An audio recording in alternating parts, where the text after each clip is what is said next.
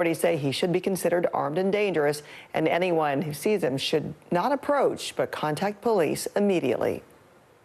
Vladimir Putin and Kim Jong-un have signed a multi-defense pact between Russia and North Korea. The two leaders pledged to come to each other's aid if either is attacked. The agreement was sealed at a summit in Pyongyang in a rare visit by Putin to the isolated country. North Korea is one of Russia's key suppliers of arms for the war in Ukraine. For the latest, let's turn to Claudia Lavanga. Good morning, Claudia. What do we know about this agreement?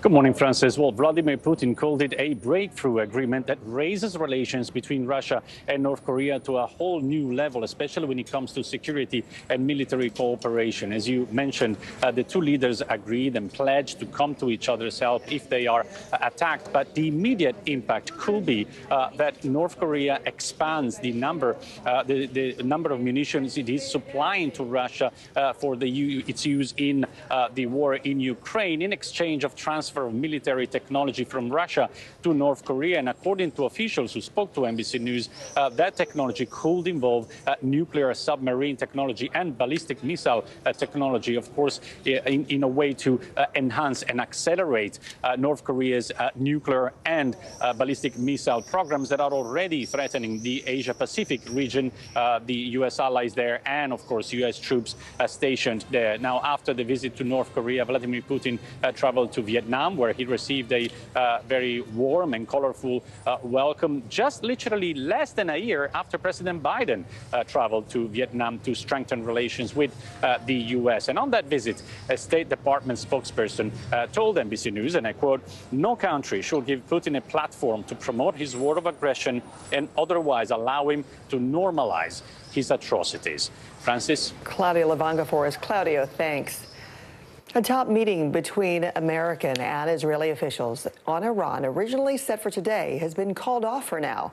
It is part of a continuing spat between the U.S. and Israel after Prime Minister Netanyahu claimed that President Biden had been withholding weapons transfers for months. The administration denies that, saying that only one shipment of bombs was being evaluated, which was made public last month.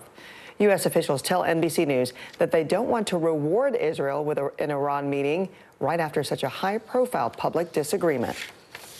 A lot of eyes will be focused on the Supreme Court today. The justices will hand down more rulings in just hours. We are in the final stretch of this term, and over a third of the cases on the docket this year are still undecided. NBC's Alice Barr joins us now from D.C. Good morning, Alice. What are some of the major cases the court could weigh today? Francis, we're still waiting on 23 cases the Supreme Court has yet to rule on, including one that could have some very real impacts on this election. Former President Trump has argued that he should not be able to be prosecuted for his election interference charges against him. Those are charges that he tried to legally overturn the 2020 election. He says that any official acts he took while in office should be immune from prosecution. The court has previously ruled that presidents cannot be sued in civil cases for what they did in office, but it has never decided on criminal immunity. The court also has another abortion case yet to decide. The Biden administration challenged an abortion ban in Idaho, saying it violates a federal health care law that says treatment must be allowed in medical emergencies when the patient's health is at serious risk. Idaho argues its law does allow abortions to save a woman's life. The court has also been asked to rule on whether or not people can be banned from sleeping outdoors when there's a lack of shelter space. An appeals court decided this type of ban is cruel and unusual punishment, but leaders in some Western states have argued it makes them harder for them to regulate encampments in their cities. And we could also see rulings on some gun cases and social media as well. The Supreme Court will be back in session this morning at 10 o'clock. A lot to watch, Francis. It could be a very pivotal day. Alice Barr for us. Alice, thank you. In Louisiana, the 10 Commandments will now be displayed in every public school classroom under a controversial bill signed into law by Republican Governor Jeff Landry. Louisiana becomes the first state to mandate such a requirement. Opponents call the law unconstitutional, vowing to challenge it in court. Tens of millions of Americans still under a heat alert this morning. NBC meteorologist Michelle Grossman tracking the sweltering temperatures. And Michelle, it's the first day of summer, but what a season it's been so far. I know it's been feeling like summer for days, and it will feel like the middle of summer as we go throughout the afternoon because temperatures soaring into the 90s once again. In spots you factor in the humidity, it will feel like the triple digits. So 65 million under heat alerts from the Great Lakes to the Ohio Valley into the Northeast. Also New England, we have heat warnings, that is in that hot pink color, and heat advisories in the orange. So Detroit, Pittsburgh, Philadelphia, into portions of New England under heat alerts once again. This is why we're looking at temperatures into the 90s, 90 degrees today in Buffalo. It will feel like 97 once you factor in the humidity. Feeling like 94 in New York City. It will feel like 92 in Boston. And we're going to do it again on Friday. So temperatures once again into the 90s, close to 100 degrees in Nashville, Lexington, and St. Louis. That's a look at the big weather story of the day. Here's a closer look at your day ahead. All right, it's a hot one in the Southwest. We're looking at temperatures well into the triple digits, 104 or 114 actually in Phoenix. And it's going to be a hot one too from the Great Lakes to the Ohio Valley into the Northeast. Temperatures mainly in the 90s. You factor in the humidity, it'll feel like 100 degrees in many spots, 92 in Philadelphia. All right, that's your Thursday forecast. Okay. Hope we all stay cool out there. Thanks, Michelle. Sure. 2 climate protesters were arrested in England for vandalizing an ancient monument. Activists with the group Just Stop Oil covered part of Stonehenge with an orange substance. According to their website, this is an orange corn flour that can be washed off with water. Thousands of people are expected to gather at Stonehenge today to celebrate the summer solstice. Coming up, they're loving it, how McDonald's mascot put the New York Mets back on the right track. But first, how lawmakers are fighting the growing problem of fake pornography targeting celebrities and teens.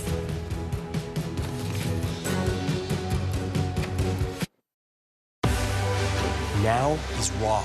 How hard is it to see it like this? Our house is no longer here, but we are here. Now is real. Let's break down what we know and then the big questions still outstanding. News for the generation of now is NBC News Now. The NBC News mobile app. Get connected to your favorite news shows. For the top stories, breaking news, and live video, download the NBC News mobile app now.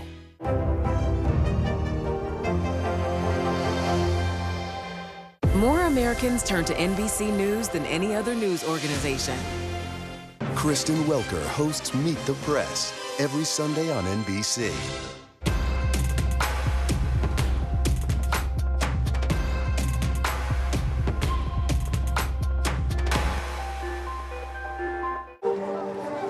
People really don't know what's going to happen. Nearly a dozen hours after the eye roared ashore.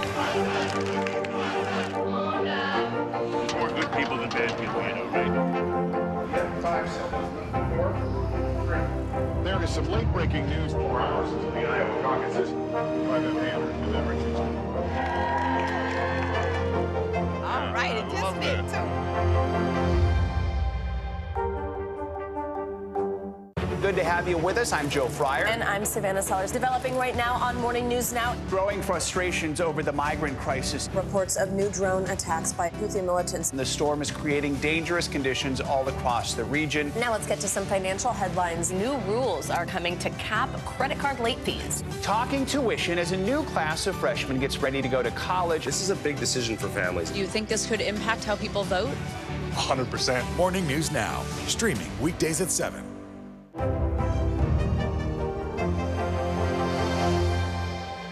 More Americans turn to NBC News than any other news organization.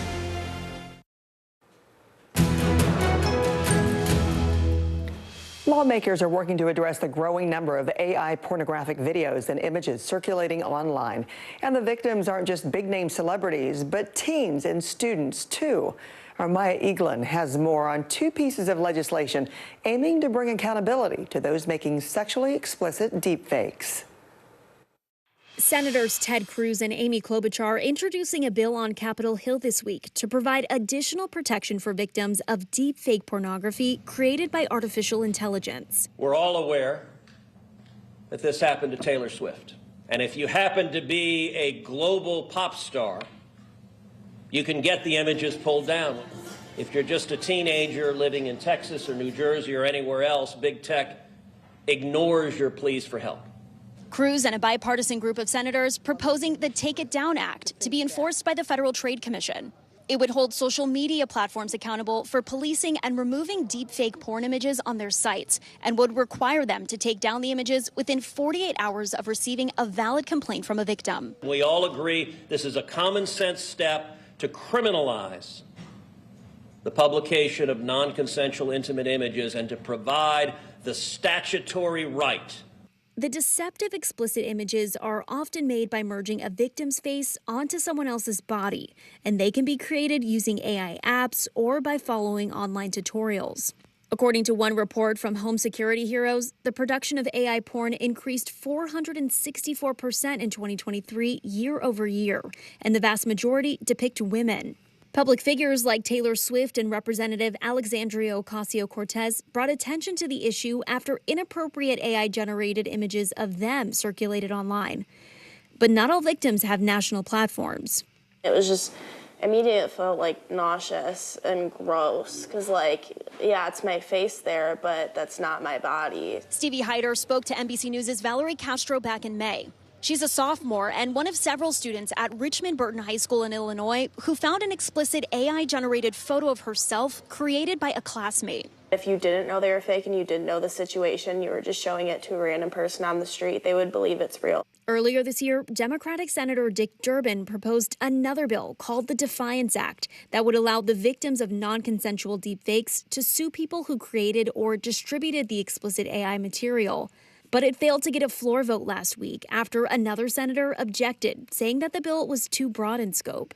In Stevie's case, 2 minors were arrested and charged, according to the state's attorney's office. I think our lawmakers are reactionary, and if being louder about it means that there's more legislation that gets up faster so that people can be held accountable, then that's what we're going to do.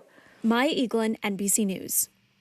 Still to come on early today, the grimace bump comes to an end. The Mets suffer their first loss in over a week after kicking off an improbable run powered by the McDonald's mascot. We'll have more after this. Kristen Welker hosts Meet the Press every Sunday on NBC. The fire has grown leaps and bounds. What you see behind me is typical. How you doing?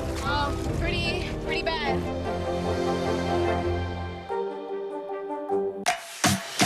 The paper towel will absorb the acid. That's crazy. Green tea to calm acne. Tap magnifier. We can zoom in. Oh, look at that. The steam from the ice takes out all of the wrinkles. The way to get it out is to use the shell that is left over. It works every single time. This is my favorite tip of the day. Brilliant, brilliant, brilliant. Personal finance is personal. You don't want to do what somebody else is doing. Oh, that's genius. You just saved me $40. That's a good idea. Hey there, I'm Hallie, and we are coming on the air tonight with new developments. Let's talk about the implications on women's health and then the political fallout. Start with what this law actually will and won't do. Cruise officials will do almost anything they can to get it back open ASAP. So how S is the P? In other words, how soon will it be open? I could keep talking till the Eiffel Tower starts sparkling. Now you've laid down the gauntlet, so we have to continue to speak until it starts to sparkle. It's sparkling. It's happening. We're talking possibly 1 trillion galaxies. Yes. That is a number that is just so hard to compute. Whether it's the moon, whether it's Mars, it feels like we're on the cusp of something big. Tonight, the state of emergency here in Baltimore. How is it that traffic was stopped in time? State law enforcement officers, they undoubtedly save lives. Should people be concerned about the safety of flying today?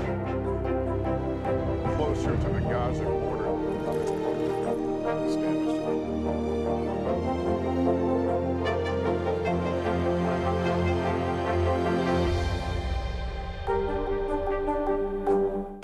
News for the generation of now is NBC News Now. Tonight, the state of emergency here in Baltimore. How is it that traffic was stopped in time? State law enforcement officers, they undoubtedly save lives. Should people be concerned about the safety of flying today? Closer to the Gaza border.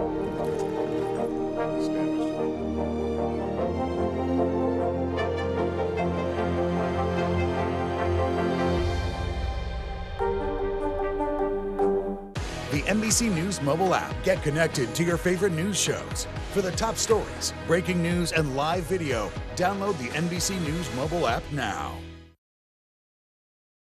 Seager is on board in this tie ball game, and the batter will be Leody Taveras. And Taveras launches one out to right. That one is gone! A two-run shot for Taveras. And he has a... Now, the Rangers served the Mets their first loss in over a week on Wednesday, powered by that late two-run homer from Leody Taveras. Notably, it's the first L the Mets have taken since Grimace threw out the first pitch at Citi Field before last Wednesday's game against the Marlins. So fans attributed the team's improbable 7-game win streak to the magic of the McDonald's mascot. It is the run that has even been acknowledged by the fast food giant themselves. So, yeah, you know, Grimace had his run, maybe for other mascots too. Well, you know, just the Mets are now 35-38. It's still not great, but in a better place than they were this time last week. I mean, much better. And people are going to the games. I feel like no one was there, so that's good news. Especially in this heat, right? Oh my gosh, I know. Poor Grimace sweating out there. Well, over in Detroit, they're also grimacing because after losing yet another head coach on Wednesday, the Detroit Pistons fired head coach Monty Williams in his 1 year in the Motor City. Williams led the Pistons to a league-worst 68-loss season, which included a historic 28-game losing streak. The former coach of the year with the Phoenix Suns signed a 6-year, $78 million deal with Detroit last year. The Pistons will absorb the $65 million left on his contract, despite holding their worst record in the league. Detroit picks 5th in next week's NBA draft. And it's so crazy because I remember talking here with you about this, and this past year went so fast. That's what I'm going to take away from this story. It did, and it's so insane now. We got a vacancy there. We got a vacancy with the Cavs, the Lakers as well. Yeah, so, man, last year. Very expensive price tag for letting him go, though. All right, up next, a new study reveals how lack of sleep can affect children's health and how MLB is honoring baseball legends with a historic tribute game.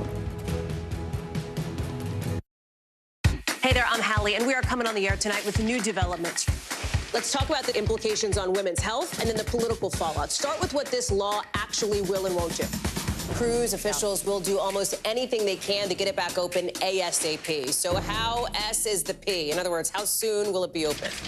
I could keep talking till the Eiffel Tower starts sparkling. Yeah, you've laid down the gauntlet, so we have to continue to speak until it starts to sparkle. It's sparkling. It's happening. Kristen Welker hosts Meet the Press every Sunday on NBC.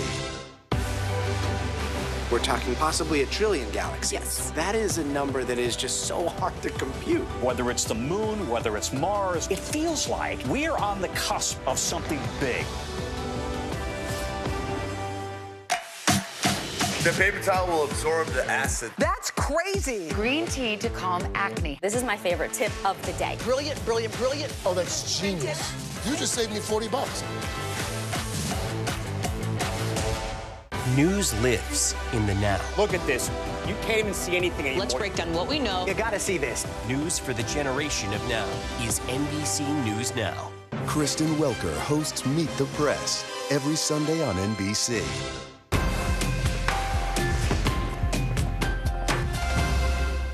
Kristen Welker hosts Meet the Press every Sunday on NBC. News lives in the now. It's coming at us every second. News is more now than ever. Just outside of the Israeli military headquarters. Now is raw. This tunnel just goes on and on. Now is real. We get to see democracy in action for the very first time in the 2024 race. Now is constant. You gotta see this. Future is now. News for the generation of now is NBC News Now. Tonight, the state of emergency here in Baltimore. How is it that traffic was stopped in time? State law enforcement officers, they undoubtedly saved lives. Should people be concerned about the safety of flying today? Closer to the Gaza border.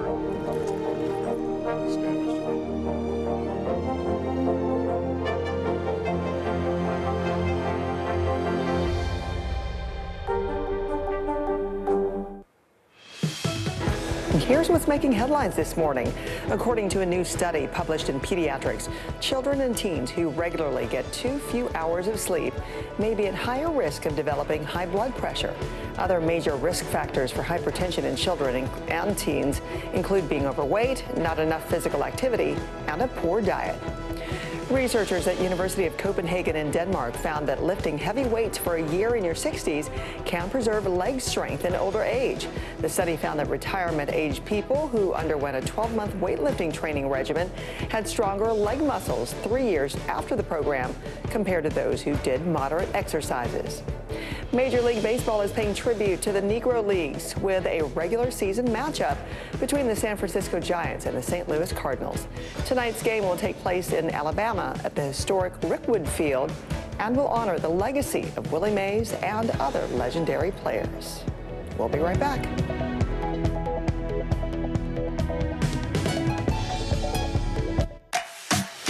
The paper towel will absorb the acid. That's crazy. Green tea to calm acne. This is my favorite tip of the day. Brilliant, brilliant, brilliant. Oh, that's genius. You just saved me $40. Kristen Welker hosts Meet the Press every Sunday on NBC. More Americans turn to NBC News than any other news organization. Democracy is happening now. Welcome to a big night that could help shape Republican politics for years to come. Now never stops. It comes down to turnout. Who shows up? Is it going to be that big block of independents? Now is where it counts. What are the issues that matter most to you guys? What did this debate change for you? Their number one issue is the economy. 2024. Who's your candidate? The race is on now. The countdown has begun. News for the generation of now is NBC News Now. More Americans turn to NBC News than any other news organization. Kristen Welker hosts Meet the Press every Sunday on NBC. News lives in the now. The front lines are still very active. This is like quicksand, and officials say an entire town is cut off. This close to actually understand why people had to jump in the ocean. News for the generation of now is NBC News Now.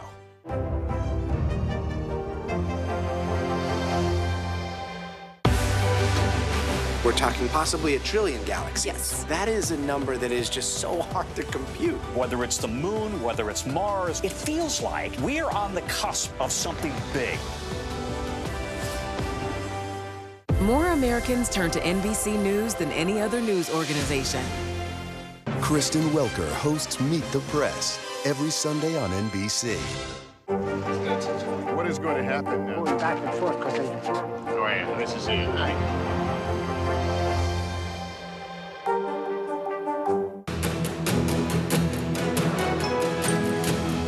It took more than 80 years, but a 105-year-old Stanford grad finally got her diploma.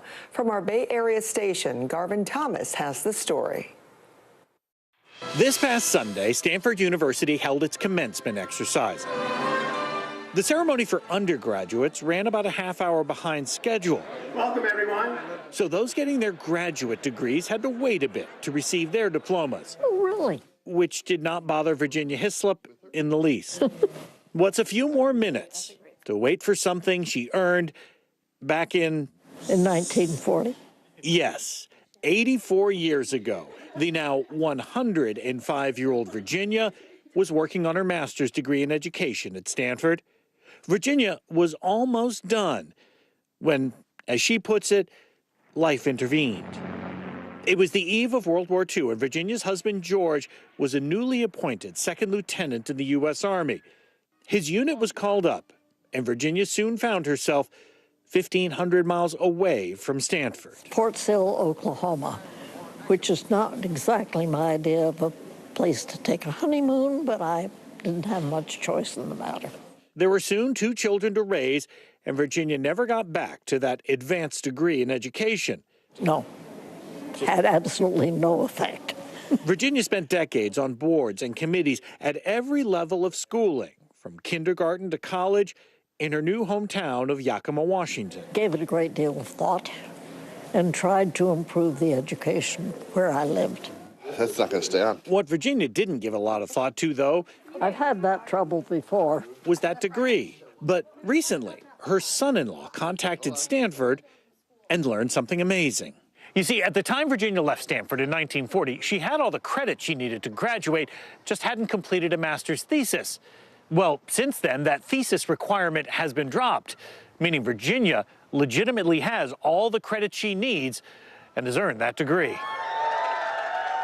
And so at the Graduate School of Education commencement, alongside 160 members of the class of 2024, there was a single member of the class of 1940. And as Virginia got up on stage, the crowd got up on their feet.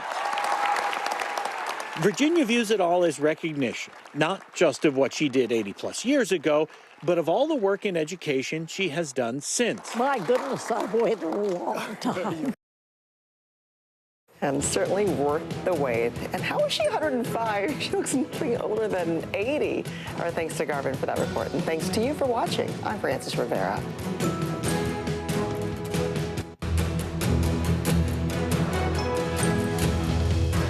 The first named storm of the year sweeps South Texas. Tropical storm Alberto packing torrential rain while hammering the coast with powerful winds. Our Michelle Grossman is tracking the system along with the sweltering temperatures hitting millions of Americans today. Bracing for a deluge of decisions, the Supreme Court expected to rule on nearly 24 cases over the next 48 hours. We're live with the key rulings to watch for on everything from abortion to the upcoming election. Chaos at a graduation ceremony on New York's Long Island. A group of masked men stabbing 2 people at Hofstra University. What investigators know about the attack. Billionaire Rhapsody. Queen is the latest hammer to fall in a catalog buying blitz. How much Sony Music is shelling out for their hit songs. And they're loving it. How McDonald's mascot put the New York Mets back on the right track to keep their playoffs hopes alive. It's Thursday, June 20th. Early today starts right now. Good Thursday morning. Glad you're with me. I'm Frances Rivera. The first official day of summer is kicking off with extreme heat and severe storms. Eastern Mexico getting the direct impact of the first named storm of the season. Tropical storm Alberto triggering a disaster declaration in Texas. The storm's heavy rain and storm surge bringing flash floods to the southeastern part of the state. NBC's Sam Brock spoke to first responders struggling to reach cutoff communities. Trying to get your ambulance into a lot of these neighborhoods, how difficult is it? It's it's impossible. We wouldn't be able to drive into Treasure Island, which is right behind you. There's very few houses we can get to on our own. Meanwhile, millions across the Midwest and Northeast are being broiled by a heat wave. Many cities are expecting their heat index to reach triple digits today. Let's get an update now on the path of Tropical Storm Alberto from NBC's meteorologist Michelle Grossman. Good morning, Michelle. Good morning, Frances. Yeah, we're going to see landfall in the next few hours, but we have our first official tropical storm in the books for the season. Right now, we're looking at heavy rain falling. The winds are blowing. We have tropical impacts still impacting portions of southern Texas. The location 120 miles southeast of Tampico, Mexico. Winds are at 50 miles per hour. It's moving at the same pace as it has been the past few days, west at 9 miles per hour, and we do expect that landfall the next few hours. Tropical alerts extend from Lake Jackson to Corpus Christi, Port Mansfield down to South Padre Island. Where you see the orange here, that's where we're expecting additional rainfall, the winds howling throughout the morning. We do expect improvement as we go throughout the afternoon. Once it does make landfall and it interacts with the mountains of Mexico, we will see considerable weakening. 3 million impacted by flood alerts, where you see the green, that is a flood watch. Flash flood warnings are in the red, so Corpus Christi all the way to north of Laredo. That's where flooding is happening now, so please be careful this morning. Probably best to stay indoors. We're looking at flash flooding risks, too, as we go throughout the afternoon hours, especially in portions of western Texas. So from Sanderson to Del Rio, Laredo down to Brownsville, still in Corpus Christi could see some flash flooding. So it's tough in Texas. We're also looking at the tough temperatures in the Northeast, also the Great Lakes. We'll talk more about that coming up. Well, so much extreme weather to watch. Okay, Michelle, thanks. A lot of eyes will be focused on the Supreme Court today. The justices will hand down more rulings in just hours. We're in the final stretch of this term, and over a third of the cases on the docket this year are still undecided. NBC's Alice Barr joins us now from D.C. Good morning, Alice. What are some of the major cases the court could weigh in on today? Yeah, Francis, we're waiting to hear on 23 cases still left on the docket, including a very significant one that could have a big impact on this year's election. Former President Trump has argued that he should not be facing charges related to his efforts to overturn the 2020 election on the grounds that any official acts he took while in office are immune from prosecution, he says. The court has previously ruled that presidents cannot be sued in civil cases for what they did while in office, but it has never decided on criminal immunity. The court also has another abortion case yet to decide. The Biden administration challenged an abortion ban in Idaho, saying it violates a federal health care law that says treatment must be allowed in medical emergencies when the patient's health is at serious risk. Idaho argues its law does allow abortions to save a woman's life. The court has also been asked to rule on whether or not people can be banned from sleeping outdoors when there is a lack of shelter space. An appeals court decided this type of ban is cruel and unusual punishment. But leaders in some Western states have said that that makes it harder for them to regulate encampments in their cities. And we could also see decisions today on gun laws and on social media. The court will be back in session at 10 a.m. with a lot to watch for, Francis. Okay, Alice Barforest. Alice, thank you. In Louisiana, the 10 Commandments will now be displayed in every public school classroom under a controversial bill signed into law by Republican Governor Jeff Landry. Louisiana becomes the first state to mandate such a requirement. Opponents call the law unconstitutional, vowing to challenge it in court. Vladimir Putin and Kim Jong-un have signed a mutual defense pact between Russia and North Korea. The two leaders pledged to come to each other's aid if either is attacked. The agreement was sealed at a summit in Pyongyang in a rare visit by Putin to the isolated country. North Korea is one of Russia's key suppliers of arms for the war in Ukraine. For the latest, let's turn to Claudio Lavanga. Good morning, Claudio. What do we know about this agreement? Good morning, Francis. Well, Vladimir Putin called it a breakthrough agreement that raises relations between the two countries, North Korea and Russia, to a whole new level, especially when it comes to security and military cooperation. Now, as you mentioned, the two leaders pledged to come to each other's aid if one of them is attacked. But the immediate effect, the immediate impact could be that North Korea expands dramatically the number of munitions that it's already providing to Russia for its war in Ukraine in exchange of a transfer of military technology from Russia to North Korea. And according to officials who spoke to NBC News, this technology could involve potentially nuclear submarine technology and ballistic missile technology that would eventually accelerate North Korea's nuclear and ballistic missile programs that are already threatening and posing a threat to the Asia-Pacific region, the U.S. allies there and U.S. troops stationed there. Now, after the visit to North Korea, Vladimir Putin traveled to Vietnam, where he received a warm and colorful welcome at the airport. Now, literally just less than a year after President Biden traveled to Vietnam to strengthen relations between that country and the U.S., to the point that on that visit by Putin to Vietnam, a State Department spokesperson tells NBC News, and I quote, "No country should give Putin a platform to promote his war of aggression and otherwise allow him to normalize his atrocities." Francis. Claudio Lavanga. Thank you, Claudio. A multi-state manhunt underway this morning for an accused murderer. Authorities say 50-year-old Stacey Lee Drake is connected to at least 3 murders in Oklahoma. He was last spotted outside a motel in Arkansas, about 50 miles from Little Rock. He also has ties to Alabama. Authorities say he should be considered armed and dangerous, and anyone who sees him should not approach but contact police immediately. On Long Island, 5 masked men attacked 2 people outside a high school graduation ceremony at Hofstra University. School officials say the victims were a student and their guest. They were slashed in the ear and leg, respectively.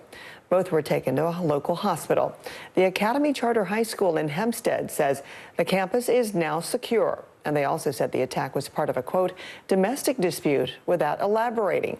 Police are still searching for the suspects. In New York City, a man accused of a horrific attack on 2 teenagers has been arrested. Concerned New Yorkers helped with a manhunt. Here's Rahima Ellis. Christian Inga was arraigned in New York City on charges of sexually assaulting a 13-year-old girl after school last week in a shocking daylight attack. Police say the 25-year-old migrant from Ecuador approached two teens in the park at knife point.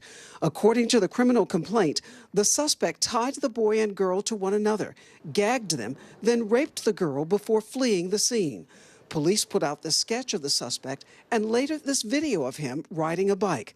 Outraged New Yorkers responded. We waited for him all day. A community of Good Samaritans recognized the suspect as someone who lived in the neighborhood and waited for him for hours at a grocery store where he was last seen. I seen him walking into the store and I had to take him out. The chaotic scene playing out live on the Citizen app. He tried to fight back, though. He tried to run for his life. Like, he really tried to run for his life, but he couldn't. Police say Inga entered the U.S. illegally through Eagle Pass, Texas, back in 2021 with his then 3-year-old son. He has no prior arrest history in New York City. Authorities credit good police work and a concerned community with leading to the arrest. This was an amazing citywide manhunt for this individual. I am thankful that the community responded. Inga is charged with multiple crimes, including first-degree rape and kidnapping. If convicted, he faces up to 25 years in prison. Back to you. Rahima, thank you. Let's turn now to New Mexico, where 2 wildfires continue to grow. Police report that at least 2 people have died and more than 1,400 structures have been destroyed, including around 500 homes. The governor calling this one of the most devastating fires in New Mexico's history. Officials in California also shared a new warning about this early start to the fire season, reporting the number of acres burned so far this year have skyrocketed compared to past years. And while those fires burn out west, the East Coast is also burning up. NBC meteorologist Michelle Grossman is back with the latest on this heat wave that just keeps going. And it's still going to get worse today, Michelle. It is. Yeah, we have today, we have tomorrow, and really through the weekend in some spots, models showing into early next week. So today we're looking at temperatures once again well above normal, chasing records, and we're looking at 65 million people from the Great Lakes to the Ohio Valley into the Northeast, also New England under heat alerts. We have heat advisories, heat watches, heat warnings for Detroit, Pittsburgh, Scranton, Philadelphia, Boston up to Bangor, Maine. Yesterday, you had triple digits with your heat index. You're going to see that once again today. So temperatures continue to soar into the 90s, 90 in Buffalo, 93 in Indianapolis. New York City, it will feel like 94 once you factor in that humidity, feeling like 104 in Bangor, Maine. And same story on Friday. We're going to end the week just as hot, temperatures into the 90s, near 100 degrees in many spots. Lexington, 97. That's a look at the big weather story of the day. Here's a closer look at your day ahead.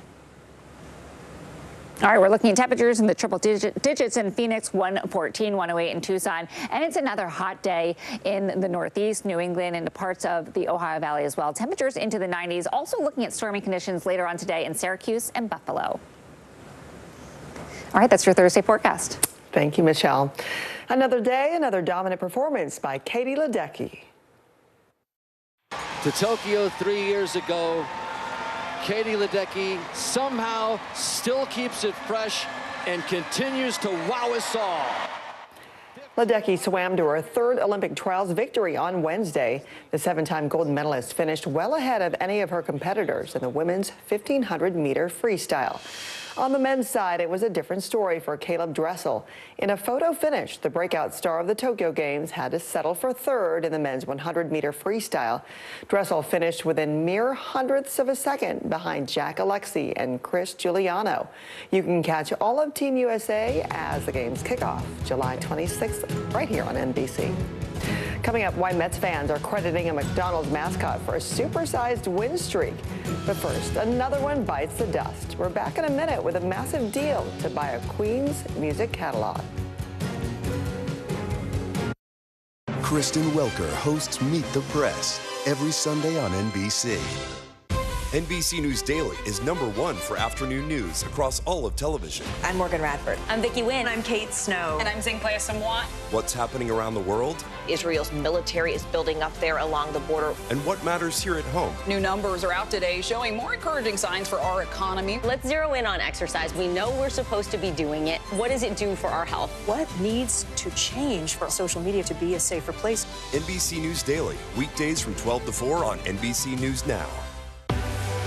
What's the message that you're trying to get out to young people? Know what is in the drug supply. We've got important news this hour about your money. Mental health, big picture, why is it so tough right now? News for the generation of now is NBC News Now. We report live from Tel Aviv, from Juarez, Mexico. Tonight, top story reporting from Baltimore at the Key Bridge disaster. When you look over your shoulder and you see the Key Bridge, what goes through your head? That bridge has been here longer than I've been alive. It still doesn't feel real. Hundreds of Israelis have gathered to demonstrate. What do the people in Gaza, do you think, what do they need most? A place where Palestinians and Israelis have found common ground. Every night, it's your news playlist. Top Story with Tom Llamas. Streaming weeknights at 7 on NBC News Now.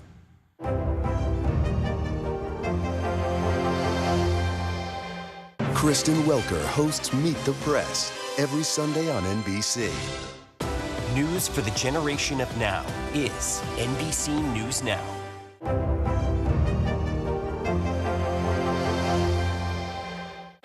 Are you comfortable with the role the Supreme Court is playing in the 2024 election?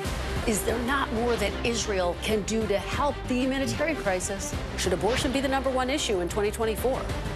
If it's Sunday, it's Meet the Press.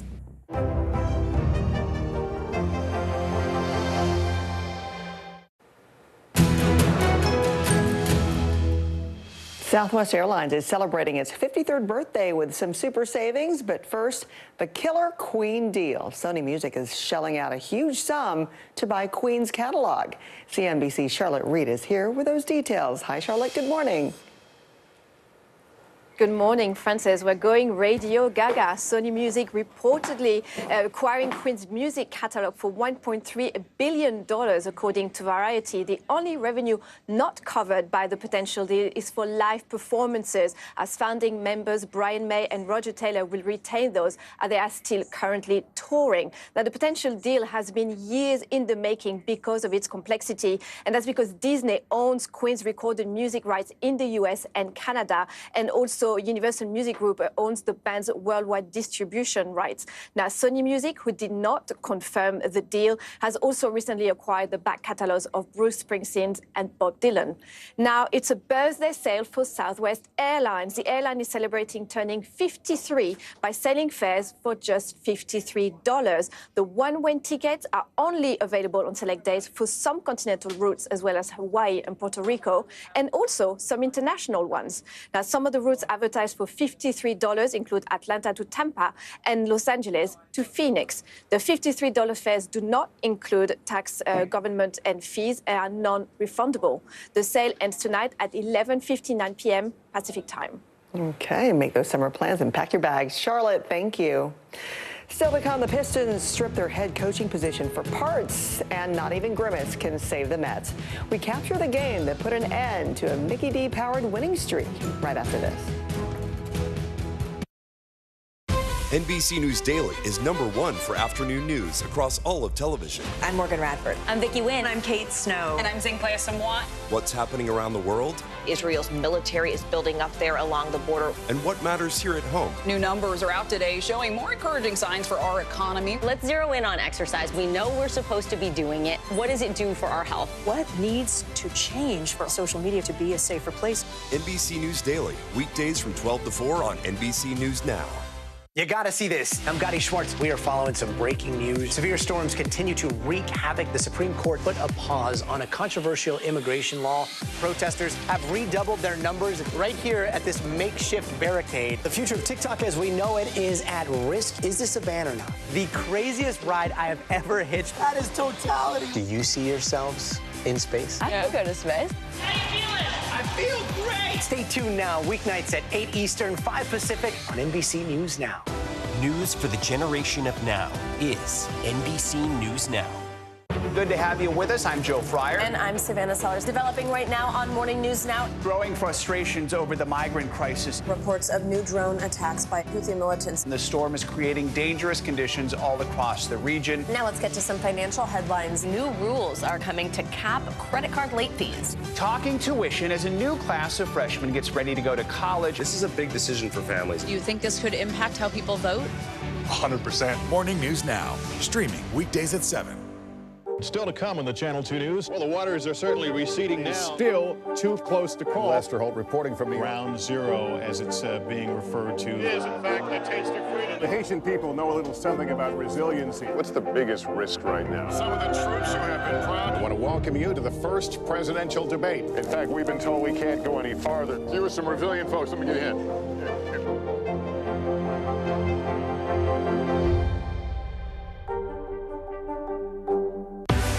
News lives in the now. It's coming at us every second. News is more now than ever. Just outside of the Israeli military headquarters. Now is raw. This tunnel just goes on and on. Now is real. We get to see democracy in action for the very first time in the 2024 race. Now is constant. You gotta see this. Future is now. News for the generation of now is NBC News Now. Kristen Welker hosts Meet the Press every Sunday on NBC. More Americans turn to NBC News than any other news organization. Seager is on board in this tie ball game, and the batter will be Leody Taveras. And Taveras launches one out to right. That one is gone! A two-run shot for Taveras. And he has a Ranger. The Rangers served the Mets for their first loss in over a week on Wednesday, powered by that late two-run homer from Leody Taveras. Notably, it's the first L the Mets have taken since Grimace threw out the first pitch at Citi Field before last Wednesday's game against the Marlins. Fans attributed the team's improbable 7-game win streak to the magic of the McDonald's mascot. It is a run that has even been acknowledged by the fast food giant. So maybe, you know, Grimace has had its run. Maybe it's Burger King's turn right now, right? To come and help him out. Yeah. That's great. Well, in basketball over in Detroit, they're also grimacing after losing yet another head coach. On Wednesday, the Detroit Pistons fired head coach Monty Williams. In his 1 year in the Motor City, Williams led the Pistons to a league-worst 68-loss season, which included a historic 28-game losing streak.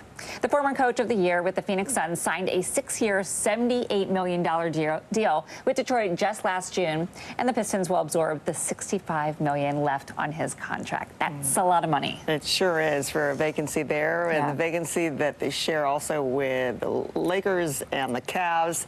But hey, they made it to the playoffs, and they're still looking for somebody at the helm. Yeah. All right, when we come back, a new study reveals how lack of sleep can affect children's health, and how the MLB is honoring baseball legends with a historic tribute game.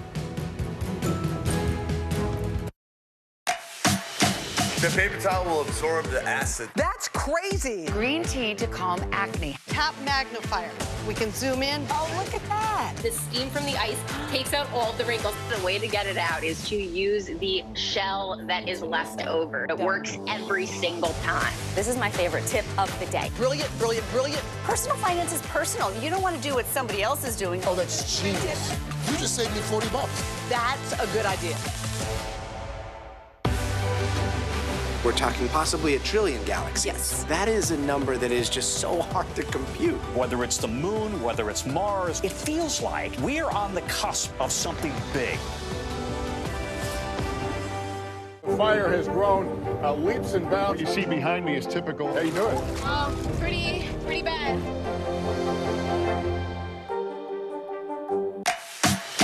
The paper towel will absorb the acid. That's crazy. Green tea to calm acne. Tap magnifier. We can zoom in. Oh, look at that. The steam from the ice takes out all of the wrinkles. The way to get it out is to use the shell that is left over. It works every single time. This is my favorite tip of the day. Brilliant, brilliant, brilliant. Personal finance is personal. You don't want to do what somebody else is doing. Oh, that's genius. You just saved me $40. That's a good idea.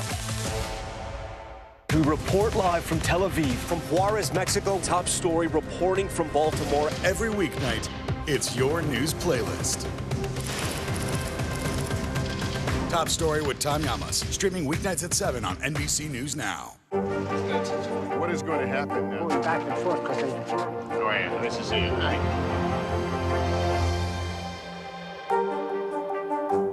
The NBC News mobile app. Get connected to your favorite news shows. For the top stories, breaking news, and live video, download the NBC News mobile app now. NBC News Daily is #1 for afternoon news across all of television. I'm Morgan Radford. I'm Vicki Wynn. I'm Kate Snow. And I'm Zinklaya Samwat. What's happening around the world? Israel's military is building up there along the border. And what matters here at home? New numbers are out today showing more encouraging signs for our economy. Let's zero in on exercise. We know we're supposed to be doing it. What does it do for our health? What needs to change for social media to be a safer place? NBC News Daily, weekdays from 12 to 4 on NBC News Now. And here's what's making headlines this morning. According to a new study published in Pediatrics, children and teens who regularly get too few hours of sleep may be at higher risk of developing high blood pressure. Other major risk factors for hypertension in children and teens include being overweight, not enough physical activity, and a poor diet. Researchers at the University of Copenhagen in Denmark found that lifting heavy weights for a year in your 60s can preserve leg strength in older age. The study found that retirement-age people who underwent 12 months of weight-lift training had stronger leg muscles 3 years after the program compared to those who did moderate exercises. AT&T is increasing prices for its retired unlimited plans. Starting in August, single-line plans will increase by $10 a month, and plans with multiple lines will increase by $20 a month. Major League Baseball is paying tribute to the Negro Leagues with a regular season matchup between the San Francisco Giants and the St. Louis Cardinals. Tonight's game will take place in Alabama at the historic Rickwood Field. It'll also honor the legacy of Willie Mays and other legendary players. Early today, we'll be right back.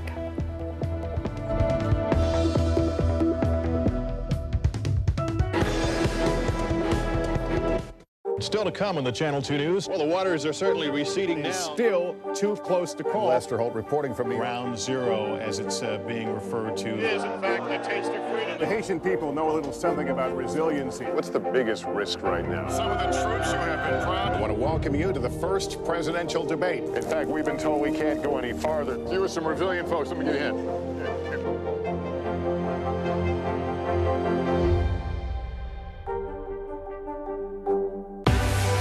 What's the message that you're trying to get out to young people? Know what is in the drug supply. We've got important news this hour about your money. Mental health, big picture, why is it so tough right now? News for the generation of now is NBC News Now.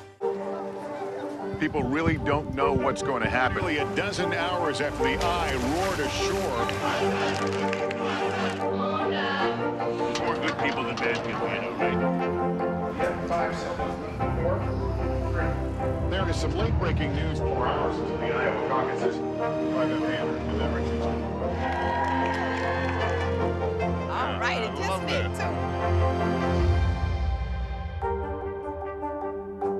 Kristen Welker hosts Meet the Press every Sunday on NBC.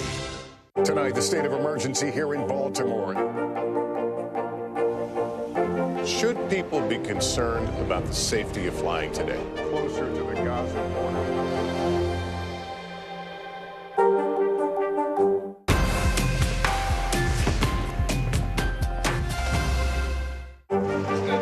What is going to happen now? Going back and forth because they... Oh, yeah, this is it, right? More Americans turn to NBC News than any other news organization.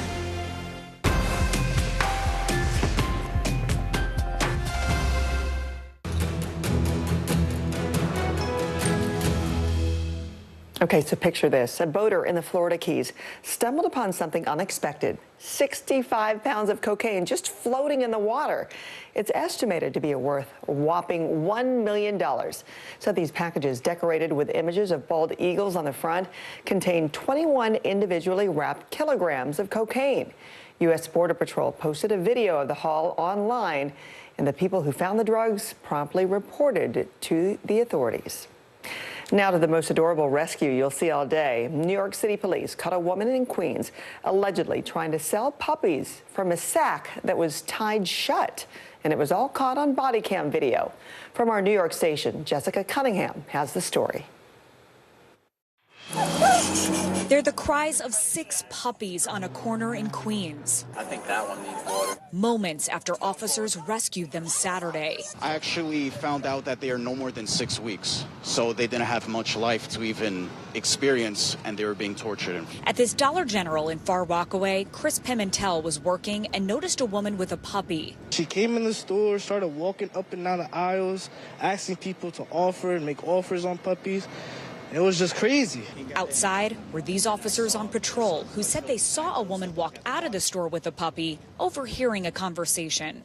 Another individual stopped her. She asked her, she said, "What a nice dog, what a cute puppy. What are you doing with it?" And she said, "I'm selling them." And went further into saying, "I have the rest of them in the bag." That bag, he says, was small and had no ventilation. Then I saw one important sign, and that sign was a movement. It was a sign of life. They approached the woman with the bag as nearby officers responded. Please help. A witness panicking. Took my knife, cut the bag open, and that's when 5 other puppies came flooding out. Well, 4 actually. There was a 5th one completely at the bottom of the bag, unconscious. I pulled that one out. I opened up its eyes, and that's when it became back to life. Officers immediately giving them water and love. An unexpected Saturday afternoon on the job.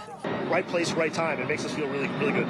Now the little pups are being treated at the ASPCA, and cops from the 101st Precinct staying in touch, hoping to adopt them. We've actually have some names in mind.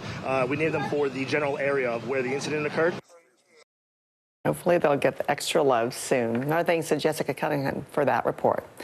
Coming up on today, summer means water safety from pools to lakes. We'll have tips to keep you and your family safe in the water this season, and hear from a father who saved his daughter from drowning. Thanks for starting your morning with Early Today. I'm Frances Rivera. Have a great Thursday, and tomorrow it's Friday. Hope to see you then.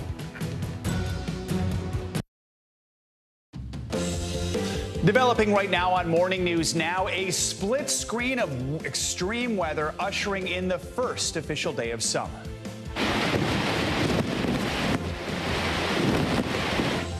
In Texas, millions of people already feeling the impacts of Tropical Storm Alberto. This morning, entire neighborhoods flooded, with even more heavy rain expected across the state throughout the day. And another day of searing heat nationwide, making conditions worse for firefighters out west. We've got a team tracking it all. Also this morning, questions of conduct on Capitol Hill. Florida Congressman Matt Gaetz firing back against an ethics committee investigation into allegations of illegal drug use and sexual misconduct. We'll have a look at what else the committee is looking into. Plus, move over Microsoft. Chipmaker NVIDIA now the world's most valuable public company. More on the tech giant's rise to the top and new concerns we're entering bubble territory. And a book ban battle renewing the debate over censorship in America, with LGBTQ+ issues at the center of it all. In the latest installment of our Proud Out Loud series, how some states and groups are working to ban the bans and keep those books on the shelves. Good morning. Good to have you with us on this Thursday. I'm Joe Fryer. Savannah is on assignment. We begin this morning with the extreme weather that is marching across the country. Later this morning, Tropical Storm Alberto is expected to make landfall in Mexico, but the system is already battering the Texas Gulf Coast. It is the first named storm of the hurricane season. This is the scene in Brazoria County, where Alberto brought up to 10 inches of rain. But the major concern for Texas officials this morning is storm surge. In Treasure Island, much of the town already underwater ahead of Alberto's landfall, but emergency service crews, not much can be done for them until the water starts receding. Trying to get your ambulance into a lot of these neighborhoods, how difficult is it? It's it's impossible. We wouldn't be able to drive into Treasure Island, which is right behind you. There's very few houses we can get to on our own. As Texas braces for more flooding, New Mexico is assessing the damage caused by one of the most devastating wildfires in state history. At least 2 people are dead, hundreds of structures destroyed. Congressional leaders from that state have called on President Biden to issue a major disaster declaration. And on the East Coast, it is hot, hot, hot. The dangerous heat wave continues to push temperatures well into the 90s, even the triple digits. Relief could be on the way, though, bringing an end to this record-breaking stretch. much. We have our team standing by, including meteorologist Michelle Grossman, with more on the extreme heat. But first, Corpus Christi Fire Department Chief Brandon Wade joins me now. Brandon Wade, for more on Tropical Storm Alberto. Thanks for joining us, Chief. So first of all, walk us through what you are seeing and hearing on the ground right now. Well, good morning, Joe. So right now, the city of Corpus Christi is doing very well. We were assessing conditions and had crews out all day yesterday. I think the city just, again, we saw some storm surge that hit a little bit of a low-lying area, but the city fared very well. What is your biggest concern now as Alberto makes landfall?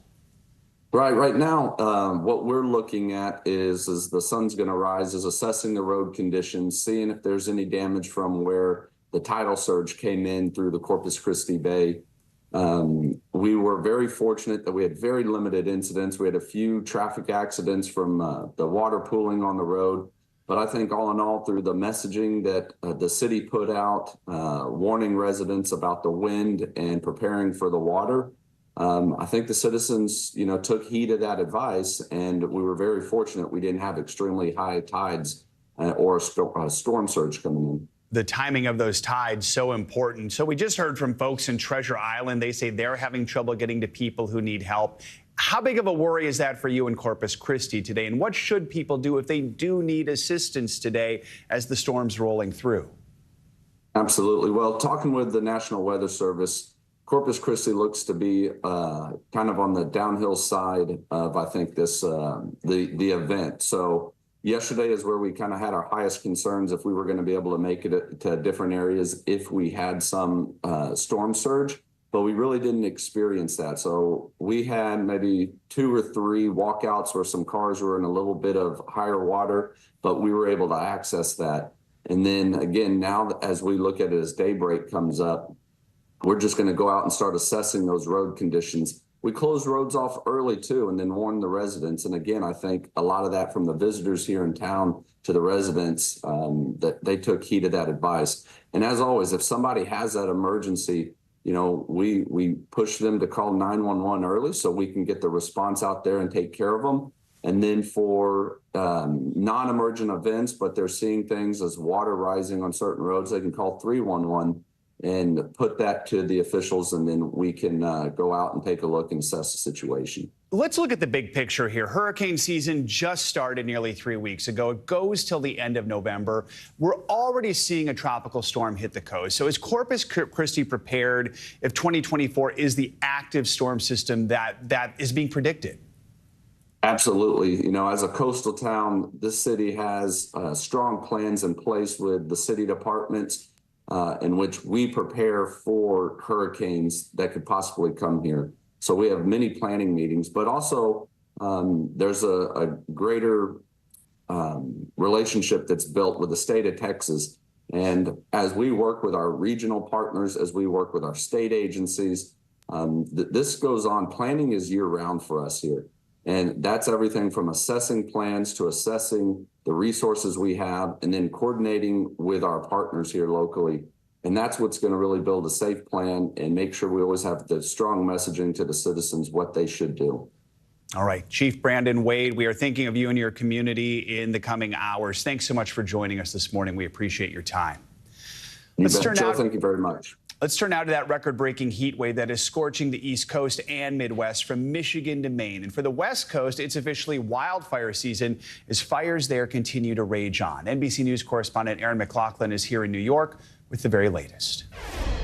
Hey there, we're seeing dangerous conditions nationwide. Out west, those wildfires have turned deadly, killing at least 2 in New Mexico, scorching 23,000 acres, destroying 1,400 structures, prompting a state of emergency and the evacuation of thousands of residents in Ruidoso, which is about 150 miles southeast of Albuquerque. Meanwhile, here in the northeast, that heat dome continues its dangerous grip with more than 60 million Americans Americans living under heat alerts yesterday. It never has felt hotter in Bangor, Maine, and officials all over the Northeast are taking every precaution, opening up cooling centers in malls and churches. Officials really urging folks to stay inside, to stay safe, and to stay hydrated. Here in New York City, I was speaking to a fire official, and they said that they're already seeing the number of emergency calls go up. He says he expects for that uptick to continue because when there's a heat wave, they really start to see the calls on day 3, day 4 of the heat wave, and they're bracing for even more. Back to you. All right, Erin McLaughlin, thank you. From the heat to the tropical storm, a lot to talk about. So let's get a check on your morning News Now forecast.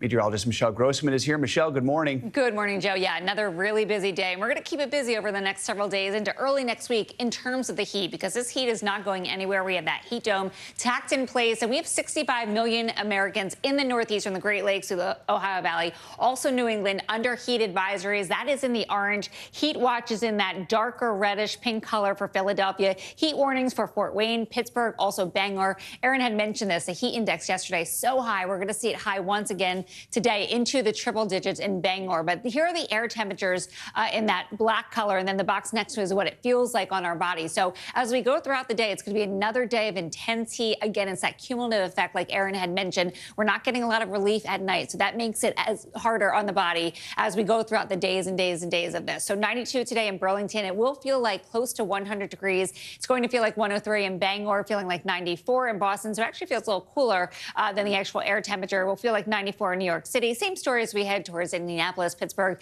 Elkins into the 90s. Then on Friday, we're going to keep this in place. We're looking at temperatures, again, close to 100 degrees in St. Louis, Nashville, 96, 95 in Roanoke. So many 90s on the map, so ahead of schedule in terms of those temperatures. We're 10, even 20 degrees above normal. New York City tomorrow feeling like 95. So you need to stay hydrated over the next several days and find those cooling centers if you haven't already. Then as we go into early next week, we're not really getting any relief. Look at St. Louis, Saturday, 99, 97 on Sunday, 96 on Monday. Same story as we head further to the east. Philadelphia near 100 degrees on Saturday and Sunday, and then a little relief, if it sounds like relief, at 91 degrees as we head towards Monday. Air quality will be a problem, too, especially for the elderly, children compromised with asthma, lung, and respiratory diseases. 47 million people where you see that orange shading, especially we're going to have some tough air quality there as well. Let's move it to the tropics because we are about to see landfall of our first named storm, Tropical Storm Alberto. It is 40 miles east of Tampico, Mexico. Winds are at 50 miles per hour, and it's moving west at 13 miles per hour. So we will see that landfall shortly. And then once it makes landfall, it's going to interact with some mountainous terrain in Mexico, and it's going to dissipate very, very quickly. That's good news for southern Texas. But in the meantime, the rain is falling. We're looking at 3 million people impacted by flood alerts from Laredo to Corpus Christi, Port Mansfield, also Brownsville. We're concerned about flash flooding as well. Not expecting a whole lot more rain, especially once this makes landfall.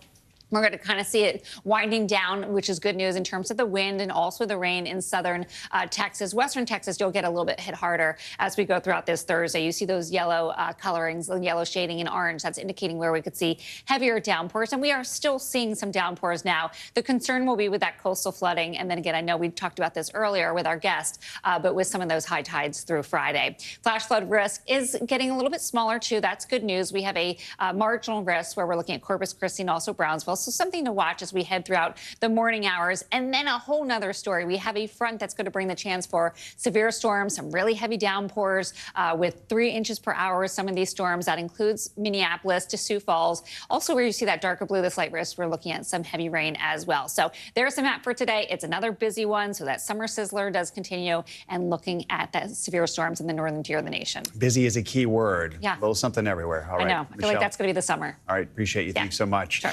Tensions between the U.S. and Israel are growing. Israeli Prime Minister Benjamin Netanyahu openly criticized the Biden administration for allegedly withholding weapons and ammunition. It's a charge that's being publicly disputed by the White House. NBC News senior White House correspondent Kelly O'Donnell has that story. A new and very public breach in a pivotal partnership over the flow of U.S. weapons to Israel, after Israeli Prime Minister Benjamin Netanyahu leveled a stinging accusation, posting a video, notably spoken in English, for an American audience. It's inconceivable that in the past few months, the administration has been withholding weapons and ammunition to Israel. Israel, America's closest ally. Israel says it must defeat Hamas and secure the release of hostages. During World War II, Churchill told the United States, give us the tools, we'll do the job. And I say, give us the tools and we'll finish the job a lot faster. But his charge has been met with surprise at the White House. We generally do not know what he's talking about. The fallout was swift. A meeting expected tomorrow with Israeli officials in Washington is off for now. That session, to discuss threats from Iran, is described as postponed. U.S. officials say they will not reward Israel with such a meeting in response to the Netanyahu video. In May, the Biden administration publicly acknowledged it paused delivery to Israel of a shipment with 2,000-pound bombs. Responding to Netanyahu's message, Secretary Blinken disputed the prime minister's complaint and said that one arms shipment is being evaluated. Because of our concerns about their use in a densely populated area like Rafah, that remains under review. But everything else is moving as it normally would move. Tensions have been evident over a period of months between the president and prime minister. President Biden says he has been direct with Netanyahu about avoiding civilian casualties and negotiating toward a ceasefire agreement. But U.S. officials also say that Hamas's top leader is the big holdout preventing a deal. All right, Kelly O'Donnell, thank you. On Capitol Hill, the House Ethics Committee is continuing its investigation into Representative Matt Gaetz. The bipartisan panel says it's reviewing several allegations against the Florida Republican, including that he engaged in sexual misconduct, illegal drug use, and obstructed investigations of his conduct. But the committee also says it will take no further action on some other allegations. Gaetz, a strong ally of former President Trump, denies all accusations of wrongdoing. NBC News Capitol Hill correspondent Ali Vitale joins us now. So, Ali, walk us through what exactly the Ethics Committee is looking into right now and which allegations it's no longer investigating. It's an important distinction, Joe, because these investigations into Congressman Gaetz have been going on over the course of the last year or so. The ones that they've since closed over on the Ethics Committee side include the following, and I'll put them up on the screen so that you can see the distinction here. They've cleared Gaetz at this point of the allegation that he shared lewd images or videos on the House floor. They've also said that he did not misuse campaign funds, and they're no longer looking into bribery charges, but there are still those allegations on the table that they are interested in and that they are still investigating, as you mentioned, including sexual misconduct allegations and charges of illegal drug use. Those are things that you're right to point out the congressman denies, but nevertheless, the Ethics Committee is still looking into them. Yeah, how is Gaetz responding to all of these developments? In typical fashion, he is not just denying them, but doing so with a flourish. He's saying that this is all because the former Speaker, Kevin McCarthy, is angry at Gaetz for the role that Gaetz played in kicking McCarthy out of the speakership and thusly out of his job last year. This is something McCarthy has not been secret about. The bad blood between Gaetz and the former speaker is well known on Capitol Hill. McCarthy and Gaetz both speak openly about how much they dislike each other. But at the same time, Gaetz is saying it goes further than dislike.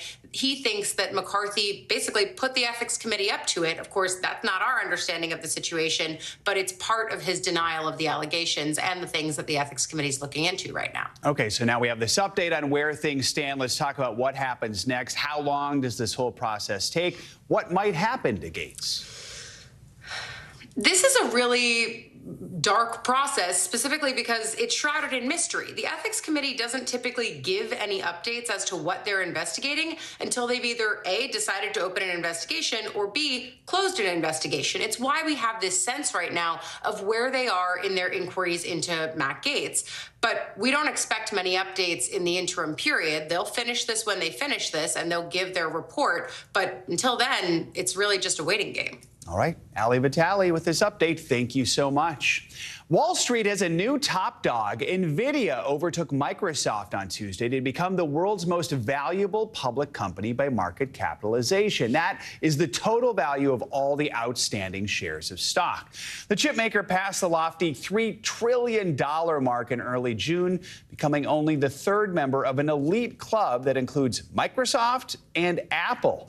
One of the most remarkable things about the company, it has tripled in value in the last year. More, we're joined by friend of the show, Investopedia's editor-in-chief, Caleb Silver.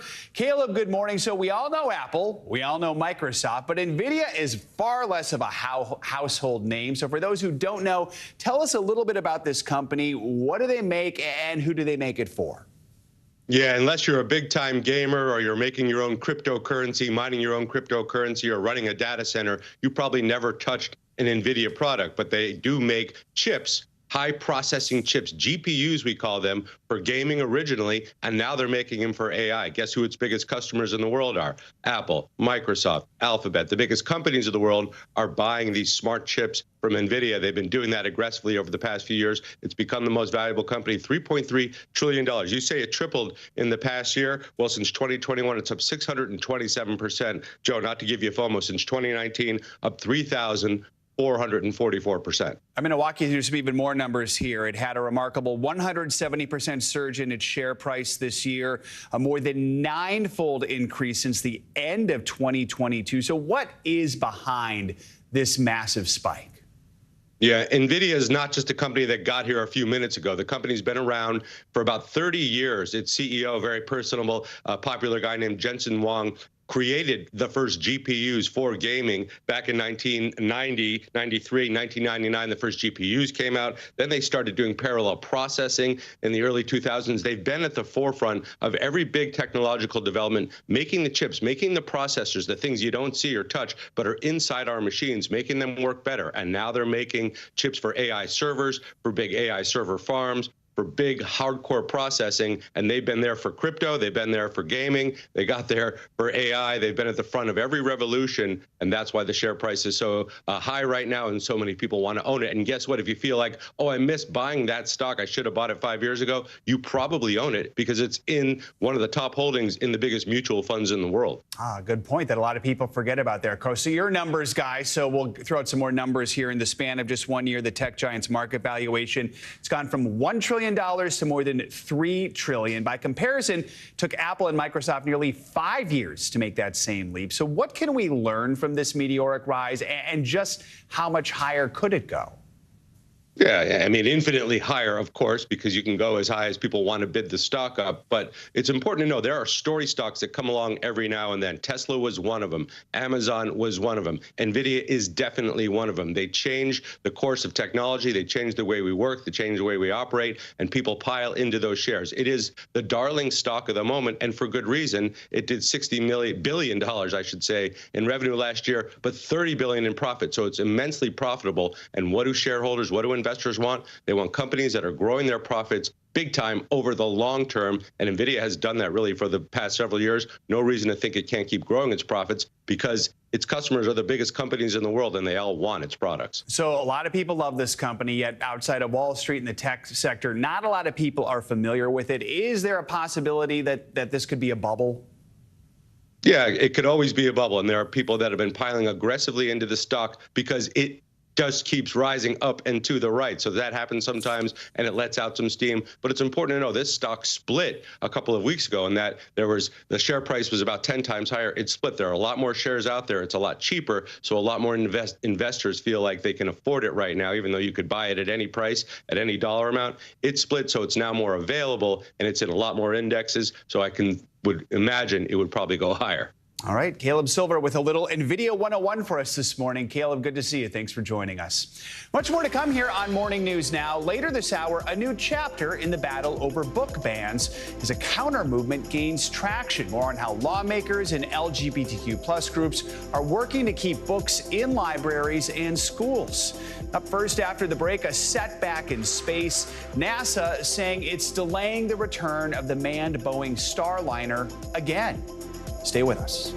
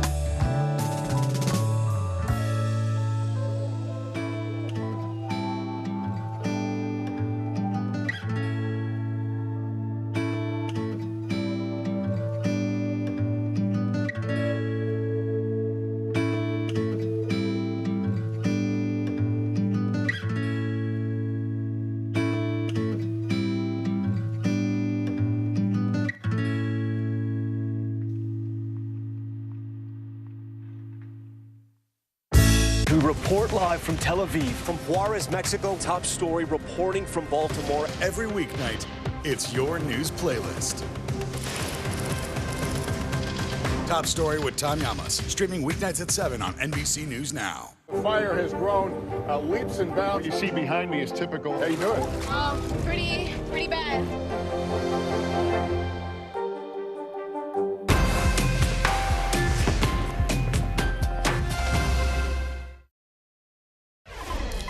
Welcome back. Boeing's Starliner capsule is facing another major setback this morning. NASA says it will be delaying the spacecraft's return to Earth once again.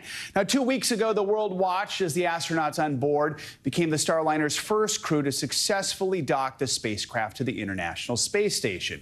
The astronauts were initially set to come back to Earth sometime this week, but the landing now expected to take place next Wednesday. That's 6 days from now. Joining us for more on this is Leroy Chow. He is a former NASA astronaut and an International Space Station commander. No one better to talk with about this. Leroy, good morning. So the Starliner was initially supposed to be docked at the ISS for just about a week. Now the departure has been considerably pushed back. NASA and Boeing say they're looking into thruster issues and helium leaks. Walk us through these issues. I mean, how worrisome are they? Sure. Well, as you know, Starliner has had its problems in development. Boeing as a company has been having a lot of problems, not only on the space side, but especially on the commercial airplane side. So a lot is riding on this mission. Butch and Sunny finally launched on June 6th. They had what looked like a flawless launch. They launched with what was an existing small helium leak that NASA and Boeing decided that was something they could live with. Once they got into orbit, though, then they quickly developed 4 more leaks. They had 5 thrusters fail on the way to the ISS, but they successfully docked. All of these problems were fairly minor in the big scheme of things. They've now cleared 4 of the 5 thrusters to be turned back on for the return flight. The helium leaks remain small. They are continuing to be looked at by NASA and Boeing. But basically, NASA said, look, we could tolerate leaks that are 100 times worse than these, so we should be okay. The reason for the delay, they're being extra conservative, extra cautious. They don't want to be complacent. And also because the leaks are in the part of the vehicle that detach and burns up in the atmosphere, Boeing and NASA won't get the part back, the piece back that has the problems. And so they're trying to determine as much as possible now while the vehicle is still docked, looking at telemetry, probably cycling some valves open and closed, just to learn as much as they can before this trip, the 2 astronauts come back down. Let's talk about those astronauts, Suni Williams and Barry Wilmore. They've now been at the International Space Station since June 6th. They know it fairly well, but how common is it for astronauts to have to unexpectedly extend their stay there? It's not super common. Usually the schedule is fairly, fixed. The exception would be the long duration stays. Sometimes those will get delayed. Maybe a day or 2 or maybe even a few days because of weather conditions at the landing site or for some other reason. Usually it's not for any technical issue with the spacecraft, but so it's not uncommon, but it's not super common either. So if all things go to plan, what happens next now once this part of the mission is complete? Right. So if all goes to plan on the 26th, Butch and Sunny will come back. They'll likely have a nominal, deorbit burn and entry. It'll detach, the capsule will detach, come back through the atmosphere, and they'll safely land back on Earth. After that, Boeing is going to, and NASA will be, again, going over all the data, proposing fixes, putting some fixes in place for the next flight, and going through extensive testing. You can bet a lot of help from NASA, you can bet as well. But I'm confident they'll figure it all out, and they'll have, the next flight should be hopefully flawless. In the end, for Boeing, has this been a step forward despite all the setbacks? It's been a step forward in that they successfully got the vehicle into orbit. But these contracts were let 10 years ago, and the idea was that NASA wanted more than one provider for redundancy, and SpaceX was the big unknown. They had never done spacecraft before. Even though Boeing was almost twice as expensive, Boeing was kind of the backup, right? Well, SpaceX ended up being first. They got there almost 3 years ago. They've been flying NASA astronauts for close to 3 3 years. Boeing playing catch up. So yes, it is a step forward, but they kind of lost a lot of steps along the way during the development. All right, Leroy Chow, appreciate your expertise. Thanks for joining us this morning. Now to what's making headlines around the world. Russian President Vladimir Putin has arrived in Vietnam for a state visit there. NBC News international correspondent Claudio Lavanga is in Rome with that and other world news. Claudio, good morning. Good morning, Joe. That's right. Vladimir Putin received a very warm welcome upon his arrival in Vietnam early on Thursday morning. But the timing of his visit is also very important because it comes literally less than a year after President Biden traveled to Vietnam to strengthen relations with the U.S. And about Putin's visit to Vietnam, a State Department spokesperson told NBC News, and I quote, that no country should give Putin a platform to promote his war or of aggression and otherwise allow him to normalize his atrocities. Putin's trip to Vietnam comes after his visit to North Korea, where he and Kim Jong-un pledged to come to each other's aid in case of an attack and brought relations between the two countries to a whole new level, especially in regards to security and military cooperation. Now over to England, where the Stonehenge monument was vandalized with orange spray paint by climate protesters. The vandals, representing the group Just Stop Oil, and said the act was in response to the Labour Party's recent election manifesto. They were arrested on suspicion of damaging a world-famous prehistoric monument. The incident comes literally just before the summer solstice, when thousands are expected to gather at the site to celebrate the longest day of the year. And finally, Naples, an ancient beach, is once again open to the public. The beach at the Herculaneum Archaeological Park was destroyed nearly 2,000 years ago after the eruption of Mount Vesuvius in 79 AD that destroyed also nearby Pompeii. The famed site reopened Wednesday after years of excavations and restorations and found to be highly useful for research. Its most important find was a skeleton of a 40-year-old man and his belongings that was just discovered back in 2021. Joe? All right, Claudio, thank you so much. Coming up, behind bars and unjustly treated, families in Michigan taking 2 counties to court over a ban on in-person jail visits. When we come back, more on the legal fight that's raising questions about civil rights. Plus, LGBTQ groups working to turn the page on a growing effort to ban books. More on the counter movement to keep those stories on the shelves. You're watching Morning News Now.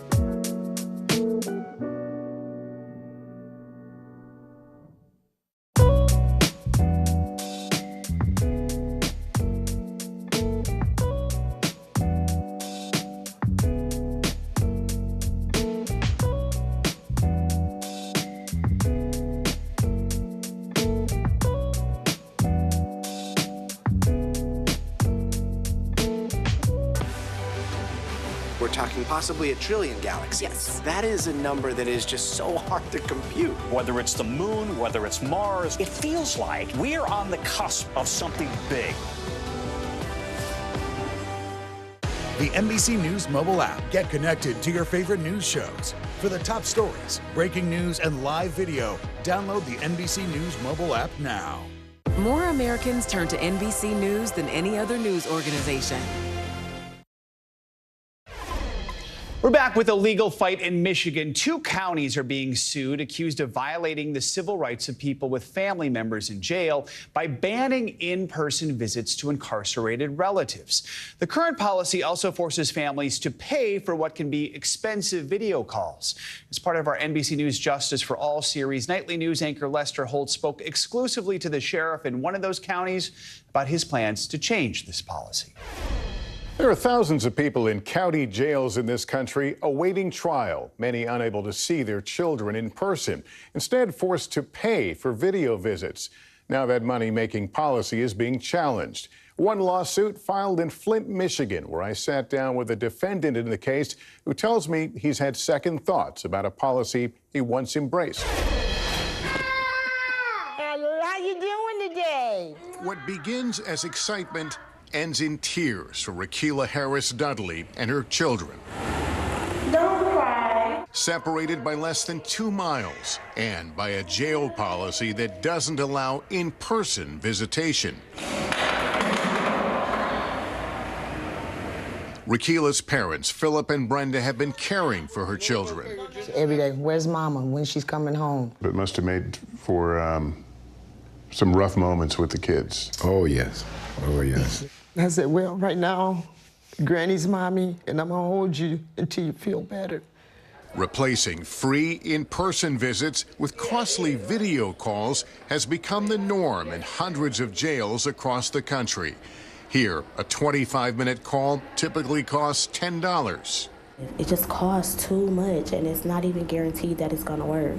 Now, the policy is at the center of 2 lawsuits in Michigan, including one of them here in Genesee County, which is fighting it, arguing there's no constitutional right for in-person visitations. But civil rights attorney Alec Carrick-DeSantis disagrees and says video-only visits are painfully inadequate. We think there's a constitutional right for children to hug their parents. The video calls are operated by for-profit telecommunications companies, but counties like Genesee get to pocket some of the revenue. Carrick-DeSantis calls it a kickback scheme. The theory behind these contracts seems to be if you stop kids from visiting their parents in person, these desperate families will be forced to spend more money on phone and video calls. This is Rakila's first time in jail. She says her son's father physically abused her for years, leaving this scar. She's accused of violently retaliating against him after she says he attacked her in February. It was a fight or flight moment. I never thought that I would do anything like that. Rakila couldn't afford bail, so this screen is the closest she can get to seeing her children. How does it feel that someone is making money off this? It feels disheartening. It feels criminal. I feel it's greed. Greed. Sheriff Chris Swanson runs the jail and was a strong supporter of the policy when it began 10 years ago. He is personally named in the lawsuit. How much money is the county making from video visits right now? Over $400,000. What was the reasoning behind it? Money. I became the undersheriff in 2010. We had to cut 10% of our budget. When it came to the revenue, it was very attractive, and it still is to sheriffs across the country. But we're going to change that. And by change that, Sheriff Swanson meant now. In our interview, he told me that he believes he made a mistake. And regardless of how the court rules, he says he's reversing course, reinstating in-person visits starting next month.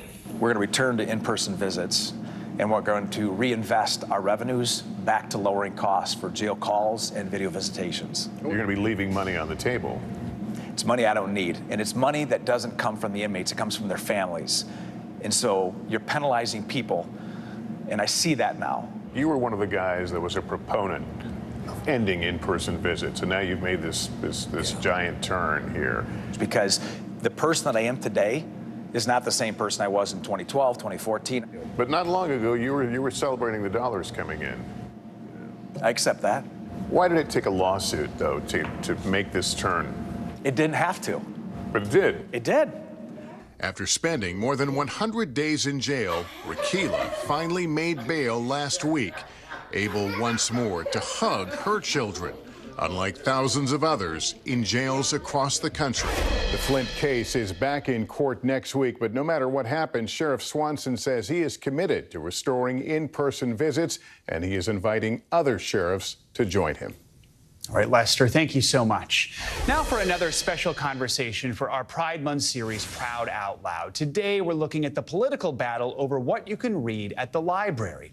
The nonprofit organization PEN America says that there have been more than 4,000 recorded instances of book bans in the first half of this school year alone. Many of those books dealing with racial issues, LGBTQ+ themes, and sexual violence. Well, this morning, a look at how some states and organizations are fighting back against those bans. We're joined by the executive director of the Gay, Lesbian, and Straight Education Network, Melanie Willingham-Jaggers, and Minnesota State Representative Lee Finke. Thank you both for joining us. Melanie, we're going to start with you. So to counter some of these book bans, your organization launched the Rainbow Library. Tell us about that. That's right. So in 2019, one of our chapters in Connecticut, sorry, it's early in the morning. No, I understand. It's my brain every single morning. No, so a chapter in Connecticut. Yeah, a chapter in Connecticut launched this program. And starting from just one school and one library, we are now in over 35 states, reaching over 5 million students. And what can you find in these libraries? Is it meant to be like because a community doesn't have certain books, but you can find them here? Yeah, so this is free of charge to teachers and librarians. And each set has 10 books in it. And each of those books show the diversity of our world, the diversity of our communities and our families. And so you'll have LGBTQ+ characters. You'll have one book in every set that's in a language besides English. So that's really cool also. So yeah, we love it. And what's some of the response you're hearing? So what we're hearing from educators and parents is that they love it, right? It really is a way to make sure young people are seeing themselves in the curriculum, and that's what we know makes sure that young people stay in school and are successful. We're also getting pushback, but we can talk about that another time. Oh, yeah, well, I mean, what's some of the pushback you hear? Yeah, I mean, this is what we're seeing across the country are book bans, and they understand what works, right? Our opposition understands what works for young people, and they are about the business of removing supports and putting barriers in their way. So people are often challenging the arrival of our library sets, and we are meeting them with even more sets. Representative Finke, let's talk a little more about book bans. Just last month, your state of Minnesota passed a bill banning book bans in public schools, libraries. We've seen a few states do this over the past year, the momentum sort of shifting in this way. Why was this so important to you? Do you think it will be a blueprint for other states to follow? Yeah, thank you. Yeah, I do believe so, right? I mean, it's important to me as a trans person, as a person who is an author of a book that has been challenged in states in the United States, that we continue to make sure that young people are able to find representation of who they are, no matter who they are, wherever they are, right? And for a lot of young people, especially queer people, we find ourselves first in the library. So not having the ability to even find a simple book that can help us answer questions about who we are and how we're feeling is incredibly damaging. So in Minnesota, under the leadership of Representative Cedric Frazier, who is the chair of the Posse Caucus, the Posse and Queer Caucuses really pushed this bill that said we need to make sure that we are not allowing preferences of individuals, to allow certain subject matters to be pulled just because that's the desire of certain individuals. So we put in this law that banned the ability of individuals to pull books from the library. So, Melanie, we often hear those who support these bans. They say they're getting rid of materials they say are obscene or pornographic. So when you look at the books that are being banned, is that the case? Do you ever see things that you think are truly obscene, or what's the reality you're seeing? Here's the reality, is that educators are trained, right, around developmentally appropriate curriculum. And we trust educators. And so all of our books are developmentally appropriate, are vetted by educators, are chosen by educators. And what we have in our Rainbow Library set, which we have them available from K to 12. And so there's a set for, kindergarten to second grade and then so on up, right? You're not going to send a youth a YA novel to a kindergartner, right? And what we're finding is exactly what Representative Fink said, which is that young people find themselves in what they're learning, and so we find it really important to ensure that they can see themselves in what they're being taught, because we know that that's what keeps them in school, that's what helps them complete, that's what helps them be successful in life, and that's what helps them be ready to be participatory and powerful members of our democracy. So, Representative Finke, I'll ask you this question for those who have been making this argument that they're trying to get rid of things that they say are obscene. What's the message you have for them? In your mind, what is a better solution in dealing with these conversations? I mean, the answer is that when you are trying to keep kids from being who they are, you are trying to keep kids from being someone like myself, right? Like the adult queer people in the world, all kinds of diverse individuals in the world. When we go to the library and we remove the books that represent who we are telling kids that being who you are is wrong, is fundamentally incorrect. And you shouldn't, not only should you not be one of those people, but you shouldn't even learn about who those people are. We need to move the conversation towards one of inclusiveness, one of pluralism, one of understanding diversity, and the wide range of human experience is a part of what education is all about. And that's the conversation we need to have. We need to stop censoring identities. We need to stop censoring histories, and we need to start celebrating all of us. All right. Melanie Willingham-Jaggers and Representative Lee Finke of Minnesota, thank you both for your time this morning in this important conversation. Appreciate it. Thank you. Coming up, Democrats and Republicans teaming up to take on the technology that generates deep fake pornography. More on the efforts on Capitol Hill to put an end to this troubling trend. That is next on Morning News Now.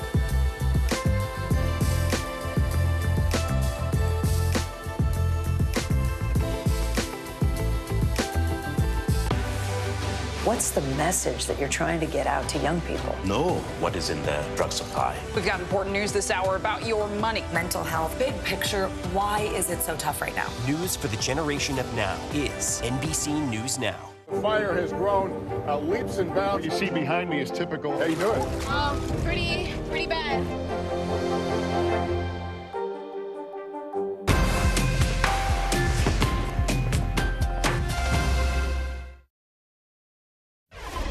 We're back with a huge money laundering bust by the Department of Justice. U.S. officials announced charges against 24 people. NBC News correspondent Morgan Chesky reports on the investigation known as Operation Fortune Runner. Troubling global ties following a massive money laundering bust. Authorities connecting Mexico's infamous Sinaloa drug cartel to an underground Chinese banking group in Southern California. We have over $50 million in drug proceeds laundered through this investigation. Following a multi-year effort by U.S. officials, the Department of Justice announcing charges against 24 people accused of being connected to the cartel. The indictment that we announced today charges Mexican drug cartels and Chinese money laundering groups with partnering together to perpetuate a cycle of destruction in this country. The investigation, dubbed Operation Fortune Runner, uncovered how 45-year-old Edgar Joel Martinez Reyes allegedly ran the sophisticated network. Suspects, some of them Chinese, collected bags of cash from cartel associates in the Los Angeles area. That cash was then deposited into a Chinese bank controlled by a money laundering broker. Investigators say the broker then used that money to purchase goods in China, including precursor chemicals used to make both meth and fentanyl. Chinese associates would then send those purchased goods to Mexico, where they were sold or chemicals further processed into drugs. The cash from both eventually ended up in the hands of the cartel to pay for smuggling drugs to the United States. Martinez Reyes' attorneys did not immediately respond to a request for comment. Federal authorities credit China with cooperating with the investigation to make arrests, but Chinese officials still question the extent of their country's involvement. The fentanyl problem is rooted in the U.S. itself, officials say. The U.S. fentanyl crisis started from overprescription and developed due to many complicated factors. Search warrant, open the door! This is not the first time we are seeing ties between China and cartels. The Chinese criminal organizations have such a desire for U.S. dollars in cash that they're getting into a variety of criminal enterprises to create that cash. A U.S. Treasury official told our own Jacob Soboroff that Chinese criminal organizations then launder money from cartel meth, fentanyl, and other drugs through cash loans, sometimes given to unsuspecting Chinese nationals. By working together, they've been able to get millions, if not billions of dollars out of China into the United States, and they've been able to use a synthetic drug trade to do it. A transcontinental web of crime, now coming into focus, but far from being solved. Our thanks to Morgan Chesky for that report. Of the 24 people who were indicted, 22 are currently in custody. On Capitol Hill, lawmakers on both sides of the aisle are joining forces to combat the rise of deep-fake pornography. AI technology is accelerating this alarming trend, which targets everyone from celebrities to innocent school kids. Now, lawmakers hope a new act will change that. Our very own Savannah Sellers explains. Texas Republican Ted Cruz and Minnesota Democrat Amy Klobuchar joining together to address the disturbing trend of non-consensual intimate images being shared online, including ones created by artificial intelligence. This is increasingly affecting and targeted at minors. Deepfake porn production up 464% last year, as simple AI technology can make realistic-looking, explicit images of anyone. Actor Jacob Elordi targeted this week in a fake video viewed millions of times.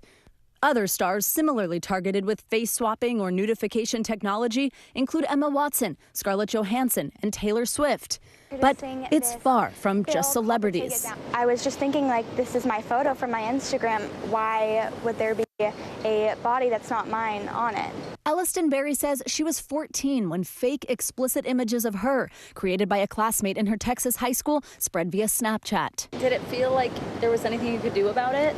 I felt totally helpless as these images were going around. Snapchat says it has zero tolerance for pornography and encourages the use of its reporting tools. But Barry's mother says it was 8 months before the social media platform took action in their case. The new bipartisan bill, known as the Take It Down Act, puts the onus on tech companies, requiring them to remove non-consensual intimate imagery within 48 hours of receiving a credible complaint. And the bill targets individuals, making it a federal crime to publish the images. A crucial step, says legal scholar Marianne Franks. Kinds of distribution is important. Yes, the platforms are important, but making sure that any person who is thinking about doing this to another person thinks twice, because they might have to face really serious consequences. That's key. Innocent victims like Elliston Berry, hopeful help is on the way. Savannah Sellers, NBC News. Now to what's making financial headlines, including a massive cyber attack that impacted car dealers across the country yesterday. CNBC's Silvana Henao has that and other money news. Silvana, good morning. Hey, Joe, good morning to you. Yeah, that's right. So car dealers across the country were disrupted by a cyber attack yesterday on a major software provider. CDK Global says it shut down most of its systems and was still conducting tests on several applications as of yesterday afternoon. CDK software helps car dealers manage inventory, sales, financing, insurance, and schedule service. Experts say dealerships are an attractive target for hackers because of the vast amount of customer data they hold, and many lack basic cybersecurity protections. Nearly 60% of Americans feel uncomfortable with the amount of emergency savings they have. A new survey from Bankrate shows while the number has increased notably since 2018 when it was below 40%. Now, more than a quarter of Americans have no emergency savings at all. Nearly 3 in 10 have some, but just not enough to cover 3 months worth of expenses. Bankrate says to create a savings cushion, look into setting up a direct deposit from your paycheck or automatic transfer from your checking into a dedicated savings account. And Hawaiian Airlines is giving new life to old life vests. It's donating hundreds of vests to help a pair of entrepreneurs make waterproof surf bags as part of its sustainability mission. Now, the Think Blue bag is big enough to fit several essential items such as IDs, car keys, and snacks. The waterproof bags have been tested to so-called IPX7 standards, meaning they can keep water out when submerged for 30 minutes at a depth of 1 meter, Joe. It's a great idea. All right, Silvana, thank you so much. Coming up, you could call it a high honor. After the break, the special Juneteenth flight paying tribute to Black veterans. Morning News Now. We'll be right back.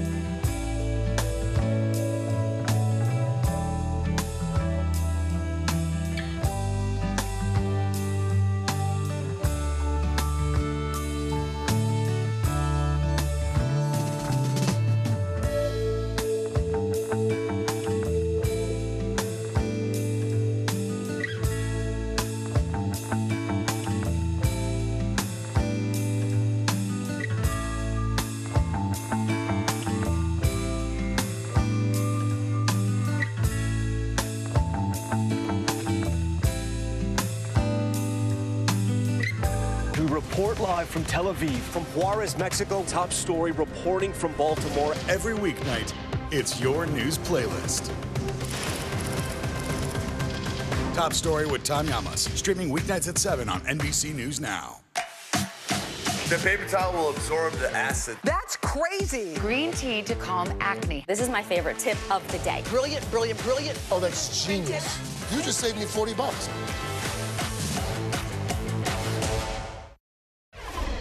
Finally this hour, a flight like no other. To commemorate Juneteenth, an organization that celebrates America's veterans hosted its first honor flight, paying tribute to Black military service members. NBC News Washington correspondent Yamichelle Sindor has their story. For Rodney and Ruth Walker, celebrating Juneteenth in the nation's capital is historic. I feel honored and I feel appreciated. Both served during the Vietnam War, Rodney as a combat Marine and Ruth with a job stateside. The two married in 1971. The couple started their day joining some of America's finest heroes. We'll get ready to board. On a trip from Atlanta to Washington, D.C. Their trip, the first of its kind, the Honor Flight Network bringing together these 26 black veterans, paying tribute to those who served and marking the end of slavery in the U.S. Veterans greeted with a water cannon salute and a warm welcome. What's it feel like to be here on Juneteenth as part of this historic flight? First of all, I would have never imagined being here at all, let alone Juneteenth. I'll cherish this moment for the rest of my life. Since 2005, the Honor Flight Network has flown nearly 300,000 veterans into D.C. The group visited a number of war memorials, making a stop at Arlington National Cemetery, laying a wreath with 101-year-old Calvin Kemp, who served in World War II. I broke down in tears. For the walkers, a day of reflection. I see other men like me who served their country bravely and courageously and with honor, and now they're here, and they're celebrating. Yamiche Alcindor, NBC News, Washington. Very cool. All right, that's going to do it for this hour of Morning News Now, but stay with us. The news continues right now.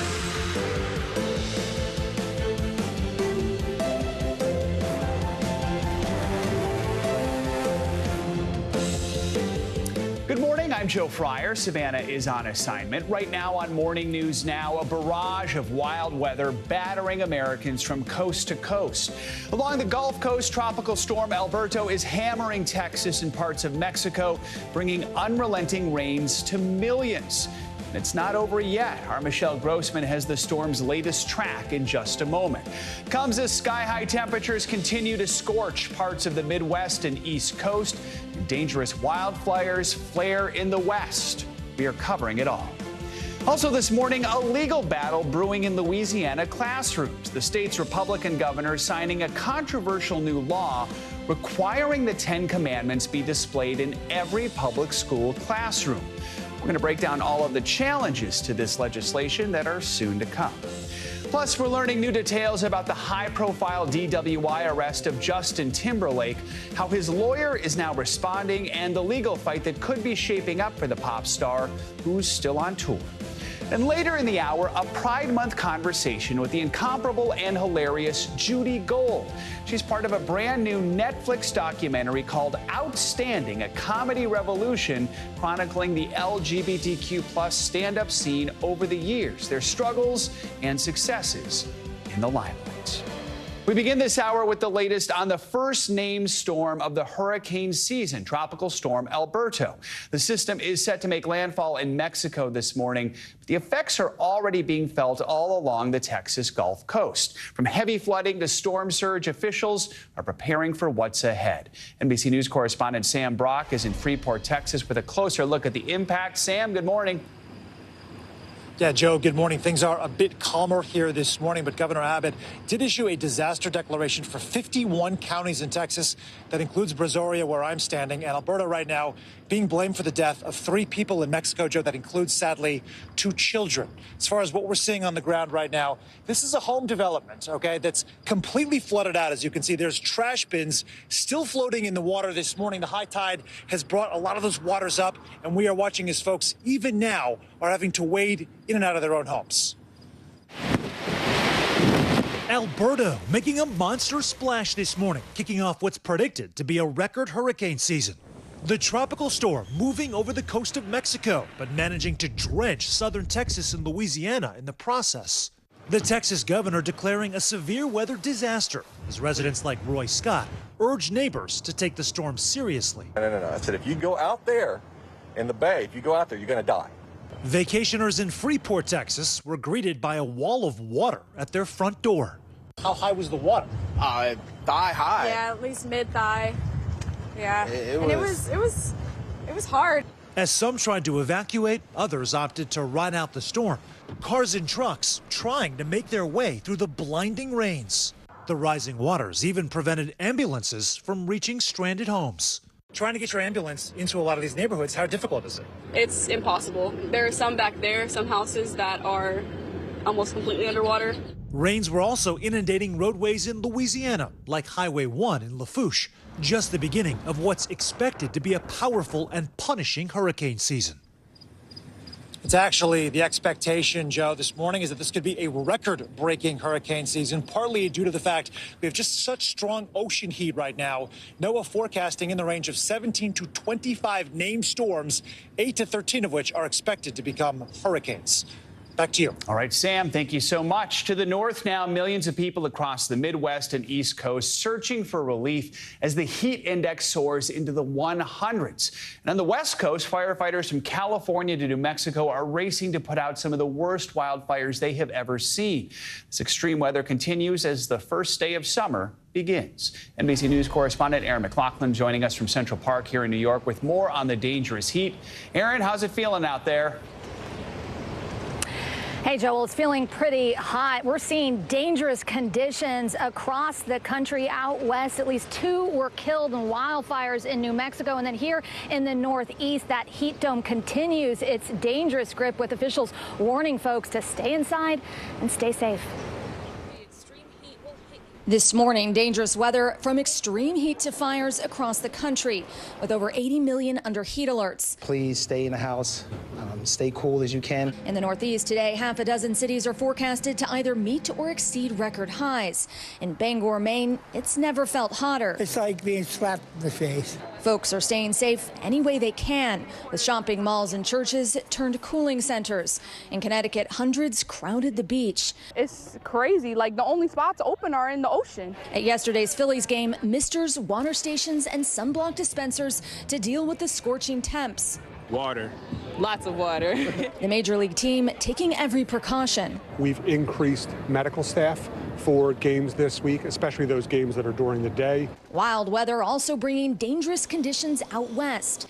In New Mexico, strong winds and thunderstorms triggering a massive dust storm called a haboob, dropping visibility to less than a quarter of a mile, causing multi-vehicle crashes. And in the same state, 2 fast-moving wildfires killed at least 2 people, scorching more than 23,000 acres, destroying 1,400 structures, prompting a state of emergency and the evacuation of thousands of residents in Ruidoso, about 150 miles southeast of Albuquerque. Officials say the severe weather could affect firefighting efforts. We have 2 devastating, enormous fires. And when I say enormous, it means that they're getting more and more complicated to address. Back here in New York City, it's expected to be another scorcher. I was talking to a spokesperson for the New York Fire Department. He was telling me they have seen an uptick in the number of emergency calls, and they don't usually see that uptick until day 3, day 4 of a heat wave. So he said that they're preparing for even more calls today, people looking for help in this heat. Joe. All right, Aaron, thank you so much. Let's get a check now on your morning news now. Weather meteorologist Michelle Grossman keeping an eye on all of it. Michelle, good morning. Good morning, Joe. Yeah, and the heat remains a big weather headline and will remain through the weekend into early next week, because we are still looking at temperatures in the 90s. You factor in the humidity in some spots, it feels like well over 100 degrees. So again, that summer sizzler does continue. Summer arrives a little bit later today. We have the chance for severe storms later on today, mainly tonight into Friday along this boundary here. It's kind of on the upper tier of this bubble of high pressure. Flooding risk too, mainly tonight into Friday in portions of the northern plains into the upper Midwest. And then as we head down to the south, Tropical Storm Alberto made its way inland. It's going to dissipate further as it goes throughout the day. We're looking at scattered showers, much better conditions in Texas for the rest of the day. We do have some showers this morning, some spots of heavy rain, but most of the heaviest rain has moved into Mexico. Could see that tropical moisture move into portions of the southwest. We're looking at lots of sunshine along the west coast into the Pacific Northwest. Let's talk about summer. I know it's felt like summer for days, but it does not officially arrive until 4:20 this afternoon. So we'll see the longest day, longest day with daylight today, and that's because the sun is directly over the Tropic of Cancer. So there's that Earth spinning, and it's going to be a very hot day, feeling much like summer, and it's going to continue to feel like summer. And models indicating that we're going to be above average on the east for this month into July. So 65 million people impacted by heat alerts as we go throughout the rest of this Thursday. We have heat advisories, heat watches, heat warnings. Major cities like Detroit, Pittsburgh, Philadelphia, Boston, into Bangor are seeing those really high temperatures once again, well above normal for this time of year. And as Aaron mentioned, it's prolonged. We're not getting that relief at night as well, and that's why it's so tough on our bodies as it goes on, and then not getting that relief. Bangor, you were into feeling like 106 yesterday. You're going to feel like the triple digits once again today. That is the heat index. 103 is what it will feel like today in Bangor. Boston, you're going to feel like 94. Actually, a little cooler than it will feel like on your body compared to the air temperature. Everywhere else, we're going to be feeling hotter. 96 is what it will feel like in Buffalo. Same story in Pittsburgh. Same story in Indianapolis, feeling like 95 there. We'll keep that heat dome in place tomorrow because we're going to see those temperatures soaring once again. We're looking at near triple digits in St. Louis as your air temperature 97, 95 in D.C., 92 degrees in New York City. It's going to feel like 95 tomorrow, and that's going to stay throughout the weekend as well. So no relief with all the kids, football games, baseball games, soccer games. It's going to be a hot one. You need to hydrate. We're looking at temperatures well into the 90s, near 100 degrees on Saturday. Also Sunday in St. Louis. Same story in Philadelphia, 97 on Saturday. Sunday looking at 98 degrees, a little cool down. 91 degrees on Monday, still very hot. Flood alert still for 2 million people. This will last through Thursday because we're looking at still some scattered showers throughout southern Texas, but much better than where we were yesterday or even overnight into early this morning. Additional rainfall anywhere from a ½ inch to an inch, mainly in western Texas. That would be Laredo, and then seeing some tropical moisture streaming into portions of the southwest. A flash flood risk, it's minimizing as we go throughout this morning here. Corpus Christi into Brownsville. The real threat this morning into the later part of today will be in the northern plains into the upper Midwest. We are looking at training storms, could see 3 inches per hour. And Joe, your hometown, Minneapolis, looking at some really heavy rain today, especially tonight into tomorrow. Just rain everywhere, heat everywhere. Yeah. Busy, busy day. All right, Michelle, as always, thank you. Sure. The White House is pushing back against accusations by Israeli Prime Minister Benjamin Netanyahu, who said the Biden administration is withholding weapons intended for Israel. Netanyahu made the claims in a video on Tuesday, which the U.S. disputes. NBC News international correspondent Matt Bradley joins us from Jerusalem. Matt, good morning. Good morning, Joe. Yeah, it's another sign of that increasingly acrimonious relationship between the Biden administration and Israeli Prime Minister Benjamin Netanyahu. Axios reported that the White House was enraged after Netanyahu released a video scolding the U.S. for not coming through on weapons deliveries. A new war of words breaking out between Washington and Jerusalem after Prime Minister Benjamin Netanyahu accused the U.S. of not sending promised weapons to Israel. It's inconceivable that in the past few months, the administration has been withholding weapons and ammunition to Israel. Israel, America's closest ally, fighting for its life. During World War II, Churchill told the United States, give us the tools, we'll do the job. And I say, give us the tools and we'll finish the job a lot faster. The White House's response also coming quick and sharp. Let me just start off by saying that we generally do not know what he's talking about. We just don't. There had already been tension over a previously delayed shipment of bombs to Israel over U.S. concerns they might be used to kill civilians in Rafah. As you know, are continuing to review one shipment, but everything else is moving as it normally would move. The White House denied reports that it had canceled a meeting with Israeli officials over the video, but U.S. officials told NBC News they were reluctant to reward Netanyahu with the meeting and that it had been postponed. And more pressure for Netanyahu this morning after the main IDF spokesperson seemed to contradict the prime minister's goal of defeating Hamas, saying overnight, anyone who thinks we can eliminate Hamas is wrong, adding that the idea that it can be destroyed without new leadership being installed in Gaza is throwing sand in the eyes of the public. The government saying this morning that the IDF is committed to destroying Hamas. And, Joe, we're seeing more attacks in the Red Sea. The British military saying that a Greek-owned ship that those Yemeni-based Houthi rebels had attacked several days ago has sunk. And this comes despite a months-long effort led by the U.S. to try to make that region safer for international shipping. Joe. All right, Matt, thank you so much. Louisiana is now the first state to require that every public school classroom display the 10 Commandments in the classroom. The bill was signed into law by the state's Republican governor Wednesday. It mandates that a poster-sized display of the commandments in a, quote, large, easily readable font will be shown in all public classrooms from kindergarten to state-funded universities.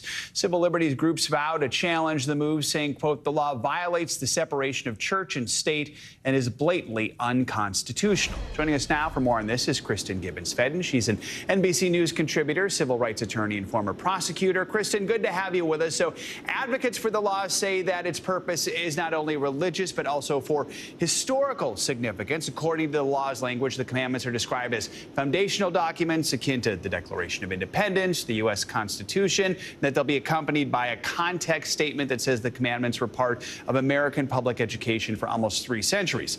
There's the language. Is that enough to head off any legal action and actually defend themselves against that legal action? It may not, but it's a good try. You know, the framing, basically what the proponents are saying is that the framing is for a secular purpose. And Joe, why is that important? It's because if it's for a secular purpose to teach history, then it is not solely to promote religion. So that will help defend it against the opponents who will raise challenges, constitutional challenges, saying that it violates the Establishment Clause of the Constitution. The Establishment Clause of the Constitution prohibits the government, and that would be the state legislators, from unduly favoring one religion over others, and also it prohibits the government from promoting religion in general. I think some of the other things that the proponents will say is that they're not using state funding in order to create these posters or displays, and so they're trying to try to separate themselves from the government focus. But I think the opponents' arguments are going to be strong against it, because there is some very strong arguments that it is unduly favoring one religion over the other, or at the very minimum promoting other religions.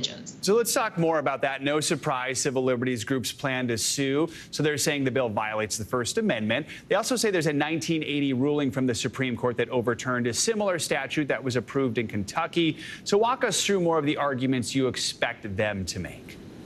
Yeah, exactly. So that 1980s decision, Joe, the Stone v. Graham decision, actually struck down, as you mentioned, a similar Kentucky law. So that one required the posting of the 10 Commandments in public classrooms, just like what we see here. And again, they argued that it violated the Establishment Clause. But what the proponents in this particular case are saying is, no, we've added that additional historical context. We have separated ourselves from the governmental purpose or promotion of the religion because we are not asking for state funding. We're actually going to get donations. And that's how they're trying to distinguish it from the Stone v. Graham or the Kentucky opponents and proponents of that, which, as you noted, the Stone v. Graham was struck down as unconstitutional. So they're arguing in this particular case, Louisiana is saying we have that added context. And so we are actually showing that the 10 Commandments in this case actually has a secular historical purpose, and there are non-religious reasons for promoting this poster. Or this legislation. Yeah. So over the last 50, 60 years, we know the major issues before the Supreme Court have been civil rights, abortion access, gun cases, and also school prayer. So we're now approaching the 2-year anniversary of the Dobbs decision that overturned Roe versus Wade. Looking at this law, first, do you think the Supreme Court might get involved if it gets that high? And do you think perhaps that could be the reason why Louisiana and the lawmakers passed this law, hoping that maybe they would be able to overcome any legal challenges? I absolutely think you hit the nail on the head there. You know, the current political climate right now in Louisiana, with the strong conservative leadership and the Republican majority, it does make it easier to pass these types of laws. I also think that, you know, the research shows that Louisiana, many people actually support integrating religious principles into their public life. So this also aligns with their constituents' beliefs. So, and then when you add SCOTUS, the conservative majority on the U.S. Supreme Court really has recently favored religious expression in schools and encouraged lawmakers to pass this. So absolutely agree with you. I think it's going to the Supreme Court, and it may actually withhold constitutional challenge. All right. Kristen Gibbons-Fedden, appreciate your analysis. Thanks for joining us this morning. Much more to come on this hour of Morning News Now, including what Justin Timberlake's lawyer is now saying about the singer's high-profile arrest on Long Island earlier this week. But first, detained abroad, an American ballerina on trial in Russia after being accused of treason. How long she could spend behind bars, thousands of miles from home. Those stories and much more next.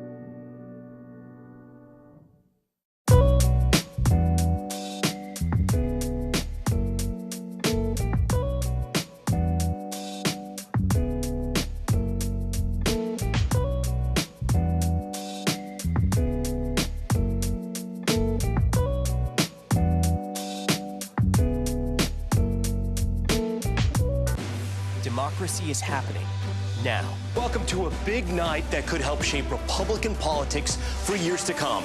Now never stops. It comes down to turnout. Who shows up? Is it going to be that big block of independents? Now is where it counts. What are the issues that matter most to you guys? What did this debate change for you? Their number one issue is the economy. 2024.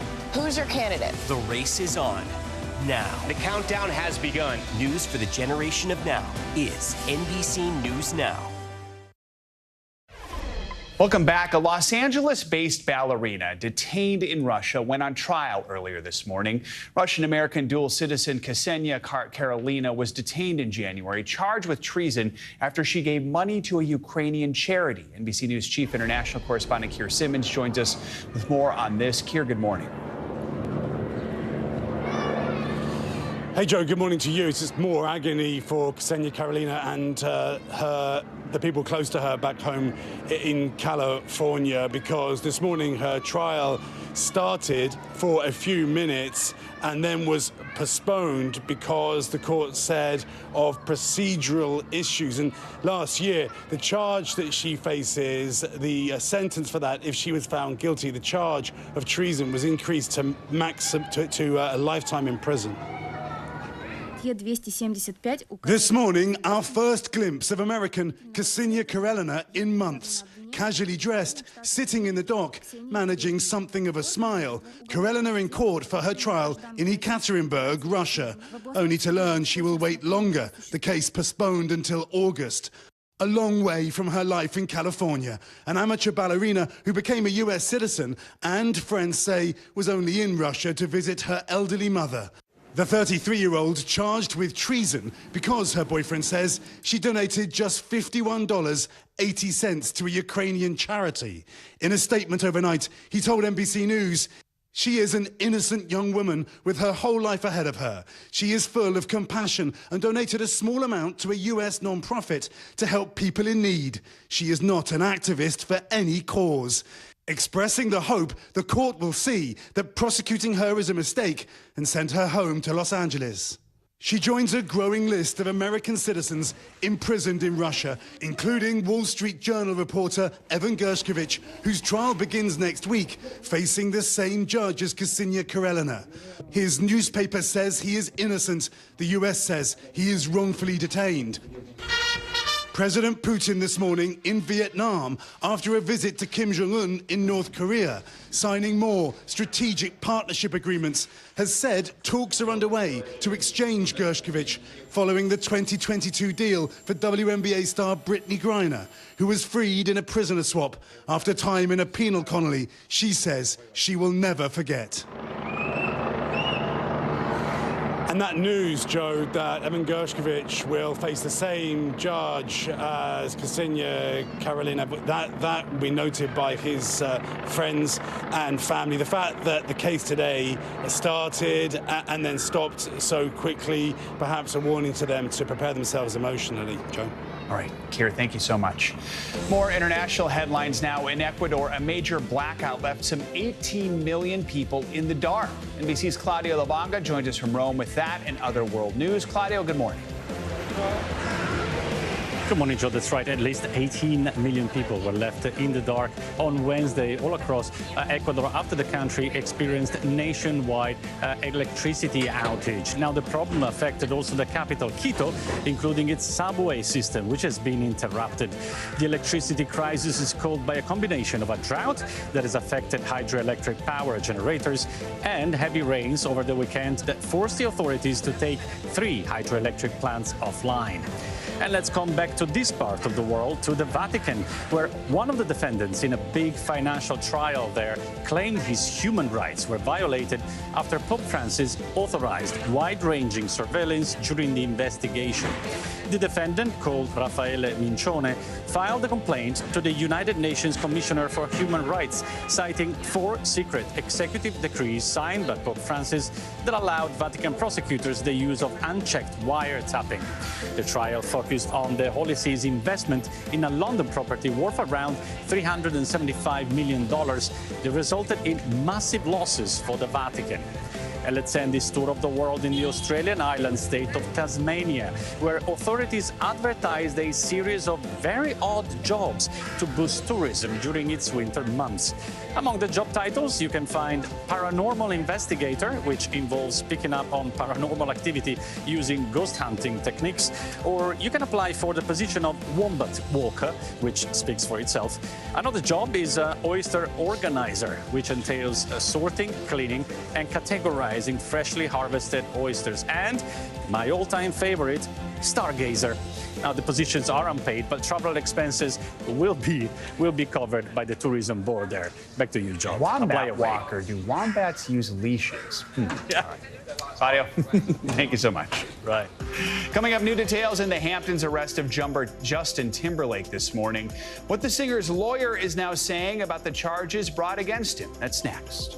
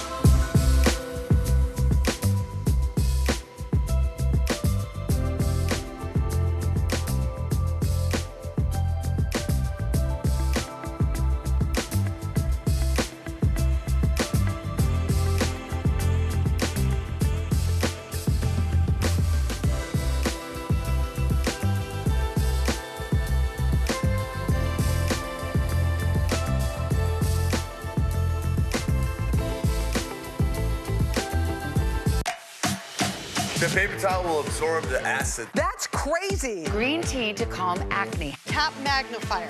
We can zoom in. Oh, look at that. The steam from the ice takes out all the wrinkles. The way to get it out is to use the shell that is left over. It works every single time. This is my favorite tip of the day. Brilliant, brilliant, brilliant. Personal finance is personal. You don't want to do what somebody else is doing. Oh, that's genius. You just saved me $40. That's a good idea. In the 2 years since Florida passed its controversial so-called Don't Say Gay law, even more states have passed copycat laws. Now, maybe you haven't heard about them because a lot of the backlash is coming from a local level, spurred by groups of parents and grassroots organizers. Our Maura Barrett went to North Carolina, where hundreds joined a federal complaint against a state law that they say fails to protect transgender kids. It was the Florida fight over schools that captivated the nation.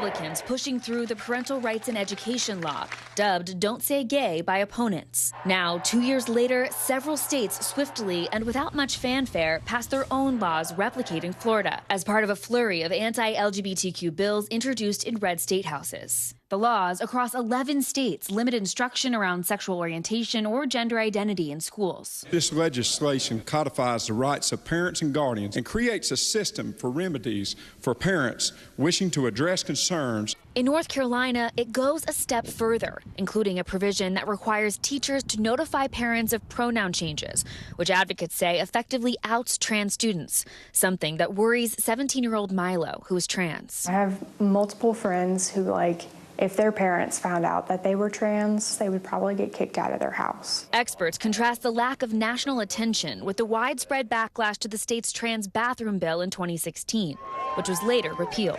And that's why we're seeing these laws happen in a dozen states or 20 states at once, because half the country can't be boycotted. Do you worry that it indicates a sense of acceptance of these types of laws? We're seeing parents get a lot more politically engaged. Love is love. Stacey Staggs is one of those parents. This law was designed to allow hate and anger and to discriminate against people for things they don't have any control over. She says her children's school district is in overcompliance of the law, canceling the subscription to an entire online library database of tens of thousands of books over just a handful of titles in question. The state's Department of Public Instruction, which oversees schools, did not address the book bans, but noted the legislation advises educators against alerting parents about a name or pronoun change if it could result in abuse or neglect. How concerned are you about the scope of your child's education? I don't want to cry. It keeps me up at night. I mean, we've seen more instances of kids calling each other names, physical fights, intimidation and bullying. Some of those instances highlighted in a 113-page Title IX federal complaint that Stagg, alongside dozens of students, parents, and teachers, gave testimony for, challenging the state law. As they wait for the review, trans students like Noah and Milo want to show lawmakers that students like them aren't a threat, but the laws in place are. This is the time in your life where you sort of figure out who you are. And so without having the safety or feeling kind of threatened by these new laws is not good. Things are kind of awful right now, but the best thing we can do is just keep living. It's a fascinating counterpoint that we're seeing as these conservative groups have this national effort via Moms for Liberty, for example. Opposing grassroots groups are emerging to fight back as well. The Campaign for Southern Equality has templates on its website for other school districts looking to file Title IX complaints. They also have speakers guides for any parents that might want to speak out at school board meetings. And so it's kind of a training, if you will, to fight back against the culture wars. Now, I should also note that I did reach out to the North Carolina Republican lawmakers that introduced the original bill, but did not hear back. Back to you. All right, Maura, thank you so much. In other legal news, we're learning new details this morning from the night that pop star Justin Timberlake was arrested in the Hamptons for suspicion of driving under the influence. The singer's attorney is speaking out for the first time as new video surfaces from the night of the incident. NBC News correspondent Kaylee Hartung is here with the latest. Kaylee, good morning. Hey, good morning, Joe. So Justin Timberlake told police that he had one martini before he was pulled over, failed a field sobriety test, and was arrested. Now his lawyer says he is looking forward to vigorously defending these allegations against him, which sure makes it look like the 10-time Grammy winner is ready for a legal battle right in the middle of his world tour. In the days since Justin Timberlake was arrested and charged with driving while intoxicated, the spotlight on the singer is intensifying. This morning, new surveillance video appears to show a vehicle that matches the description of the one Timberlake was driving, heading in the direction where he was pulled over by police. Sag Harbor PD have not responded to NBC News' request to confirm the vehicle in the video is Timberlake's. The pop superstar so far staying silent on the matter, letting his lawyer weigh in.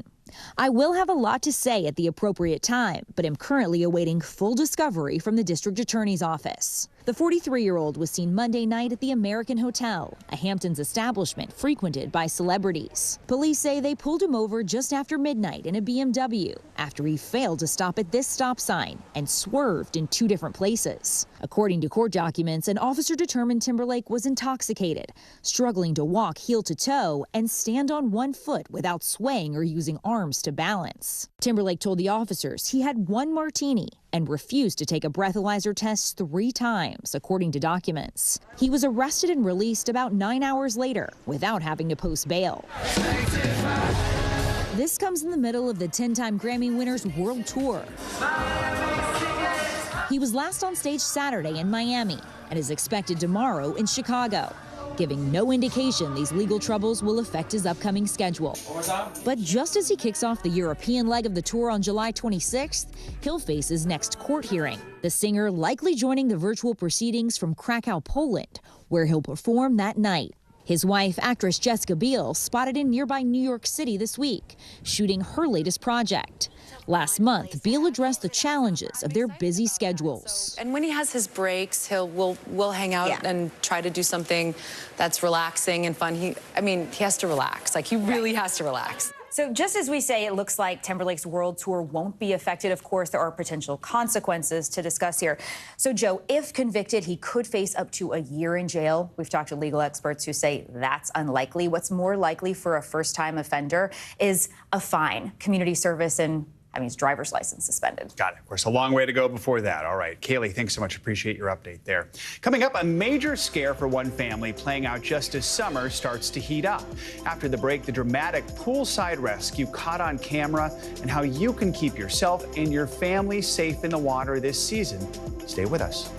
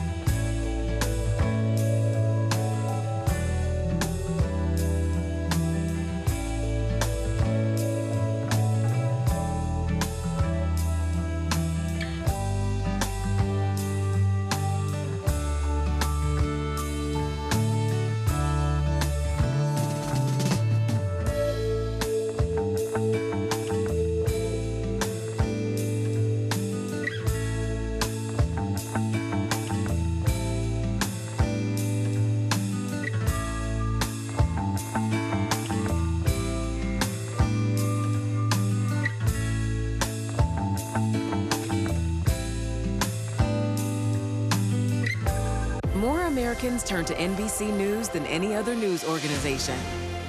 Nearly a dozen hours after the eye roared ashore. There is some late-breaking news. All right, The NBC News mobile app. Get connected to your favorite news shows. For the top stories, breaking news, and live video, download the NBC News mobile app now.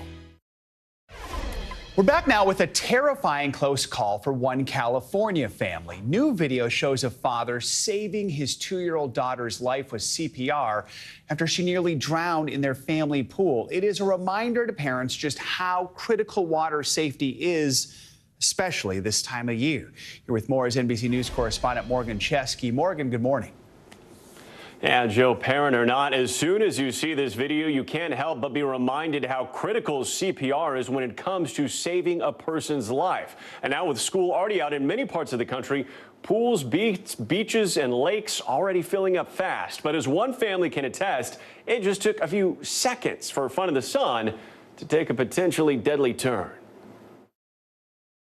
I never, ever in my life thought that would happen at my pool with my kids. A family's worst nightmare unfolding in their North Carolina backyard. Gaston County 911. The kid fell in the pool. The baby fell in the pool. 2-year-old Mila Shortridge swimming with her siblings and friends. Haven't spent a Memorial Day. When a fun weekend became a fight for survival. I actually was sitting in this very spot right here. And Mila's father, Matthew, says he was keeping a close eye on the pool when he briefly turned away. Home surveillance video captured what happened next. I heard my 10-year-old daughter, Adeline, scream out my younger daughter's name, Mila, like that. And I knew immediately that blood-curdling scream, what that meant. I saw my daughter, Mila, floating in the pool with her head down and her arms like this. I immediately jumped into the pool. Matthew and his wife, Amy, both medical professionals, are also CPR certified. I immediately started mouth to mouth. I started breathing in her mouth, and my friend immediately started chest compressions. I heard a cry, and I heard her try to cough. And when I heard that, my heart just filled with joy so much that she was saved and she was alive. Mila survived, but the CDC says drowning remains the leading cause of death for children ages 1 through 4. And that number's on the rise, spiking by 28% between 2019 and 2022. Which is why safety experts say layers of protection are crucial, starting with supervision. Have adults take turns being the designated water watcher. And in public, always check for lifeguards and where they're stationed. Next, barriers. Residential pools need a fence and self-locking gate. And consider alarms on doors that lead outside. And finally, get CPR certified. It's vitally important to do breaths as well to make sure that oxygen is getting to the brain. We have minutes when we're talking about a child who's been in the water, or anybody for that matter. Experts say with the right knowledge and training, lives just like Mila's can be saved. She spent one night in a hospital, but since then has made a full recovery. Her parents and sister hoping their story helps others. Everybody needs to be around their little sister or brother that can't swim well. I want everyone possible to know CPR because it really does save lives. Yeah, it can make such a big difference when those seconds absolutely count. And we did speak to an expert on other tips before you head down to the water here, Joe. They say when you go to anywhere, make sure you have the buddy system in place. And that's even if a lifeguard is present. Also, consider having your kids in bright colors, not just if it's easier for you to identify them, but also a lifeguard as well, spotting them in a time of emergency. Be aware of weather and water conditions, waves and currents, not just an issue in oceans, but also fresh water as well. All of those great tips before we head out for this summer. And a special thanks to WCNC in Charlotte for alerting us to this important story here. Definitely Joe? some important information there, and thanks to that family for sharing their story. Morgan, thank you. Let's stick with the summer theme here as we kick off the first official day of the season. AAA is predicting a record number of Americans, more than 70 million, will travel for the July 4th holiday this year. So what do you need to know before heading out and locking in those travel plans? Here to give us some answers, NBC News business and data correspondent Brian Chung. There seems to be a theme this summer that travel is up. So why are people traveling more? How are they getting where they're going? Where are they going? Yeah, and happy summer, Joe. And when it comes to the reason for why AAA is projecting a record amount of travelers to go over 50 miles for July 4th week, it's saying because of, look, the combination of remote work in addition to just excitement over, again, this post-pandemic period of being able to catch up on experiences. So what are we talking about here? Again, prices are generally lower, which, is certainly welcome news if you're trying to rent a car or even if you're buying plane tickets because prices are down as well on that front, of course, depending on your itinerary. But some of the popular destinations, by the way, for this particular July 4th, Seattle, Washington, as well as Orlando, Florida, and international. We're talking about Vancouver as well as London. And Seattle and Vancouver, I want to point out, are major hubs for cruises to Alaska. People trying to maybe use July 4th to go up north to stay cool. I used to live in Seattle. Seattle in July is awesome. By the way, and also I think when you get 4th of July, it's on a Thursday. When it's in the middle of the week, I think people are just like, well, just take the whole week off. Might as well. Might as well. Let's talk about prices, especially gas prices. Yeah, so gas prices, because AAA is projecting that over 60 million will be traveling by car. Gas prices right now, $3.44. That's down 14 cents compared to last year, according to updated numbers that we just got this morning. And when it comes to prices at the pump, that's also going to be welcome news for those that are renting cars. I mentioned that just now. Prices, according to the government, are down almost 9% compared to last year. That could give you a little more padding in your wallet. Some good news there. All right, Brian Chung, thanks so much. Appreciate it. More financial headlines now. The latest read on employment just dropping this morning. CNBC's Silvana Henao has those numbers and other money headlines. Silvana, good morning. Hey, Joe, good morning to you. Yep, we are just getting a fresh look at the economy. Jobless claims, that's the number of Americans applying for unemployment benefits. It slipped last week as the U.S. labor market remains resilient. The Labor Department reporting that jobless claims fell to 238,000 from a 10-month high of 243,000 the week before. All right, AT&T is raising prices for customers who are on old unlimited data plans that have been retired. Starting in August, their bills will rise by up to $20 for plans with multiple lines. Customers with a single line will see charges go up by $10 a month. Now, AT&T says that it's offering more high-speed data and hotspots in exchange for the price hike, which would let customers keep their old plans that have been grandfathered in. AT&T's current unlimited plans, those range from $65.99 to $85.99 a month for a single line. And celebrate the summer solstice with some cool deals on the first day of summer. Buffalo Wild Wings is giving rewards members a free order of buffalo wings when they buy one today. Sonic is offering its new Groovy Fries with Groovy Sauce for $1. Supermarket giant Kroger is giving away 45,000 pints of free Kroger brand ice cream today while supplies last. Now, that's 50 pints per minute for 900 minutes in all, or that's the total of sunlight we'll get in the Northern Hemisphere today. And you can get a digital coupon for the offer online at freekrogericecream.com, Joe. All right, Silvana, thank you so much. You got it. Let's stick with business. And when it comes to those plastic air pillows and Amazon packages, which some of us love to pop, the online retail giant is bursting the bubble. Amazon says it plans to remove all of the pillows from delivery packages by the end of the year. For a company of this size, that is a huge change. Joining us now from an Amazon warehouse in Baltimore is CNBC's senior climate correspondent, Diana Olick. Diana, good morning. So, I mean, given the sheer size of Amazon, just how big of a transition will this be? Well, good morning, Joe. Yeah, after extensive testing with employees, consumers, and third-party analysts, Amazon put into motion one of its most ambitious sustainability efforts. Yes, they're saying goodbye to this and hello to this. It's Amazon's largest plastic packaging reduction in North America so far. Recycled paper is replacing the 15 billion plastic pillows used every year. They're difficult to recycle because, first of all, you have to pop them. You have to pop it. And they can't go in a curbside recycling bin. Paper may also just work better than plastic. This paper is a little bit softer. It's made with 100 recycled content, post-industrial as well as post-consumer industrial recycled content. And that allows the items to kind of cushion in there rather than bounce. In addition to losing plastic, Amazon is using AI to right-size its packages by eliminating empty space in boxes. So it's an investment across automation, an investment across material science, as well as machine learning and artificial intelligence.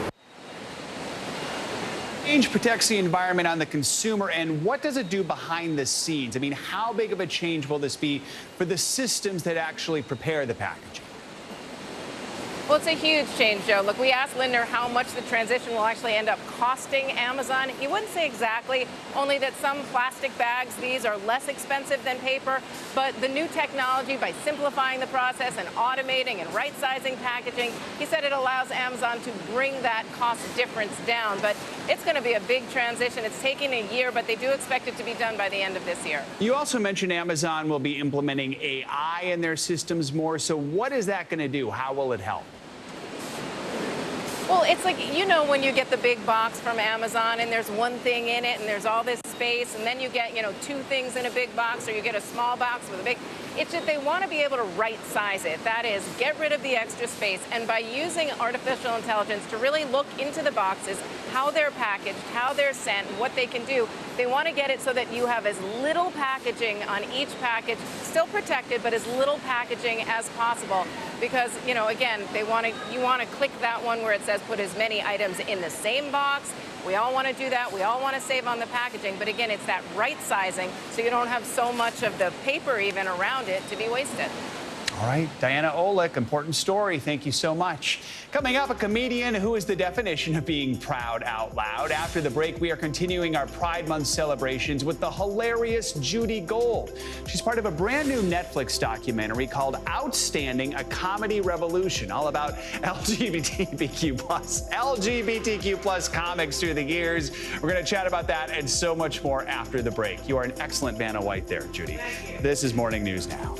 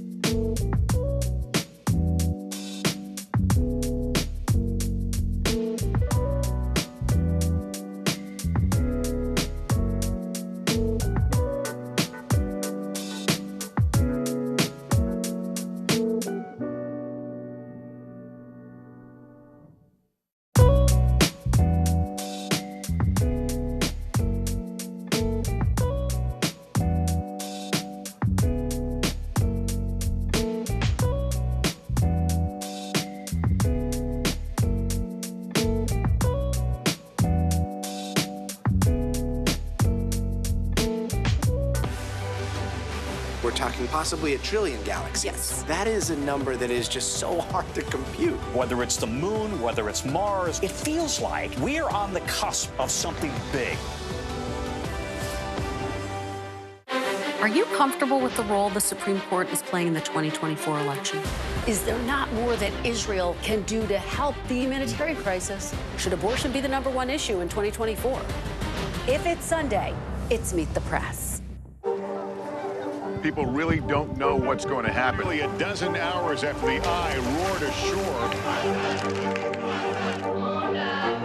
More good people than bad people, I know, right? 5 seconds. There is some late-breaking news 4 hours into the Iowa caucuses. Private Banner delivering. All right, it just fit, too.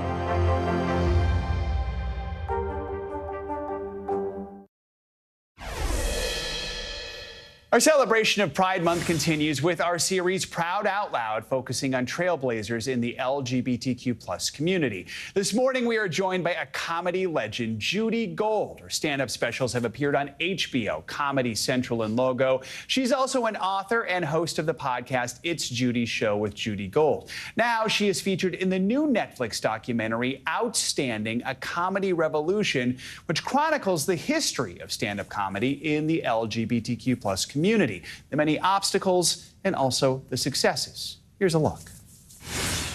Hello, my queers! Queer people taught America to stop being scared of us by making jokes. It's been such a journey. There's a lot of people who've come before us. Queer comics, queer history, that all deserves to be talked about. Now is the time where people can. And Judy Gold is with us now. Thank you so much for joining us to my talk pleasure. about this. I loved this documentary. It just came out Tuesday. We watched it Tuesday night, and I learned so much. As I didn't even know about Robin Tyler, who was the first out lesbian on national TV back in 1979.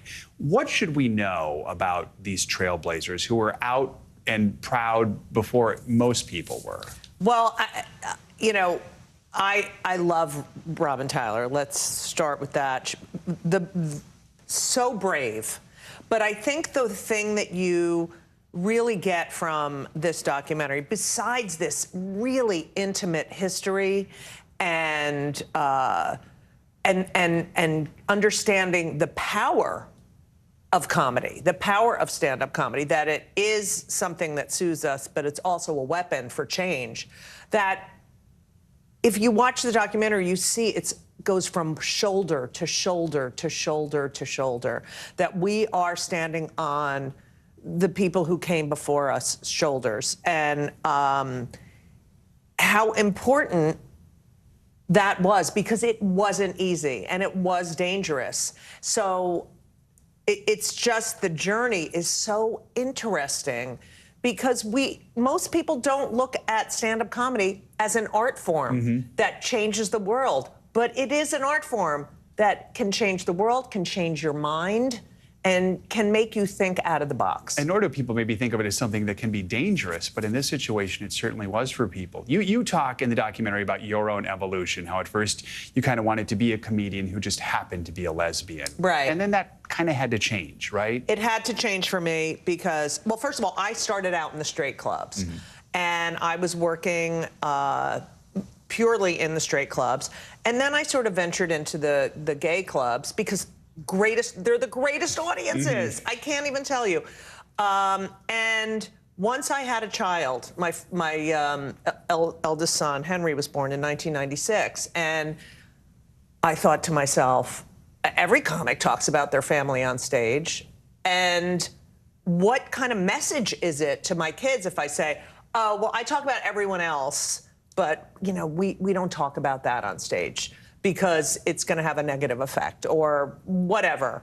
And they were so, when you have a child and you see the world through their eyes, and by the way, when you see a comedian get on stage and talk about their life and how they navigate the world, that's also seeing the world through someone else's eyes. But when you see a kid who doesn't understand, wait, why are we different? Wait, you can't get married because why? It changes who you are. And it really, truly made me an activist. Let's talk about one of my favorite quotes from the doc. I wrote it down, comes from you. You say, comedy gives people the opportunity to see the world through someone else's eyes. And a great comedian will make you laugh and make you think and maybe even change your mind. What is it you hope folks can learn from this documentary? I hope people can learn that we went through a lot to get to where we are now. And a lot of times when I think about what people can learn, I think about the young LGBTQ+ community and how they need to know the history, that we didn't get here so that you can speak freely. Walking into a comedy club now and seeing a gay or trans or non-binary comic on stage and there's no negative reaction, you know, that's not the way it was. So I just want people to appreciate, especially our community, how difficult it was, how lucky we are at this point, and that people are trying to go back, and we cannot let them go back. I mean, they're banning books, they're trying to silence people. We cannot go there. Comedy can be a weapon for good, but this documentary also shows how over the years it can be a weapon against the LGBTQ+ community, especially recently with high-profile comedians telling transphobic jokes. What do you do about that? Because you are a huge opponent of cancel culture, right. So you don't want that. So how do we tackle that issue? Well, I've always fought back using comedy. The thing I don't understand, that really boggles my mind about that the anti-trans comedy is why? I mean, there's so much to talk about, and that's what you decide to write your comedy about. We have to fight back with truth and with humor. That's how we've gotten to where we are now. Because when someone makes you laugh, you like them immediately. And something switches in their brain, they're like, oh, I like that person. And they're blank, they're disabled, they're gay, they're a person of color, you know. And that's how change happens. That's exactly how change happens. All right, Judy Gold, thank you so much. And what stood out to me watching this documentary, especially when we look at recent years, is how many LGBTQ comedians there are right now. There are so many who represent every aspect of the community. And I think that's just a beautiful thing. The documentary is called Outstanding, A Comedy Revolution. It is out now on Netflix. Please take an hour and a half to check it out. That is going to do it for this hour of Morning News Now. But stick with us. The news continues right now.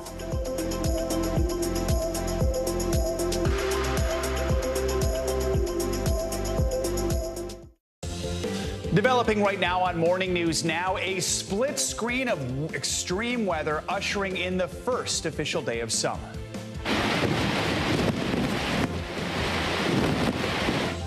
In Texas, millions of people already feeling the impacts of Tropical Storm Alberto. This morning, entire neighborhoods flooded, with even more heavy rain expected across the state throughout the day. And another day of searing heat nationwide, making conditions worse for firefighters out west. We've got a team tracking it all. Also this morning, questions of conduct on Capitol Hill. Florida Congressman Matt Gaetz firing back against an ethics committee investigation into allegations of illegal drug use and sexual misconduct. We'll have a look at what else the committee is looking into. Plus, move over Microsoft, chipmaker NVIDIA, now the world's most valuable public company. More on the tech giant's rise to the top and new concerns we're entering bubble territory. And a book ban battle renewing the debate over censorship in America, with LGBTQ+ issues at the center of it all.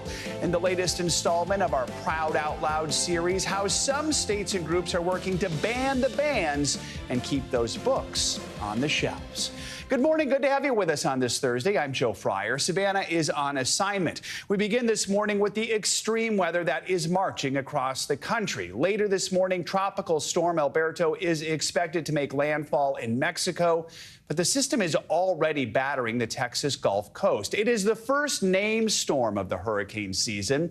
This is the scene in Brazoria County, where Alberto brought up to 10 inches of rain. But the major concern for Texas officials this morning is storm surge. In Treasure Island, much of the town already underwater ahead of Alberto's landfall, but emergency service crews, not much can be done for them until the water starts receding. Trying to get your ambulance into a lot of these neighborhoods, how difficult is it? It's it's impossible. We wouldn't be able to drive into Treasure Island, which is right behind you. There's very few houses we can get to on our own. As Texas braces for more flooding, New Mexico is assessing the damage caused by one of the most devastating wildfires in state history. At least 2 people are dead, hundreds of structures destroyed. Congressional leaders from that state have called on President Biden to issue a major disaster declaration. And on the East Coast, it is hot, hot, hot. The dangerous heat wave continues to push temperatures well into the 90s, even the triple digits. Relief could be on the way, though, bringing an end to this record-breaking stretch. We have our team standing by, including meteorologist Michelle Grossman, with more on the extreme heat. But first, Corpus Christi Fire Department Chief Brandon Wade joins me now. Brandon Wade, for more on Tropical Storm Alberto. Thanks for joining us, Chief. So first of all, walk us through what you are seeing and hearing on the ground right now. Well, good morning, Joe. So right now, the city of Corpus Christi is doing very well. We were assessing conditions and had crews out all day yesterday. I think the city just, again, we saw some storm surge that hit a little bit of a low-lying area, but the city fared very well. What is your biggest concern now as Alberto makes landfall? Right now, what we're looking at is the sun's going to rise, is assessing the road conditions, seeing if there's any damage from where the tidal surge came in through the Corpus Christi Bay.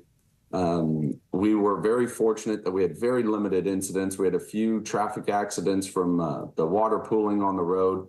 But I think all in all, through the messaging that the city put out, warning residents about the wind and preparing for the water, I think the citizens, took heed of that advice, and we were very fortunate we didn't have extremely high tides or a storm surge coming in. The timing of those tides so important. So we just heard from folks in Treasure Island. They say they're having trouble getting to people who need help. How big of a worry is that for you in Corpus Christi today? And what should people do if they do need assistance today as the storm's rolling through? Absolutely. Well, talking with the National Weather Service, Corpus Christi looks to be kind of on the downhill side of, I think, this the event. So yesterday is where we kind of had our highest concerns if we were going to be able to make it to different areas if we had some storm surge, but we really didn't experience that. So we had maybe 2 or 3 walkouts where some cars were in a little bit of higher water, but we were able to access that. And then again, now as we look at it as daybreak comes up, we're just going to go out and start assessing those road conditions. We closed roads off early, too, and then warned the residents. And again, I think a lot of that from the visitors here in town to the residents, that they took heed of that advice. And as always, if somebody has that emergency, we push them to call 911 early so we can get the response out there and take care of them. And then for non-emergent events, but they're seeing things as water rising on certain roads, they can call 311.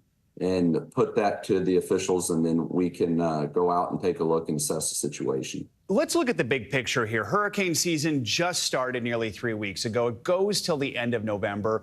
We're already seeing a tropical storm hit the coast. So is Corpus Christi prepared if 2024 is the active storm system that is being predicted? Absolutely. As a coastal town, this city has strong plans in place with the city departments, in which we prepare for hurricanes that could possibly come here. So we have many planning meetings, but also there's a greater relationship that's built with the state of Texas. And as we work with our regional partners, as we work with our state agencies, this goes on. Planning is year round for us here. And that's everything from assessing plans to assessing the resources we have and then coordinating with our partners here locally. And that's what's going to really build a safe plan and make sure we always have the strong messaging to the citizens what they should do. All right, Chief Brandon Wade, we are thinking of you and your community in the coming hours. Thanks so much for joining us this morning. We appreciate your time. Joe, thank you very much. Let's turn now to that record-breaking heat wave that is scorching the East Coast and Midwest from Michigan to Maine. And for the West Coast, it's officially wildfire season as fires there continue to rage on. NBC News correspondent Aaron McLaughlin is here in New York with the very latest. Hey there, we're seeing dangerous conditions nationwide. Out west, those wildfires have turned deadly, killing at least 2 in New Mexico, scorching 23,000 acres, destroying 1,400 structures, prompting a state of emergency and the evacuation of thousands of residents in Ruidoso, which is about 150 miles southeast of Albuquerque. Meanwhile, here in the northeast, that heat dome continues its dangerous grip with more than 60 million Americans living under heat alerts. Yesterday, it never has felt hotter in Bangor, Maine, and officials all over the Northeast are taking every precaution, opening up cooling centers in malls and churches. Officials really urging folks to stay inside, to stay safe, and to stay hydrated. Here in New York City, I was speaking to a fire official, and they said that they're already seeing the number of emergency calls go up. He says he expects for that uptick to continue because when there's a heat wave, they really start to see the calls on day 3, day 4 of the heat wave, and they're bracing for even more. Back to you. All right, Erin McLaughlin, thank you. From the heat to the tropical storm, a lot to talk about. So let's get a check on your morning News Now forecast. Meteorologist Michelle Grossman is here. Michelle, good morning. Good morning, Joe. Yeah, another really busy day. And we're going to keep it busy over the next several days into early next week in terms of the heat, because this heat is not going anywhere. We have that heat dome tacked in place, and we have 65 million Americans in the Northeast from the Great Lakes to the Ohio Valley. Also New England under heat advisories. That is in the orange. Heat watch is in that darker reddish pink color for Philadelphia. Heat warnings for Fort Wayne, Pittsburgh, also Bangor. Erin had mentioned this. The heat index yesterday so high. We're going to see it high once again today into the triple digits in Bangor. But here are the air temperatures in that black color. And then the box next to it is what it feels like on our body. So as we go throughout the day, it's going to be another day of intense heat. Again, it's that cumulative effect like Erin had mentioned. We're not getting a lot of relief at night. So that makes it as harder on the body as we go throughout the days and days and days of this. So 92 today in Burlington. It will feel like close to 100 degrees. It's going to feel like 103 in Bangor, feeling like 94 in Boston. So it actually feels a little cooler than the actual air temperature. We'll feel like 94 in New York City. Same story as we head towards Indianapolis, Pittsburgh, Elkins into the 90s. Then on Friday, we're going to keep this in place. We're looking at temperatures, again, close to 100 degrees in St. Louis, Nashville, 96, 95 in Roanoke. So many 90s on the map, so ahead of schedule in terms of those temperatures. We're 10, even 20 degrees above normal. New York City tomorrow feeling like 95. So you need to stay hydrated over the next several days and find those cooling centers if you haven't already. Then as we go into early next week, we're not really getting any relief. Look at St. Louis, Saturday, 99, 97 on Sunday, 96 on Monday. Same story as we head further to the east. Philadelphia near 100 degrees on Saturday and Sunday, and then a little relief, if it sounds like relief, at 91 degrees as we head towards Monday. Air quality will be a problem, too, especially for the elderly, children compromised with asthma, lung, and respiratory diseases. 47 million people where you see that orange shading, especially we're going to have some tough air quality there as well. Let's move it to the tropics because we are about to see landfall of our first named storm, Tropical Storm Alberto. It is 40 miles east of Tampico, Mexico. Winds are at 50 miles per hour, and it's moving west at 13 miles per hour. So we will see that landfall shortly. And then once it makes landfall, it's going to interact with some mountainous terrain in Mexico, and it's going to dissipate very, very quickly. That's good news for southern Texas. But in the meantime, the rain is falling. We're looking at 3 million people impacted by flood alerts from Laredo to Corpus Christi, Port Mansfield, also Brownsville. We're concerned about flash flooding as well. Not expecting a whole lot more rain, especially once this makes landfall. We're going to kind of see it winding down, which is good news in terms of the wind and also the rain in southern Texas. Western Texas, you'll get a little bit hit harder as we go throughout this Thursday. You see those yellow colorings, the yellow shading in orange. That's indicating where we could see heavier downpours. And we are still seeing some downpours now. The concern will be with that coastal flooding. And then again, I know we talked about this earlier with our guest, but with some of those high tides through Friday. Flash flood risk is getting a little bit smaller, too. That's good news. We have a marginal risk where we're looking at Corpus Christi and also Brownsville. So something to watch as we head throughout the morning hours. And then a whole nother story. We have a front that's going to bring the chance for severe storms, some really heavy downpours with 3 inches per hour. Some of these storms, that includes Minneapolis to Sioux Falls. Also where you see that darker blue, the slight risk, we're looking at some heavy rain as well. So there's the map for today. It's another busy one. So that summer sizzler does continue, and looking at the severe storms in the northern tier of the nation. Busy is a key word. Yeah. A little something everywhere. All right, I know. I feel like that's going to be the summer. All right. Appreciate you. Yeah. Thanks so much. Sure. Tension Tensions between the U.S. and Israel are growing. Israeli Prime Minister Benjamin Netanyahu openly criticized the Biden administration for allegedly withholding weapons and ammunition. It's a charge that's being publicly disputed by the White House. NBC News senior White House correspondent Kelly O'Donnell has that story. A new and very public breach in a pivotal partnership over the flow of U.S. weapons to Israel, after Israeli Prime Minister Benjamin Netanyahu leveled a stinging accusation, posting a video, notably spoken in English, for an American audience. It's inconceivable that in the past few months, the administration has been withholding weapons and ammunition to Israel.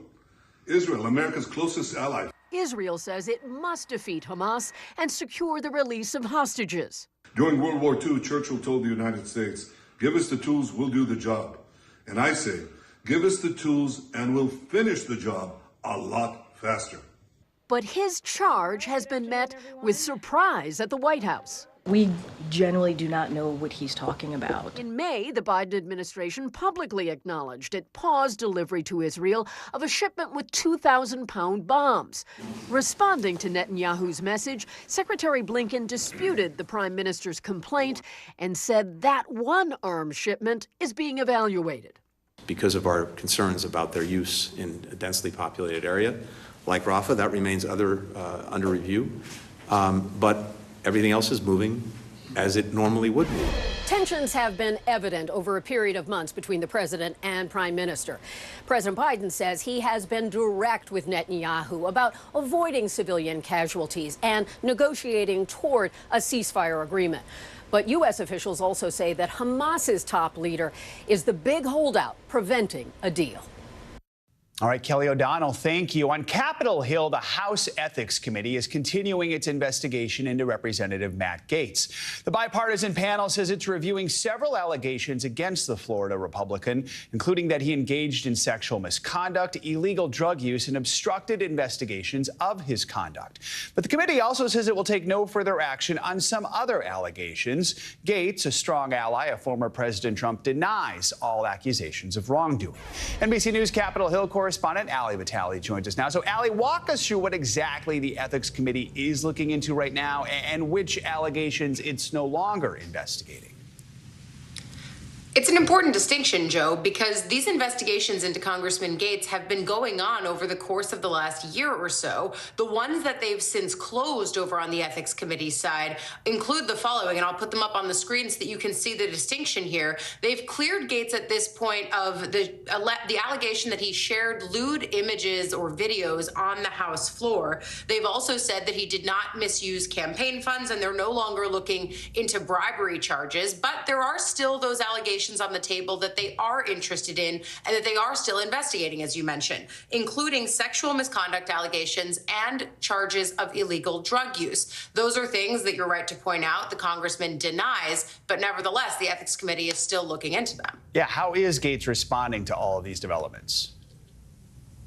In typical fashion, he is not just denying them, but doing so with a flourish. He's saying that this is all because the former Speaker, Kevin McCarthy, is angry at Gaetz for the role that Gaetz played in kicking McCarthy out of the speakership and thusly out of his job last year.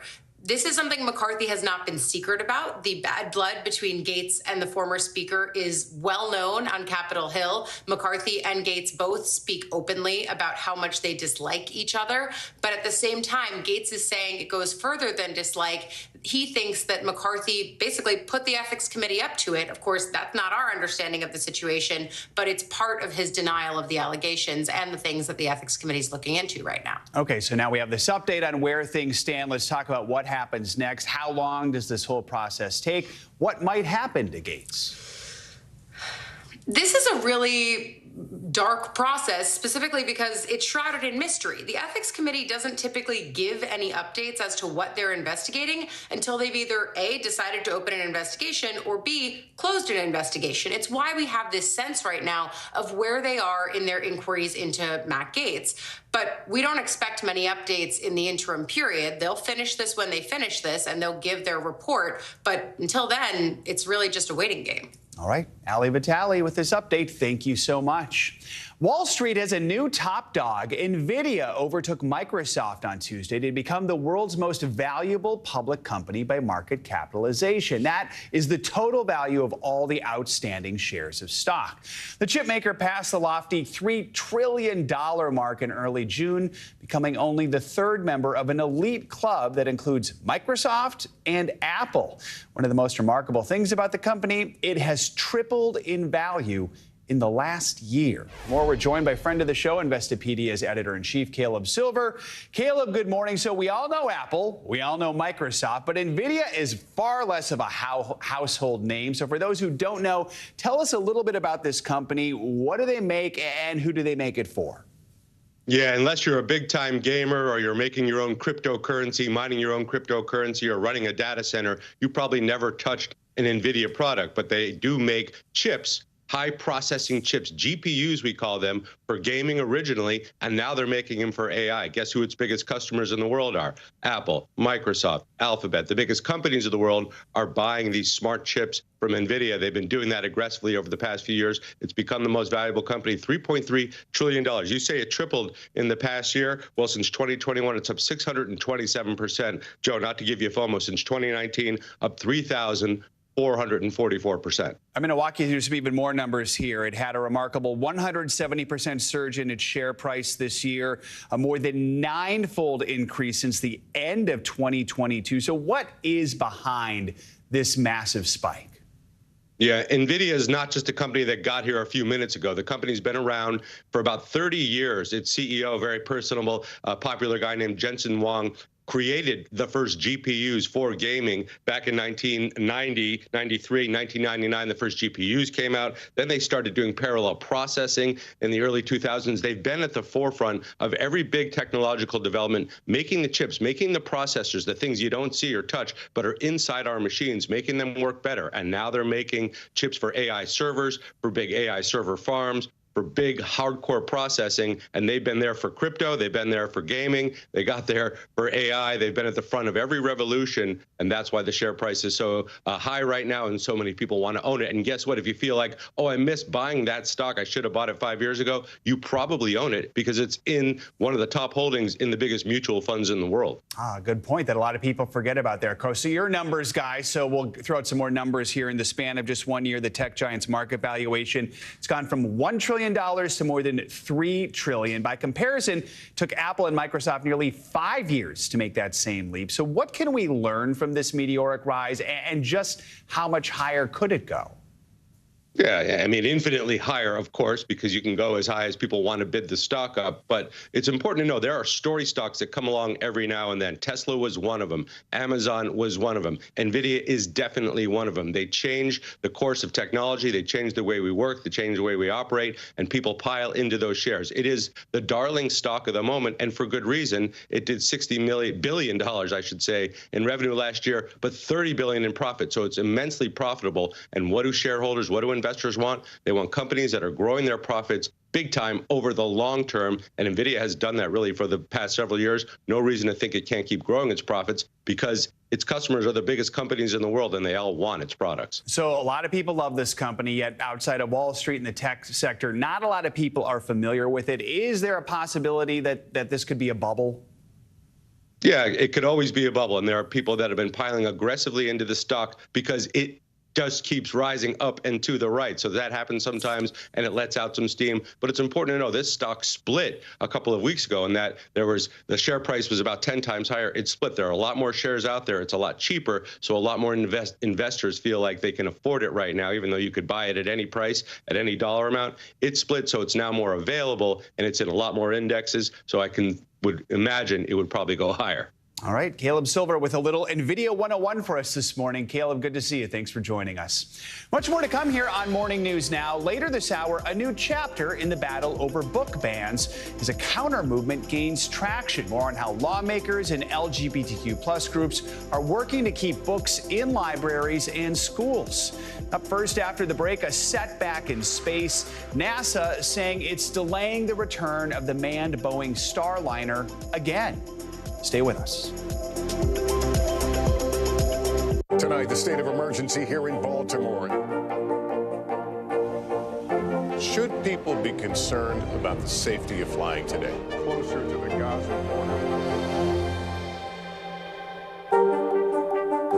News lives in the now. The front lines are still very active. This is like quicksand, and officials say an entire town is cut off. This close to actually understand why people had to jump in the ocean. News for the generation of now is NBC News Now. Hey there, I'm Hallie, and we are coming on the air tonight with new developments. Let's talk about the implications on women's health and then the political fallout. Start with what this law actually will and won't do. Cruise officials will do almost anything they can to get it back open ASAP. So how S is the P? In other words, how soon will it be open? I could keep talking till the Eiffel Tower starts sparkling. Now you've laid down the gauntlet, so we have to continue to speak until it starts to sparkle. It's sparkling. It's happening. More Americans turn to NBC News than any other news organization. News lives in the now. It's coming at us every second from all over the world. We have a full team. News is more now than ever. Just outside of the Israeli military headquarters, they're asking that the hostages, demanding that the hostages be released. Now is raw. This tunnel just goes on and on and on. Now is real. This is it. We get to see democracy in action for the very first time in the 2024 race. Now is constant. Morning News Now, we're breaking news. NBC News special report. You gotta see this. The future is now. News for the generation of now is NBC News Now. Are you comfortable with the role the Supreme Court is playing in the 2024 election? Is there not more that Israel can do to help the humanitarian crisis? Should abortion be the #1 issue in 2024? If it's Sunday, it's Meet the Press. The paper towel will absorb the acid. That's crazy. Green tea to calm acne. Top magnifier.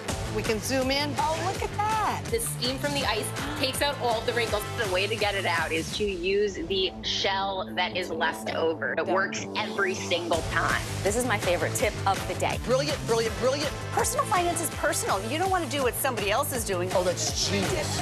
You just saved me $40. That's a good idea.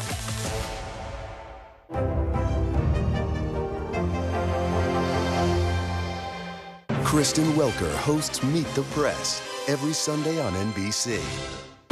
News for the generation of now is NBC News Now. We report live from Tel Aviv, from Juarez, Mexico. Tonight, top story reporting from Baltimore at the Key Bridge disaster. When you look over your shoulder and you see the Key Bridge, what goes through your head? That bridge has been here longer than I've been alive. It still doesn't feel real. Hundreds of Israelis have gathered to demonstrate. What do the people in Gaza, do you think, what do they need most? A place where Palestinians and Israelis have found common ground. Every night, it's your news playlist. Top Story with Tom Yamas. Streaming weeknights at 7 on NBC News Now. Welcome back. Boeing's Starliner capsule is facing another major setback this morning. NASA says it will be delaying the spacecraft's return to Earth once again. Now, 2 weeks ago, the world watched as the astronauts on board became the Starliner's first crew to successfully dock the spacecraft to the International Space Station. The astronauts were initially set to come back to Earth sometime this week, but the landing now expected to take place next Wednesday. That's 6 days from now.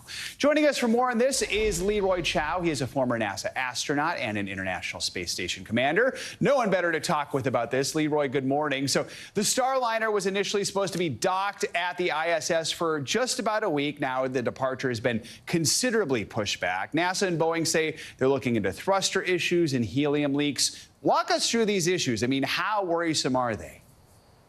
Sure. Well, as you know, Starliner has had its problems in development. Boeing as a company has been having a lot of problems, not only on the space side, but especially on the commercial airplane side.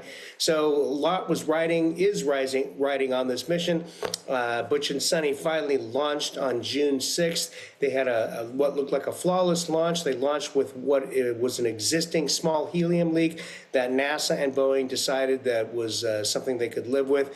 Once they got into orbit, though, then they quickly developed 4 more leaks. They had 5 thrusters fail on the way to the ISS, but they successfully docked All of these problems were fairly minor in the big scheme of things.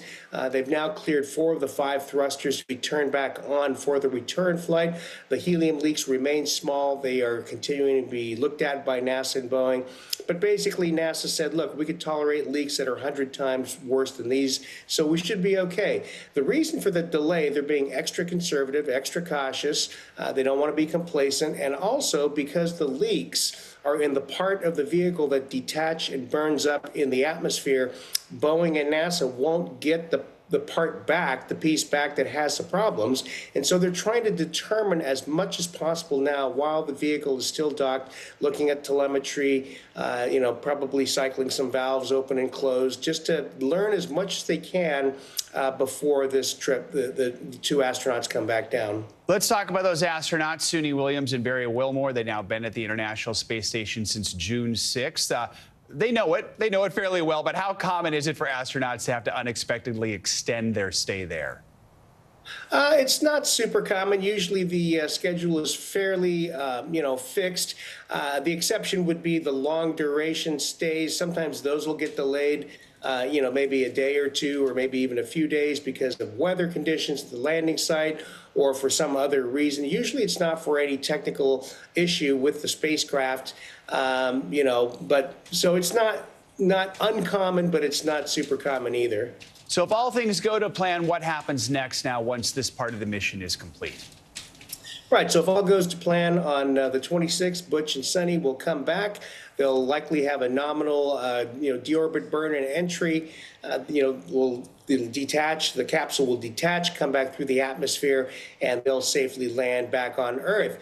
After that, Boeing is going to, and NASA will be, again, going over all the data, proposing fixes, putting some fixes in place for the next flight, and going through extensive testing. You can bet a lot of help from NASA, you can bet as well. But I'm confident they'll figure it all out, and they'll have, the next flight should be hopefully flawless.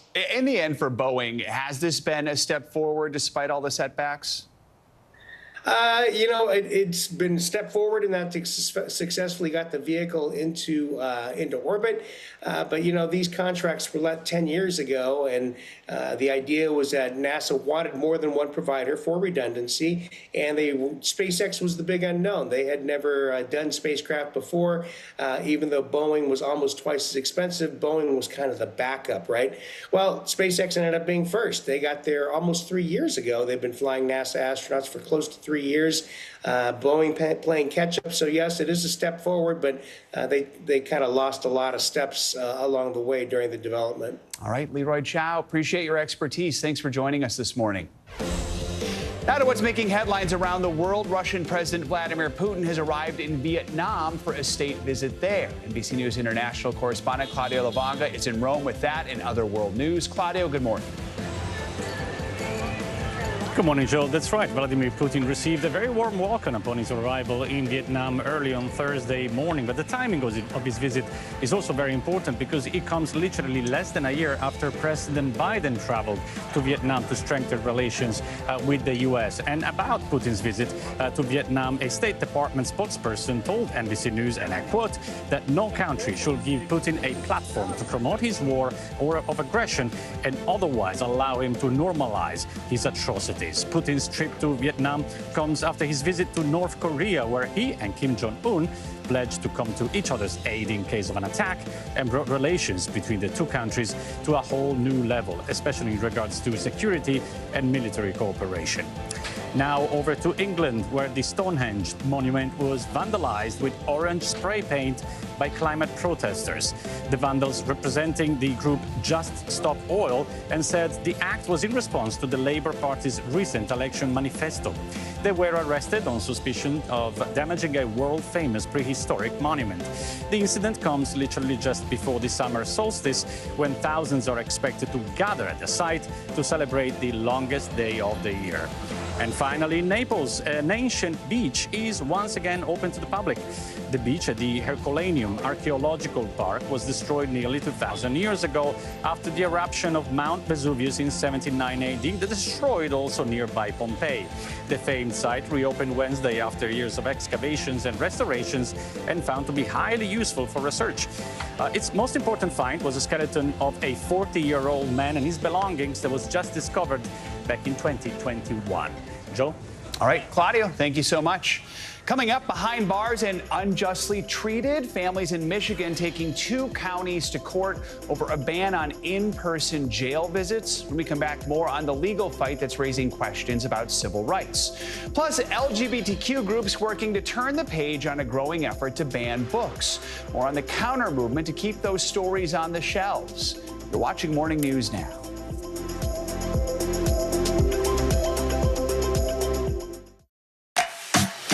The paper towel will absorb the acid. That's crazy. Green tea to calm acne. This is my favorite tip of the day. Brilliant, brilliant, brilliant. Oh, that's genius. You just saved me $40. Are you comfortable with the role the Supreme Court is playing in the 2024 election? Is there not more that Israel can do to help the humanitarian crisis? Should abortion be the #1 issue in 2024? If it's Sunday, it's Meet the Press. We report live from Tel Aviv, from Juarez, Mexico. Tonight, top story reporting from Baltimore at the Key Bridge disaster. When you look over your shoulder and you see the Key Bridge, what goes through your head? That bridge has been here longer than I've been alive. It still doesn't feel real. Hundreds of Israelis have gathered to demonstrate. What do the people in Gaza, do you think, what do they need most? A place where Palestinians and Israelis have found common ground. Every night, it's your news playlist. Top Story with Tom Llamas. Streaming weeknights at 7 on NBC News Now. Are you comfortable with the role the Supreme Court is playing in the 2024 election? Is there not more that Israel can do to help the humanitarian crisis? Should abortion be the #1 issue in 2024? If it's Sunday, it's Meet the Press. The paper towel will absorb the acid. That's crazy. Green tea to calm acne. Top magnifier. We can zoom in. Oh, look at that. The steam from the ice takes out all the wrinkles. The way to get it out is to use the shell that is left over. It works every single time. This is my favorite tip of the day. Brilliant, brilliant, brilliant. Personal finance is personal. You don't want to do what somebody else is doing. Oh, that's genius. You just saved me $40. That's a good idea. We report live from Tel Aviv, from Juarez, Mexico. Tonight, top story reporting from Baltimore at the Key Bridge disaster. When you look over your shoulder and you see the Key Bridge, what goes through your head? That bridge has been here longer than I've been alive. It still doesn't feel real. Hundreds of Israelis have gathered to demonstrate. What do the people in Gaza, do you think, what do they need most? A place where Palestinians and Israelis have found common ground. Every night, it's your news playlist. Top Story with Tom Llamas. Streaming weeknights at 7 on NBC News Now. Hey there, I'm Hallie, and we are coming on the air tonight with new developments.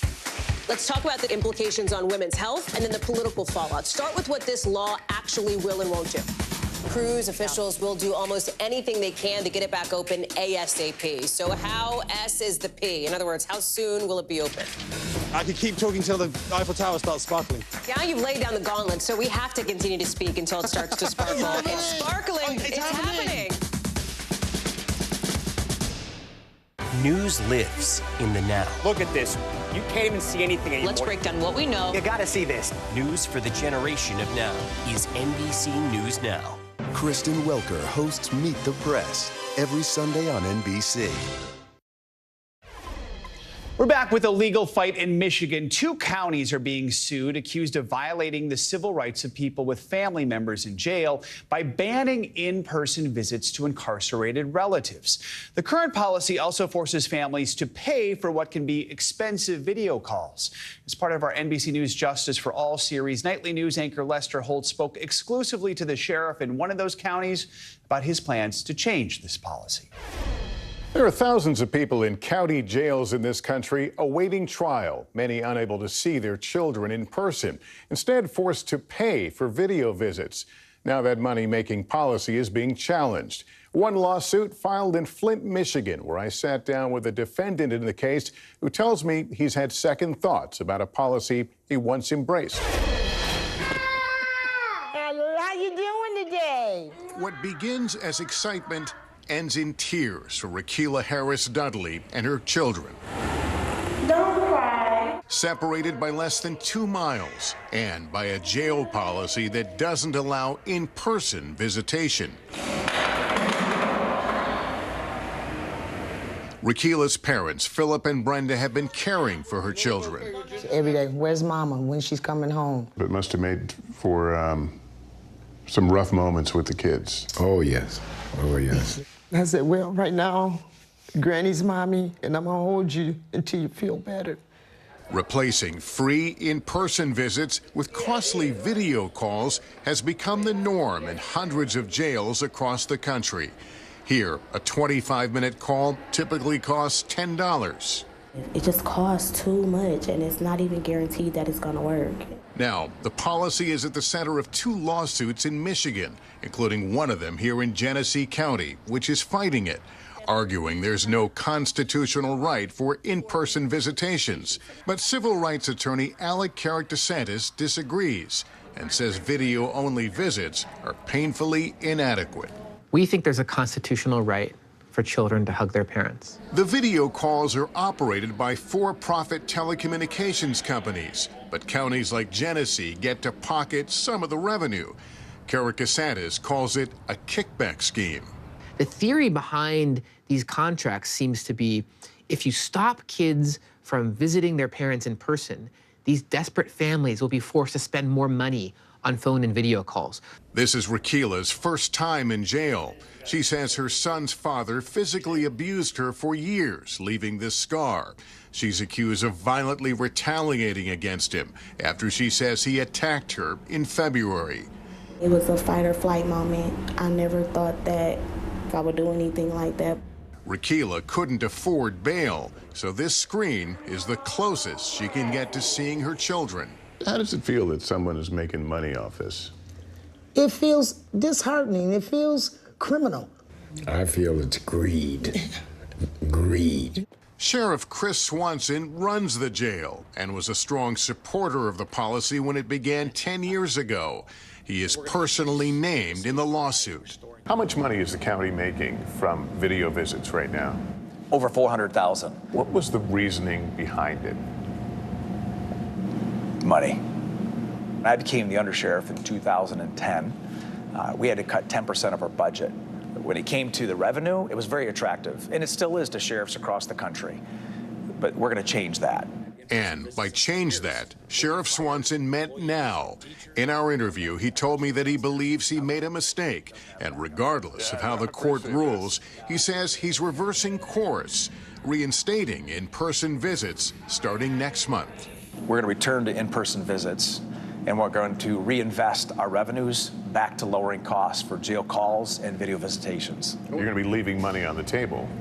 It's money I don't need, and it's money that doesn't come from the inmates, it comes from their families. And so you're penalizing people, and I see that now. You were one of the guys that was a proponent of ending in-person visits, and now you've made this giant turn here. It's because the person that I am today is not the same person I was in 2012, 2014. But not long ago, you were celebrating the dollars coming in. I accept that. Why did it take a lawsuit, though, to make this turn? It didn't have to. But it did. It did. After spending more than 100 days in jail, Rakila finally made bail last week, able once more to hug her children, unlike thousands of others in jails across the country. The Flint case is back in court next week, but no matter what happens, Sheriff Swanson says he is committed to restoring in-person visits, and he is inviting other sheriffs to join him.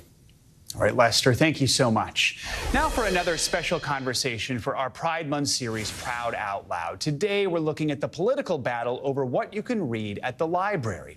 The nonprofit organization PEN America says that there have been more than 4,000 recorded instances of book bans in the first half of this school year alone.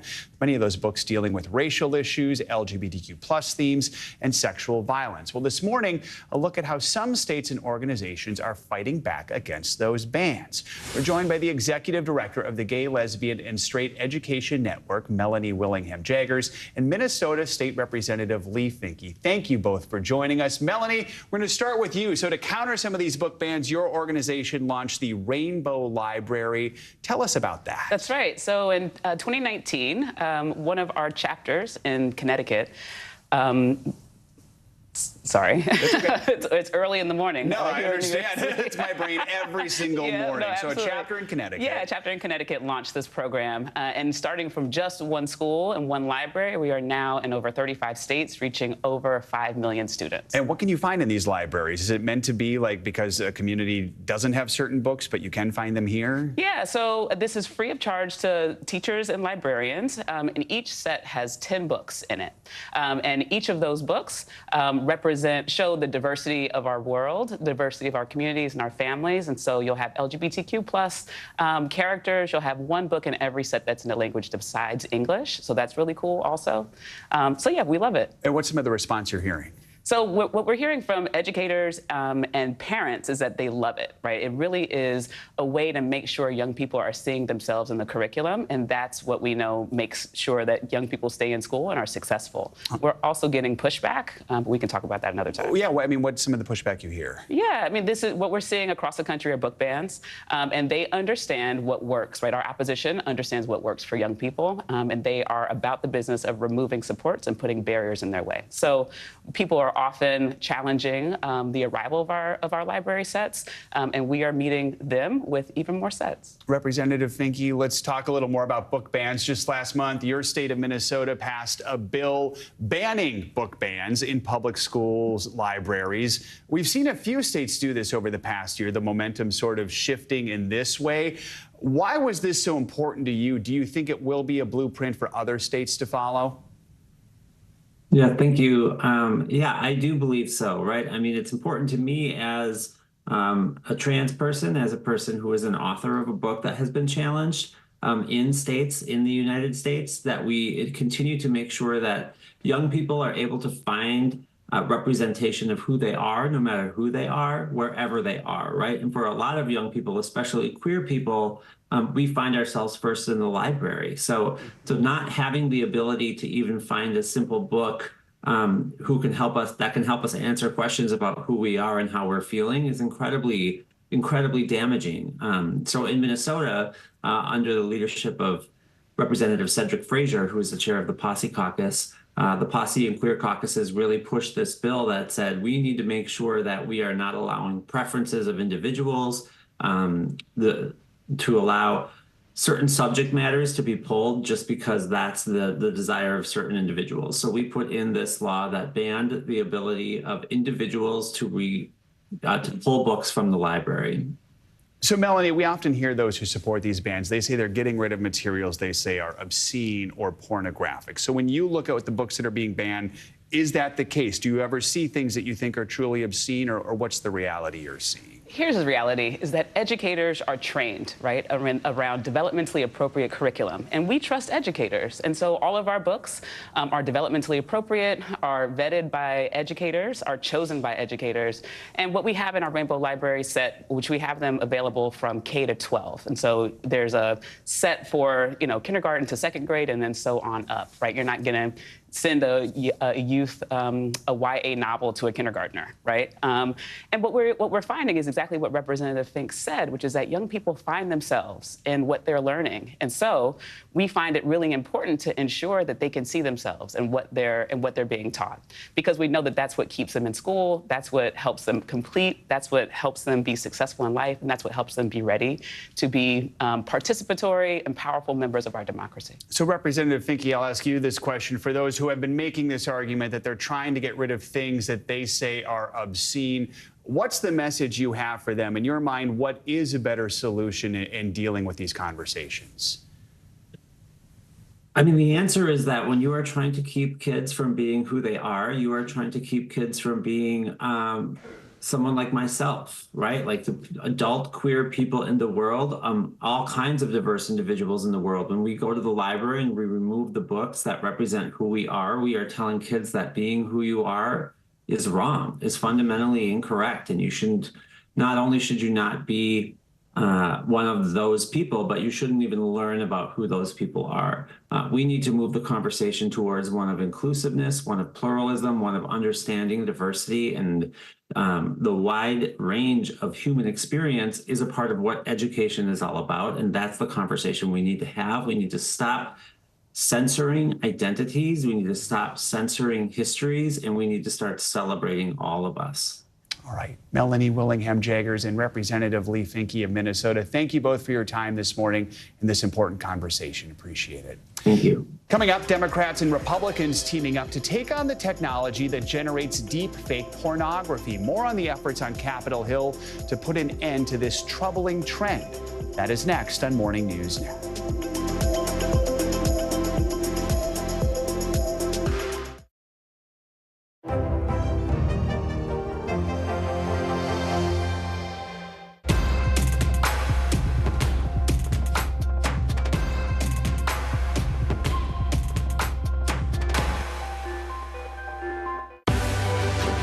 News lives in the now. It's coming at us every second from all over the world. We have a full team. News is more now than ever. Just outside of the Israeli military headquarters, they're asking that the hostages, demanding that the hostages be released. Now is raw. This tunnel just goes on and on and on. Now is real. This is it. We get to see democracy in action for the very first time in the 2024 race. Now is constant. Morning News Now, we're breaking news. NBC News special report. You gotta see this. The future is now. News for the generation of now is NBC News Now. Nearly a dozen hours after the eye roared ashore. There is some late-breaking news. All right, it is Good to have you with us. I'm Joe Fryer. And I'm Savannah Sellers. Developing right now on Morning News Now. Growing frustrations over the migrant crisis. Reports of new drone attacks by Houthi militants. The storm is creating dangerous conditions all across the region. Now let's get to some financial headlines. New rules are coming to cap credit card late fees. Talking tuition as a new class of freshmen gets ready to go to college. This is a big decision for families. Do you think this could impact how people vote? 100%. Morning News Now, streaming weekdays at 7. The NBC News mobile app. Get connected to your favorite news shows. For the top stories, breaking news, and live video, download the NBC News mobile app now. News for the generation of now is NBC News Now. News lives in the now.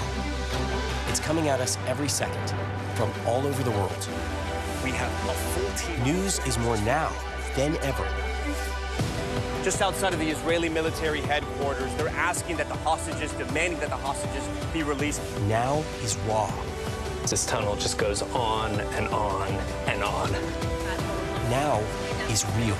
This is it. We get to see democracy in action for the very first time in the 2024 race. Now is constant. Morning News Now, we're breaking news. NBC News special report. You gotta see this. The future is now. News for the generation of now is NBC News Now.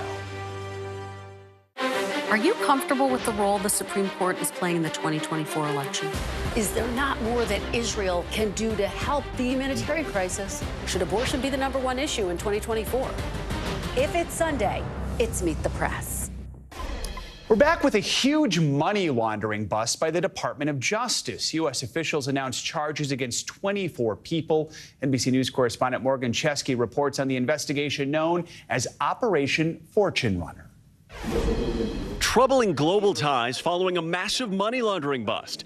Authorities connecting Mexico's infamous Sinaloa drug cartel to an underground Chinese banking group in Southern California. We have over $50 million in drug proceeds laundered through this investigation. Following a multi-year effort by U.S. officials, the Department of Justice announcing charges against 24 people accused of being connected to the cartel. The indictment that we announced today charges Mexican drug cartels and Chinese money laundering groups with partnering together to perpetuate a cycle of destruction in this country. The investigation, dubbed Operation Fortune Runner, uncovered how 45-year-old Edgar Joel Martinez Reyes allegedly ran the sophisticated network. Suspects, some of them Chinese, collected bags of cash from cartel associates in the Los Angeles area. That cash was then deposited into a Chinese bank controlled by a money laundering broker. Investigators say the broker then used that money to purchase goods in China, including precursor chemicals used to make both meth and fentanyl. Chinese associates would then send those purchased goods to Mexico, where they were sold or chemicals further processed into drugs. The cash from both eventually ended up in the hands of the cartel to pay for smuggling drugs to the United States. Martinez-Reyes attorneys did not immediately respond to a request for comment. Federal authorities credit China with cooperating with the investigation to make arrests, but Chinese officials still question the extent of their country's involvement. The fentanyl problem is rooted in the U.S. itself, officials say. The U.S. fentanyl crisis started from overprescription and developed due to many complicated factors. Search warrant, open the door! This is not the first time we are seeing ties between China and cartels. The Chinese criminal organizations have such a desire for U.S. dollars in cash that they're getting into a variety of criminal enterprises to create that cash. A U.S. Treasury official told our own Jacob Soboroff that Chinese criminal organizations then launder money from cartel meth, fentanyl, and other drugs through cash loans, sometimes given to unsuspecting Chinese nationals. By working together, they've been able to get millions, if not billions of dollars out of China into the United States, and they've been able to use a synthetic drug trade to do it. A transcontinental web of crime, now coming into focus, but far from being solved. Our thanks to Morgan Chesky for that report. Of the 24 people who were indicted, 22 are currently in custody. On Capitol Hill, lawmakers on both sides of the aisle are joining forces to combat the rise of deep-fake pornography. AI technology is accelerating this alarming trend, which targets everyone from celebrities to innocent school kids. Now, lawmakers hope a new act will change that. Our very own Savannah Sellers explains. Texas Republican Ted Cruz and Minnesota Democrat Amy Klobuchar joining together to address the disturbing trend of non-consensual intimate images being shared online, including ones created by artificial intelligence. This is increasingly affecting and targeted at minors. Deepfake porn production up 464% last year. A simple AI technology can make realistic-looking, explicit images of anyone. Actor Jacob Elordi targeted this week in a fake video viewed millions of times. Other stars similarly targeted with face swapping or nudification technology include Emma Watson, Scarlett Johansson, and Taylor Swift. But it's far from just celebrities. I was just thinking, like, this is my photo from my Instagram. Why would there be a body that's not mine on it? Elliston Berry says she was 14 when fake explicit images of her, created by a classmate in her Texas high school, spread via Snapchat. Did it feel like there was anything you could do about it? I felt totally helpless as these images were going around. Snapchat says it has zero tolerance for pornography and encourages the use of its reporting tools. But Barry's mother says it was 8 months before the social media platform took action in their case. The new bipartisan bill, known as the Take It Down Act, puts the onus on tech companies, requiring them to remove non-consensual intimate imagery within 48 hours of receiving a credible complaint. And the bill targets individuals, making it a federal crime to publish the images. A crucial step, says legal scholar Marianne Franks. Kinds of distribution is important. Yes, the platforms are important, but making sure that any person who is thinking about doing this to another person thinks twice because they might have to face really serious consequences, that's key. Innocent victims like Elliston Berry, hopeful help is on the way. Savannah Sellers, NBC News. Coming up, you could call it a high honor. After the break, the special Juneteenth flight paying tribute to Black veterans. Morning News Now. We'll be right back. Hey there, I'm Hallie, and we are coming on the air tonight with new developments. Let's talk about the implications on women's health and then the political fallout. Start with what this law actually will and won't do. Cruise officials will do almost anything they can to get it back open ASAP. So how S is the P? In other words, how soon will it be open? I could keep talking till the Eiffel Tower starts sparkling. Now you've laid down the gauntlet, so we have to continue to speak until it starts to sparkle. It's sparkling. It's happening. News lives in the now. It's coming at us every second. News is more now than ever. Just outside of the Israeli military headquarters. Now is raw. This tunnel just goes on and on. Now is real. We get to see democracy in action for the very first time in the 2024 race. Now is constant. You gotta see this. Future is now. News for the generation of now is NBC News Now. We report live from Tel Aviv, from Juarez, Mexico. Tonight, top story reporting from Baltimore at the Key Bridge disaster. When you look over your shoulder and you see the Key Bridge, what goes through your head? That bridge has been here longer than I've been alive. It still doesn't feel real. Hundreds of Israelis have gathered to demonstrate. What do the people in Gaza, do you think, what do they need most? Place where Palestinians and Israelis have found common ground. Every night, it's your news playlist. Top Story with Tom Yamas. Streaming weeknights at 7 on NBC News Now. Hey there, I'm Hallie, and we are coming on the air tonight with new developments. Let's talk about the implications on women's health and then the political fallout. Start with what this law actually will and won't do. Cruise officials will do almost anything they can to get it back open ASAP. So how S is the P? In other words, how soon will it be open? I could keep talking till the Eiffel Tower starts sparkling. Yeah, you've laid down the gauntlet, so we have to continue to speak until it starts to sparkle. It's sparkling. It's happening. News lives in the now. It's coming at us every second from all over the world. We have a full team. News is more now than ever. Just outside of the Israeli military headquarters, they're asking that the hostages, demanding that the hostages be released. Now is raw. This tunnel just goes on and on and on. Now is real. This is it. We get to see democracy in action for the very first time in the 2024 race. Now is constant. Morning News Now, we're breaking news. NBC News special report. You gotta see this. The future is now. News for the generation of now is NBC News Now. Are you comfortable with the role the Supreme Court is playing in the 2024 election? Is there not more that Israel can do to help the humanitarian crisis? Should abortion be the #1 issue in 2024? If it's Sunday, it's Meet the Press. News for the generation of now is NBC News Now. Finally this hour, a flight like no other. To commemorate Juneteenth, an organization that celebrates America's veterans hosted its first honor flight, paying tribute to Black military service members. NBC News Washington correspondent Yamichelle Sindor has their story. For Rodney and Ruth Walker, celebrating Juneteenth in the nation's capital is historic. I feel honored and I feel appreciated. Both served during the Vietnam War, Rodney as a combat Marine and Ruth with a job stateside. The two married in 1971. The couple started their day joining some of America's finest heroes. We'll get ready to board. On a trip from Atlanta to Washington, D.C. Their trip, the first of its kind, the Honor Flight Network bringing together these 26 Black veterans, paying tribute to those who served and marking the end of slavery in the U.S. Veterans greeted with a water cannon salute and a warm welcome. What's it feel like to be here on Juneteenth as part of this historic flight? First of all, I would have never imagined being here at all, let alone Juneteenth. I'll cherish this moment for the rest of my life. Since 2005, the Honor Flight Network has flown nearly 300,000 veterans into D.C.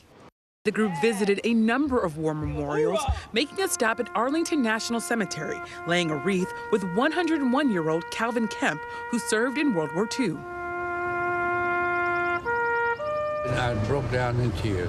For the Walkers, a day of reflection. I see other men like me who served their country bravely and courageously and with honor, and now they're here and they're celebrating. Yamichelle Sindor, NBC News, Washington. Very cool. All right, that's going to do it for this hour of Morning News Now, but stay with us. The news continues.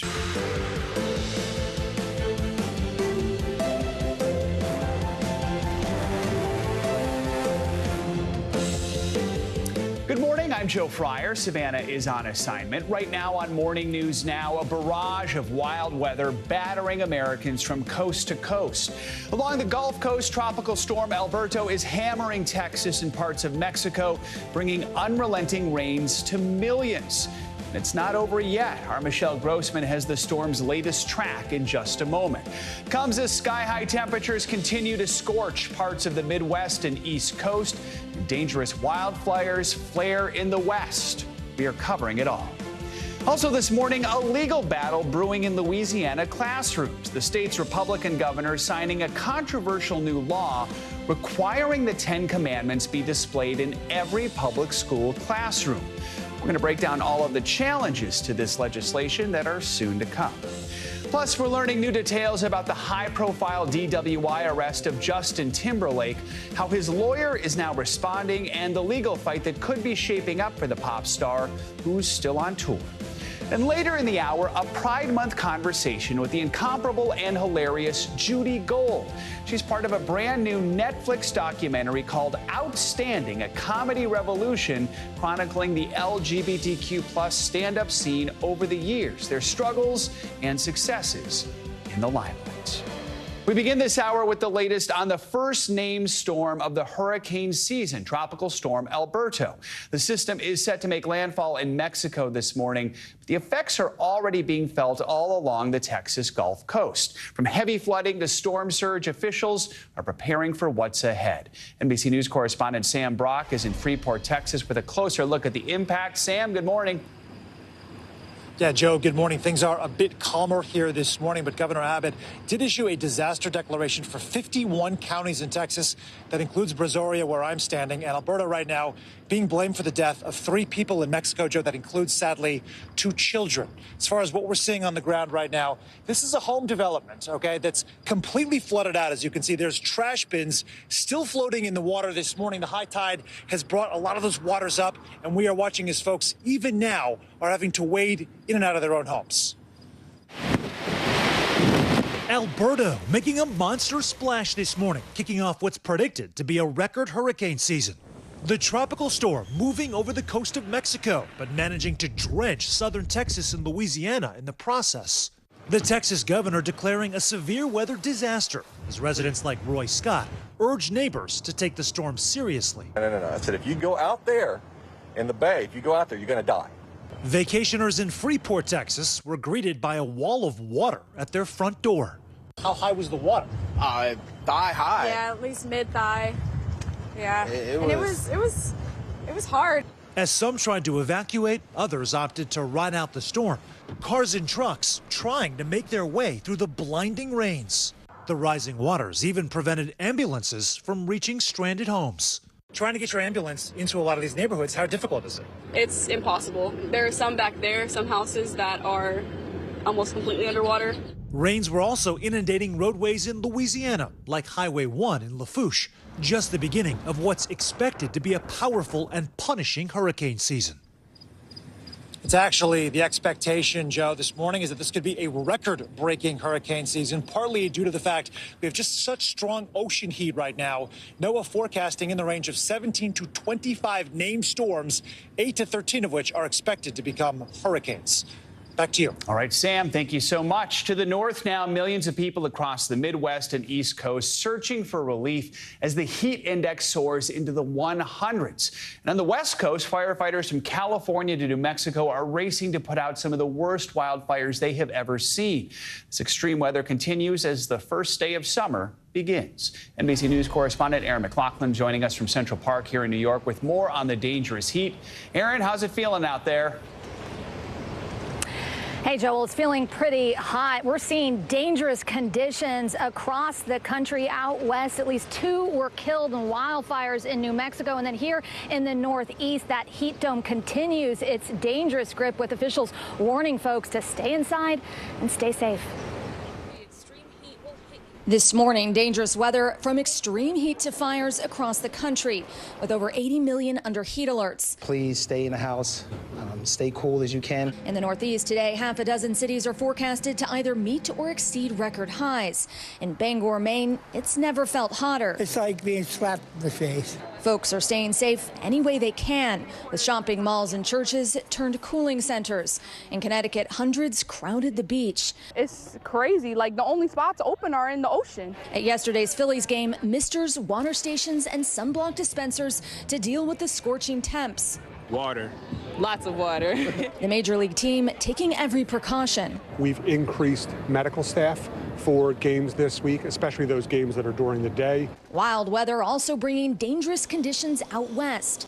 In New Mexico, strong winds and thunderstorms triggering a massive dust storm called a haboob, dropping visibility to less than a quarter of a mile, causing multi-vehicle crashes. And in the same state, 2 fast-moving wildfires killed at least 2 people, scorching more than 23,000 acres, destroying 1,400 structures, prompting a state of emergency and the evacuation of thousands of residents in Ruidoso, about 150 miles southeast of Albuquerque. Officials say the severe weather could affect firefighting efforts. We have 2 devastating, enormous fires. And when I say enormous, it means that they're getting more and more complicated to address.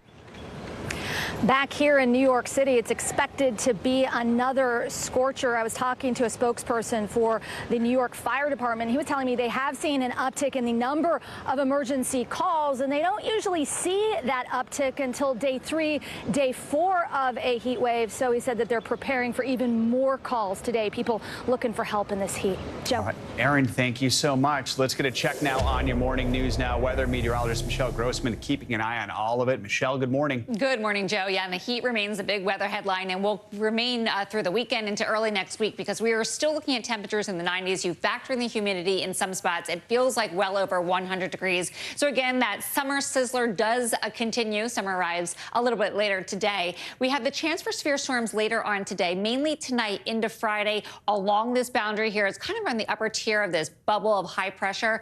Flooding risk too, mainly tonight into Friday in portions of the northern plains into the upper Midwest. And then as we head down to the south, Tropical Storm Alberto made its way inland. It's going to dissipate further as it goes throughout the day. We're looking at scattered showers, much better conditions in Texas for the rest of the day. We do have some showers this morning, some spots of heavy rain, but most of the heaviest rain has moved into Mexico. Could see that tropical moisture move into portions of the southwest. We're looking at lots of sunshine along the west coast into the Pacific Northwest. Let's talk about summer. I know it's felt like summer for days, but it does not officially arrive until 4:20 this afternoon. So we'll see the longest day, longest day with daylight today, and that's because the sun is directly over the Tropic of Cancer. So there's that Earth spinning, and it's going to be a very hot day, feeling much like summer, and it's going to continue to feel like summer. And models indicating that we're going to be above average on the east for this month into July. So 65 million people impacted by heat alerts as we go throughout the rest of this Thursday. We have heat advisories, heat watches, heat warnings. Major cities like Detroit, Pittsburgh, Philadelphia, Boston, into Bangor seeing those really high temperatures once again, well above normal for this time of year. And as Erin mentioned, it's prolonged.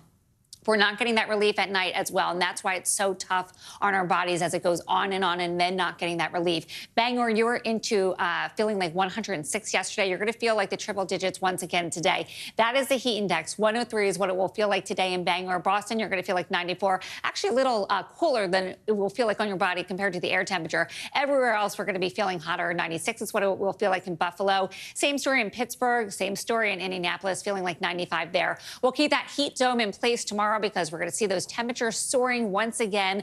We're looking at near triple digits in St. Louis as your air temperature 97, 95 in D.C., 92 degrees in New York City. It's going to feel like 95 tomorrow, and that's going to stay throughout the weekend as well. So no relief with all the kids, football games, baseball games, soccer games. It's going to be a hot one. You need to hydrate. We're looking at temperatures well into the 90s, near 100 degrees on Saturday. Also Sunday in St. Louis. Same story in Philadelphia, 97 on Saturday. Sunday looking at 98 degrees. A little cool down, 91 degrees on Monday. Still very hot.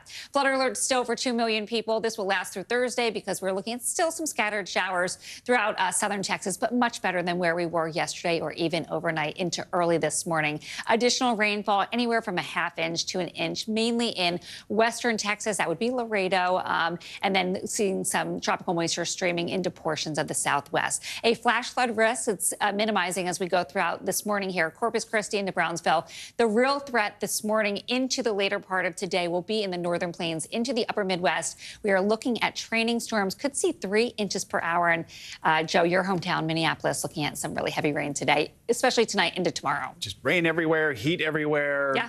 Busy, busy day. All right, Michelle, as always, thank you. Sure. The White House is pushing back against accusations by Israeli Prime Minister Benjamin Netanyahu, who said the Biden administration is withholding weapons intended for Israel. Netanyahu made the claims in a video on Tuesday, which the U.S. disputes. NBC News international correspondent Matt Bradley joins us from Jerusalem. Matt, good morning. Good morning, Joe. Yeah, it's another sign of that increasingly acrimonious relationship between the Biden administration and Israeli Prime Minister Benjamin Netanyahu. Axios reported that the White House was enraged after Netanyahu released a video scolding the U.S. for not coming through on weapons deliveries. A new war of words breaking out between Washington and Jerusalem after Prime Minister Benjamin Netanyahu accused the U.S. of not sending promised weapons to Israel. It's inconceivable that in the past few months, the administration has been withholding weapons and ammunition to Israel. Israel, America's closest ally, fighting for its life. During World War II, Churchill told the United States, give us the tools, we'll do the job. And I say, give us the tools and we'll finish the job a lot faster. The White House's response also coming quick and sharp. Let me just start off by saying that we generally do not know what he's talking about. We just don't. There had already been tension over a previously delayed shipment of bombs to Israel over U.S. concerns they might be used to kill civilians in Rafah. As you know, are continuing to review one shipment, but everything else is moving as it normally would move. The White House denied reports that it had canceled a meeting with Israeli officials over the video, but U.S. officials told NBC News they were reluctant to reward Netanyahu with the meeting and that it had been postponed. And more pressure for Netanyahu this morning after the main IDF spokesperson seemed to contradict the prime minister's goal of defeating Hamas, saying overnight, anyone who thinks we can eliminate Hamas is wrong, adding that the idea that it can be destroyed without new leadership being installed in Gaza is throwing sand in the eyes of the public. The government saying this morning that the IDF is committed to destroying Hamas. And, Joe, we're seeing more attacks in the Red Sea. The British military saying that a Greek-owned ship that those Yemeni-based Houthi rebels had attacked several days ago has sunk. And this comes despite a months-long effort led by the U.S. to try to make that region safer for international shipping. Joe. All right, Matt, thank you so much. Louisiana is now the first state to require that every public school classroom display the 10 Commandments in the classroom. The bill was signed into law by the state's Republican governor Wednesday. It mandates that a poster-sized display of the commandments in a, quote, large, easily readable font will be shown in all public classrooms from kindergarten to state-funded universities. Civil liberties groups vow to challenge the move, saying, quote, the law violates the separation of church and state and is blatantly unconstitutional. Joining us now for more on this is Kristen Gibbons-Fedden. She's an NBC News contributor, civil rights attorney, and former prosecutor. Kristen, good to have you with us. So advocates for the law say that its purpose is not only religious, but also for historical significance. According to the law's language, the commandments are described as foundational documents akin to the Declaration of Independence, the U.S. Constitution, that they'll be accompanied by a context statement that says the commandments were part of American public education for almost 3 centuries. There's the language. Is that enough to head off any legal action and actually defend themselves against that legal action? It may not, but it's a good try. You know, the framing, basically what the proponents are saying is that the framing is for a secular purpose. And Joe, why is that important? It's because if it's for a secular purpose to teach history, then it is not solely to promote religion. So that will help defend it against the opponents who will raise challenges, constitutional challenges, saying that it violates the Establishment Clause of the Constitution. The Establishment Clause of the Constitution prohibits the government, and that would be the state legislators, from unduly favoring one religion over others, and also it prohibits the government from promoting religion in general. I think some of the other things that the proponents will say is that they're not using state funding in order to create these posters or displays, and so they're trying to separate themselves from the government focus. But I think the opponents' arguments are going to be strong against it, because there is some very strong arguments that it is unduly favoring one religion over the other, or at the very minimum promoting other religions. So let's talk more about that. No surprise, civil liberties groups plan to sue. So they're saying the bill violates the First Amendment. They also say there's a 1980 ruling from the Supreme Court that overturned a similar statute that was approved in Kentucky. So walk us through more of the arguments you expect them to make. Yeah, exactly. So that 1980s decision, Joe, the Stone v. Graham decision, actually struck down, as you mentioned, a similar Kentucky law. So that one required the posting of the 10 Commandments in public classrooms, just like what we see here. And again, they argued that it violated the Establishment Clause. But what the proponents in this particular case are saying is, no, we've added that additional historical context. We have separated ourselves from the governmental purpose or promotion of the religion because we are not asking for state funding. We're actually going to get donations. And that's how they're trying to distinguish it from the Stone v. Graham or the Kentucky opponents and proponents of that, which, as you noted, the Stone v. Graham was struck down as unconstitutional. So they're arguing in this particular case, Louisiana is saying we have that added context. And so we are actually showing that the 10 Commandments in this case actually has a secular historical purpose, and there are non-religious reasons for promoting this poster. Or this legislation. Yeah. So over the last 50, 60 years, we know the major issues before the Supreme Court have been civil rights, abortion access, gun cases, and also school prayer. So we're now approaching the 2-year anniversary of the Dobbs decision that overturned Roe versus Wade. Looking at this law, first, do you think the Supreme Court might get involved if it gets that high?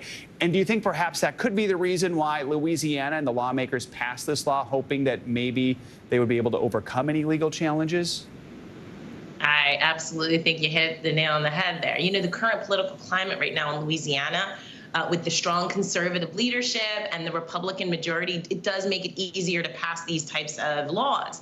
I also think that, you know, the research shows that Louisiana, many people actually support integrating religious principles into their public life. So this also aligns with their constituents' beliefs. So, and then when you add SCOTUS, the conservative majority on the U.S. Supreme Court really has recently favored religious expression in schools and encouraged lawmakers to pass this. So absolutely agree with you. I think it's going to the Supreme Court, and it may actually withhold constitutional challenge. All right. Kristen Gibbons-Fedden, appreciate your analysis. Thanks for joining us this morning.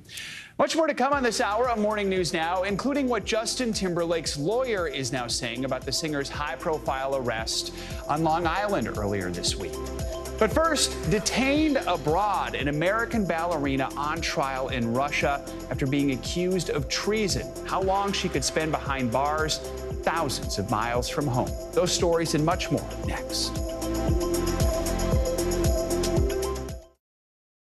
News lives in the now. The front lines are still very active. This is like quicksand, and officials say an entire town is cut off. This close to actually understand why people had to jump in the ocean. News for the generation of now is NBC News Now. The paper towel will absorb the acid. That's crazy. Green tea to calm acne. Top magnifier. We can zoom in. Oh, look at that. The steam from the ice takes out all of the wrinkles. The way to get it out is to use the shell that is left over. It works every single time. This is my favorite tip of the day. Brilliant, brilliant, brilliant. Personal finance is personal. You don't want to do what somebody else is doing. Oh, that's genius. You just saved me $40. That's a good idea. Hey there, I'm Hallie, and we are coming on the air tonight with new developments. Let's talk about the implications on women's health and then the political fallout. Start with what this law actually will and won't do. Cruise officials will do almost anything they can to get it back open ASAP. So how S is the P? In other words, how soon will it be open? I could keep talking till the Eiffel Tower starts sparkling. Now you've laid down the gauntlet, so we have to continue to speak until it starts to sparkle. It's sparkling. It's happening. The NBC News mobile app. Get connected to your favorite news shows. For the top stories, breaking news, and live video, download the NBC News mobile app now. We report live from Tel Aviv, from Juarez, Mexico. Top story reporting from Baltimore. Every weeknight, it's your news playlist. Top Story with Tom Llamas, streaming weeknights at 7 on NBC News Now. NBC News Daily is #1 for afternoon news across all of television. I'm Morgan Radford. I'm Vicki Wynn. I'm Kate Snow. And I'm Zinklea Samwat. What's happening around the world? Israel's military is building up there along the border. And what matters here at home? New numbers are out today showing more encouraging signs for our economy. Let's zero in on exercise. We know we're supposed to be doing it. What does it do for our health? What needs to change for social media to be a safer place? NBC News Daily, weekdays from 12 to 4 on NBC News Now. We report live from Tel Aviv, from Juarez, Mexico. Top story reporting from Baltimore. Every weeknight, it's your news playlist. Top Story with Tom Llamas, streaming weeknights at 7 on NBC News Now. The paper towel will absorb the acid. That's crazy. Green tea to calm acne. Top magnifier. We can zoom in. Oh, look at that. The steam from the ice takes out all the wrinkles. The way to get it out is to use the shell that is left over. It works every single time. This is my favorite tip of the day. Brilliant, brilliant, brilliant. Personal finance is personal. You don't want to do what somebody else is doing. Oh, that's genius. You just saved me $40. That's a good idea. Kristen Welker hosts Meet the Press every Sunday on NBC. Welcome back. A Los Angeles-based ballerina detained in Russia went on trial earlier this morning. Russian-American dual citizen Ksenia Karelina was detained in January, charged with treason after she gave money to a Ukrainian charity. NBC News Chief International Correspondent Keir Simmons joins us with more on this. Keir, good morning. Hey, Joe, good morning to you. It's just more agony for Ksenia Karelina and the people close to her back home in California, because this morning her trial started for a few minutes and then was postponed because the court said of procedural issues. And last year, the charge that she faces, the sentence for that, if she was found guilty, the charge of treason was increased to a lifetime in prison. This morning, our first glimpse of American Ksenia Karelina in months. Casually dressed, sitting in the dock, managing something of a smile. Karelina in court for her trial in Ekaterinburg, Russia, only to learn she will wait longer, the case postponed until August. A long way from her life in California, an amateur ballerina who became a US citizen and, friends say, was only in Russia to visit her elderly mother. The 33-year-old charged with treason because her boyfriend says she donated just $51.80 to a Ukrainian charity. In a statement overnight, he told NBC News, "She is an innocent young woman with her whole life ahead of her. She is full of compassion and donated a small amount to a US non-profit to help people in need. She is not an activist for any cause." Expressing the hope the court will see that prosecuting her is a mistake and send her home to Los Angeles.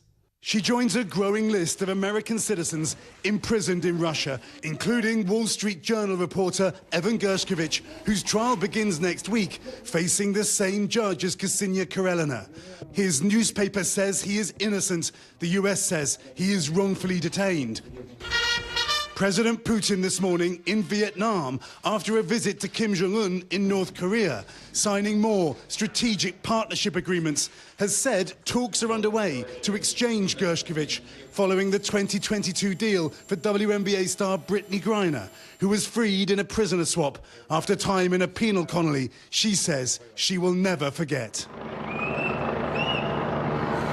And that news, Joe, that Evan Gershkovich will face the same judge as Ksenia Karelina, that will be noted by his friends and family. The fact that the case today started and then stopped so quickly, perhaps a warning to them to prepare themselves emotionally, Joe. All right, Keir, thank you so much. More international headlines now. In Ecuador, a major blackout left some 18 million people in the dark. NBC's Claudio Lavanga joins us from Rome with that and other world news. Claudio, good morning. Good morning, Joe. That's right. At least 18 million people were left in the dark on Wednesday all across Ecuador after the country experienced nationwide electricity outage. Now, the problem affected also the capital, Quito, including its subway system, which has been interrupted. The electricity crisis is caused by a combination of a drought that has affected hydroelectric power generators and heavy rains over the weekend that forced the authorities to take 3 hydroelectric plants offline. And let's come back to this part of the world, to the Vatican, where one of the defendants in a big financial trial there claimed his human rights were violated after Pope Francis authorized wide-ranging surveillance during the investigation. The defendant, called Raffaele Mincione, filed a complaint to the United Nations Commissioner for Human Rights, citing 4 secret executive decrees signed by Pope Francis that allowed Vatican prosecutors the use of unchecked wiretapping. The trial focused on the Holy See's investment in a London property worth around $375 million that resulted in massive losses for the Vatican. And let's end this tour of the world in the Australian island state of Tasmania, where authorities advertised a series of very odd jobs to boost tourism during its winter months. Among the job titles, you can find paranormal investigator, which involves picking up on paranormal activity using ghost hunting techniques, or you can apply for the position of wombat walker, which speaks for itself. Another job is oyster organizer, which entails sorting, cleaning, and categorizing freshly harvested oysters. And my all-time favorite, stargazer. Now, the positions are unpaid, but travel expenses will be covered by the tourism board there. Back to you, John. Wombat walker. Do wombats use leashes? Yeah. Claudio, thank you so much. Right. Coming up, new details in the Hamptons arrest of jumper Justin Timberlake this morning. What the singer's lawyer is now saying about the charges brought against him. That's next.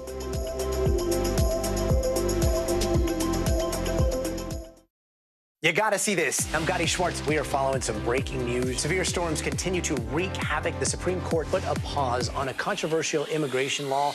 Protesters have redoubled their numbers right here at this makeshift barricade. The future of TikTok as we know it is at risk. Is this a ban or not? The craziest ride I have ever hitched. That is totality. Do you see yourselves in space? I could go to space.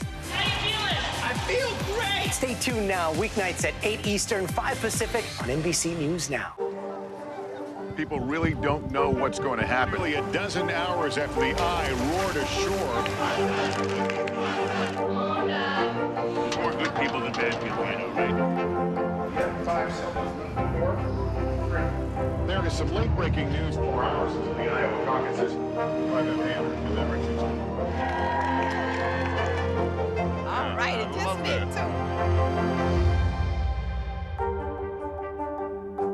You gotta see this. I'm Gotti Schwartz. We are following some breaking news. Severe storms continue to wreak havoc. The Supreme Court put a pause on a controversial immigration law. Protesters have redoubled their numbers right here at this makeshift barricade. The future of TikTok as we know it is at risk. Is this a ban or not? The craziest ride I have ever hitched. That is totality. Do you see yourselves in space? I could go to space.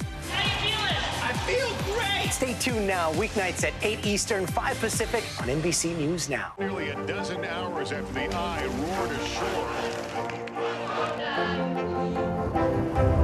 There is some late-breaking news. All right, it just did too.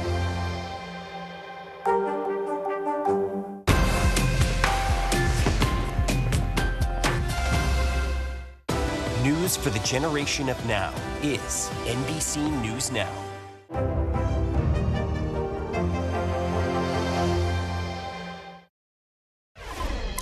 In the 2 years since Florida passed its controversial so-called Don't Say Gay law, even more states have passed copycat laws. Now, maybe you haven't heard about them because a lot of the backlash is coming from a local level, spurred by groups of parents and grassroots organizers. Our Maura Barrett went to North Carolina, where hundreds joined a federal complaint against a state law that they say fails to protect transgender kids. It was the Florida fight over schools that captivated the nation.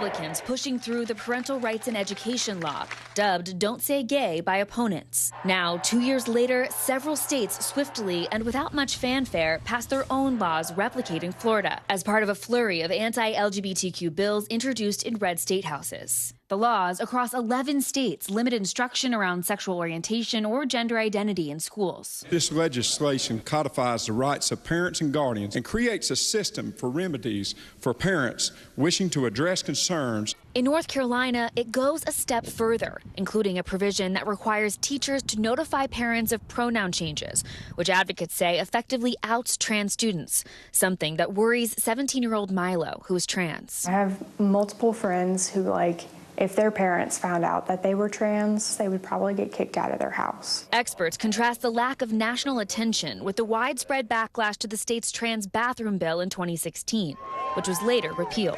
And that's why we're seeing these laws happen in a dozen states or 20 states at once, because half the country can't be boycotted. Do you worry that it indicates a sense of acceptance of these types of laws? We're seeing parents get a lot more politically engaged. Love is love. Stacey Staggs is one of those parents. This law was designed to allow hate and anger and to discriminate against people for things they don't have any control over. She says her children's school district is in overcompliance of the law, canceling the subscription to an entire online library database of tens of thousands of books over just a handful of titles in question. The state's Department of Public Instruction, which oversees schools, did not address the book bans, but noted the legislation advises educators against alerting parents about a name or pronoun change if it could result in abuse or neglect. How concerned are you about the scope of your child's education? I don't want to cry. It keeps me up at night. I mean, we've seen more instances of kids calling each other names, physical fights, intimidation and bullying. Some of those instances highlighted in a 113-page Title IX federal complaint that Stagg, alongside dozens of students, parents, and teachers, gave testimony for, challenging the state law. As they wait for the review, trans students like Noah and Milo want to show lawmakers that students like them aren't a threat, but the laws in place are. This is the time in your life where you sort of figure out who you are. And so without having the safety or feeling kind of threatened by these new laws is not good. Things are kind of awful right now, but the best thing we can do is just keep living. It's a fascinating counterpoint that we're seeing as these conservative groups have this national effort via Moms for Liberty, for example. Opposing grassroots groups are emerging to fight back as well. The Campaign for Southern Equality has templates on its website for other school districts looking to file Title IX complaints. They also have speakers guides for any parents that might want to speak out at school board meetings. And so it's kind of a training, if you will, to fight back against the culture wars. Now, I should also note that I did reach out to the North Carolina Republican lawmakers that introduced the original bill, but did not hear back. Back to you. All right, Maura, thank you so much. In other legal news, we're learning new details this morning from the night that pop star Justin Timberlake was arrested in the Hamptons for suspicion of driving under the influence. The singer's attorney is speaking out for the first time as new video surfaces from the night of the incident. NBC News correspondent Kaylee Hartung is here with the latest. Kaylee, good morning. Hey, good morning, Joe. So Justin Timberlake told police that he had one martini before he was pulled over, failed a field sobriety test, and was arrested. Now his lawyer says he is looking forward to vigorously defending these allegations against him, which sure makes it look like the 10-time Grammy winner is ready for a legal battle right in the middle of his world tour. In the days since Justin Timberlake was arrested and charged with driving while intoxicated, the spotlight on the singer is intensifying. This morning, new surveillance video appears to show a vehicle that matches the description of the one Timberlake was driving, heading in the direction where he was pulled over by police. Sag Harbor PD have not responded to NBC News' request to confirm the vehicle in the video is Timberlake's. The pop superstar so far staying silent on the matter, letting his lawyer weigh in. I will have a lot to say at the appropriate time, but am currently awaiting full discovery from the district attorney's office. The 43-year-old was seen Monday night at the American Hotel, a Hamptons establishment frequented by celebrities. Police say they pulled him over just after midnight in a BMW after he failed to stop at this stop sign and swerved in two different places. According to court documents, an officer determined Timberlake was intoxicated, struggling to walk heel to toe and stand on one foot without swaying or using arms to balance. Timberlake told the officers he had one martini and refused to take a breathalyzer test 3 times, according to documents. He was arrested and released about 9 hours later without having to post bail. This comes in the middle of the 10-time Grammy winner's world tour. He was last on stage Saturday in Miami and is expected tomorrow in Chicago, giving no indication these legal troubles will affect his upcoming schedule. But just as he kicks off the European leg of the tour on July 26th, he'll face his next court hearing, the singer likely joining the virtual proceedings from Krakow, Poland, where he'll perform that night. His wife, actress Jessica Biel, spotted in nearby New York City this week, shooting her latest project. Last month, Biel addressed the challenges of their busy schedules. And when he has his breaks, we'll hang out and try to do something that's relaxing and fun. He has to relax. Like, he really has to relax. So just as we say, it looks like Timberlake's world tour won't be affected. Of course, there are potential consequences to discuss here. So, Joe, if convicted, he could face up to a year in jail. We've talked to legal experts who say that's unlikely. What's more likely for a first-time offender is a fine, community service, and his driver's license suspended. Got it. Of course, a long way to go before that. All right. Kaylee, thanks so much. Appreciate your update there. Coming up, a major scare for one family playing out just as summer starts to heat up. After the break, the dramatic poolside rescue caught on camera and how you can keep yourself and your family safe in the water this season. Stay with us.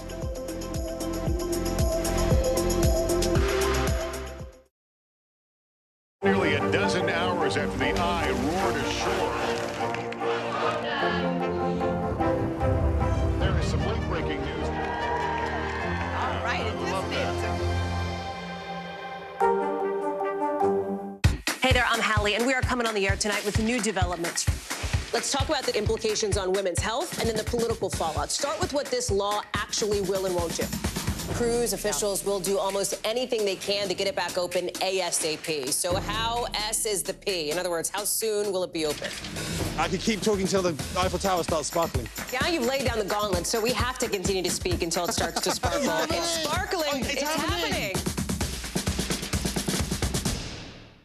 The NBC News mobile app. Get connected to your favorite news shows. For the top stories, breaking news, and live video, download the NBC News mobile app now.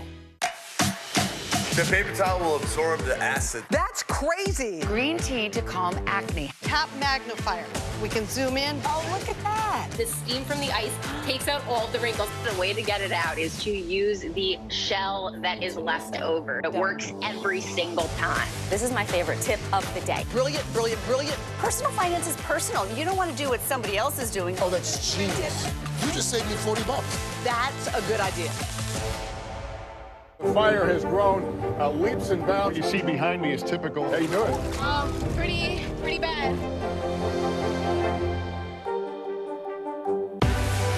What's the message that you're trying to get out to young people? Know what is in the drug supply. We've got important news this hour about your money. Mental health, big picture. Why is it so tough right now? News for the generation of now is NBC News Now. The NBC News mobile app. Get connected to your favorite news shows. For the top stories, breaking news, and live video, download the NBC News mobile app now. We're back now with a terrifying close call for one California family. New video shows a father saving his 2-year-old daughter's life with CPR after she nearly drowned in their family pool. It is a reminder to parents just how critical water safety is, especially this time of year. Here with more is NBC News correspondent Morgan Chesky. Morgan, good morning.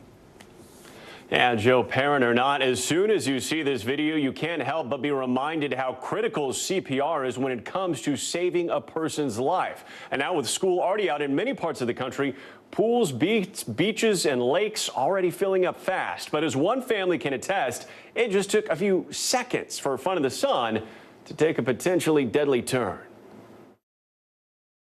I never, ever in my life thought that would happen at my pool with my kids. A family's worst nightmare unfolding in their North Carolina backyard.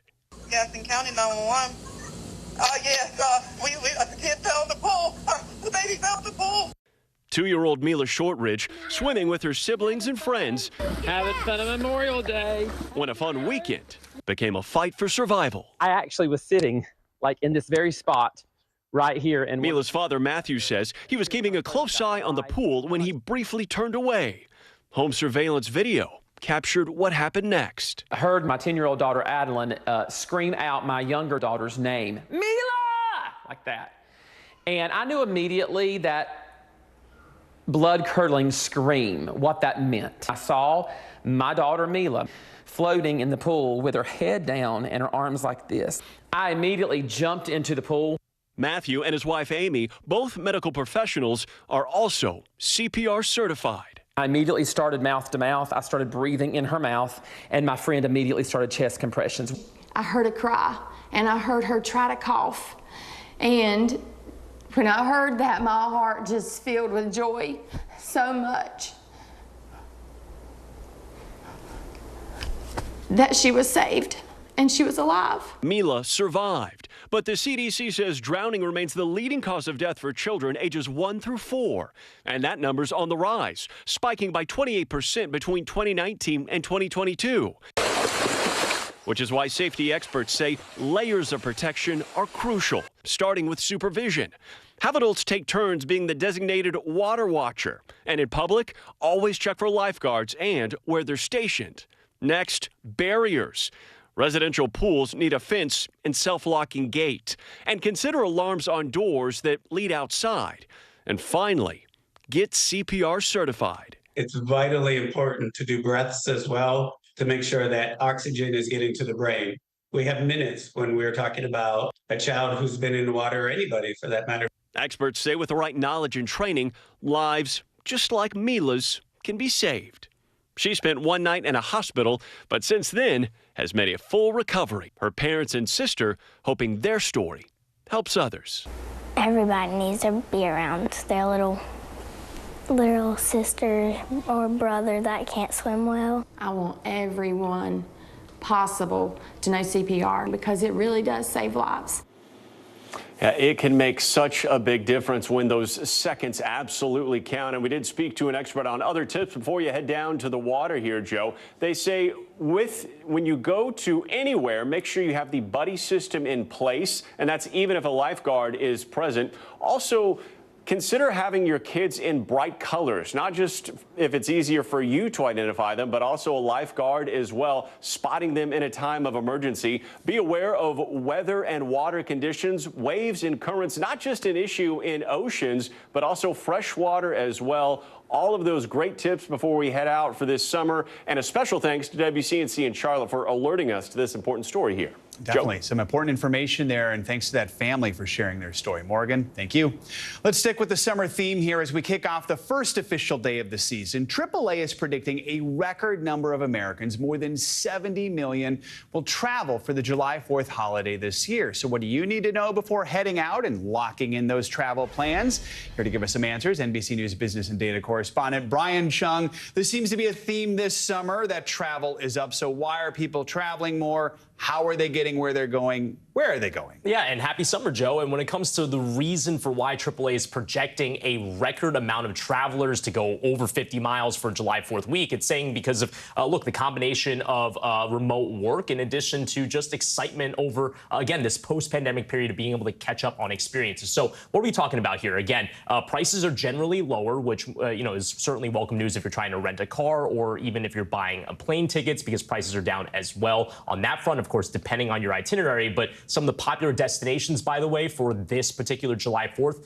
Seattle, Washington, as well as Orlando, Florida, and international, we're talking about Vancouver as well as London. And Seattle and Vancouver, I want to point out, are major hubs for cruises to Alaska. People trying to maybe use July 4th to go up north to stay cool. I used to live in Seattle. Seattle in July is awesome. By the way, and also I think when you get 4th of July, it's on a Thursday. When it's in the middle of the week, I think people are just like, well, just take the whole week off. Might as well. Gonna be Might as well. Let's talk about prices, especially gas prices. Yeah, so gas prices, because AAA is projecting that over 60 million will be traveling by car. Gas prices right now, $3.44. That's down 14 cents compared to last year, according to updated numbers that we just got got this morning. And when it comes to prices at the pump, that's also going to be welcome news for those that are renting cars. I mentioned that just now. Prices, according to the government, are down almost 9% compared to last year. That could give you a little more padding in your wallet. Some good news there. All right, Brian Chung, thanks so much. Appreciate it. More financial headlines now. The latest read on employment just dropping this morning. CNBC's Silvana Henao has those numbers and other money headlines. Silvana, good morning. Hey, Joe, good morning to you. Yep, we are just getting a fresh look at the economy. Jobless claims, that's the number of Americans applying for unemployment benefits.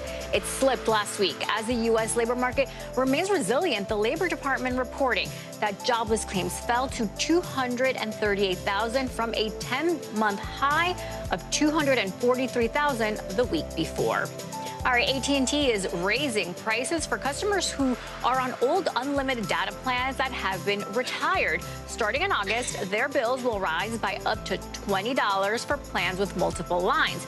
Customers with a single line will see charges go up by $10 a month. Now, AT&T says that it's offering more high-speed data and hotspots in exchange for the price hike, which would let customers keep their old plans that have been grandfathered in. AT&T's current unlimited plans, those range from $65.99 to $85.99 a month for a single line. And celebrate the summer solstice with some cool deals on the first day of summer.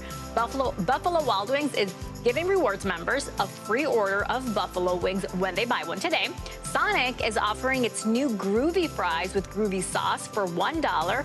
Supermarket giant Kroger is giving away 45,000 pints of free Kroger brand ice cream today while supplies last. Now, that's 50 pints per minute for 900 minutes in all, or that's the total of sunlight we'll get in the Northern Hemisphere today. And you can get a digital coupon for the offer online at freekrogericecream.com, Joe. All right, Silvana, thank you so much. You got it. Let's stick with business. And when it comes to those plastic air pillows and Amazon packages, which some of us love to pop, the online retail giant is bursting the bubble. Amazon says it plans to remove all of the pillows from delivery packages by the end of the year. For a company of this size, that is a huge change. Joining us now from an Amazon warehouse in Baltimore is CNBC senior climate correspondent Diana Olick. Diana, good morning. So, given the sheer size of Amazon, just how big of a transition will this be? Well, good morning, Joe. Yeah, after extensive testing with employees, consumers, and third-party analysts, Amazon put into motion one of its most ambitious sustainability efforts. Yes, they're saying goodbye to this and hello to this. It's Amazon's largest plastic packaging reduction in North America so far. Recycled paper is replacing the 15 billion plastic pillows used every year. They're difficult to recycle because, first of all, you have to pop them. You have to pop it. And they can't go in a curbside recycling bin. Paper may also just work better than plastic. This paper is a little bit softer. It's made with 100 recycled content, post-industrial as well as post-consumer industrial recycled content. And that allows the items to kind of cushion in there rather than bounce. In addition to losing plastic, Amazon is using AI to right-size its packages by eliminating empty space in boxes. So it's an investment across automation, an investment across material science, as well as machine learning and artificial intelligence. Change protects the environment on the consumer, and what does it do behind the scenes? How big of a change will this be for the systems that actually prepare the packaging? Well, it's a huge change, Joe. Look, we asked Lindner how much the transition will actually end up costing Amazon. He wouldn't say exactly, only that some plastic bags, these are less expensive than paper. But the new technology, by simplifying the process and automating and right-sizing packaging, he said it allows Amazon to bring that cost difference down. But it's going to be a big transition. It's taking a year, but they do expect it to be done by the end of this year. You also mentioned Amazon will be implementing AI in their systems more. So what is that going to do? How will it help? Well, it's like, when you get the big box from Amazon and there's one thing in it and there's all this space, and then you get, two things in a big box, or you get a small box with a big, it's just they want to be able to right size it. That is, get rid of the extra space. And by using artificial intelligence to really look into the boxes, how they're packaged, how they're sent, what they can do, they want to get it so that you have as little packaging on each package, still protected, but as little packaging as possible. Because, again, you want to click that one where it says put as many items in the same box. We all want to do that. We all want to save on the packaging. But again, it's that right sizing so you don't have so much of the paper even around it to be wasted. All right, Diana Olick, important story. Thank you so much. Coming up, a comedian who is the definition of being proud out loud. After the break, we are continuing our Pride Month celebrations with the hilarious Judy Gold. She's part of a brand new Netflix documentary called Outstanding, a Comedy Revolution, all about LGBTQ plus comics through the years.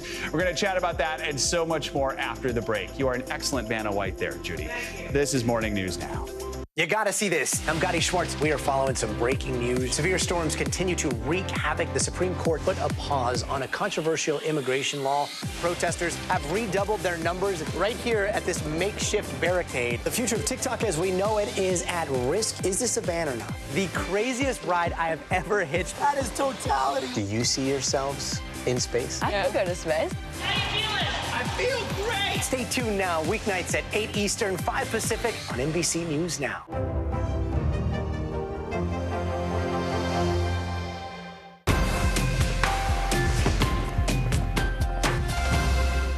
The fire has grown leaps and bounds. What you see behind me is typical. How you doing? Pretty bad. The NBC News mobile app. Get connected to your favorite news shows. For the top stories, breaking news, and live video, download the NBC News mobile app now. Are you comfortable with the role the Supreme Court is playing in the 2024 election? Is there not more that Israel can do to help the humanitarian crisis? Should abortion be the #1 issue in 2024? If it's Sunday, it's Meet the Press. News lives in the now. Look at this. You can't even see anything anymore. Let's break down what we know. You gotta see this. News for the generation of now is NBC News Now. What is going to happen now? Going back and forth because Oh, yeah, this is it, right?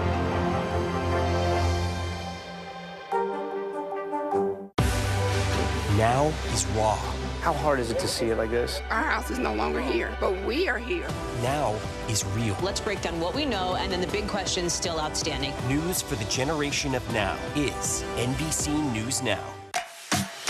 The paper towel will absorb the acid. That's crazy. Green tea to calm acne. Tap magnifier. We can zoom in. Oh, look at that. The steam from the ice takes out all the wrinkles. The way to get it out is to use the shell that is left over. It works every single time. This is my favorite tip of the day. Brilliant, brilliant, brilliant. Personal finance is personal. You don't want to do what somebody else is doing. Oh, that's genius. You just saved me $40. That's a good idea. News for the generation of now is NBC News Now. The NBC News mobile app. Get connected to your favorite news shows. For the top stories, breaking news, and live video, download the NBC News mobile app now.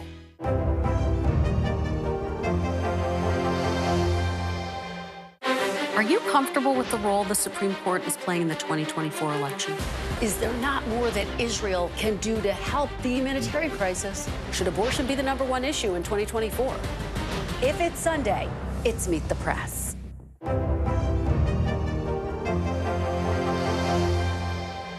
You gotta see this. I'm Gotti Schwartz. We are following some breaking news. Severe storms continue to wreak havoc. The Supreme Court put a pause on a controversial immigration law. Protesters have redoubled their numbers right here at this makeshift barricade. The future of TikTok as we know it is at risk. Is this a ban or not? The craziest ride I have ever hitched. That is totality. Do you see yourselves in space? I could go to space. How you feeling? I feel great. Stay tuned now, weeknights at 8 Eastern, 5 Pacific on NBC News Now. Our celebration of Pride Month continues with our series Proud Out Loud, focusing on trailblazers in the LGBTQ+ community. This morning, we are joined by a comedy legend, Judy Gold. Her stand-up specials have appeared on HBO, Comedy Central, and Logo. She's also an author and host of the podcast It's Judy's Show with Judy Gold. Now, she is featured in the new Netflix documentary Outstanding, a Comedy Revolution, which chronicles the history of stand-up comedy in the LGBTQ+ community, the many obstacles and also the successes. Here's a look. Hello, my queers! Queer people taught America to stop being scared of us by making jokes. It's been such a journey. There's a lot of people who've come before us. Queer comics, queer history, that all deserves to be talked about. Now is the time where people can. And Judy Gold is with us now. Thank you so much for joining us to talk about this. I loved this documentary. It just came out Tuesday. We watched it Tuesday night, and I learned so much. As I didn't even know about Robin Tyler, who was the first out lesbian on national TV back in 1979. What should we know about these trailblazers who were out and proud before most people were? Well, I love Robin Tyler. Let's start with that. So brave. But I think the thing that you really get from this documentary, besides this really intimate history and understanding the power of comedy, the power of stand-up comedy, that it is something that soothes us, but it's also a weapon for change, that if you watch the documentary, you see it goes from shoulder to shoulder to shoulder to shoulder, that we are standing on the people who came before us shoulders, and how important that was, because it wasn't easy and it was dangerous. So it's just, the journey is so interesting, because most people don't look at stand-up comedy as an art form that changes the world. But it is an art form that can change the world, can change your mind, and can make you think out of the box. And nor do people maybe think of it as something that can be dangerous, but in this situation, it certainly was for people. You talk in the documentary about your own evolution, how at first you kind of wanted to be a comedian who just happened to be a lesbian. Right. And then that kind of had to change, right? It had to change for me because, well, first of all, I started out in the straight clubs. And I was working purely in the straight clubs. And then I sort of ventured into the gay clubs, because they're the greatest audiences. I can't even tell you. And once I had a child, my eldest son, Henry, was born in 1996. And I thought to myself, every comic talks about their family on stage. And what kind of message is it to my kids if I say, oh, well, I talk about everyone else, but, we don't talk about that on stage, because it's going to have a negative effect or whatever. And they were so, when you have a child and you see the world through their eyes, and by the way, when you see a comedian get on stage and talk about their life and how they navigate the world, that's also seeing the world through someone else's eyes. But when you see a kid who doesn't understand, wait, why are we different? Wait, you can't get married because why? It changes who you are. And it really, truly made me an activist. Let's talk about one of my favorite quotes from the doc. I wrote it down, comes from you. You say, comedy gives people the opportunity to see the world through someone else's eyes. And a great comedian will make you laugh and make you think and maybe even change your mind. What is it you hope folks can learn from this documentary? I hope people can learn that we went through a lot to get to where we are now. And a lot of times when I think about what people can learn, I think about the young LGBTQ plus community and how they need to know the history, that we didn't get here so that you can speak freely. Walking into a comedy club now and seeing a gay or trans or non-binary comic on stage, and there's no negative reaction, that's not the way it was. So I just want people to appreciate, especially our community, how difficult it was, how lucky we are at this point, and that people are trying to go back, and we cannot let them go back. I mean, they're banning books, they're trying to silence people. We cannot go there. Comedy can be a weapon for good, but this documentary also shows how over the years it can be a weapon against the LGBTQ plus community, especially recently with high-profile comedians telling transphobic jokes.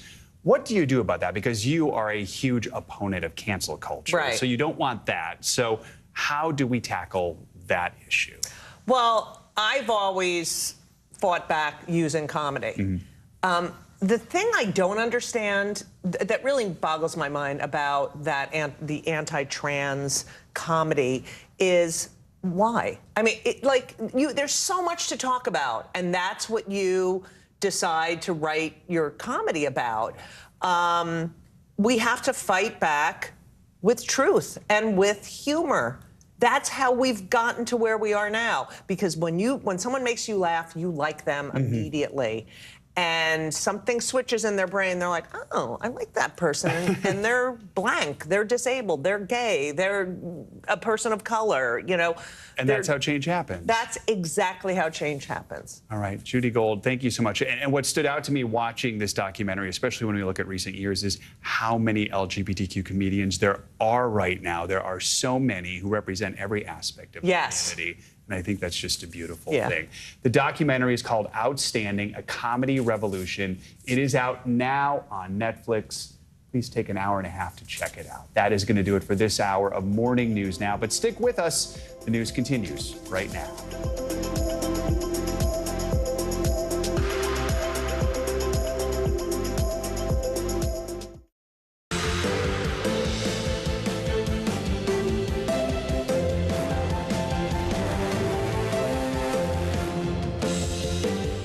Good morning, I'm Joe Fryer. Savannah is on assignment. Right now on Morning News Now, a barrage of wild weather battering Americans from coast to coast.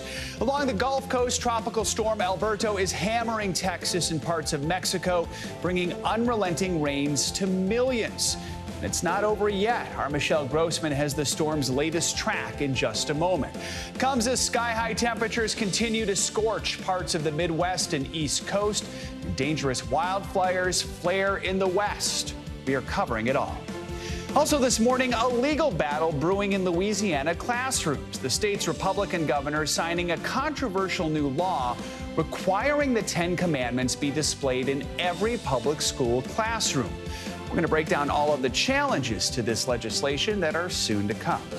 Plus, we're learning new details about the high-profile DWI arrest of Justin Timberlake, how his lawyer is now responding, and the legal fight that could be shaping up for the pop star, who's still on tour. And later in the hour, a Pride Month conversation with the incomparable and hilarious Judy Gold. She's part of a brand new Netflix documentary called Outstanding, A Comedy Revolution, chronicling the LGBTQ plus stand-up scene over the years, their struggles and successes in the limelight. We begin this hour with the latest on the first named storm of the hurricane season, Tropical Storm Alberto. The system is set to make landfall in Mexico this morning. But the effects are already being felt all along the Texas Gulf Coast. From heavy flooding to storm surge, officials are preparing for what's ahead. NBC News correspondent Sam Brock is in Freeport, Texas, with a closer look at the impact. Sam, good morning. Yeah, Joe, good morning. Things are a bit calmer here this morning, but Governor Abbott did issue a disaster declaration for 51 counties in Texas.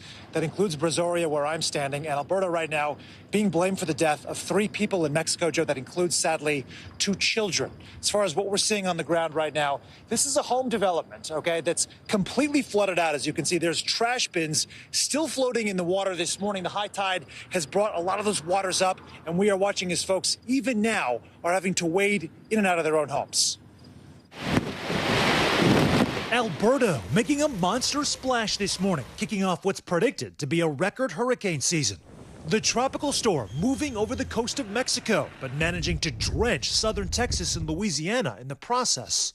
The Texas governor declaring a severe weather disaster as residents like Roy Scott urge neighbors to take the storm seriously. No. I said, if you go out there in the bay, if you go out there, you're going to die. Vacationers in Freeport, Texas were greeted by a wall of water at their front door. How high was the water? Thigh high. Yeah, at least mid-thigh. Yeah, It was hard. As some tried to evacuate, others opted to ride out the storm. Cars and trucks trying to make their way through the blinding rains. The rising waters even prevented ambulances from reaching stranded homes. Trying to get your ambulance into a lot of these neighborhoods, how difficult is it? It's impossible. There are some back there, some houses that are almost completely underwater. Rains were also inundating roadways in Louisiana, like Highway 1 in Lafourche, just the beginning of what's expected to be a powerful and punishing hurricane season. It's actually the expectation, Joe, this morning is that this could be a record-breaking hurricane season, partly due to the fact we have just such strong ocean heat right now. NOAA forecasting in the range of 17 to 25 named storms, 8 to 13 of which are expected to become hurricanes. Back to you. All right, Sam, thank you so much. To the north now, millions of people across the Midwest and East Coast searching for relief as the heat index soars into the 100s. And on the West Coast, firefighters from California to New Mexico are racing to put out some of the worst wildfires they have ever seen. This extreme weather continues as the first day of summer begins. NBC News correspondent Aaron McLaughlin joining us from Central Park here in New York with more on the dangerous heat. Aaron, how's it feeling out there? Hey, Joel, it's feeling pretty hot. We're seeing dangerous conditions across the country out west. At least 2 were killed in wildfires in New Mexico. And then here in the Northeast, that heat dome continues its dangerous grip, with officials warning folks to stay inside and stay safe. This morning, dangerous weather from extreme heat to fires across the country, with over 80 million under heat alerts. Please stay in the house, stay cool as you can. In the Northeast today, half a dozen cities are forecasted to either meet or exceed record highs. In Bangor, Maine, it's never felt hotter. It's like being slapped in the face. Folks are staying safe any way they can, with shopping malls and churches turned cooling centers. In Connecticut, hundreds crowded the beach. It's crazy. Like, the only spots open are in the ocean. At yesterday's Phillies game, misters, water stations, and sunblock dispensers to deal with the scorching temps. Water. Lots of water. The Major League team taking every precaution. We've increased medical staff for games this week, especially those games that are during the day. Wild weather also bringing dangerous conditions out west. In New Mexico, strong winds and thunderstorms triggering a massive dust storm called a haboob, dropping visibility to less than a quarter of a mile, causing multi-vehicle crashes. And in the same state, 2 fast-moving wildfires killed at least 2 people, scorching more than 23,000 acres, destroying 1,400 structures, prompting a state of emergency and the evacuation of thousands of residents in Ruidoso, about 150 miles southeast of Albuquerque. Officials say the severe weather could affect firefighting efforts. We have 2 devastating, enormous fires. And when I say enormous, it means that they're getting more and more complicated to address. Back here in New York City, it's expected to be another scorcher. I was talking to a spokesperson for the New York Fire Department. He was telling me they have seen an uptick in the number of emergency calls, and they don't usually see that uptick until day 3, day 4 of a heat wave. So he said that they're preparing for even more calls today, people looking for help in this heat. Joe. All right, Aaron, thank you so much. Let's get a check now on your morning news now. Weather meteorologist Michelle Grossman keeping an eye on all of it. Michelle, good morning. Good morning, Joe. Yeah, and the heat remains a big weather headline and will remain through the weekend into early next week, because we are still looking at temperatures in the 90s. You factor in the humidity in some spots, it feels like well over 100 degrees. So again, that summer sizzler does continue. Summer arrives a little bit later today. We have the chance for severe storms later on today, mainly tonight into Friday along this boundary here. It's kind of on the upper tier of this bubble of high pressure. Flooding risk too, mainly tonight into Friday in portions of the northern plains into the upper Midwest. And then as we head down to the south, Tropical Storm Alberto made its way inland. It's going to dissipate further as it goes throughout the day. We're looking at scattered showers, much better conditions in Texas for the rest of the day. We do have some showers this morning, some spots of heavy rain, but most of the heaviest rain has moved into Mexico. Could see that tropical moisture move into portions of the southwest. We're looking at lots of sunshine along the west coast into the Pacific Northwest. Let's talk about summer. I know it's felt like summer for days, but it does not officially arrive until 4:20 this afternoon. So we'll see the longest day, the longest day with daylight today, and that's because the sun is directly over the Tropic of Cancer. So there's that Earth spinning, and it's going to be a very hot day, feeling much like summer, and it's going to continue to feel like summer. And models indicating that we're going to be above average in the east for this month into July. So 65 million people impacted by heat alerts as we go throughout the rest of this Thursday. We have heat advisories, heat watches, heat warnings. Major cities like Detroit, Pittsburgh, Philadelphia, Boston, into Bangor seeing those really high temperatures temperatures once again well above normal for this time of year. And as Aaron mentioned, it's prolonged. We're not getting that relief at night as well, and that's why it's so tough on our bodies as it goes on, and then not getting that relief. Bangor, you were into feeling like 106 yesterday. You're going to feel like the triple digits once again today. That is the heat index. 103 is what it will feel like today in Bangor. Boston, you're going to feel like 94. Actually, a little cooler than it will feel like on your body compared to the air temperature. Everywhere else, we're going to be feeling hotter. 96 is what it will feel like in Buffalo. Same story in Pittsburgh. Same story in Indianapolis, feeling like 95 there. We'll keep that heat dome in place tomorrow, because we're going to see those temperatures soaring once again.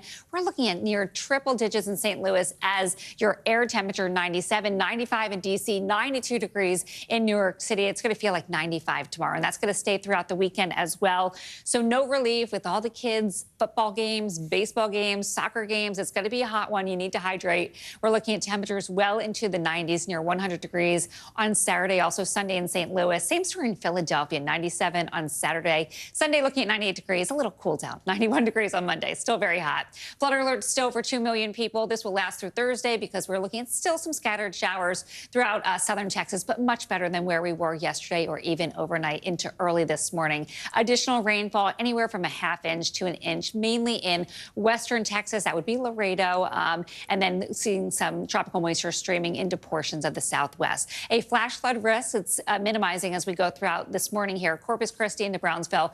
The real threat this morning into the later part of today will be in the northern plains into the upper Midwest. We are looking at training storms, could see 3 inches per hour. And Joe, your hometown, Minneapolis, looking at some really heavy rain today, especially tonight into tomorrow. Just rain everywhere, heat everywhere. Yeah. Busy day. All right, Michelle, as always, thank you. Sure. The White House is pushing back against accusations by Israeli Prime Minister Benjamin Netanyahu, who said the Biden administration is withholding weapons intended for Israel. Netanyahu made the claims in a video on Tuesday, which the U.S. disputes. NBC News international correspondent Matt Bradley joins us from Jerusalem. Matt, good morning. Good morning, Joe. Yeah, it's another sign of that increasingly acrimonious relationship between the Biden administration and Israeli Prime Minister Benjamin Netanyahu. Axios reported that the White House was enraged after Netanyahu released a video scolding the U.S. for not coming through on weapons deliveries. A new war of words breaking out between Washington and Jerusalem after Prime Minister Benjamin Netanyahu accused the U.S. of not sending promised weapons to Israel. It's inconceivable that in the past few months, the administration has been withholding weapons and ammunition to Israel. Israel, America's closest ally, fighting for its life. During World War II, Churchill told the United States, give us the tools, we'll do the job. And I say, give us the tools and we'll finish the job a lot faster. The White House's response also coming quick and sharp. Let me just start off by saying that we generally do not know what he's talking about. We just don't. There had already been tension over a previously delayed shipment of bombs to Israel over U.S. concerns they might be used to kill civilians in Rafah. As you know, are continuing to review one shipment, but everything else is moving as it normally would move. The White House denied reports that it had canceled a meeting with Israeli officials over the video, but U.S. officials told NBC News they were reluctant to reward Netanyahu with the meeting and that it had been postponed. And more pressure for Netanyahu this morning after the main IDF spokesperson seemed to contradict the prime minister's goal of defeating Hamas, saying overnight, anyone who thinks we can eliminate Hamas is wrong, adding that the idea that it can be destroyed without new leadership being installed in Gaza is throwing sand in the eyes of the public. The government saying this morning that the IDF is committed to destroying Hamas. And, Joe, we're seeing more attacks in the Red Sea. The British military saying that a Greek-owned ship that those Yemeni-based Houthi rebels had attacked several days ago has sunk. And this comes despite a months-long effort led by the U.S. to try to make that region safer for international shipping. Joe. All right, Matt, thank you so much. Louisiana is now the first state to require that every public school classroom display the 10 Commandments in the classroom. The bill was signed into law by the state's Republican governor Wednesday. It mandates that a poster-sized display of the commandments in a, quote, large, easily readable font will be shown in all public classrooms from kindergarten to state-funded universities. Civil liberties groups vow to challenge the move, saying, quote, the law violates the separation of church nation state and is blatantly unconstitutional. Joining us now for more on this is Kristen Gibbons-Fedden. She's an NBC News contributor, civil rights attorney, and former prosecutor. Kristen, good to have you with us. So advocates for the law say that its purpose is not only religious, but also for historical significance. According to the law's language, the commandments are described as foundational documents akin to the Declaration of Independence, the U.S. Constitution, that they'll be accompanied by a context statement that says the commandments were part of American public education for almost 3 centuries. There's the language. Is that enough to head off any legal action and actually defend themselves against that legal action? It may not, but it's a good try. You know, the framing, basically what the proponents are saying is that the framing is for a secular purpose. And Joe, why is that important? It's because if it's for a secular purpose to teach history, then it is not solely to promote religion. So that will help defend it against the opponents who will raise challenges, constitutional challenges, saying that it violates the Establishment Clause of the Constitution. The Establishment Clause of the Constitution prohibits the government, and that would be the state legislators, from unduly favoring one religion over others, and also it prohibits the government from promoting religion in general. I think some of the other things that the proponents will say is that they're not using state funding in order to create these posters or displays, and so they're trying to try to separate themselves from the government focus. But I think the opponents' arguments are going to be strong against it, because there is some very strong arguments that it is unduly favoring one religion over the other, or at the very minimum promoting other religions. So let's talk more about that. No surprise, civil liberties groups plan to sue. So they're saying the bill violates the First Amendment. They also say there's a 1980 ruling from the Supreme Court that overturned a similar statute that was approved in Kentucky. So walk us through more of the arguments you expect them to make. Yeah, exactly. So that 1980s decision, Joe, the Stone v. Graham decision, actually struck down, as you mentioned, a similar Kentucky law. So that one required the posting of the 10 Commandments in public classrooms, just like what we see here. And again, they argued that it violated the Establishment Clause. But what the proponents in this particular case are saying is, no, we've added that additional historical context. We have separated ourselves from the governmental purpose or promotion of the religion because we are not asking for state funding. We're actually going to get donations. And that's how they're trying to distinguish it from the Stone v. Graham or the Kentucky opponents and proponents of that, which, as you noted, the Stone v. Graham was struck down as unconstitutional. So they're arguing in this particular case, Louisiana is saying we have that added context. And so we are actually showing that the 10 Commandments in this case actually has a secular historical purpose, and there are non-religious reasons for promoting this poster. Or this legislation. Yeah. So over the last 50, 60 years, we know the major issues before the Supreme Court have been civil rights, abortion access, gun cases, and also school prayer. So we're now approaching the 2-year anniversary of the Dobbs decision that overturned Roe versus Wade. Looking at this law, first, do you think the Supreme Court might get involved if it gets that high? And do you think perhaps that could be the reason why Louisiana and the lawmakers passed this law, hoping that maybe they would be able to overcome any legal challenges? I absolutely think you hit the nail on the head there. You know, the current political climate right now in Louisiana, with the strong conservative leadership and the Republican majority, it does make it easier to pass these types of laws.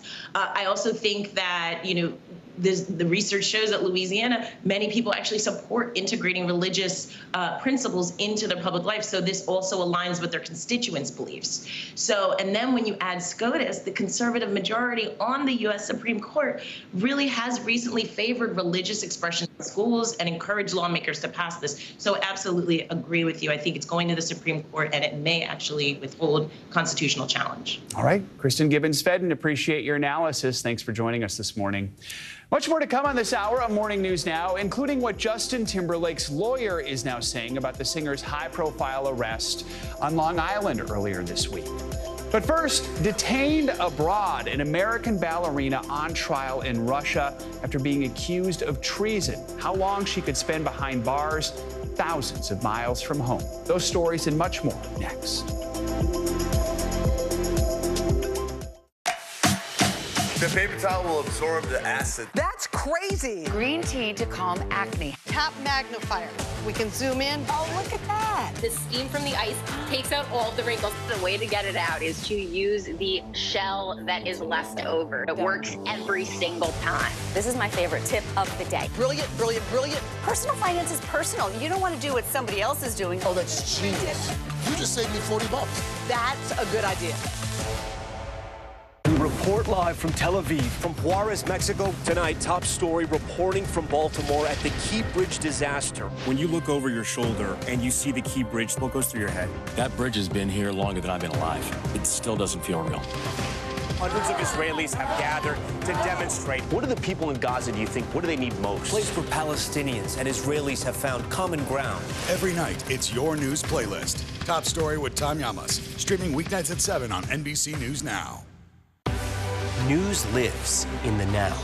It's coming at us every second. News is more now than ever. Just outside of the Israeli military headquarters. Now is raw. This tunnel just goes on and on. Now is real. We get to see democracy in action for the very first time in the 2024 race. Now is constant. You gotta see this. Future is now. News for the generation of now is NBC News Now. Still to come on the Channel 2 News. Well, the waters are certainly receding now. Still too close to call. Lester Holt reporting from the Ground Zero, as it's being referred to. It is, in fact, the taste of freedom. The Haitian people know a little something about resiliency. What's the biggest risk right now? Some of the troops who have been proud. I want to welcome you to the first presidential debate. In fact, we've been told we can't go any farther. You with some resilient folks. Let me get a hint.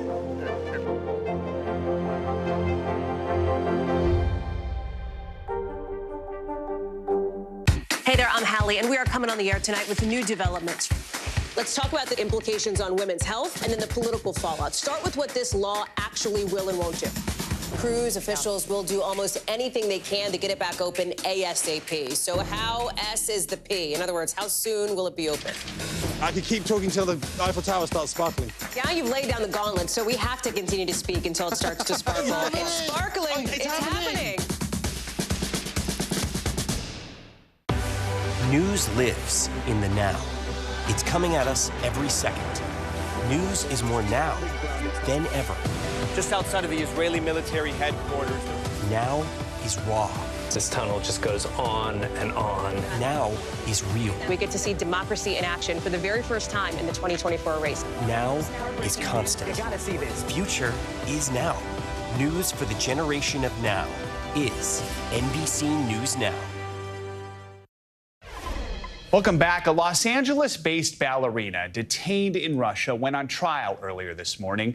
Russian-American dual citizen Ksenia Karelina was detained in January, charged with treason after she gave money to a Ukrainian charity. NBC News chief international correspondent Keir Simmons joins us with more on this. Keir, good morning.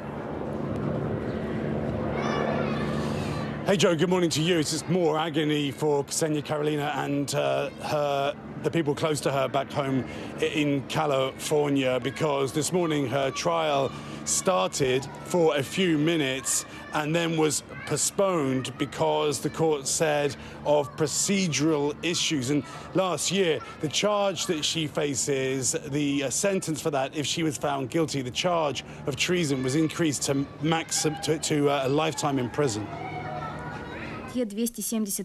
This morning, our first glimpse of American Ksenia Karelina in months. Casually dressed, sitting in the dock, managing something of a smile. Karelina in court for her trial in Ekaterinburg, Russia, only to learn she will wait longer, the case postponed until August. A long way from her life in California, an amateur ballerina who became a US citizen and, friends say, was only in Russia to visit her elderly mother. The 33-year-old charged with treason because her boyfriend says she donated just $51.80 to a Ukrainian charity. In a statement overnight, he told NBC News, "She is an innocent young woman with her whole life ahead of her. She is full of compassion and donated a small amount to a US non-profit to help people in need. She is not an activist for any cause." Expressing the hope the court will see that prosecuting her is a mistake and send her home to Los Angeles. She joins a growing list of American citizens imprisoned in Russia, including Wall Street Journal reporter Evan Gershkovich, whose trial begins next week, facing the same judge as Ksenia Karelina. His newspaper says he is innocent. The US says he is wrongfully detained. President Putin this morning in Vietnam after a visit to Kim Jong-un in North Korea, signing more strategic partnership agreements, has said talks are underway to exchange Gershkovich following the 2022 deal for WNBA star Brittany Griner, who was freed in a prisoner swap after time in a penal colony she says she will never forget. And that news, Joe, that Evan Gershkovich will face the same judge as Ksenia Karelina, that will be noted by his friends and family. The fact that the case today started and then stopped so quickly, perhaps a warning to them to prepare themselves emotionally, Joe. All right, Keir, thank you so much. More international headlines now. In Ecuador, a major blackout left some 18 million people in the dark. NBC's Claudio Lavanga joins us from Rome with that and other world news. Claudio, good morning. Good morning, Joe. That's right. At least 18 million people were left in the dark on Wednesday all across Ecuador after the country experienced nationwide electricity outage. Now, the problem affected also the capital, Quito, including its subway system, which has been interrupted. The electricity crisis is caused by a combination of a drought that has affected hydroelectric power generators and heavy rains over the weekend that forced the authorities to take 3 hydroelectric plants offline. And let's come back to this part of the world, to the Vatican, where one of the defendants in a big financial trial there claimed his human rights were violated after Pope Francis authorized wide-ranging surveillance during the investigation. The defendant, called Raffaele Mincione, filed a complaint to the United Nations Commissioner for Human Rights, citing 4 secret executive decrees signed by Pope Francis that allowed Vatican prosecutors the use of unchecked wiretapping. The trial focused on the Holy See's investment in a London property worth around $375 million that resulted in massive losses for the Vatican. And let's end this tour of the world in the Australian island state of Tasmania, where authorities advertised a series of very odd jobs to boost tourism during its winter months. Among the job titles, you can find paranormal investigator, which involves picking up on paranormal activity using ghost hunting techniques, or you can apply for the position of wombat walker, which speaks for itself. Another job is oyster organizer, which entails sorting, cleaning, and categorizing freshly harvested oysters. And my all-time favorite, stargazer. Now, the positions are unpaid, but travel expenses will be covered by the tourism board there. Back to you, John. Wombat walker. Do wombats use leashes? Yeah. Claudio, thank you so much. Right. Coming up, new details in the Hamptons arrest of jumper Justin Timberlake this morning. What the singer's lawyer is now saying about the charges brought against him. That's next.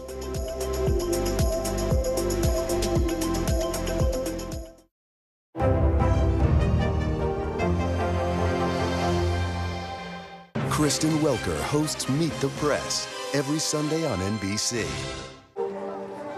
People really don't know what's going to happen. Nearly a dozen hours after the eye roared ashore.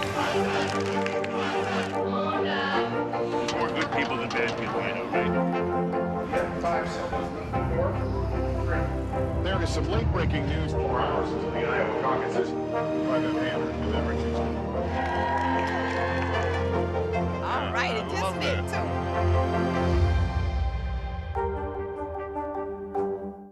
Are you comfortable with the role the Supreme Court is playing in the 2024 election? Is there not more that Israel can do to help the humanitarian crisis? Should abortion be the #1 issue in 2024? If it's Sunday, it's Meet the Press. News for the generation of now is NBC News Now. Hey there, I'm Hallie, and we are coming on the air tonight with new developments. Let's talk about the implications on women's health and then the political fallout. Start with what this law actually will and won't do.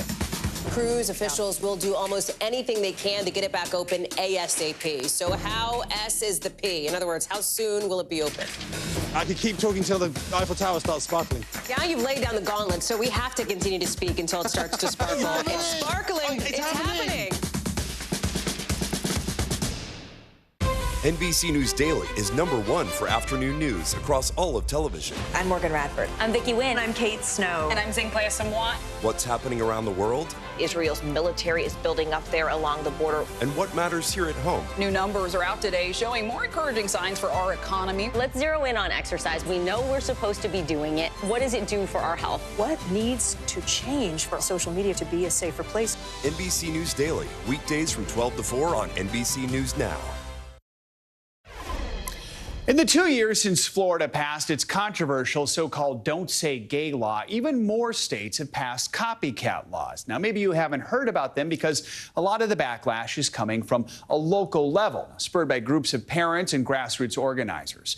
Our Maura Barrett went to North Carolina, where hundreds joined a federal complaint against a state law that they say fails to protect transgender kids. It was the Florida fight over schools that captivated the nation.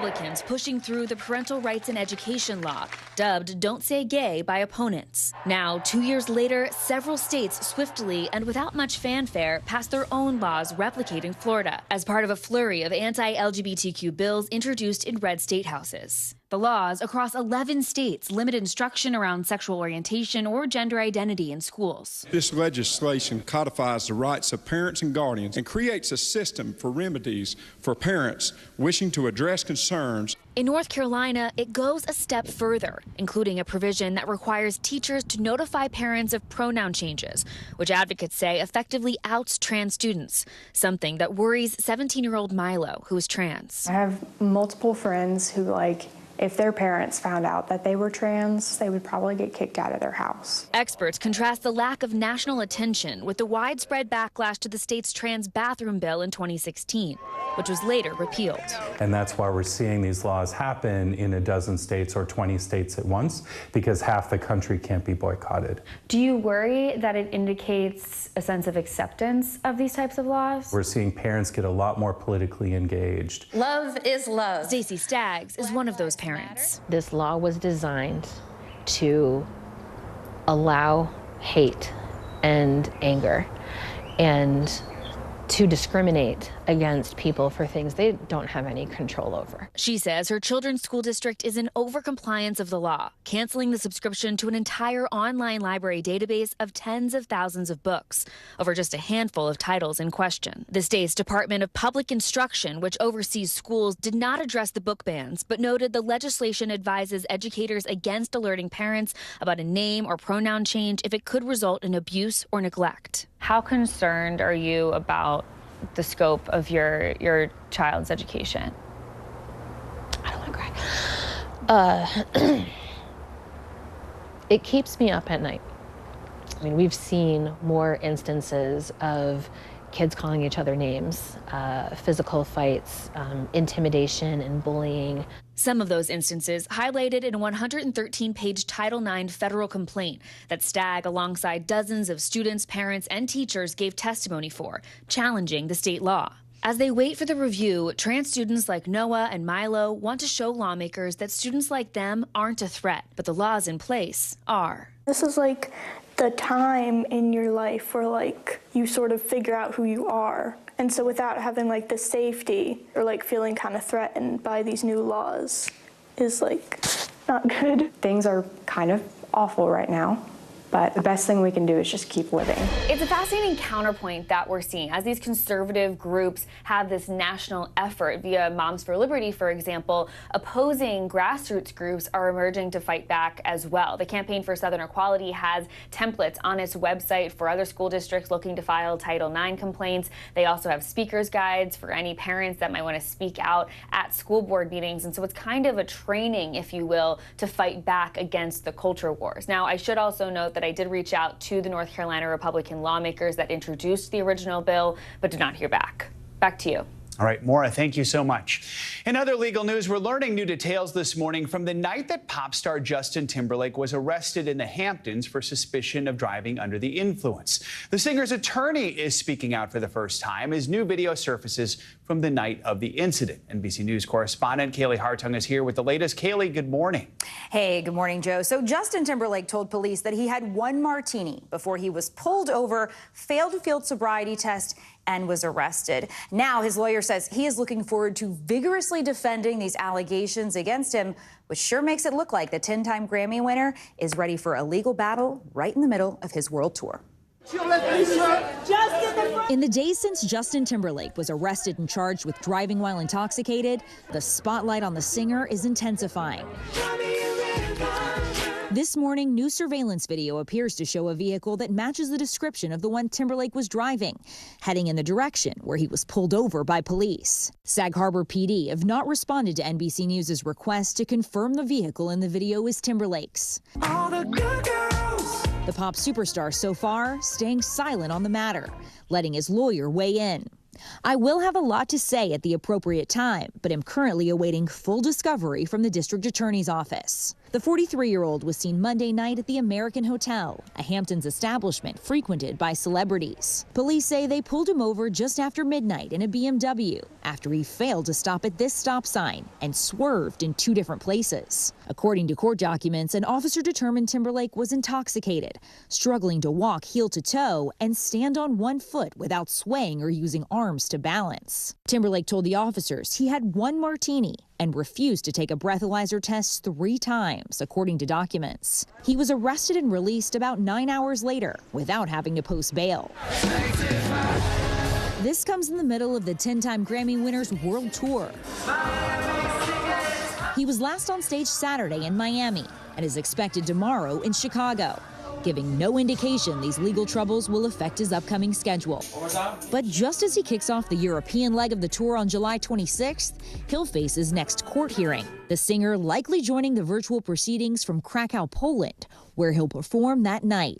His wife, actress Jessica Biel, spotted in nearby New York City this week, shooting her latest project. Last month, Biel addressed the challenges of their busy schedules. And when he has his breaks, we'll hang out and try to do something that's relaxing and fun. He has to relax. Like, he really has to relax. So just as we say, it looks like Timberlake's world tour won't be affected. Of course, there are potential consequences to discuss here.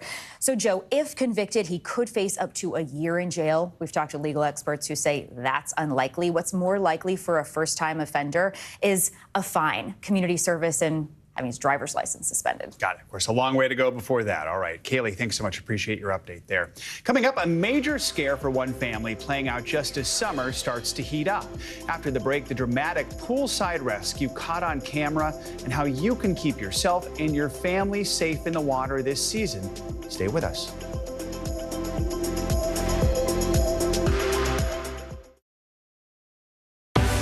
News lives in the now.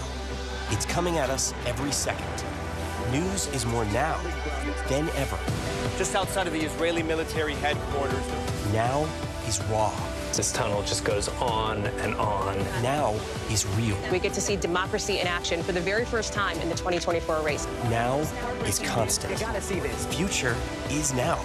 News for the generation of now is NBC News Now.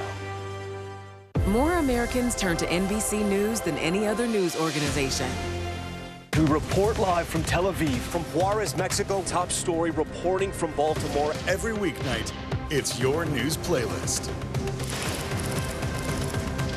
Top story with Tom Llamas, streaming weeknights at 7 on NBC News Now. Hey there, I'm Hallie, and we are coming on the air tonight with new developments. Let's talk about the implications on women's health and then the political fallout. Start with what this law actually will and won't do. Cruise officials will do almost anything they can to get it back open ASAP. So how S is the P? In other words, how soon will it be open? I could keep talking till the Eiffel Tower starts sparkling. Now you've laid down the gauntlet, so we have to continue to speak until it starts to sparkle. It's sparkling. It's happening. People really don't know what's going to happen. Nearly a dozen hours after the eye roared ashore. More good people than bad people, you know, right? 5 seconds. 4, 3. There is some late-breaking news. 4 hours into the Iowa caucuses by the hand delivery. All right, it just me too.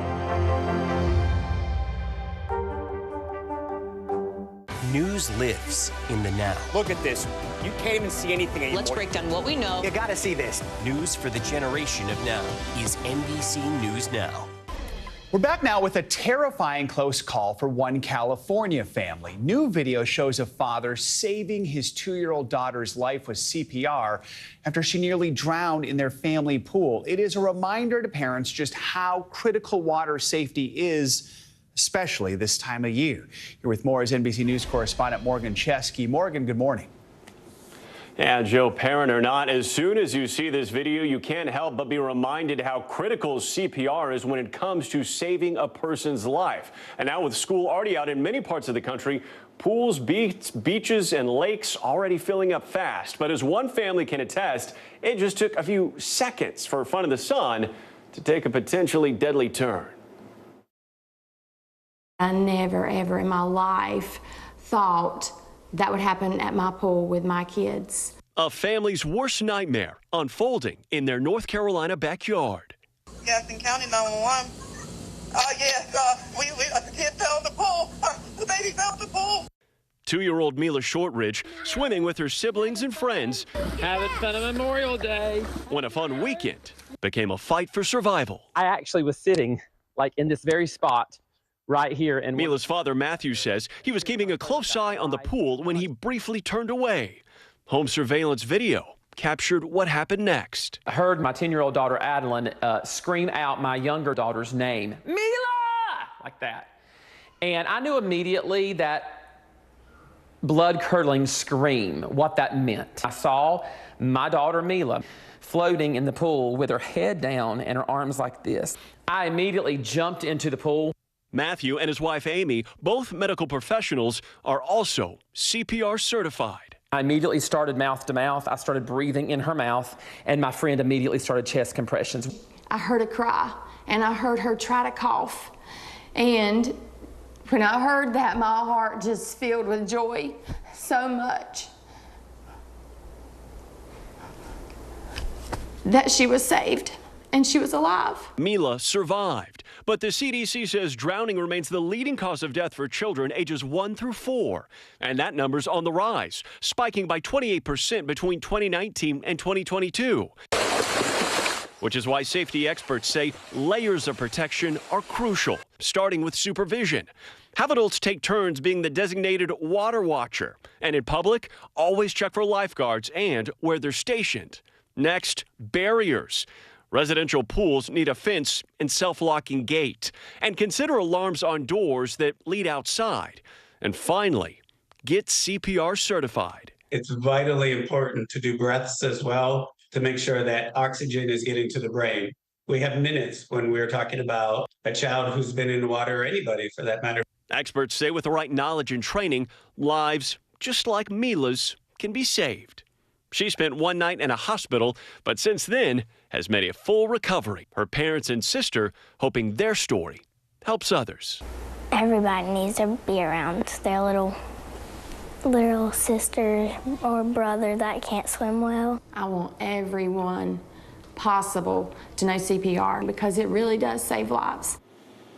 Yeah, it can make such a big difference when those seconds absolutely count. And we did speak to an expert on other tips before you head down to the water here, Joe. They say when you go to anywhere, make sure you have the buddy system in place. And that's even if a lifeguard is present. Also, consider having your kids in bright colors, not just if it's easier for you to identify them, but also a lifeguard as well, spotting them in a time of emergency. Be aware of weather and water conditions, waves and currents, not just an issue in oceans, but also fresh water as well. All of those great tips before we head out for this summer. And a special thanks to WCNC in Charlotte for alerting us to this important story here. Definitely Joe. some important information there, and thanks to that family for sharing their story. Morgan, thank you. Let's stick with the summer theme here as we kick off the first official day of the season. AAA is predicting a record number of Americans, more than 70 million, will travel for the July 4th holiday this year. So what do you need to know before heading out and locking in those travel plans? Here to give us some answers, NBC News business and data correspondent correspondent Brian Chung. There seems to be a theme this summer that travel is up. So why are people traveling more? How are they getting where they're going? Where are they going? Yeah, and happy summer, Joe. And when it comes to the reason for why AAA is projecting a record amount of travelers to go over 50 miles for July 4th week, it's saying because of, look, the combination of remote work in addition to just excitement over, again, this post-pandemic period of being able to catch up on experiences. So what are we talking about here? Again, prices are generally lower, which, is certainly welcome news if you're trying to rent a car or even if you're buying plane tickets, because prices are down as well on that front, of course, depending on your itinerary. But some of the popular destinations, by the way, for this particular July 4th, Seattle, Washington, as well as Orlando, Florida, and international. We're talking about Vancouver as well as London. And Seattle and Vancouver, I want to point out, are major hubs for cruises to Alaska. People trying to maybe use July 4th to go up north to stay cool. I used to live in Seattle. Seattle in July is awesome. By the way, and also I think when you get 4th of July, it's on a Thursday when it's in the middle of the week. I think people are just like, well, just take the whole week off. Might as well. Might as well. Let's talk about prices, especially gas prices. Yeah, so gas prices, because AAA is projecting that over 60 million will be traveling by car. Gas prices right now, $3.44. That's down 14 cents compared to last year, according to updated numbers that we just got this morning. And when it comes to prices at the pump, that's also going to be welcome news for those that are renting cars. I mentioned that just now. Prices, according to the government, are down almost 9% compared to last year. That could give you a little more padding in your wallet. Some good news there. All right, Brian Chung, thanks so much. Appreciate it. More financial headlines now. The latest read on employment just dropping this morning. CNBC's Silvana Henao has those numbers and other money headlines. Silvana, good morning. Hey, Joe, good morning to you. Yep, we are just getting a fresh look at the economy. Jobless claims, that's the number of Americans applying for unemployment benefits. It slipped last week. As the U.S. labor market remains resilient, the Labor Department reporting that jobless claims fell to 238,000 from a 10-month high of 243,000 the week before. All right, AT&T is raising prices for customers who are on old unlimited data plans that have been retired. Starting in August, their bills will rise by up to $20 for plans with multiple lines. Customers with a single line will see charges go up by $10 a month. Now, AT&T says that it's offering more high-speed data and hotspots in exchange for the price hike, which would let customers keep their old plans that have been grandfathered in. AT&T's current unlimited plans, those range from $65.99 to $85.99 a month for a single line. And celebrate the summer solstice with some cool deals on the first day of summer. Buffalo Wild Wings is giving rewards members a free order of buffalo wings when they buy one today. Sonic is offering its new Groovy Fries with Groovy Sauce for $1.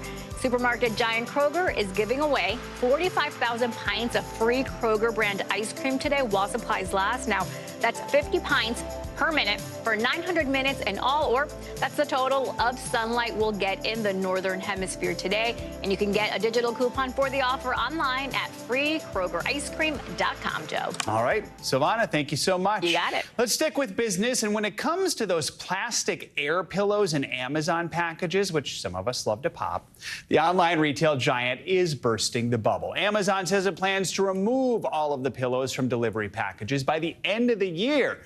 For a company of this size, that is a huge change. Joining us now from an Amazon warehouse in Baltimore is CNBC's senior climate correspondent, Diana Olick. Diana, good morning. So, given the sheer size of Amazon, just how big of a transition will this be? Well, good morning, Joe. Yeah, after extensive testing with employees, consumers, and third-party analysts, Amazon put into motion one of its most ambitious sustainability efforts. Yes, they're saying goodbye to this and hello to this. It's Amazon's largest plastic packaging reduction in North America so far. Recycled paper is replacing the 15 billion plastic pillows used every year. They're difficult to recycle because, first of all, you have to pop them. You have to pop it. And they can't go in a curbside recycling bin.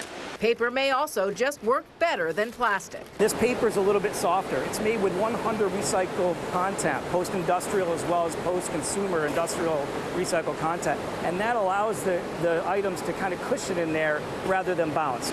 In addition to losing plastic, Amazon is using AI to right-size its packages by eliminating empty space in boxes. So it's an investment across automation, an investment across material science, as well as machine learning and artificial intelligence.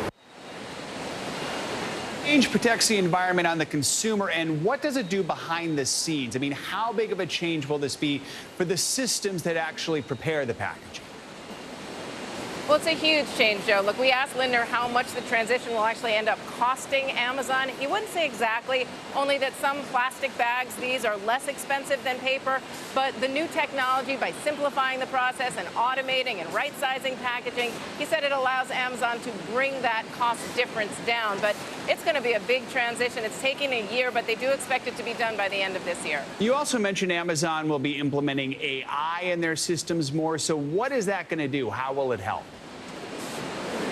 Well, it's like, you know, when you get the big box from Amazon and there's one thing in it and there's all this space, and then you get, you know, two things in a big box, or you get a small box with a big. It's just they want to be able to right size it. That is, get rid of the extra space. And by using artificial intelligence to really look into the boxes, how they're packaged, how they're sent, what they can do, they want to get it so that you have as little packaging on each package, still protected, but as little packaging as possible. Because, you know, again, you want to click that one where it says put as many items in the same box. We all want to do that. We all want to save on the packaging. But again, it's that right sizing so you don't have so much of the paper even around it to be wasted. All right, Diana Olick, important story. Thank you so much. Coming up, a comedian who is the definition of being proud out loud. After the break, we are continuing our Pride Month celebrations with the hilarious Judy Gold. She's part of a brand new Netflix documentary called Outstanding, a Comedy Revolution, all about LGBTQ plus comics through the years. We're going to chat about that and so much more after the break. You are an excellent Vanna White there, Judy. This is Morning News Now. News for the generation of now is NBC News Now. The paper towel will absorb the acid. That's crazy. Green tea to calm acne. This is my favorite tip of the day. Brilliant, brilliant, brilliant. Oh, that's genius. You just saved me $40.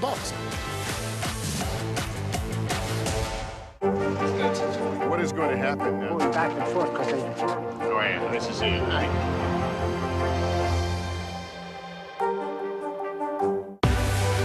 What's the message that you're trying to get out to young people? Know what is in the drug supply. We've got important news this hour about your money. Mental health, big picture, why is it so tough right now? News for the generation of now is NBC News Now.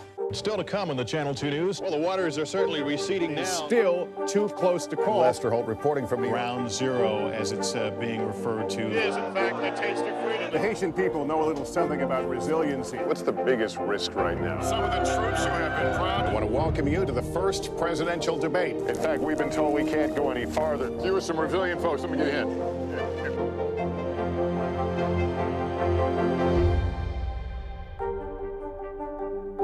News lives in the now. The front lines are still very active. This is like quicksand, and officials say an entire town is cut off. This close to actually understand why people had to jump in the ocean. News for the generation of now is NBC News Now. You gotta see this. I'm Gotti Schwartz. We are following some breaking news. Severe storms continue to wreak havoc. The Supreme Court put a pause on a controversial immigration law. Protesters have redoubled their numbers right here at this makeshift barricade. The future of TikTok as we know it is at risk. Is this a ban or not? The craziest ride I have ever hitched. That is totality. Do you see yourselves in space? I could go to space. How you feeling? I feel great. Stay tuned now, weeknights at 8 Eastern, 5 Pacific on NBC News Now. What's the message that you're trying to get out to young people? Know what is in the drug supply. We've got important news this hour about your money. Mental health, big picture, why is it so tough right now? News for the generation of now is NBC News Now. Nearly a dozen hours after the eye roared ashore. There is some late-breaking news. All right,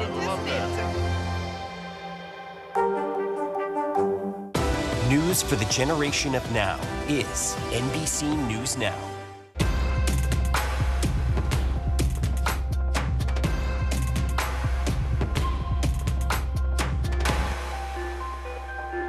We report live from Tel Aviv, from Juarez, Mexico. Top story reporting from Baltimore. Every weeknight, it's your news playlist.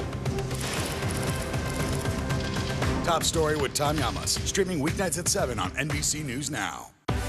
News lives in the now. It's coming at us every second. News is more now than ever. Just outside of the Israeli military headquarters. Now is raw. This tunnel just goes on and on. Now is real. We get to see democracy in action for the very first time in the 2024 race. Now is constant. You gotta see this. Future is now. News for the generation of now is NBC News Now. Our celebration of Pride Month continues with our series Proud Out Loud, focusing on trailblazers in the LGBTQ+ community. This morning, we are joined by a comedy legend, Judy Gold. Her stand-up specials have appeared on HBO, Comedy Central, and Logo. She's also an author and host of the podcast It's Judy's Show with Judy Gold. Now, she is featured in the new Netflix documentary Outstanding: A Comedy Revolution, which chronicles the history of stand-up comedy in the LGBTQ+ community, the many obstacles and also the successes. Here's a look. Hello, my queers! Queer people taught America to stop being scared of us by making jokes. It's been such a journey. There's a lot of people who've come before us. Queer comics, queer history, that all deserves to be talked about. Now is the time where people can. And Judy Gold is with us now. Thank you so much for joining us to my talk pleasure. about this. I loved this documentary. It just came out Tuesday. We watched it Tuesday night, and I learned so much, as I didn't even know about Robin Tyler, who was the first out lesbian on national TV back in 1979. What should we know about these trailblazers who were out and proud before most people were? Well, I love Robin Tyler. Let's start with that. So brave. But I think the thing that you really get from this documentary, besides this really intimate history and understanding the power of comedy, the power of stand-up comedy, that it is something that soothes us, but it's also a weapon for change, that if you watch the documentary, you see it goes from shoulder to shoulder to shoulder to shoulder, that we are standing on the people who came before us shoulders, and how important that was, because it wasn't easy and it was dangerous. So it's just, the journey is so interesting, because most people don't look at stand-up comedy as an art form that changes the world. But it is an art form that can change the world, can change your mind, and can make you think out of the box. And nor do people maybe think of it as something that can be dangerous, but in this situation, it certainly was for people. You talk in the documentary about your own evolution, how at first you kind of wanted to be a comedian who just happened to be a lesbian. Right. And then that kind of had to change, right? It had to change for me because, well, first of all, I started out in the straight clubs. And I was working purely in the straight clubs. And then I sort of ventured into the gay clubs, because they're the greatest audiences. I can't even tell you. And once I had a child, my eldest son, Henry, was born in 1996. And I thought to myself, every comic talks about their family on stage. And what kind of message is it to my kids if I say, oh, well, I talk about everyone else, but, we don't talk about that on stage, because it's going to have a negative effect or whatever.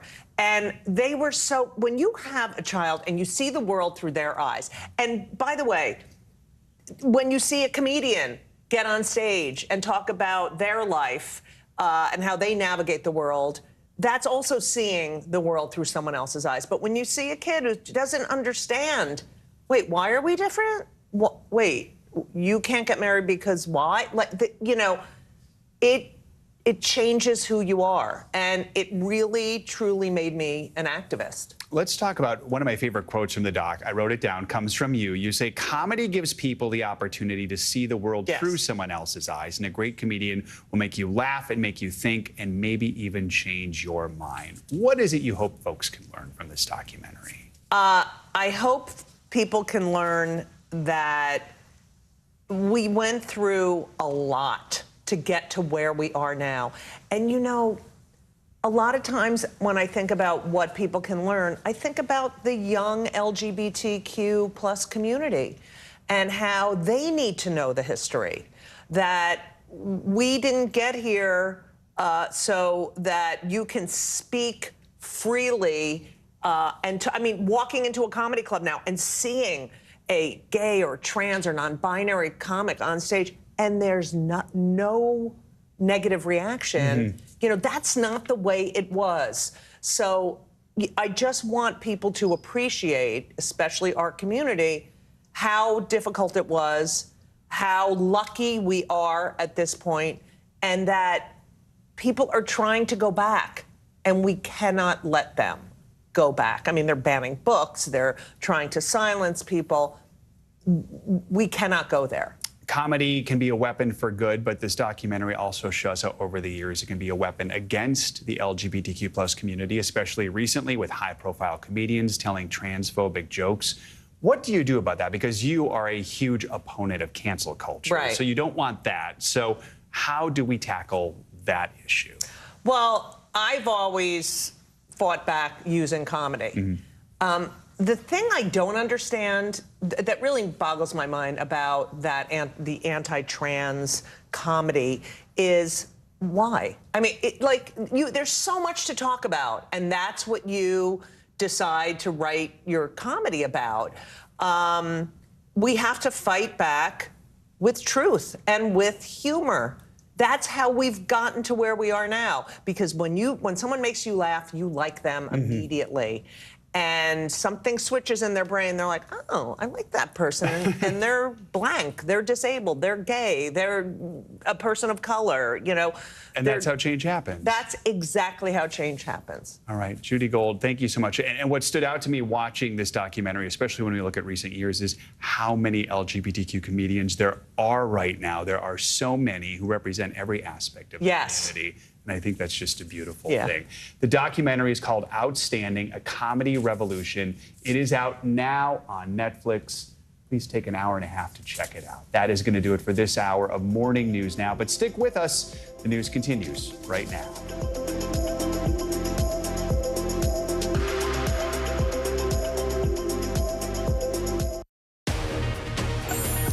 Hey everyone, so glad you could be with us. I'm Vicki Witt. I'm Joe Fryer in for Morgan Radford. NBC News Daily starts right now.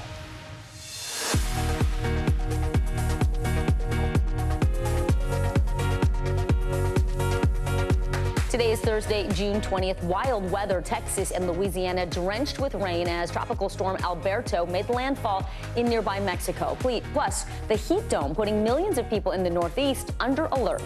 Conduct questions. The House Ethics Committee announces it's expanding its investigation into Florida Congressman Matt Gaetz. More on the claims of drug use and sexual misconduct and how the Republican is responding. Striking a chord, a performing arts group is creating spaces of community and healing for thousands of young women. How they're using poetry and music as tools for tackling mental health. Moving forward, major life changes can be a challenge, especially if you're moving too quickly to check in with yourself. We're going to talk to a mindset coach about navigating those transitions to make them more manageable. That is the only certain thing about life. Change. Change, constantly, fast and slow. Glad to have you with us. Glad to have you with us. Welcome to NBC News Daily. We start with the triple threat of extreme weather hitting the country from coast to coast. Deadly fires, flooding, rain, and scorching heat impacting millions of people across the country. The latest threat, Tropical Storm Alberto, making landfall earlier today in Mexico. It is the first storm in what's expected to be a hurricane season that is well above average. Mexican officials say the storm is responsible for at least 3 deaths. And Texas is also feeling the storm's impact. The coastal part of the state is seeing flash flooding and dangerous storm surges that could reach 2 to 4 feet in some areas. People there will be dealing with flooding for days. The waves just blow you away. It's mind-boggling. It was hard to walk in, especially down this stretch. The current, you could feel it. We've just never been through anything like this before, and we're just going to have to take it one day at a time, I guess. Here in the Northeast, the heat wave goes on. Millions of people from the Great Lakes to New England are under heat alerts today. Out west, the heat is making it tough to contain wildfires in New Mexico. 2 people there have died in the fast-moving fires, which have forced thousands to evacuate. And now heavy rain is complicating firefighters' efforts. NBC News correspondent Antonia Hilton has the latest on this historic heat wave, but we're going to begin with NBC News correspondent Guad Venegas. He's in Rockport, Texas, with the latest on conditions there. So, Guad, I understand tornadoes have even been a threat in Texas during this storm. What's the latest? Joe, Vicky, right. We had these tornado warnings all throughout the day yesterday, and we came to a home. It's not right off the coast, but it's nearby where we do have some flooding, where the neighbors told us that yesterday they got one of those tornadoes warnings. They were looking at their phone. They saw that it was nearby, and then this happened to their home. So I'm standing right where their shed was standing yesterday. That shed is now over there. So you can see the damage that their home suffered. This was part of a structure that covered this area. And then there's damage also in their bedroom. I'm going to walk over to point out some of the stuff. That orange tarp was placed by the neighbors this morning. That's their bedroom. I went inside just to take a peek, and the whole roof was blown out. So that's the damage that they suffered. State authorities came by to begin doing their assessments, but this is just some of the damage from the wind as these tornado warnings went into effect. And we still have a lot of flooding all along the coast here in the Texas Gulf area. We also have flash flood warnings still in effect in areas like here in Rockport, south of us, and Corpus Christi. And it's been very strange because even throughout the day yesterday, we would have heavy rain for 30 minutes, and then it would stop, and the weather would almost be nice, and then the rain would be coming back again. So it's been a lot of that, a lot of heavy rain. It would stop, and then, of course, some of that wind, and then the surge from the ocean. The ocean water is rising. Fortunately, for a lot of these communities, they do have seawalls that protect those communities, but we still have flooding in some of the other areas, the low-lying areas, or some of the beach communities all along the coast here in Texas, Joe. All right, Guad Venegas in Texas. Guad, thank you. We want to bring in NBC News correspondent Antonia Hilton now from Central Park in New York City. So, Antonia, the heat continuing to rise here in New York, and now it is just one of several cities with an air quality alert also in effect. Talk to us about what people need to know at this point about going outside. Hey, Vicky. Well, the real message is you need to be prepared and you need to be careful. This kind of heat, this can be a silent killer for young kids, for the elderly, and for people with medical conditions. Already temperatures are climbing into the 90s. The could feel like it's close to 100 degrees here, especially if you're out on the pavement by these big buildings in the city. You really need to make sure you have water, sunblock, you're wearing a hat, you have a plan to get inside or into the shade at least. And most of the families that I've been talking to this morning say that that's exactly what they're doing. They're balancing some of their time outside with a plan to get to a museum or a Broadway show to make sure that they're cooling off when it's at its worst. And that's going to be between 11 a.m. this morning, so we're already in the thick of it, to 4 p.m. Those are the hours when you really need to be safe, according to experts. Take a listen to a conversation I had with one woman here who's taking care of herself and her dog. By staying in my apartment and staying cool, drinking lots of liquids, eating watermelon. You have to be really careful with these little guys, and also with the temperatures on the sidewalk and the asphalt with their paws. And I should note, if you have access to a body of water or a splash pad, that doesn't mean that you're really out of the woods here. Just because you are swimming and you're out in the water, it doesn't mean that you're not sweating or that you're not becoming dehydrated. And so officials really want to make sure that families are taking those breaks, that they're drinking extra fluids today, because that makes all the difference, Vicky. And Antonia, we are in the last days of the school year here. What steps are schools taking in this extreme heat?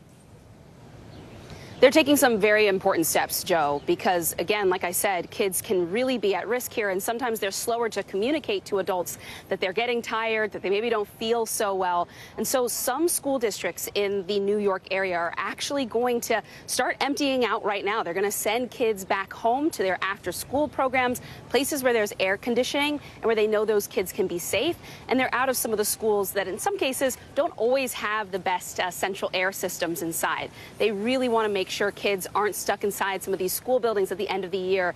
Even though lessons at this point, it's important for people to get to the end, they really, what matters the most right now is that kids are safe, Joe. All right, NBC News correspondent Antonia Hilton. Antonia, thank you so much.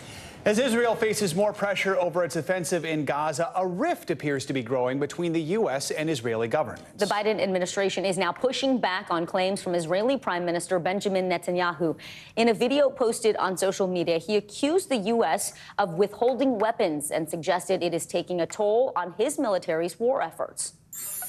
It's inconceivable that in the past few months, the administration has been withholding weapons and ammunition to Israel. Israel, America's closest ally, fighting for its life. During World War II, Churchill told the United States, give us the tools, we'll do the job. And I say, give us the tools and we'll finish the job a lot faster. NBC News White House correspondent Ali Rafa following it all for us today. So, Ali, we have seen a number of clashes between the two allies since the war in Gaza began, intensifying recently. But this particular video in English seemed like a very targeted jab at the White House. How is the administration responding this time? Yeah, guys, this new video really exposing new cracks in this long-standing alliance between the U.S. and Israel. As we see, White House officials flatly deny these accusations by Prime Minister Netanyahu that the U.S. is withholding weapons shipments to Israel. And in just the last hour, we have new reaction from the National Security Council's John Kirby, who called this video, quote, vexing, disappointing to say the least, given, he says, that no other country is doing more to help Israel. And here's more reaction from members of the Biden administration. Let me just start off by saying that we generally do not know what he's talking about. We just don't. We, as you know, are continuing to review one shipment, but everything else is moving as it normally would move.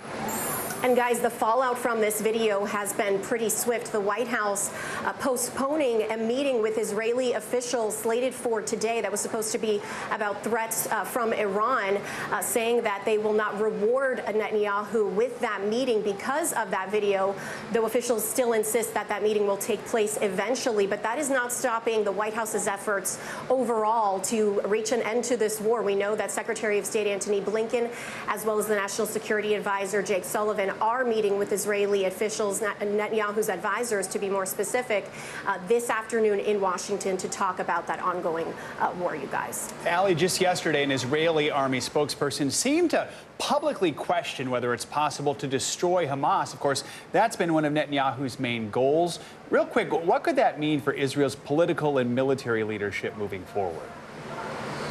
Yeah, and we've never really seen a public dispute to this level from the Israeli side. But again, John Kirby reacted to that just in the last hour and told reporters he doesn't see this difference of opinion on the Israeli side impacting at least the U.S.'s goals in this to eventually achieve an end to this war and get an agreement made on that proposal to release those hostages, you guys. All right, White House correspondent Ali Rafa. Ali, thank you so much. It is time now for our CNBC Money Minute. Higher temperatures this summer also mean higher electricity costs. The Energy Information Administration is expecting the average monthly power bill to rise to $173 for the summer months. That's up 3% from last year. CNBC's Silvana Henao joined us now. So, Silvana, meteorologists expect this to be the hottest June since records dating back to 1950. What states could see the biggest spikes in their electric bills? Hey, Joe. Hey, Vicki. Well, the government estimates expect the biggest bump in electricity costs to happen along the West Coast and in New York, New Jersey, and Pennsylvania, while New England, along with Texas, Oklahoma, Arkansas, and Louisiana, are expected to see a drop in prices.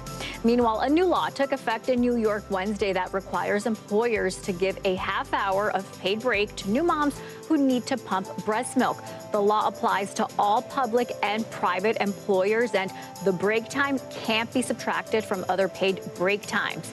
And a massive deal in the music business. Sony Music just acquired the catalog and likeness rights of the band Queen for $1.27 billion. Now, it's believed to be the biggest ever acquisition of its kind, guys. All right, CNBC reporter Silvana Henao. Silvana, thank you so much. Sure thing. New video from the night that pop star Justin Timberlake was arrested, plus what his legal troubles could mean for the upcoming shows on his tour. Next, you're watching NBC News Daily.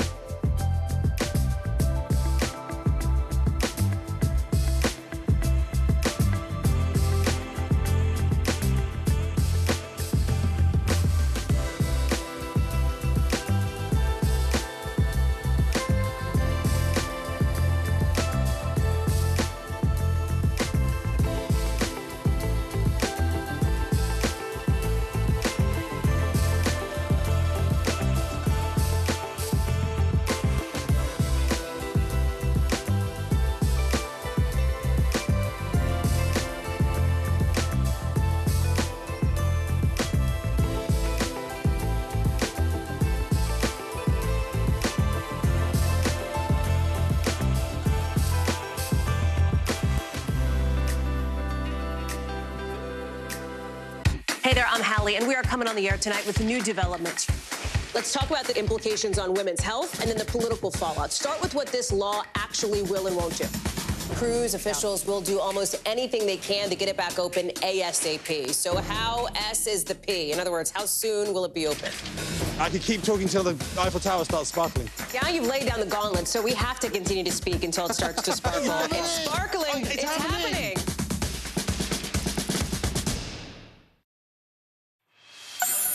Justin Timberlake's attorney is now speaking out following the pop star's arrest for suspicion of driving under the influence. NBC News correspondent Kaylee Hartung has the details, including new video from the night of the incident. Hey there. Justin Timberlake told police he had one martini before being pulled over, failing field sobriety tests, and being arrested. Now, his attorney says he looks forward to vigorously defending Timberlake on the allegations he's facing, suggesting the 10-time Grammy winner is gearing up for a legal fight right in the middle of his world tour. In the days since Justin Timberlake was arrested and charged with driving while intoxicated, the spotlight on the singer is intensifying. New surveillance video appears to show a vehicle that matches the description of the one Timberlake was driving, heading in the direction where he was pulled over by police. Sag Harbor PD have not responded to NBC News' request to confirm the vehicle in the video is Timberlake's. The pop superstar so far staying silent on the matter, letting his lawyer weigh in. I will have a lot to say at the appropriate time, but am currently awaiting full discovery from the district attorney's office. The 43-year-old was seen Monday night at the American Hotel, a Hamptons establishment frequented by celebrities. Police say they pulled him over just after midnight in a BMW after he failed to stop at this stop sign and swerved in two different places. According to court documents, an officer determined Timberlake was intoxicated, struggling to walk heel to toe and stand on one foot without swaying or using arms to balance. Timberlake told the officers he had one martini and refused to take a breathalyzer test 3 times, according to documents. He was arrested and released about 9 hours later without having to post bail. This comes in the middle of the 10-time Grammy winner's world tour. He was last on stage Saturday in Miami and is expected tomorrow in Chicago, giving no indication these legal troubles will affect his upcoming schedule. But just as he kicks off the European leg of the tour on July 26th, he'll face his next court hearing. The singer likely joining the virtual proceedings from Krakow, Poland, where he'll perform that night. His wife, actress Jessica Biel, spotted in nearby New York City this week, shooting her latest project. Last month, Biel addressed the challenges of their busy schedules. And when he has his breaks, we'll hang out and try to do something that's relaxing and fun. He has to relax. Like, he really has to relax. Since this is Timberlake's first offense, if convicted, experts tell us he could face up to a year of jail time, though that's unlikely.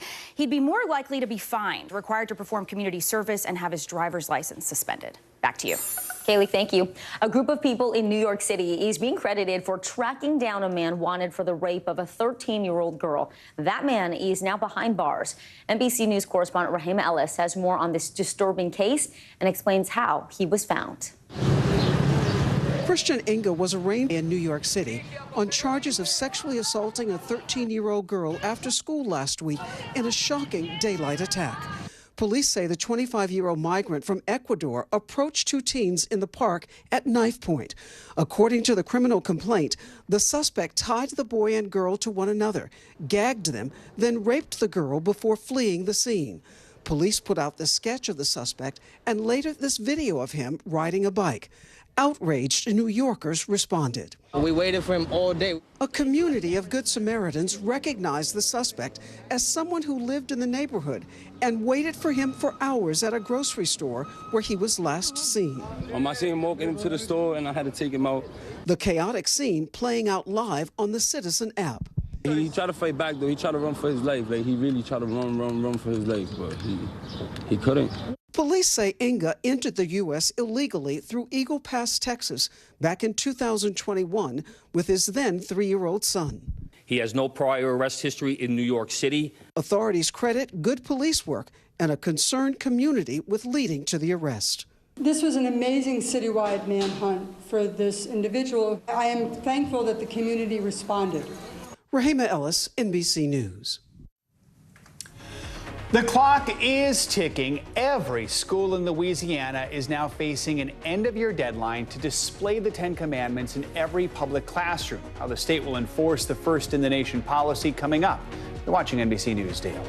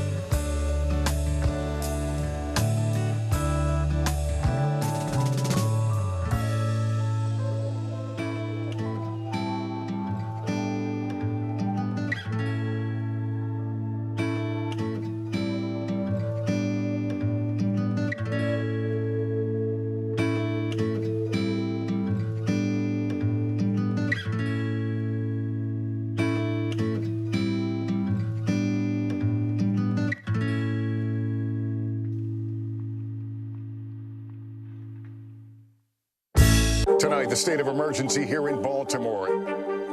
How is it that traffic was stopped in time? State law enforcement officers, they undoubtedly saved lives. Should people be concerned about the safety of flying today? Closer to the Gaza border.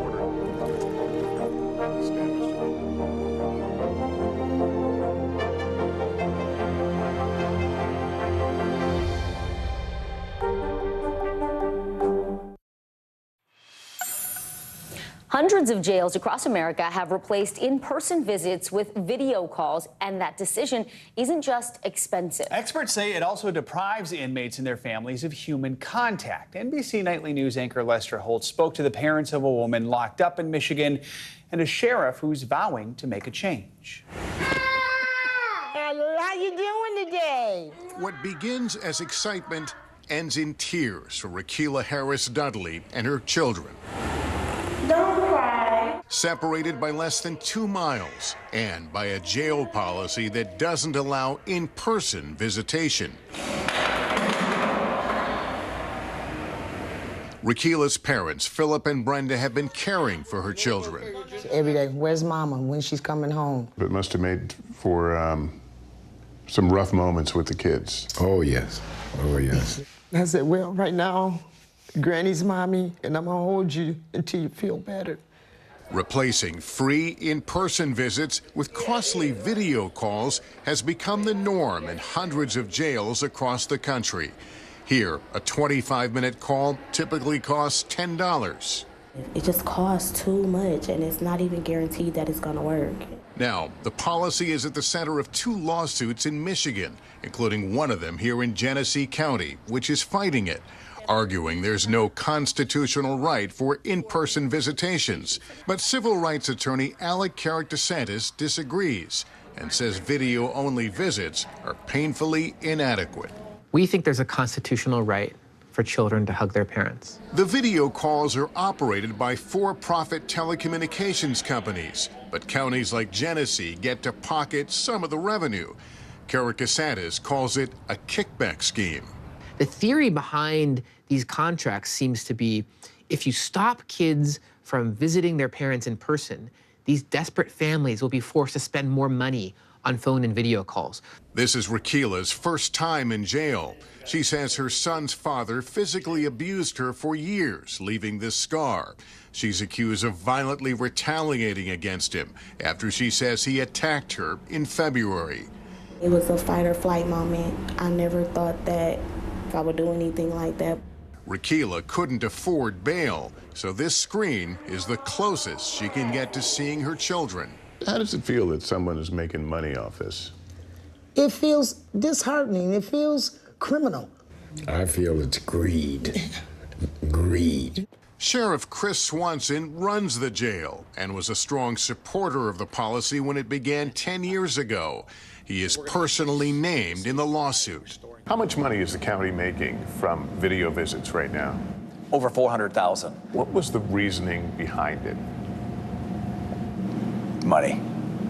I became the undersheriff in 2010. We had to cut 10% of our budget. When it came to the revenue, it was very attractive, and it still is to sheriffs across the country. But we're going to change that. And by change that, Sheriff Swanson meant now. In our interview, he told me that he believes he made a mistake. And regardless of how the court rules, he says he's reversing course, reinstating in-person visits starting next month. We're going to return to in-person visits, and we're going to reinvest our revenues back to lowering costs for jail calls and video visitations. You're going to be leaving money on the table. It's money I don't need, and it's money that doesn't come from the inmates, it comes from their families. And so you're penalizing people, and I see that now. You were one of the guys that was a proponent of ending in-person visits, and now you've made this giant turn here. It's because the person that I am today is not the same person I was in 2012, 2014. But not long ago, you were celebrating the dollars coming in. I accept that. Why did it take a lawsuit, though, to make this turn? It didn't have to. But it did. It did. After spending more than 100 days in jail, Rakila finally made bail last week, able once more to hug her children, unlike thousands of others in jails across the country. Bravo to that sheriff for admitting that he made a mistake in the beginning and being so public and open about reversing that policy. And saying that they're going to make a change. Yeah. All right. Our thanks to Lester Holt for that report. You are watching NBC News Daily. You can watch us free 24/7 on our streaming network, NBC News Now, wherever you stream, including YouTube, Hulu, Roku, and Peacock. The news continues after this.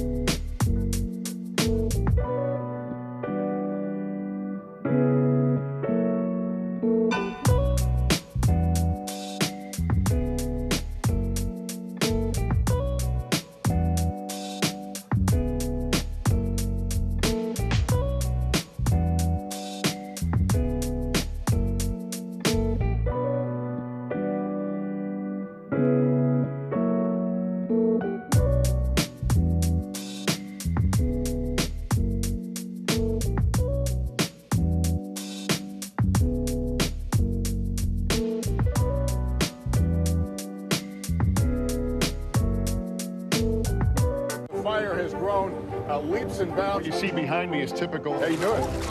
Pretty bad.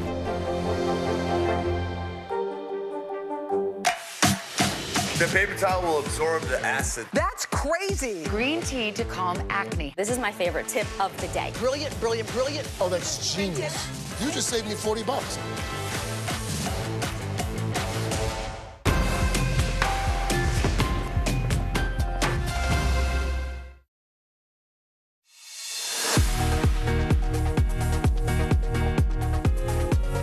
Welcome back. It is 12:30 in Key West, Florida, and right here in New York, I'm Joe Fryer. I'm Vicki Wynn. Here's what's making news right now. A Russian-American woman who was arrested in Russia earlier this year is now on trial for alleged treason.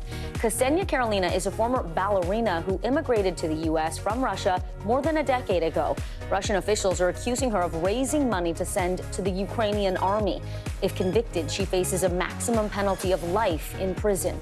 Rapper Travis Scott was arrested in Miami early this morning. He's being charged with disorderly intoxication and trespassing. Arrest documents say police were responding to a call about a fight on a yacht. When they arrived, the 33-year-old was allegedly yelling at people on the boat. Police say they convinced Scott to leave, but 5 minutes later he returned. Sources say he has since been released on bond. And in Oregon, thousands of nurses are on the picket line today. They're striking at Providence medical facilities across the state, demanding fair wages and better staffing negotiations. They have been going on since December. Company officials say patient care has not been affected, and they are following the state's staffing mandates. Some political news. Congressman Matt Gaetz is firing back against the House Ethics Committee investigation into him. This bipartisan panel confirmed yesterday it is still looking into whether the Florida congressman engaged in sexual misconduct and illegal drug use. Well, Gaetz has denied all allegations of wrongdoing. In a post on X, he called the probes Soviet and blamed former House Speaker Kevin McCarthy for what he claims is a smear campaign. NBC News Capitol Hill correspondent Ali Vitale joins us now from her post. So, Ali, what exactly is the committee investigating with regards to Gaetz, and what are the types of consequences he might face? It's a really good question, Vicki, because these investigations into Gaetz from the House Ethics Committee have been ongoing for several months now. What they have told us, and usually this is a committee that's pretty secretive and mysterious about what they're doing. They don't typically announce anything until they actually have something to announce. In this case, we know that they're investigating Gaetz still for allegations of sexual misconduct, as well as for allegations of illegal drug use, but they are no longer investigating allegations that he shared lewd images and videos on the House floor. They've also dispensed with the claims that he misused campaign funds and of bribery charges. That's partly what Gaetz mentions in his tweets, where he says that none of this is true and that these investigations are, again, to use his words, Soviet and the results of a political spat. But look, the Ethics Committee is going to continue investigating, and if and when they find something, they'll let us know. We probably won't hear much in the interim because, again, this is work that's done behind the scenes and behind closed doors, and this is a committee that's usually pretty mum until they have something tangible to say. So, Ali, some broader context here. We know that Congressman Gaetz has a long-standing feud with former Speaker McCarthy, and he's a top ally of former President Trump. What does this ongoing investigation tell us about the state of the Republican caucus? Still messy, Joe. And look, the Gaetz-McCarthy feud was always at the center of McCarthy's short tenure as House Speaker. McCarthy says it's the reason that Gaetz eventually launched that bid to oust him from the speakership in the first place. We know, though, that Gaetz had some help there. 7 other Republicans joined Gaetz to oust the speaker from his post at the end of last year. But Gaetz has long said this isn't personal with McCarthy. Instead, there were some policy items that they disagreed on. Trust, they said, was broken. Again, that's a long-standing feud that preceded even the House Speaker battle, but certainly was solidified when Gaetz mounted that motion to vacate effort. We're still seeing McCarthy mention it even as he continues on this electoral revenge tour of sorts that I've been following. That's been for many members of the 8 Republicans who helped to oust him, but he's never minced words when it comes to talking about Congressman Matt Gaetz, so that feud's alive and well, we know. Long history there. All right, NBC News Capitol Hill correspondent Ali Vitale, thank you. Well, Joe, Louisiana has become the first state in the nation to require all public school classrooms to display the 10 Commandments. And the Republican governor says he can't wait to be sued. Under the new law he signed, every classroom from kindergarten all the way up to state-funded universities will need to have a poster-sized list of the Bible's rules in large, easy-to-read font. NBC News correspondent Marissa Parra joins us now. So, Marissa, let's talk about this. So many questions. When are they supposed to have this? Who pays for it? And what prompted legislators to introduce this policy? Really great questions, Vicki, because this is already proving to be a talker. So let's run through some of the requirements according to the legislation that was just signed. So this is supposed to be in every single classroom in a state-funded, a public, either kindergarten classroom all the way through university classrooms. It's a display that is supposed to be poster-sized in, quote, large, easily readable font. And this is also supposed to come from donations. And so in terms of timeline here, there's a lot of questions. There's a lot that is in the air. But according to the legislation, this is supposed to be on display by 2025, Vicki.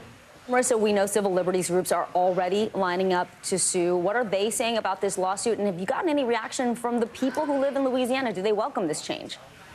Right. So I want to start first with what supporters are saying. We have heard, of course, from the governor. He said he welcomes being sued. He said that over the weekend just a few days ago. And then we heard from the attorney general, who basically, in part, was pointing to depictions of Moses in the halls of the Supreme Court, saying that, they look forward to defending this new legislation that was just signed. But critics are saying, well, wait a second, what about the separation of church and state? And so we've heard from several different groups, of course, including the ACLU, that have vowed to fight this in the court of law, pointing to specifically precedent that was set. They said this violates Supreme Court precedent that was set in 1980. Kentucky attempted a very similar law, attempted something that was very similar with depicting and having in classrooms the 10 Commandments. And so the Supreme Court at the time struck that down. We, of course, have a very different makeup of the Supreme Court, more conservative leaning, Vicki. So a lot of questions on what's going to happen between now and that 2025 deadline. All right. Thanks for running through that for us. NBC News correspondent Marissa Parra, thank you. Two climate activists were arrested after defacing the historic Stonehenge monument in southern England yesterday. As you can see in this video posted to X, the Just Stop Oil protesters sprayed orange pigment on the stones, which are more than 4,000 years old. The group says this demonstration was to advocate that the UK government phase out fossil fuels by 2030. It all happened just before today's summer solstice celebration, where thousands are expected to gather. NBC News correspondent Danielle Hamamdjian joined us from London with the details. So, Danielle, what charges are these activists facing, and how is this impacting the celebration taking place there? Well, to answer your last question, it's not impacting the celebrations tonight. It is going ahead. They were arrested on suspicion of criminal damage, and they have since been released on bail. You look at the pictures, they're pretty stunning. This is a World Heritage Site, close to 5,000 years old, and you can see members of the public running towards them, trying to tackle one of the activists. They're both with the group Just Stop Oil, and as you said, their demand is that the next UK government, because we are going through an election campaign at the moment, that the next UK government end the extraction and burning of oil, gas, and coal by 2030. This is a spectacular place. It's thousands of years old. It is one of the most recognizable landmarks, not just in the UK, but around the world. And it was built in perfect alignment with the sun. We don't know who built them, but we know who was arrested, of course, a 21-year-old student from Oxford University, a 73-year-old man. They've since, as I said, been released on bail. I think, Joe, we've seen this before with artwork, with private jets, actually this morning at an airport outside London. But what this time, this incident stands out because this is a place that in a way belongs to the people. Never mind that it's thousands of years old. It belongs to the people, and the people will be there tonight in the thousands, celebrating all night until they see that sunrise perfectly through those massive stones. Yeah, we have seen a number of incidents like this. We know that the Prime Minister of the UK is condemning the group's actions. What else is the government saying? You've got Rishi Sunak, the Prime Minister, who said it was a disgraceful act of vandalism. Keir Starmer, who is the opposition leader running to be Prime Minister, in fact, he said it was outrageous and that Just Stop Oil, the group, was, quote, pathetic. We also heard from the charity that oversees Stonehenge. It's called English Heritage. They say that the whole thing contradicts the principles of the group. This is a symbol of harmony with nature. They said they had to act quickly, and I quote, said they moved quickly due to the risk that the powder would harm the important and rare lichens growing on the stones, and if it came into contact with water, it would leave streaks difficult to remove. But so far, there is no visible damage. The site is open, and this massive celebration that happens once a year, the longest day of the year, is going ahead tonight. All right. NBC News correspondent Danielle Hemamjin, thank you so much.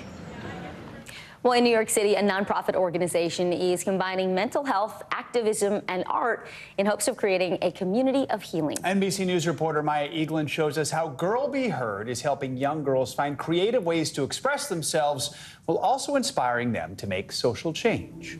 I have come from a shelter, and I'm not afraid to say that. I was in the station with my suitcase just sitting there like, I don't know where to go. Where we gotta go? Right. What are we doing? Anastasia and Divinity are performers with Girl Be Heard, a nonprofit organization in New York City centered on empowerment and community, providing resources that have helped thousands of young women. Showtime.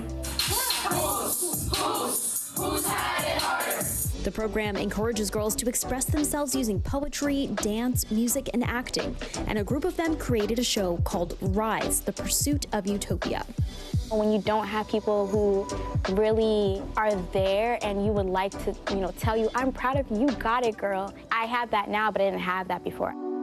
According to the Department of Housing and Urban Development, of the over 650,000 people experiencing homelessness in 2023, about half were people of color. And research shows that there are racial disparities in mental health, with Black people making up 13% of the U.S. population, but nearly 20% of people living with mental illness are Black, and suicides disproportionately affecting Black young women. Talk to me about your mental health journeys. I did go through a lot of depression. I had lost a lot of my family members and a lot of my friends.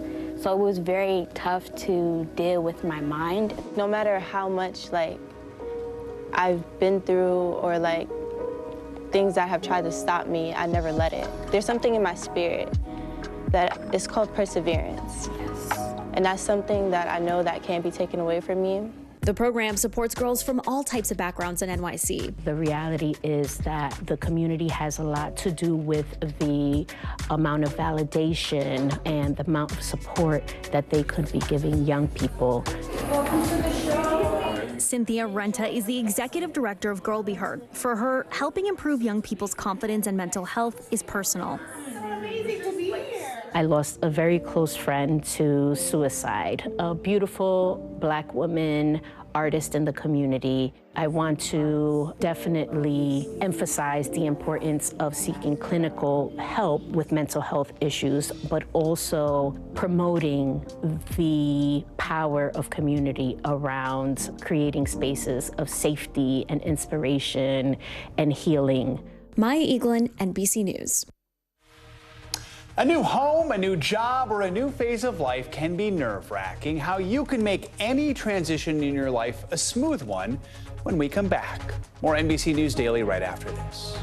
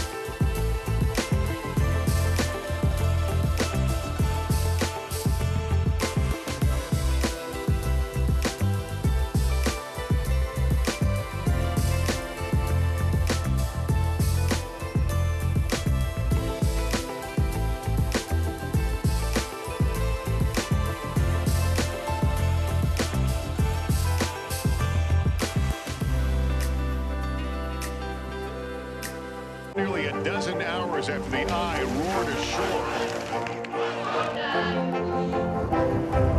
There is some late-breaking news. All right,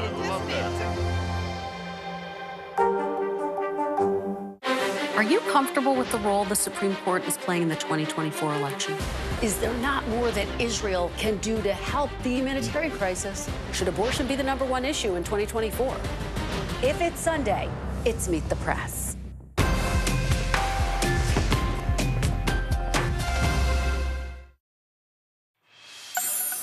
For many families, these summer months are about transitions from graduation season to career changes to moving into a new home. The phases of transition can be bittersweet, but experts say if you can come to terms with these new situations, it can make the process a little easier. Katie Horowitz joins us now. She's an author and mindset coach. Good to have you with us. So it may seem obvious, but explain to us why these transitions can be challenging for families. Well, we're creatures of habit, so transitions force us to pivot and force newness into our lives, which can feel really jarring, lead to a lot of anxiety, maybe even self-doubt about what we are and aren't capable of. And when it comes to families, a lot of times we'll learn specific family dynamics, and transitions will upend those, and we'll have to learn not only how to navigate new dynamics, but how people are responding to their new roles. What are some of your strategies for helping us handle those major transitions in our families?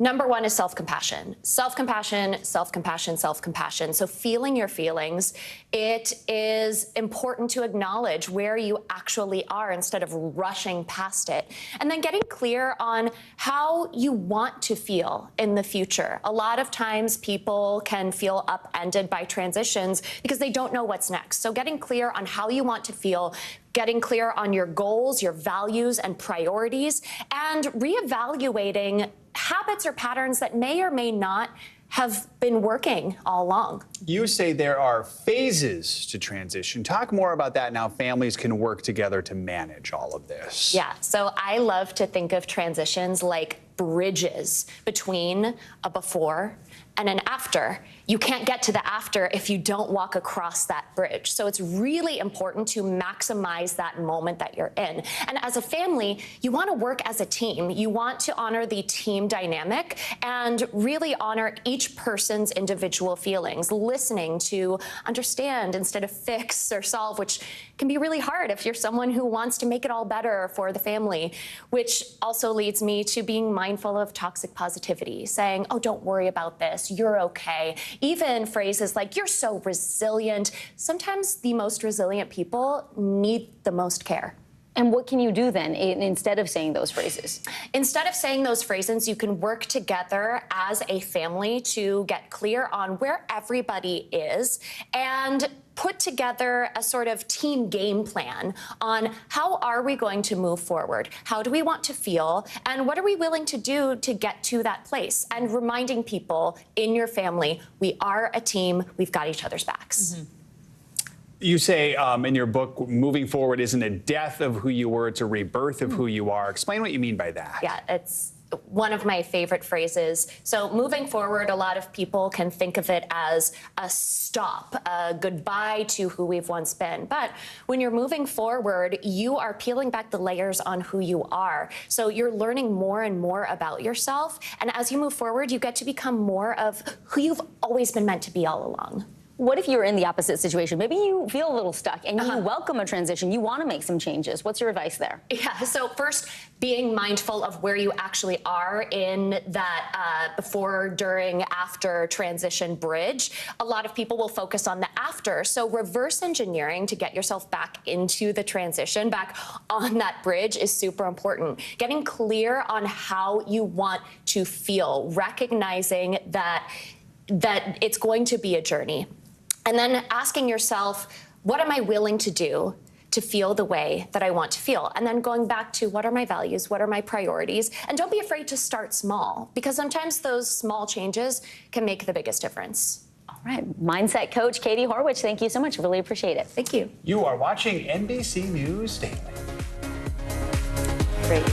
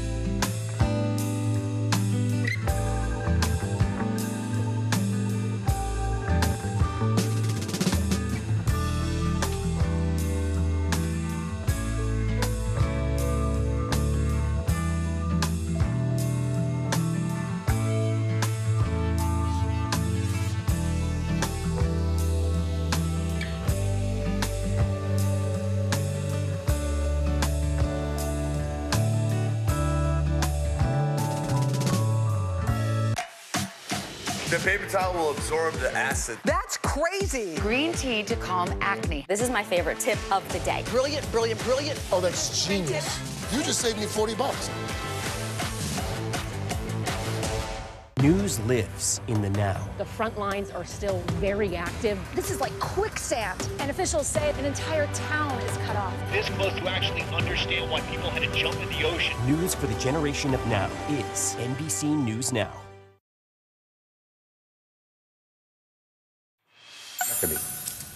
Kendrick Lamar put fans in a frenzy with his Pop Out Ken and Friends concert last night in Los Angeles.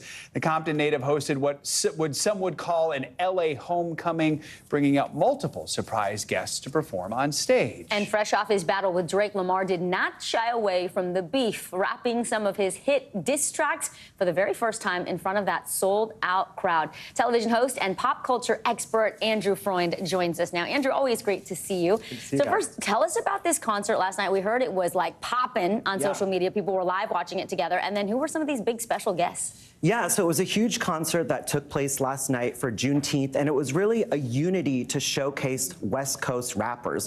So he brought out Dr. Dre, who of course is like the godfather of West Coast rap, Tyler, the Creator, Schoolboy Q, and it was a huge concert, but all eyes were on Lamar to see if he would sing these diss tracks. And guess what? He did. Not only did he, but for the last song, he did it 5 times. So, but I kept thinking about this. It's like, it kind of reminds me of like a Bravo reality show. It's like Real Housewives of hip hop. Right, and, I like it. And I'm also like, why are these guys fighting? They're all millionaires, they're successful, but you know what? It drives up sales, it drives us media talking about it. There you go. So, but it was a huge concert, it streamed on Prime, definitely try to check it out. So you're saying this was Kendrick's version of flipping the table? And... I mean, it was like Teresa Giudice, the whole, like, you know, these guys fighting. Andy Cohen, if you're out there, you know, maybe he could moderate. Let's talk about music that has no feuding going on. We got both Katy Perry and Post Malone going to release new music, not together, but what can you tell us about that? Yeah, so Katy Perry's I know, she looks amazing. Katy Perry's 6th album is coming, Joe. Get excited. It's a return to form for Katy because she has some of the same producers that she had on Teenage Dream. It's her 4th studio album, and we're going to see a new video, and we haven't seen a new video from her in a long time. And I actually got to spend some time with her a little while ago. She has to be one of the sweetest people I've ever met. Very fun, and she's super, super excited for this album to come out. I'm so happy to hear that. But as a postie, you've got to tell me about Post Malone, too. Yeah, and Post Malone also coming out with his new album, and people are wondering, is it going to be more, he's been in his country era. You know, he has a hit song with Morgan Wallen. He was, of course, coming off the Taylor Swift album, and he has a new record, a new album coming, and people are super, super excited. Can't wait. I hear that's in August. So speaking of new, the new House of the Dragon is finally out. Tell us about that first episode. It aired Sunday? Yeah, the first episode airs Sunday. I actually watched it on the plane coming out here last night. And this show is going to be so good because the first episode ends in a cliffhanger. And what we're going to see this season is, Vicky, it's a battle between 2 queens who used to be stepdaughter and stepsister, battling it out, and their kingdoms are going to war. So we're really going to see the show hit kind of a new stride about these 2 lead characters going to going I'm into it. Like Real Housewives. All right. Exactly. All roads lead back to Real Housewives. All roads lead back to Bravo, part of NBC's parent company. Spaceballs is one of my all-time favorite movies. It is finally getting a sequel. What should we know about this? Yeah, so, you know, the first film came out in 1987, so it's that long ago. Wow. But Josh Gad is going to be starring in and producing the sequel with Mel Brooks. Mel Brooks is back. Now, they're keeping details under wrap on what it's actually going to be about, but it's happening and it's coming, and Amazon will release it. Let's talk about Matt Bomer and Nathan Lane. They're working on a new sitcom that is going to be similar to like a TV classic. What's that all about? So this was interesting because, first of all, Matt Bomer is only 46 years old. Yeah, right. And he looks 25. Exactly. And they're saying this is going to be like the new Golden Girls. Okay. So Ryan Murphy's producing it, same creators as Will and Grace. It's going to be set in my all-time favorite place of Palm Springs. Oh, I love Palm Springs. And it's going to be about 3 guys of a certain age. I'm like, he's 46 years years old, you guys. Sorry, I can't get that out of my head. Remember, the Golden Girls were in their 50s, It's right? true. We don't think of it like that. I guess so. Yeah. So Matt Bomer is, I keep wanting to say David, Matt Bomer is going to play the Rose character, Nathan Lane is going to play the Dorothy character, and Linda Lavin is going to play the Sophia character. Oh, interesting. So they really are going for the Golden Girls. All right, Okay. we got like 15 seconds here. Anything else we should be watching this weekend? Okay, yes, the Dallas Cowboys cheerleaders are coming to Netflix. I'm oddly obsessed with this show. I can't get enough of it. It's a docuseries. You get to follow what it takes to become a Dallas Cowboys cheerleader. With so Joe, talented. I didn't know anything about it. And now you're ready. I'm ready, but you learn it's hard work. They also dive into like mental health. They dive into all kinds of things. They're athletes. Andrew Freud, thank you so much. Thank you. Stay with us. You're watching NBC News Daily.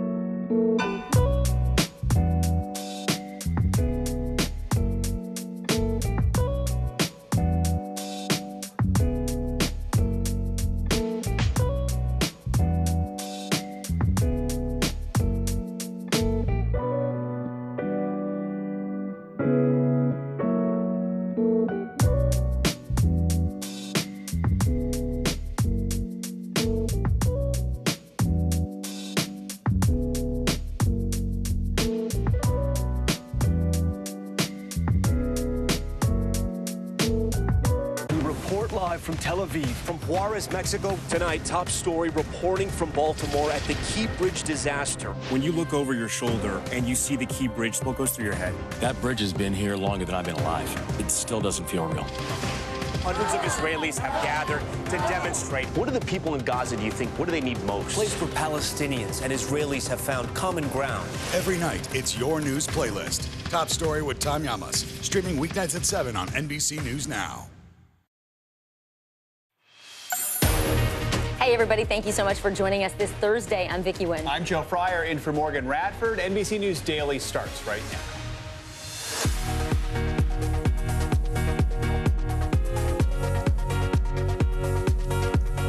Today is Thursday, June 20th, making landfall. Tropical storm Alberto touching down in Mexico today. It's causing major flooding in parts of Texas, as well as millions across the U.S. are still dealing with that relentless heat wave. We're tracking it all. Classroom controversy. Louisiana now the first state to require public schools to display the 10 Commandments. A big legal battle that's already shaping up as civil rights groups vow to fight it. Record-breaking travel season today kicks off the official start of summer, and many Americans are looking to head to the 4th of July somewhere else. We'll tell you what to expect, whether you're planning to hit the roads or fly. Fanning the flames, rap icon Kendrick Lamar laying into his feud with Drake during a sold-out concert in L.A., plus the other artists set to drop new music. That and so much more in our entertainment wrap. Thanks for being with us. We begin with the trifecta of extreme weather hitting cities across the country. Deadly fires, flooding, and scorching heat impacting millions of people. Alberto has now weakened into a tropical depression as it moves inland across Mexico. Mexican officials say the storm is responsible for at least 3 deaths. And Texas will be dealing with the storm's impact for days. Some areas facing the threat of tornadoes now, and the coastal part of the state is seeing flash flooding and dangerous storm surges that could reach 2 to 4 feet. As for the rest of the country, the heat is still baking a good chunk of the nation. Millions of people from the Great Lakes to New England are under heat alerts today. Out west, that heat is making it tough to contain wildfires in New Mexico. 2 people have died in the fast-moving fires, which have forced thousands to evacuate. And now heavy rain is complicating relief efforts. NBC News meteorologist Bill Cairns has the latest on Alberto's path in this extreme heat. We're going to get to him in just a moment, but first we begin with NBC News correspondent Sam Brock. He's in Corpus Christi, Texas, with the latest on conditions there. I mean, Sam, we saw high winds, strong storm surges there yesterday. What do things look like now? Yeah, we know, Joe and Vicki, good afternoon. It's been all up and down the Texas southeast coastline here. Corpus Christi is a few hours away. We know Guadalupe has been doing some great reporting out of there. Several inches of rain. Where I'm standing right now at Surfside Beach. We're on the west end right now. Look around me. This is 2 days after an event. I'm going to walk a little bit in this direction. I physically can't go that far into this parking lot because there's just so much water still now, a couple of feet of it. So I'm going to stay right here and have our camera lens just pan along. But you'll see all of these homes here. They're raised and on pillars for multiple stories in some cases because this is certainly an area of the country that is accustomed to storms and to flooding. So they're prepared from that standpoint. But just having conversations with people here right now, they tell me that they were not anticipating 48 hours later that the storm surge and this high tide would have still kicked in all of this water that has not receded yet. They said it went down a little bit, guys, yesterday, but it came right back. And so there's a couple next to the house I am standing next to right now who said they are waiting until tonight because they can't get their car through all of this. They are essentially stranded. They're being great sports about it. They're having a good time, but they have to wait until this evening before they can even move. And that's not even the only person who has given me that exact narrative. So as you just kind of look around here, I mean, it's home after home that's looking at a couple feet of water. If you have an SUV, and this is a great case in point, people are moving in and out. And I will say that we got a little bit of wave too.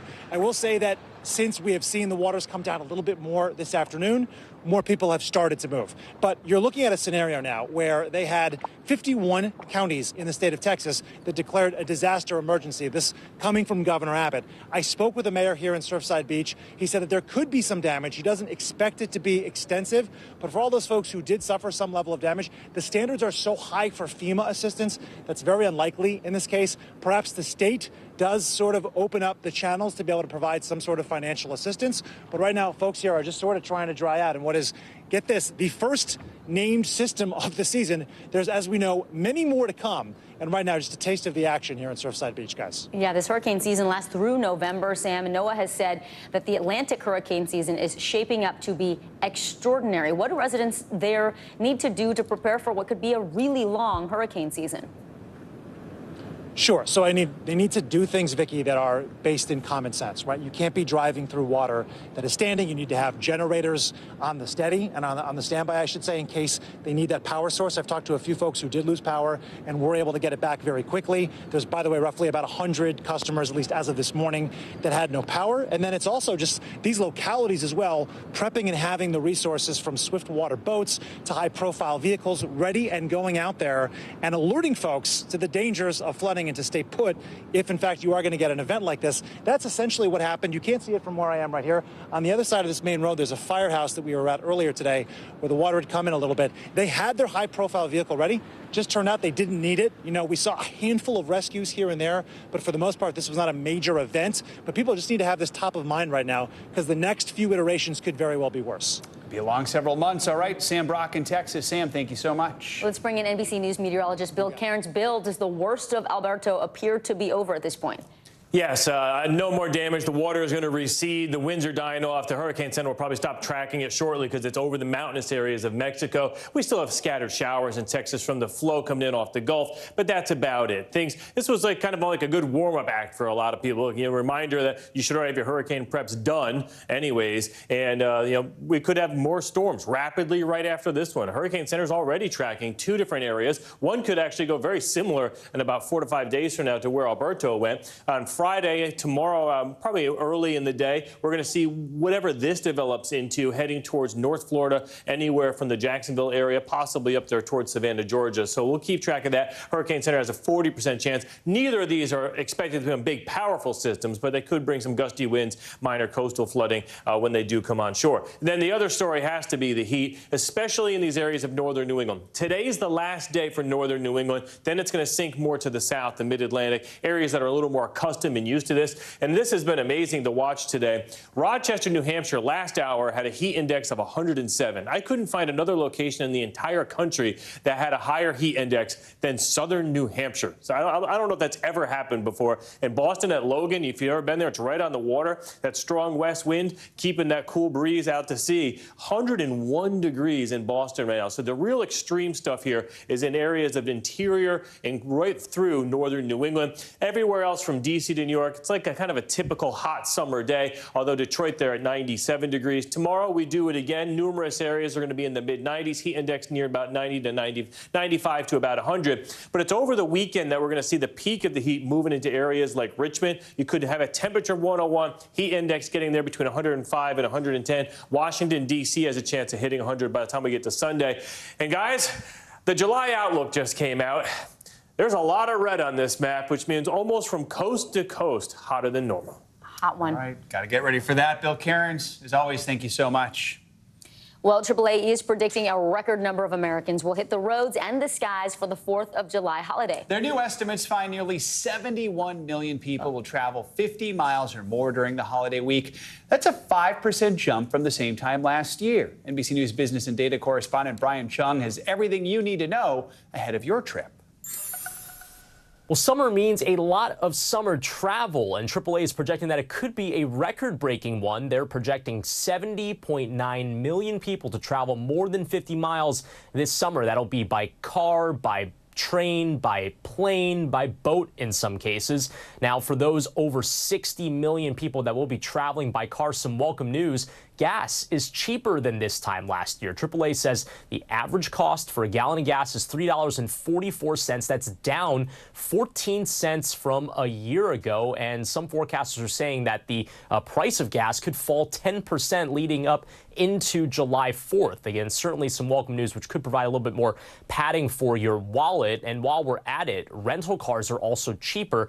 Government statistics showing those costs are down 8.8% year over year, as well as airline fares down 2%, depending, of course, on what itinerary you are looking at. When it comes to the most popular destinations for summer travel, specifically on July 4th, domestically, seems like the hot spots are Seattle, Washington, as well as Orlando, Florida, with the hot international destinations being Vancouver, Canada, and also London, England. Both Seattle and Vancouver pretty popular spots because of people using those as launching pads for Alaskan cruises, trying to stay a little cool during this July 4th. One final thing, when it comes to those that do plan on driving, AAA says try to avoid traveling on July 3rd and July 7th. That's the Wednesday and Sunday that bookmarks July 4th, which is going to be on a Thursday this year. They say that the best day to travel, if you can, will be July 1st. That would require you to take the whole week off, but they do say if you want to avoid traffic, that is the best way to go.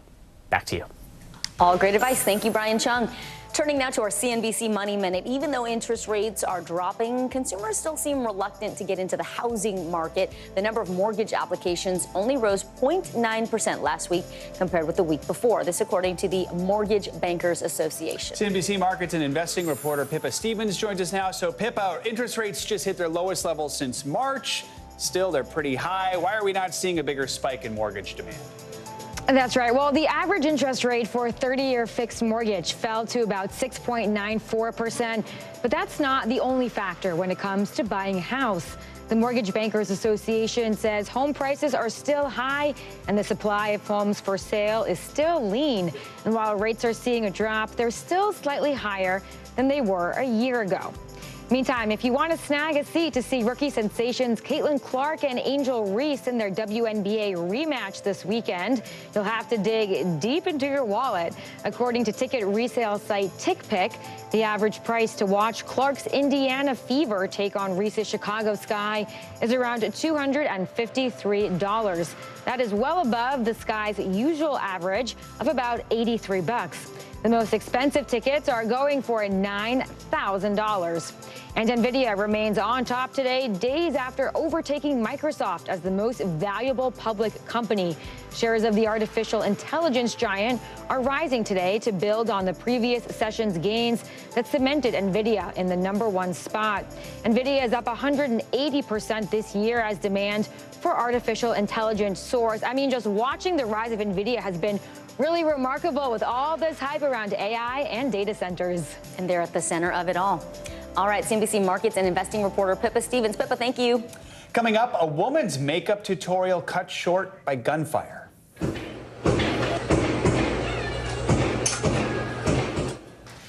The video capturing the sound of her brother being shot and killed just steps from their home. The family says a neighbor is responsible. You're watching NBC News Daily.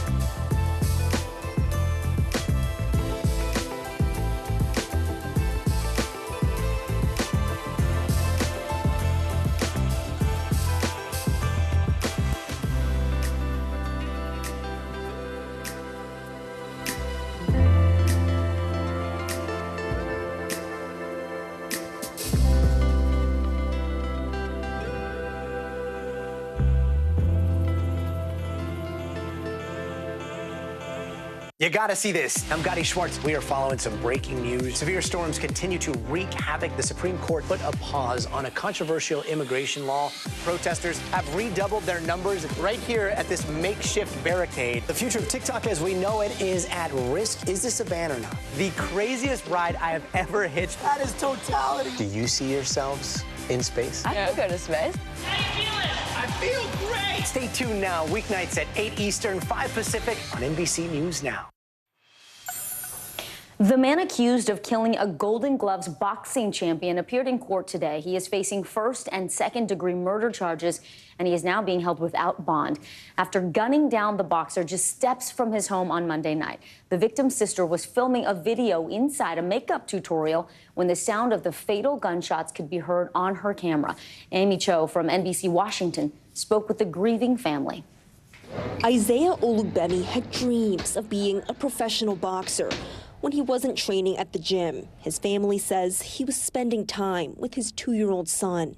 I just want people to know that my brother was a great father, a great man. He just wanted to be nothing but a great boxer. Monday night, Olugbemi had just come home from the gym when he was shot and killed outside his home on Meadow Mist Way in Odenton. His sister Rebecca was filming a makeup video when the gunfire began. He always looked out for everyone and made sure that everyone was good. know. I just want them to know. And he was just, a hard worker. Anything that he wanted, he went after it. Yesterday, Anne Arundel County Police say they made an arrest in the case. 36-year-old Nicholas Giroux of Odenton. The family says Giroux was their neighbor and he had allegedly confronted them before. I don't know what justice will look like, honestly. I don't know if there's anything that could be done that would make it any better.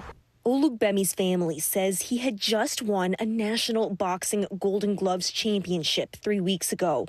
A pile of flowers now sits near the spot where he was killed. He meant a lot to a lot of people. People from New York drove down here the same day because of what happened. You know what I'm saying? Like, it's just so tragic, like so random. For NBC News Daily, I'm Amy Cho. A plastic surgeon in Florida is now facing a homicide charge after authorities say his wife went into cardiac arrest on his own operating table. Health officials there say the surgeon waited to call 911. His wife died in a hospital days later. The incident happened last year, but he was arrested just this week. NBC News correspondent Ellison Barber has more. Caller reported a 32-year-old female was undergoing a procedure for a lipo-fat transfer. Dr. Ben Brown arrested by the Santa Rosa County Sheriff's Office for manslaughter by culpable negligence for the November 2023 death of his wife, Hillary. An investigation by Florida's Department of Health found that on the day of her operations, her scar revision, liposuction, and lip injection procedures, Hillary Brown prepared her own IV bags and took a handful of pills, including Valium, all without training or supervision. During the operation, her husband injected her with a concentration of the anesthetic lidocaine. Shortly after, Hillary reportedly told her husband her vision started to blur and that she saw orange. After another injection, she became unresponsive and began to have a seizure. Dr. Brown's assistants reportedly asked if they should call 911, and Dr. Brown said no repeatedly and waited 10 to 20 minutes to begin CPR, according to the report. Eventually, Dr. Brown instructed an assistant to call 911, and Hillary was taken to a nearby hospital where she died on life support days later. An attorney and legal analyst we spoke to says the state will need to make the case Dr. Brown's behavior amounted to more than malpractice. I do think that this case is important in showing the difference between regular malpractice cases and homicide cases or manslaughter cases where a doctor so significantly deviates from the standard protocols that it's more than ordinary negligence. It is a true reckless disregard for human life. The Department of Health highlighting patterns in Dr. Brown's behavior, finding that he let Hillary perform medical tasks, including laser treatment and injections on patients. An attorney representing Dr. Brown, who is out on bond, telling NBC News, quote, Dr. Brown intends to plead not guilty and vigorously fight the allegations against him in court. Ellison Barber, NBC News. The NYPD saving 6 puppies who were trapped inside a sack that was tied shut. The body cam video you don't want to miss. Stay with us. You're watching NBC News Daily. Much more news ahead.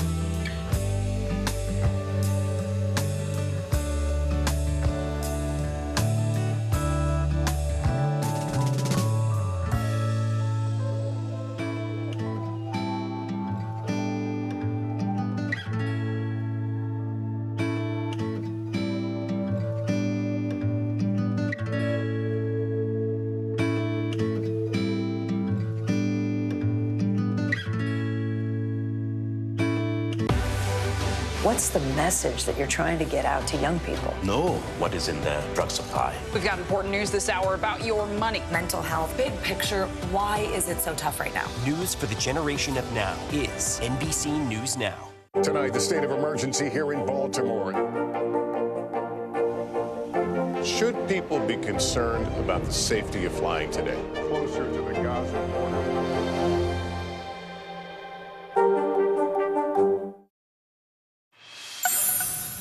Hundreds of jails across America have replaced in-person visits with video calls, and that decision isn't just expensive. Experts say it also deprives inmates and their families of human contact. NBC Nightly News anchor Lester Holt spoke to the parents of a woman locked up in Michigan and a sheriff who's vowing to make a change. How you doing today? What begins as excitement ends in tears for Rakila Harris Dudley and her children. Separated by less than 2 miles and by a jail policy that doesn't allow in-person visitation. Rakila's parents, Philip and Brenda, have been caring for her children. Every day, where's Mama when she's coming home? It must have made for some rough moments with the kids. Oh, yes. Oh, yes. I said, well, right now, Granny's mommy, and I'm gonna hold you until you feel better. Replacing free in-person visits with costly video calls has become the norm in hundreds of jails across the country. Here, a 25-minute call typically costs $10. It just costs too much, and it's not even guaranteed that it's going to work. Now, the policy is at the center of 2 lawsuits in Michigan, including one of them here in Genesee County, which is fighting it, arguing there's no constitutional right for in-person visitations. But civil rights attorney Alec Carrick-DeSantis disagrees and says video-only visits are painfully inadequate. We think there's a constitutional right for children to hug their parents. The video calls are operated by for-profit telecommunications companies, but counties like Genesee get to pocket some of the revenue. Carrick-DeSantis calls it a kickback scheme. The theory behind these contracts seems to be if you stop kids from visiting their parents in person, these desperate families will be forced to spend more money on phone and video calls. This is Rakila's first time in jail. She says her son's father physically abused her for years, leaving this scar. She's accused of violently retaliating against him after she says he attacked her in February. It was a fight or flight moment. I never thought that I would do anything like that. Rakila couldn't afford bail, so this screen is the closest she can get to seeing her children. How does it feel that someone is making money off this? It feels disheartening. It feels criminal. I feel it's greed. Greed.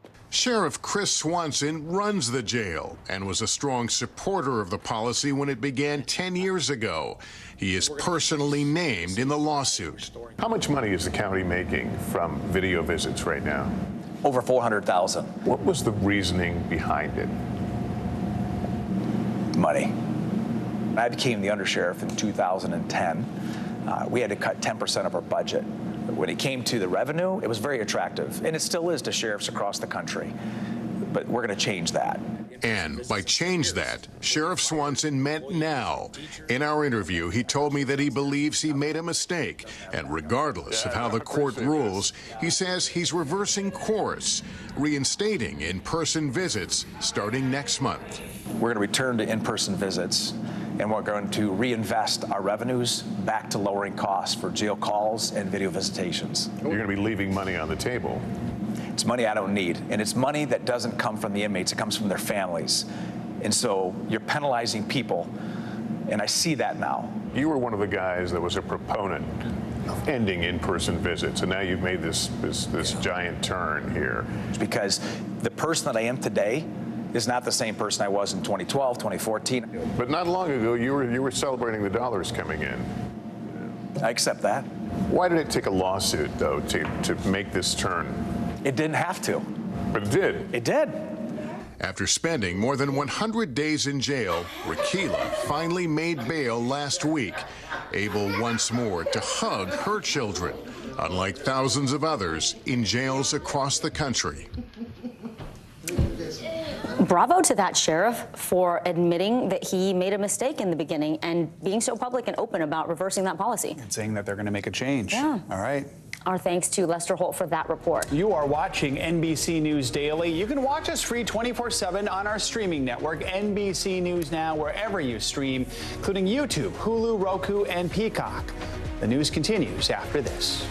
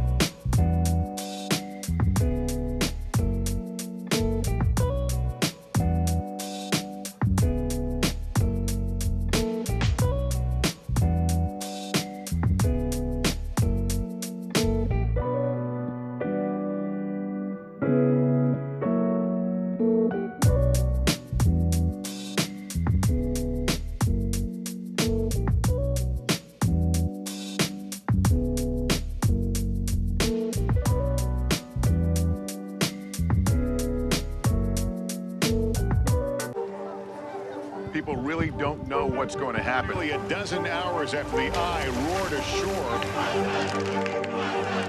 There's more good people than bad people, you know, right? 5 seconds. 4, 3. There is some late-breaking news 4 hours into the Iowa caucuses by the Hammer Deliberations. All right, it just fit, too.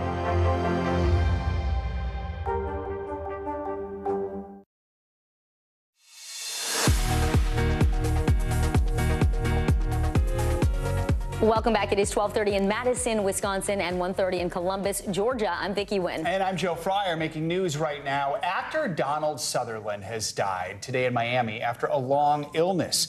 His son, Kiefer Sutherland, confirmed the news on X, saying in part, quote, "With a heavy heart, I tell you that my father, Donald Sutherland, has passed away. He loved what he did and did what he loved.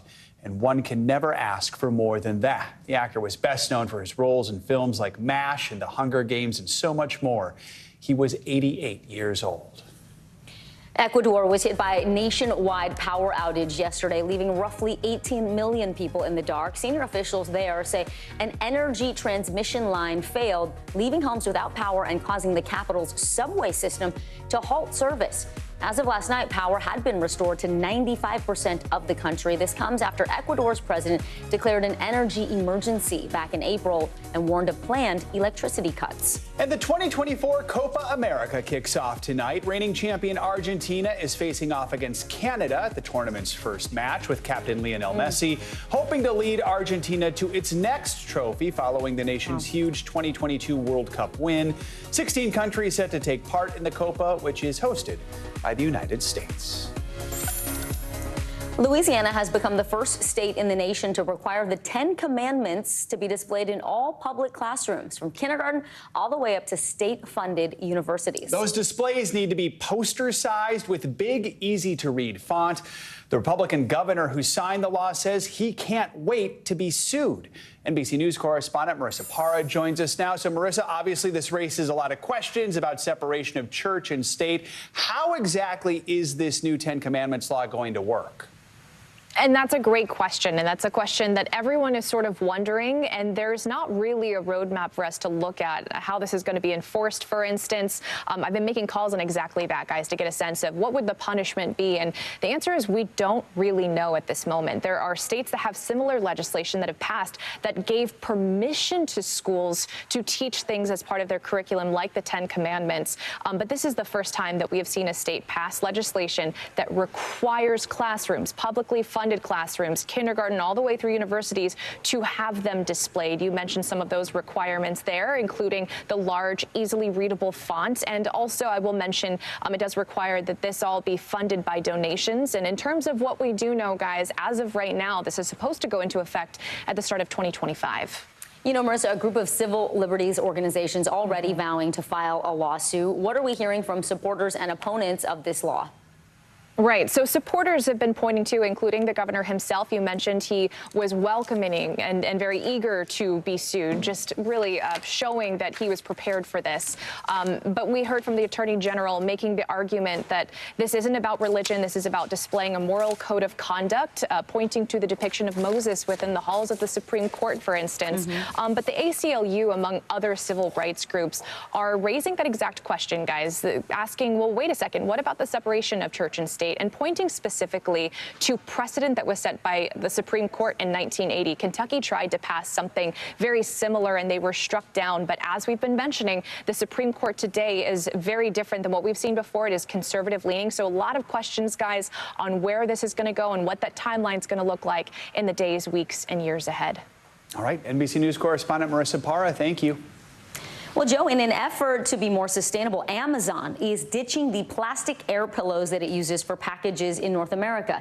The online retailer made this announcement today, saying 95% of that plastic has already been removed and replaced with paper filler that is made with recycled materials. CNBC senior climate correspondent Diana Olick joins us live now from Baltimore. So, Diana, this is really good news in terms of reducing waste. I think a lot of people welcome this. Yeah, absolutely, Vicki. After extensive testing with employees, consumers, and third-party analysts, Amazon put into motion one of its most ambitious sustainability efforts yet, saying goodbye to this and hello to this. It's Amazon's largest plastic packaging reduction in North America so far.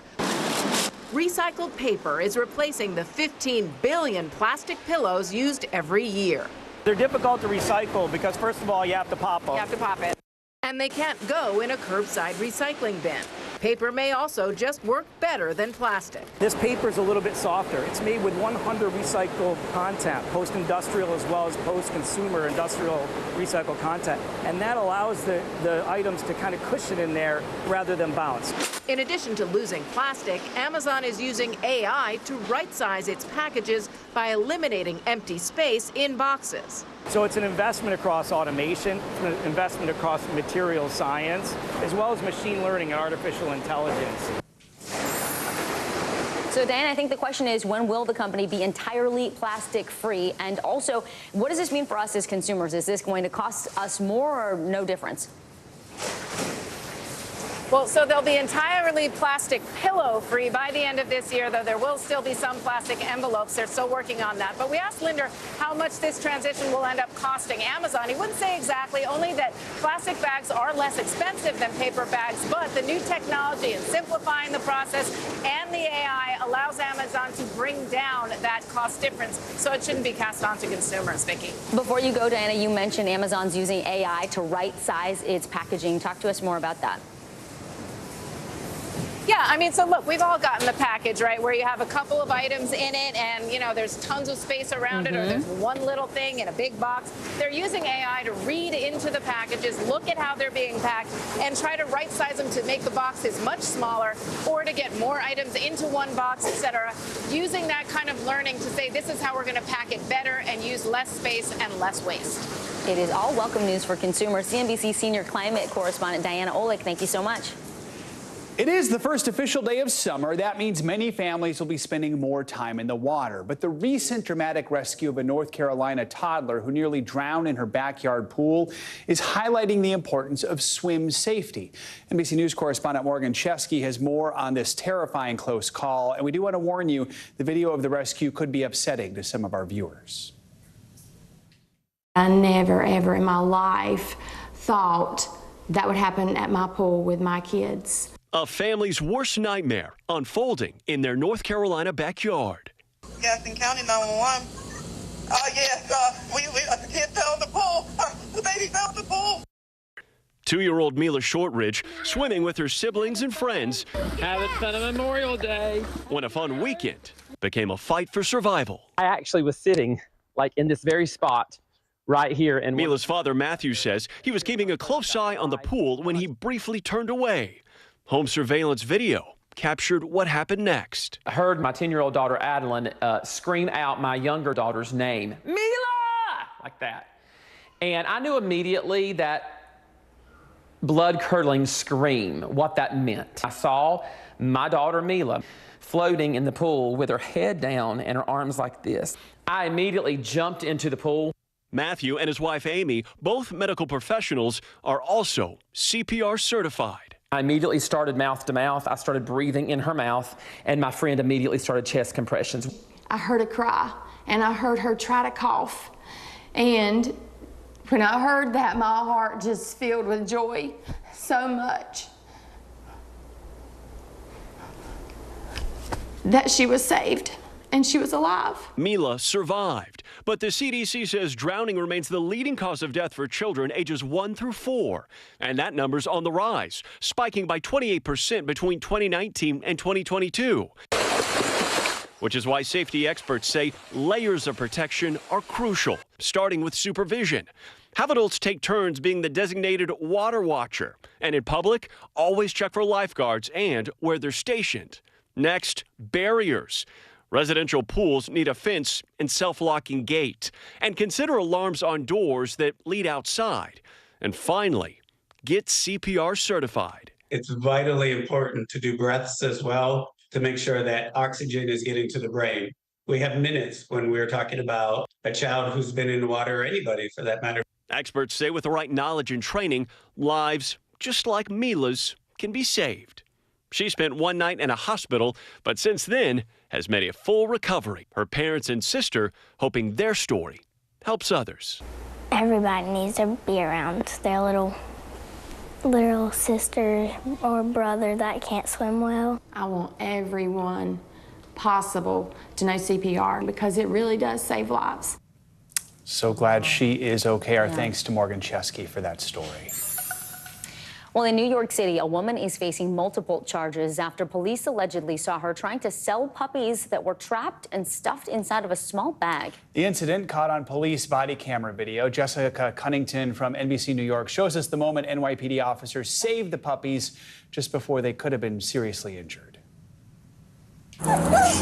They're the cries of 6 puppies on a corner in Queens. I think that one needs water. Moments after officers rescued them Saturday. I actually found out that they are no more than 6 weeks, so they didn't have much life to even experience, and they were being tortured. At this Dollar General in Far Rockaway, Chris Pimentel was working and noticed a woman with a puppy. She came in the store, started walking up and down the aisles, asking people to offer and make offers on puppies. It was just crazy. Outside were these officers on patrol who said they saw a woman walk out of the store with a puppy, overhearing a conversation.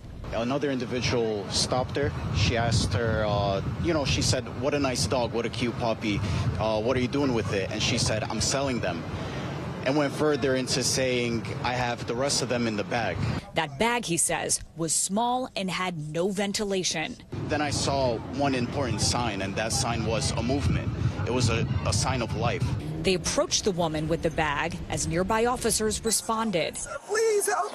A witness panicking. Took my knife, cut the bag open, and that's when 5 other puppies came flooding out. Well, 4 actually. There was a 5th one completely at the bottom of the bag, unconscious. I pulled that one out. I opened up its eyes, and that's when it became back to life. Officers immediately giving them water and love. An unexpected Saturday afternoon on the job. Right place, right time. It makes us feel really, really good. Now the little pups are being treated at the ASPCA, and cops from the 101st Precinct staying in touch, hoping to adopt them. We've actually have some names in mind. We named them for the general area of where the incident occurred. I love that some of the officers want to adopt him. All right, Jessica Cunnington from NBC New York reporting. We knew that was going to happen. All right, rapper Kendrick Lamar brought out some of LA's biggest stars for his sold-out concert last night. The surprise performances and the very latest on his beef with superstar Drake, plus much more in entertainment news. That is next. More NBC News Daily right after this.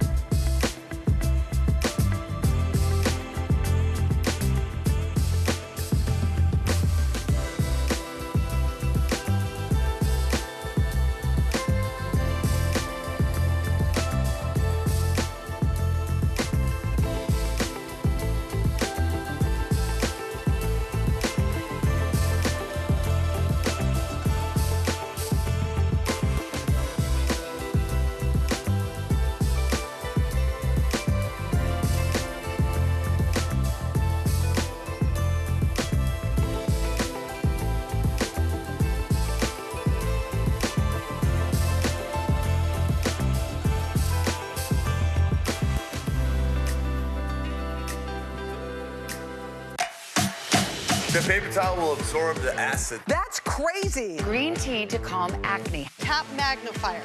We can zoom in. Oh, look at that. The steam from the ice takes out all of the wrinkles. The way to get it out is to use the shell that is left over. It works every single time. This is my favorite tip of the day. Brilliant, brilliant, brilliant. Personal finance is personal. You don't want to do what somebody else is doing. Oh, that's genius. You just saved me $40. That's a good idea.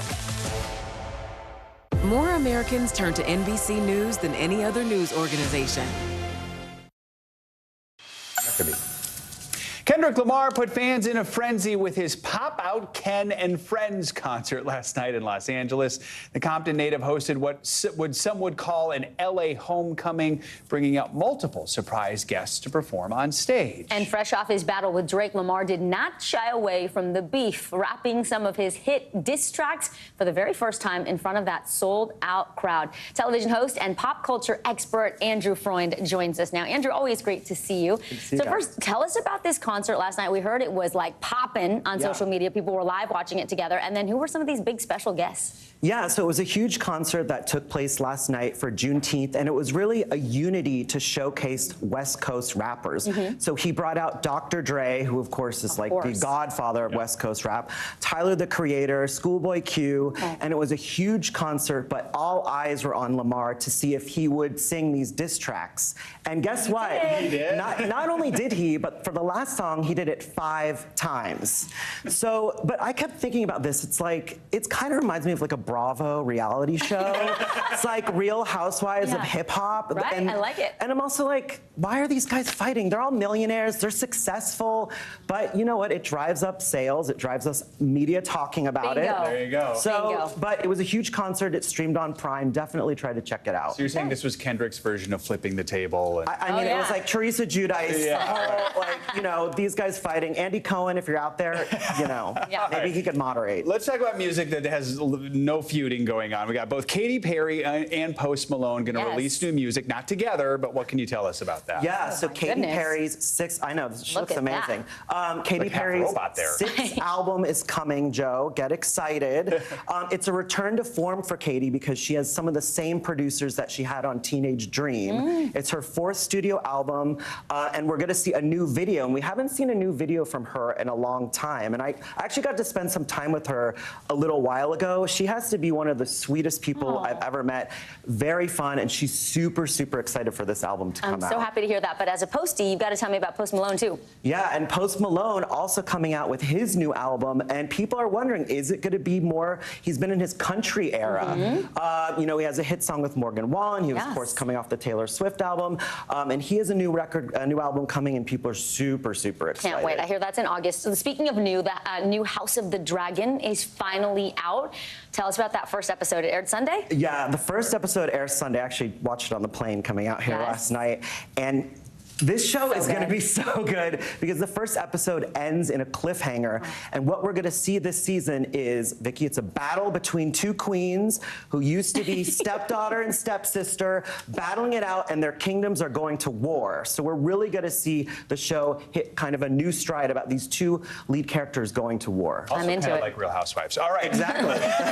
All roads lead back to Real Housewives. All roads lead back to Bravo, part of NBC's parent company. Spaceballs is one of my all-time favorite movies. It is finally getting a sequel. What should we know about this? Yeah, so, you know, the first film came out in 1987, so it's that long ago. Wow. But Josh Gad is going to be starring in and producing the sequel with Mel Brooks. Mel Brooks is back. Now, they're keeping details under wrap on what it's actually going to be about, but it's happening and it's coming, and Amazon will release it. Let's talk about Matt Bomer and Nathan Lane. They're working on a new sitcom that is going to be similar to like a TV classic. What's that all about? So this was interesting because, first of all, Matt Bomer is only 46 years old. Yeah, right. And he looks 25. Exactly. And they're saying this is going to be like the new Golden Girls. Okay. So Ryan Murphy's producing it, same creators as Will and Grace.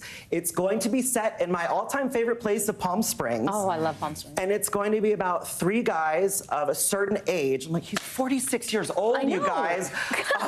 Sorry, I can't get that out of my head. Remember, the Golden Girls were in their 50s, it's right? True. We don't think of it like that. I guess so. Yeah. So Matt Bomer is, I keep wanting to say Damon. Matt Bomer is going to play the Rose character. Nathan Lane is going to play the Dorothy character. And Linda Lavin is going to play the Sophia character. Oh, interesting. So they really are going for the Golden Girls. All right, we got like 15 seconds here. Anything else we should be watching this weekend? Okay, yes. The Dallas Cowboys cheerleaders are coming to Netflix. I'm oddly obsessed with this show. I can't get enough of it. It's a docuseries.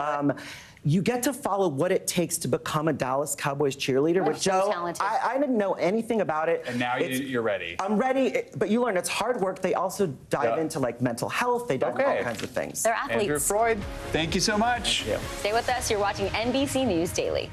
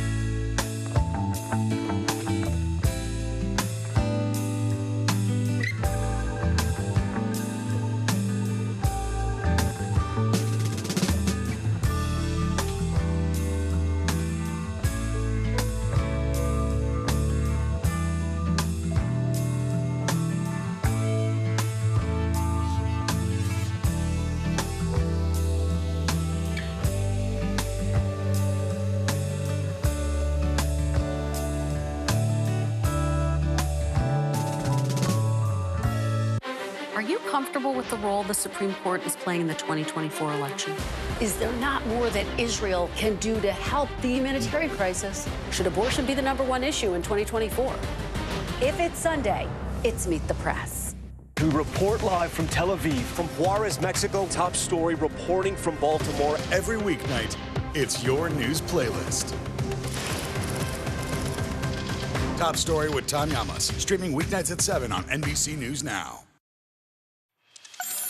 So a new category of workout wear promises to help you burn more calories and improve your form. But do the clothes actually give you an edge when you're exercising? I tried some of them out with an expert to determine whether they're worth the investment. New activewear ads on social media promise everything from muscle support and increased calorie burn to posture correction. This sports bra went viral after Taylor Swift was seen wearing one. It's workout wear with a boost, and it's a fast-growing segment of the $238 billion market. To understand the science behind the claims, we chose popular items to try. Sweet Flex leggings that have resistance bands sewn inside, which say they'll give you a better workout and burn more calories.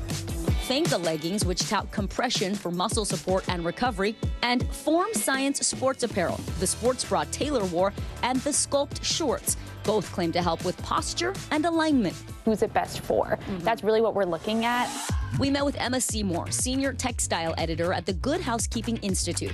They had up to 5 women test the products for up to 3 weeks. First, we looked at the Form bra. One of the promises for this sports bra is that it will improve your posture. What did the testers say? Testers did find that when wearing the sports bra, they were more cognizant of their posture. They felt like this tight band in the back gave them that gentle reminder to pull their shoulder blades down and back. Next up, the Fanka leggings. These are designed to help really provide zone compression on your legs, and this can help you, in theory, aid with like muscle strength and recovery. Seymour says testers didn't really notice those benefits, but they like the fit. The main con that our testers noted was that it is a little bit of a thicker material, but because of that, some did feel that it ran a little hot. The company says the effectiveness of the benefits varies on individual factors and frequency of use, and that the medium thickness allows for year-round wear, though they do have other options to help wearers stay cool.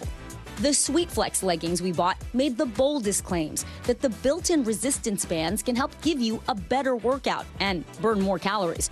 Seymour says testers found them uncomfortable because of the compression, but the company says they're excited to take the first steps towards having clothing do more for you. So how would I perform wearing these clothes in a workout lab? We went to the Princeton Longevity Center in Manhattan, where certified exercise physiologist Harry Pino compared my form in regular clothes and the resistance wear as I lunged, squatted, stepped, and ran my way toward answers. She was warming up, and now it's around 83 beats or so. So now we're ready to start. So he's reading that from a little monitor that I have here right above my sternum. I started in the Fanka leggings. Can you tell if they're helping with my form at all? Yeah, well, your movement is absolutely perfect right now. Then I wore the Sweet Flex leggings. It is harder to work out with these tighter pants. Yeah, you're almost at a 120 already. So you saw a difference in my heart rate with the tighter pants? Yes. Oh, got harder for me, harder for my heart. Absolutely. Which means more calories being burned? And also cardiovascular conditioning. It's a good workout. Next up, the Form bra and shorts. I do kind of feel like it's holding my posture now that I'm running. Yeah, you go. I do feel supported. We compared it all to regular workout clothes. Definitely when you have tight leggings on, you feel more stability in the movement. Believe it or not, I see your movement is correct, right? But I also see a little movement of your right hip. Oh, my right hip? You're going in a little. Oh, so that's a little bit of instability there. And then it was time for the big reveal. Did the claims of our workout wear really live up to the hype?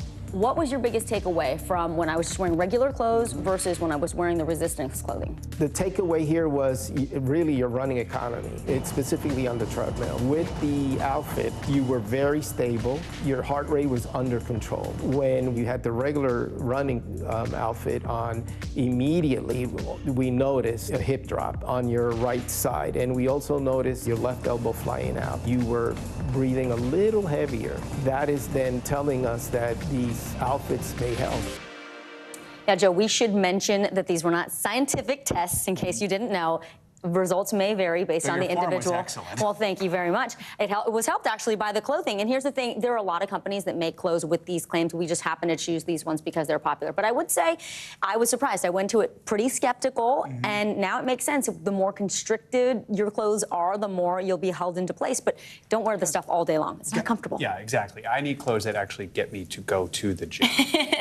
Those are on the horizon, yet to be developed. I'm Vicki Wynn. I'm Joe Fryer. You are watching NBC News Daily.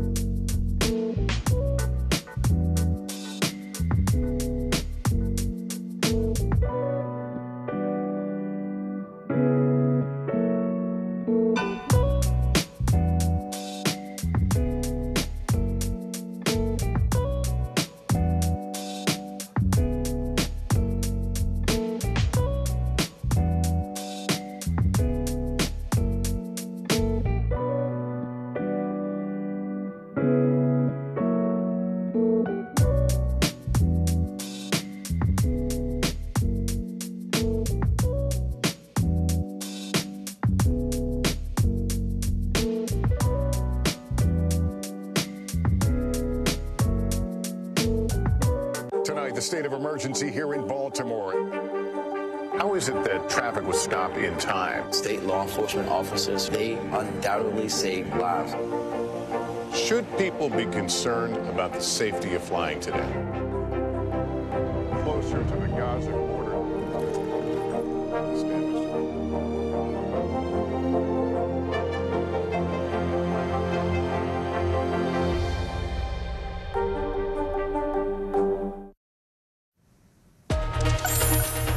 Hey everyone, I'm Vicki Wynn. Kate and Zinkley are off. NBC News Daily starts right now.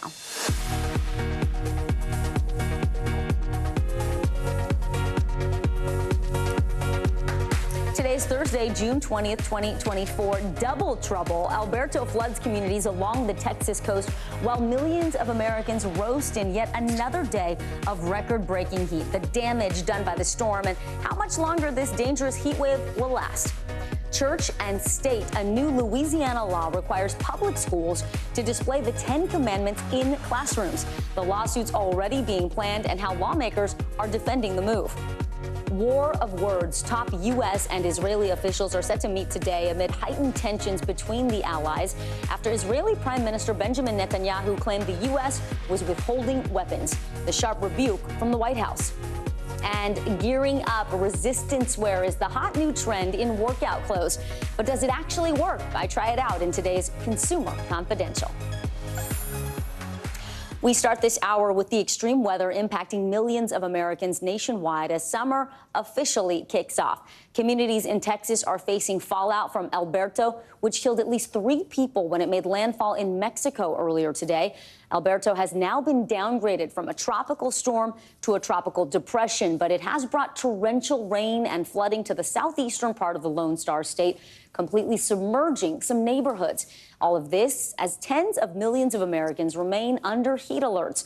Many areas approaching record temperatures and oppressive heat indexes for a 4th straight day.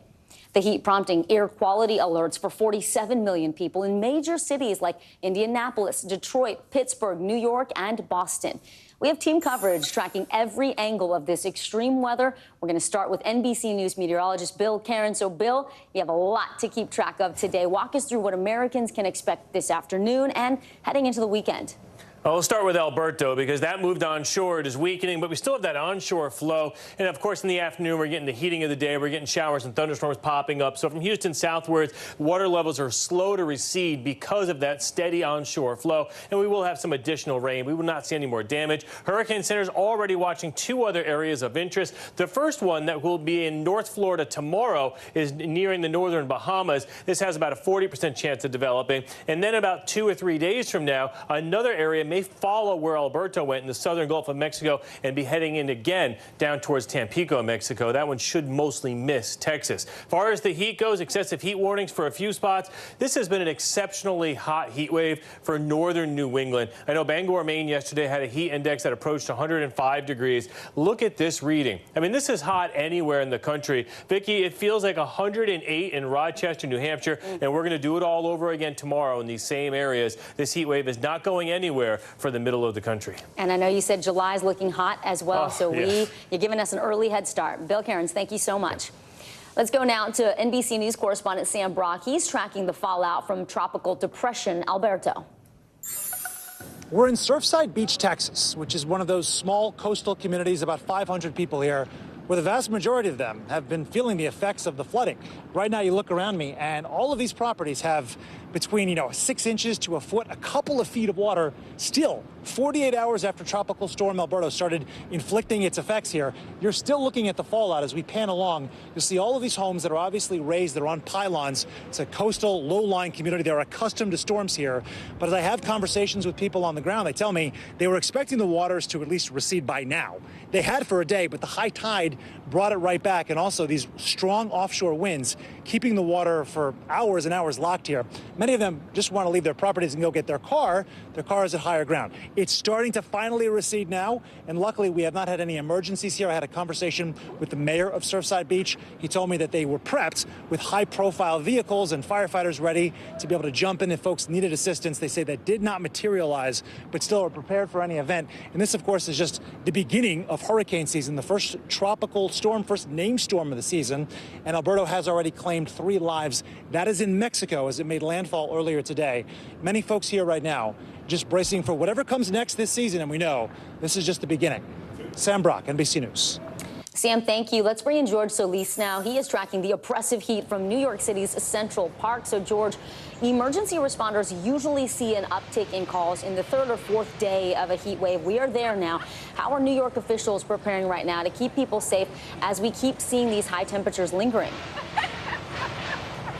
Hey, Vicki, yeah, they've issued those advisories, which means those cooling centers are open. And that is a critical part of making sure people can stay safe outside of some of the guidance that you normally hear when it comes to oppressive heat like this. Not only the actual temperature, but what it feels like, especially after you've had these lingering days of temperatures in the 90s. So, yes, drinking lots of water, of course, making sure that you're wearing light clothing and staying in the shade, checking on your neighbors, as well as making sure that, anyone that's elderly or pregnant is also making sure they take the proper precautions. Here in the city, of course, the other concern is that hope that those pools will open by next week, a major source of cooling on a hot day like today. But let me tell you, here in Central Park, it is a beautiful day. You still see people out and about, but they are taking those necessary precautions. In all, Vicki, it is a great beach day. Unfortunately, no beach here in Central Park, but a lot of these people, of course, staying cool, making sure they have that water, and staying safe above all else. Vicki? All right, George, you cool off too. Thank you so much. Well, Louisiana's governor signed a controversial new law on Wednesday requiring public schools to display the 10 Commandments. A poster-size image will have to be displayed in all classrooms from kindergarten through the state university level. Civil rights groups, including the ACLU, are already planning to sue. But Governor Jeff Landry, the state's former attorney general, is telling them, bring it on. NBC News correspondent Marissa Parra is following the fallout. She joins us now. So, Marissa, the sponsors of this bill in Louisiana, they're trying to frame this as a non-religious issue. What prompted them to introduce this bill, and how are people there reacting at this point? Hey, Vicki, good to be with you. So we're seeing a lot of reactions on a lot of different fronts. Of course, you just mentioned Governor Landry was welcoming the lawsuits that have already been promised to come his way. He was expecting that and said that over the weekend, just days before signing this legislation. I want to take you to some of the reaction that we're seeing. This first post that we saw from a Republican from Louisiana. This is Congressman Higgins. And he said in part, quote, "The 10 Commandments are the foundational script of our constitutional principles of law and equality of justice under God." And that is kind of what we're seeing as an argument from a lot of these supporters, including the Attorney General, who herself pointed to the depictions of Moses within the halls of the Supreme Court. But then in terms of the criticism that we're seeing a lot of criticism from those groups, the civil rights groups like the ACLU, saying, well, wait a second, what about separation of church and state? And so I want to take you to another post that we saw in reaction to this. This is from a Louisiana priest saying, quote, "Look, I love Jesus in the scriptures, but this ain't it. Raising a glass to Louisiana looking like a fool on the national stage. How much taxpayer money will be wasted defending this in the courts only for it to be overturned?" And Vicki, that last part right there is a big part of the what comes next, because when I talk to the LCU and these ACLU and these groups, they say they will be filing a lawsuit at some point this next week. Yeah, Marissa, that leads me to the next question, which is in 1980, the U.S. Supreme Court actually struck down a similar law in Kentucky. So why do lawmakers in Louisiana think this one will have a different outcome? Right, and that is so important that you just brought up. In 1980, we saw a similar measure that was struck down by the Supreme Court in 1980, and it was that precedent that was set that these groups, like the ACLU, say is being violated right now as we speak. And so I asked them about their confidence level, and right now I think everyone is just waiting to see what happens, including other states that are looking to pass similar measures. But Vicki, at the heart of this, remember, the Supreme Court is conservative leaning, and so there is a level of confidence among conservative lawmakers and supporters of this legislation that was signed yesterday that this conservative-leaning court could potentially rule in their favor if it gets to that level. Vicki? Very interesting. We'll be watching. Marissa Parra, thank you so much. We turn now to some breaking news. Actor Donald Sutherland has died today in Miami after a long illness. His son confirmed the news on X earlier today. The 88-year-old actor was best known for his roles in films like MASH and The Hunger Games. There's NBC News correspondent Liz Kreutz with a look at his legacy. Donald Sutherland could play any part in drama. Can't you see anything except in terms of how it affects you? No! Comedy. Look, I'm not joking. This is my job. Action. Thriller. The one at Elizabeth's place was duplicating her. His range unmatched, attracted to complex characters. I don't play nice or bad or good. I just play the fella. So I can find something in everybody to play.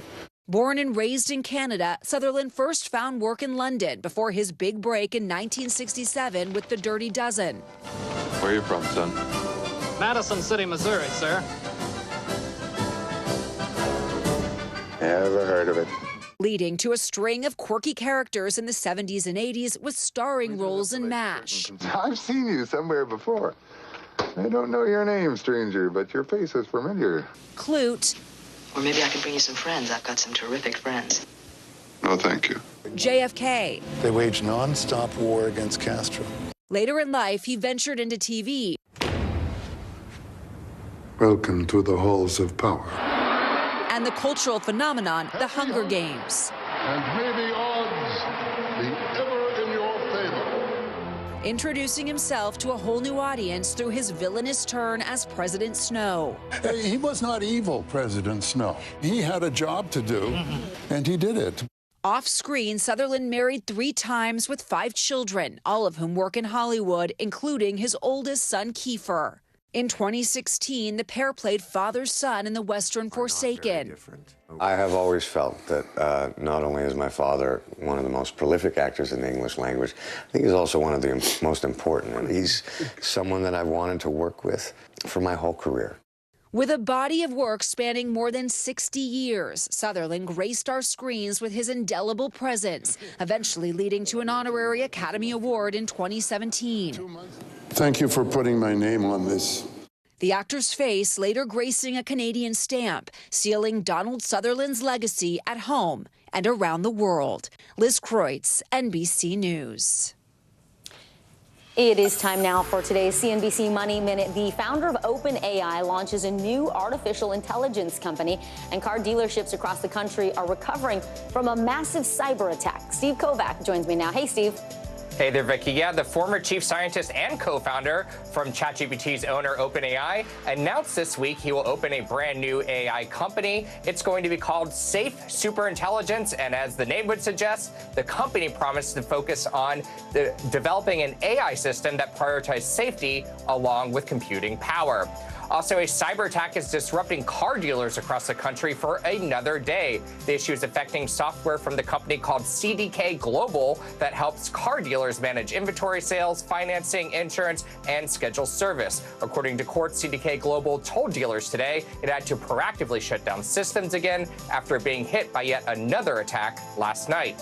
And a new report finds if inflation continues at its current clip and salaries keep falling, most Americans will see their purchasing power continue to decline over the next 5 years. Personal finance platform MoneyWise found only one occupation, waitstaff, will see an increase in salary after adjusting for inflation. The hardest hit occupations are expected to be elementary school teachers, accountants, and administrative assistants. Vicki, send it back over to you. Steve Kovac, thank you so much. Appreciate it, Steve.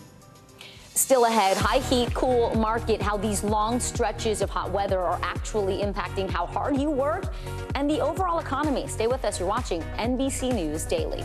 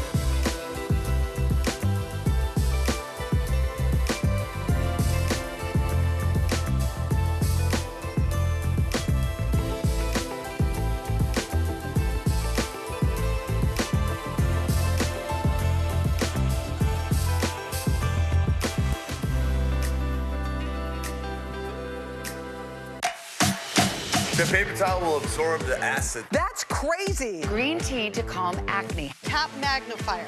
We can zoom in. Oh, look at that. The steam from the ice takes out all the wrinkles. The way to get it out is to use the shell that is left over. It works every single time. This is my favorite tip of the day. Brilliant, brilliant, brilliant. Personal finance is personal. You don't want to do what somebody else is doing. Oh, that's genius.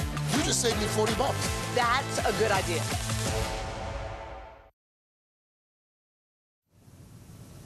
The Biden administration is rejecting an accusation from Israeli Prime Minister Benjamin Netanyahu, who says the White House has been withholding weapons from Israel.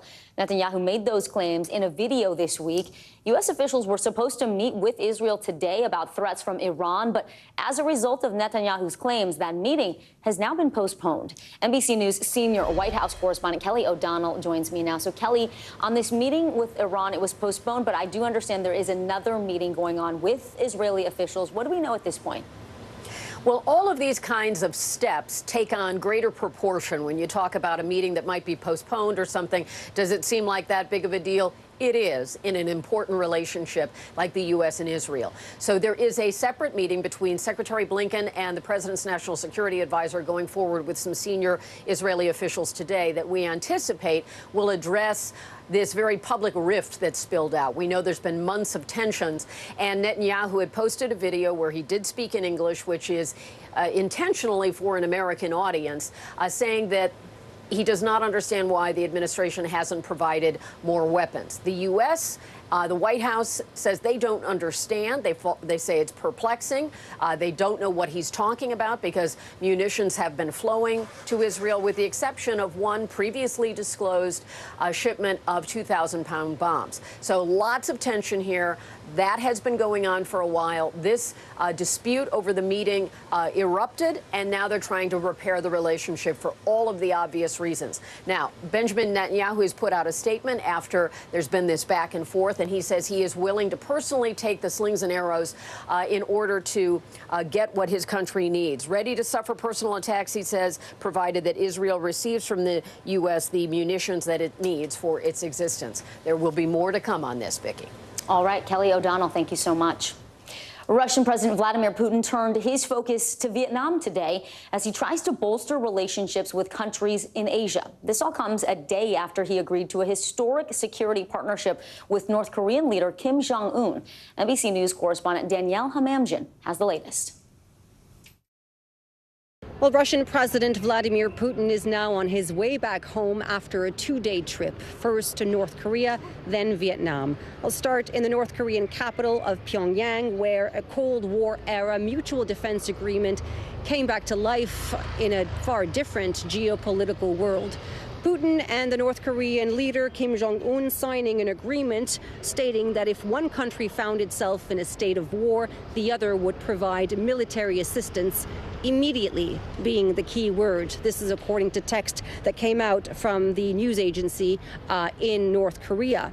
These are two international pariahs that are growing closer in the face of international sanctions. In Vietnam, Vladimir Putin still able to show that he can still receive a warm welcome. Of course, Vietnam does have a relationship with the United States despite its military ties to Russia. Now, before boarding his plane to return back home, Vladimir Putin leaves with this message to the West that Russia is considering changes to its nuclear doctrine that governs its use of nuclear weapons. It currently says that Russia can use nuclear weapons in the event of an attack that poses an existential threat to the Russian state. What those changes are exactly, the Russian president didn't say. Danielle Hamamjian, thank you. Coming up, spirit of the law. A liquor store is fined after a delivery driver gives alcohol to a minor. What small businesses need to know to avoid similar legal troubles. You're watching NBC News Daily. We're also streaming free 24/7 on NBC News Now. Watch us wherever you stream live. You can take us with us. Your news continues right after this.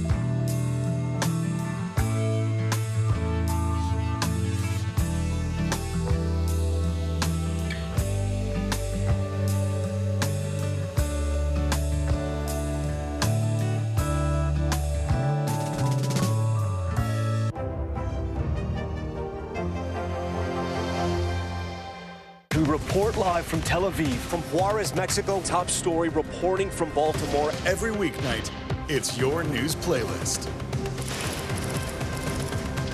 Top Story with Tom Llamas, streaming weeknights at 7 on NBC News Now. The NBC News mobile app. Get connected to your favorite news shows. For the top stories, breaking news, and live video, download the NBC News mobile app now.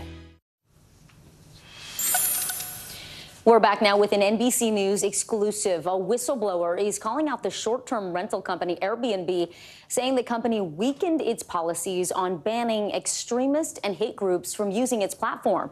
The company has hailed itself as a leader in the tech world's efforts to combat extremism, but the whistleblower says Airbnb reversed course last year.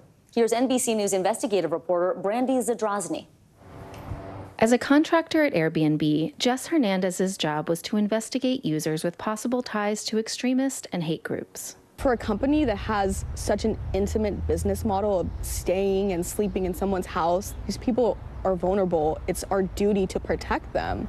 As part of what she says was called the Dangerous Organizations Team, she would investigate and remove users that the team determined to be members of those groups. But in a new whistleblower complaint sent to the SEC and FTC and shared with members of Congress, Hernandez alleges that Airbnb dissolved that team last year and weakened its policies against extremist and hate groups, something the company denies. I'm coming forward not because I want to, but I felt that I had to. According to the complaint, the team was created in 2018 after Airbnb made news for removing users who used the platform to organize and coordinate stays for the deadly Unite the Right rally in Charlottesville. And after January 6th, Airbnb announced in a blog post it was taking aggressive action, banning 130 users determined to be involved in the violence. That same day, CEO Brian Chesky spoke about the company's investigation teams and their responsibility in a New York Times podcast with Kara Swisher. Does that mean an expansion of this? Yes. And our general goal is I would like us to be a role model. We don't wait for people to be arrested. Like if there's any evidence you're a member of a hate group, then we remove your account, you're banned.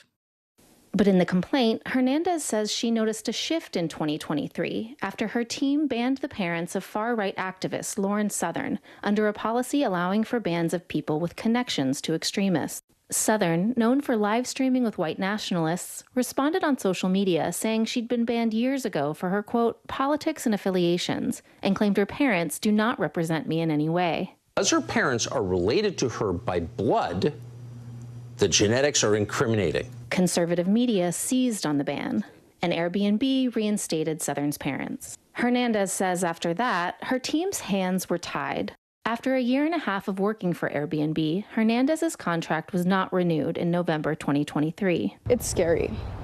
It's scary to have information and to have it fall on deaf ears.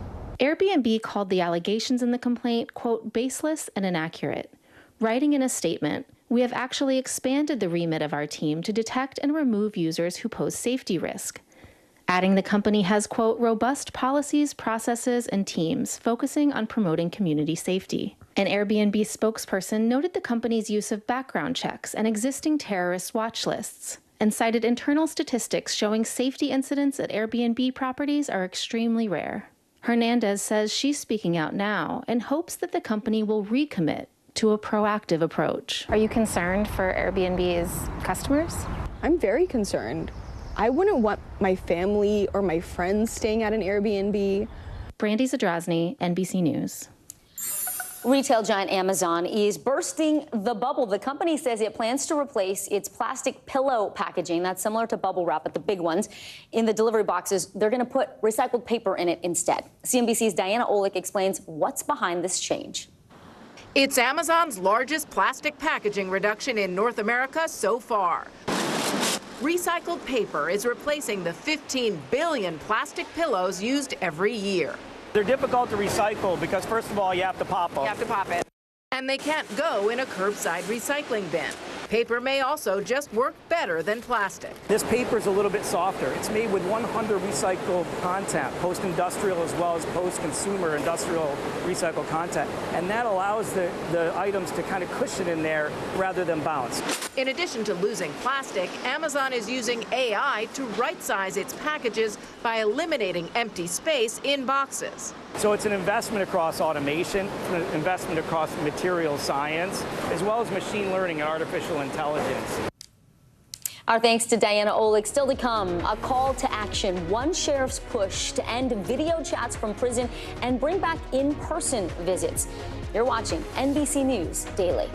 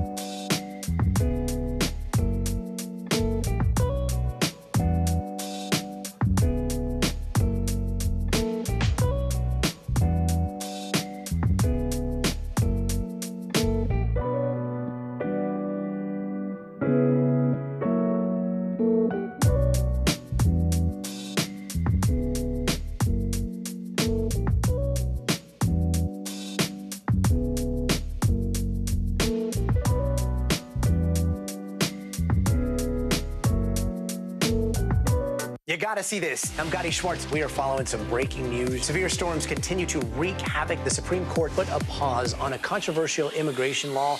Protesters have redoubled their numbers right here at this makeshift barricade. The future of TikTok as we know it is at risk. Is this a ban or not? The craziest ride I have ever hitched. That is totality. Do you see yourselves in space? I can go to space. How you feeling? I feel great. Stay tuned now, weeknights at 8 Eastern, 5 Pacific on NBC News Now. Bottom of the hour. Now, here are some stories making headlines here on NBC News Daily. Power has been restored in Ecuador after millions of people were left in the dark from a nationwide outage. Power went out for nearly 18 million people yesterday afternoon. It impacted traffic lights and shut down the subway system in the capital city of Quito. The country's public works minister says a failure in a transmission line was likely to blame for that outage. In New York, there are now 2 laws in place designed to keep kids safe online. New York Governor Kathy Hochul signed 2 bills earlier today. One law requires social media companies to restrict kids 18 and younger to have age verification and parental consent. The second law bans sites from collecting personal data of anyone under 18 without consent. The legislation has received pushback from social media companies saying it will violate the First Amendment. And rapper Travis Scott was arrested in Miami this morning. Police found the 33-year-old at the Miami Beach Marina after reports of a fight on a yacht. Officers say the rapper was standing by the dock yelling at people on board. Police say he was asked to leave, but then he later returned. Scott was arrested on charges of disorderly intoxication and trespassing property after a warning.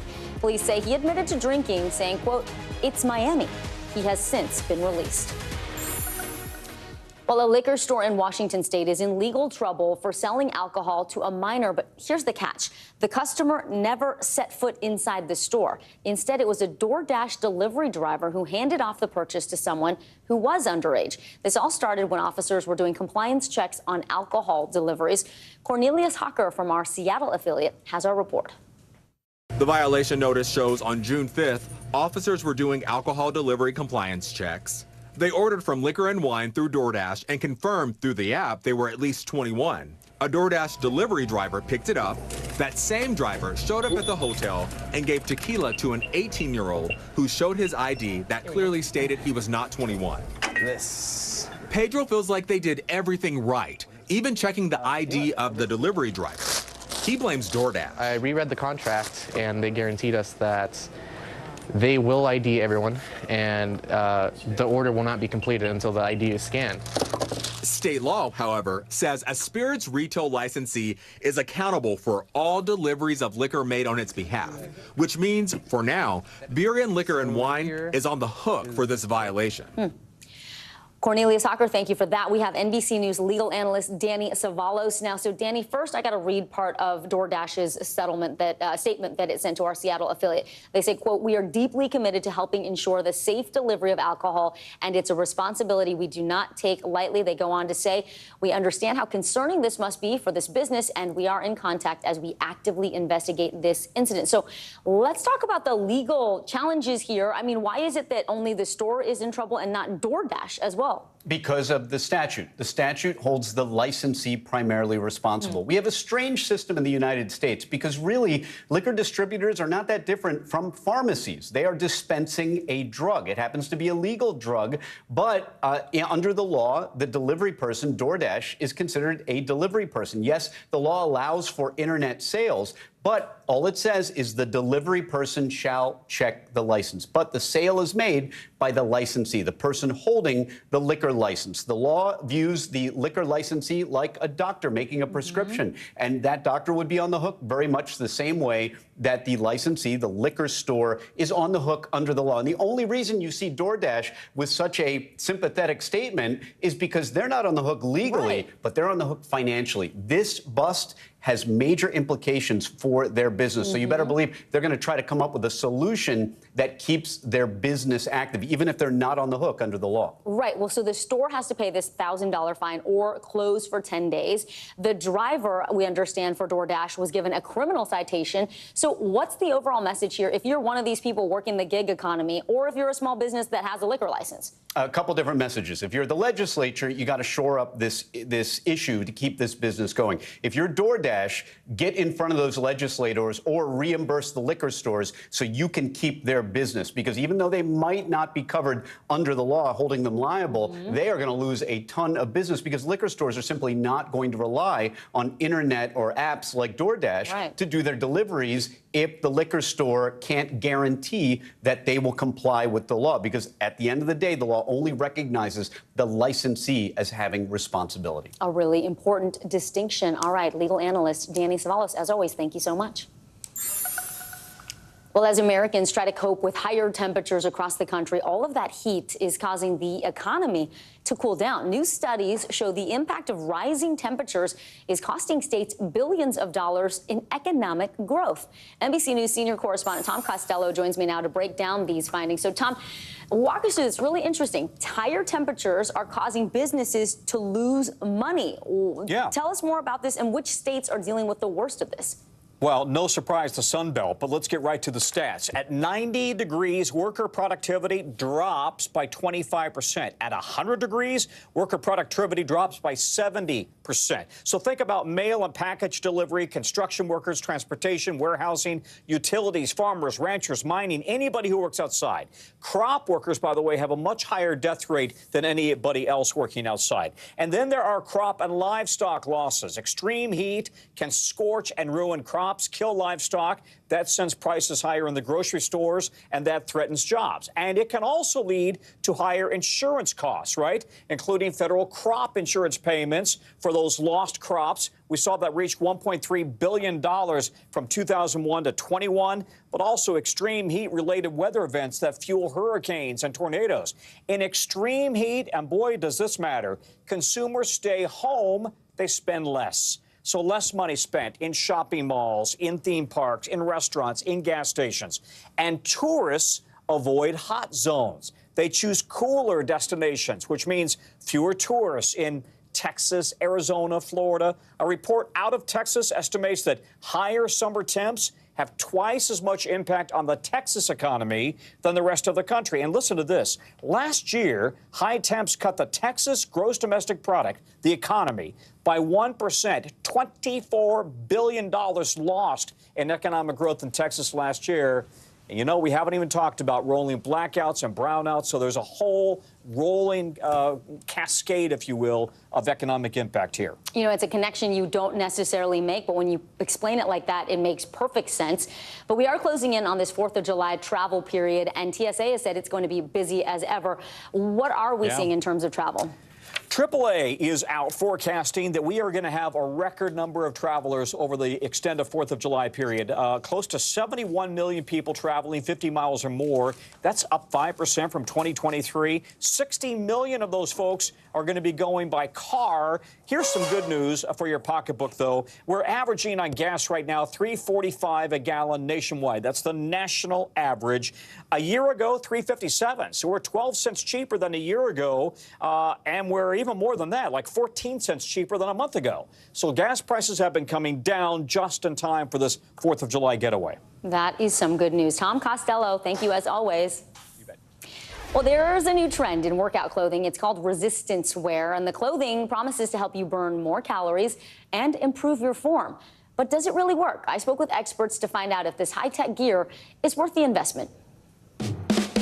New activewear ads on social media promise everything from muscle support and increased calorie burn to posture correction. This sports bra went viral after Taylor Swift was seen wearing one. It's workout wear with a boost, and it's a fast-growing segment of the $238 billion market.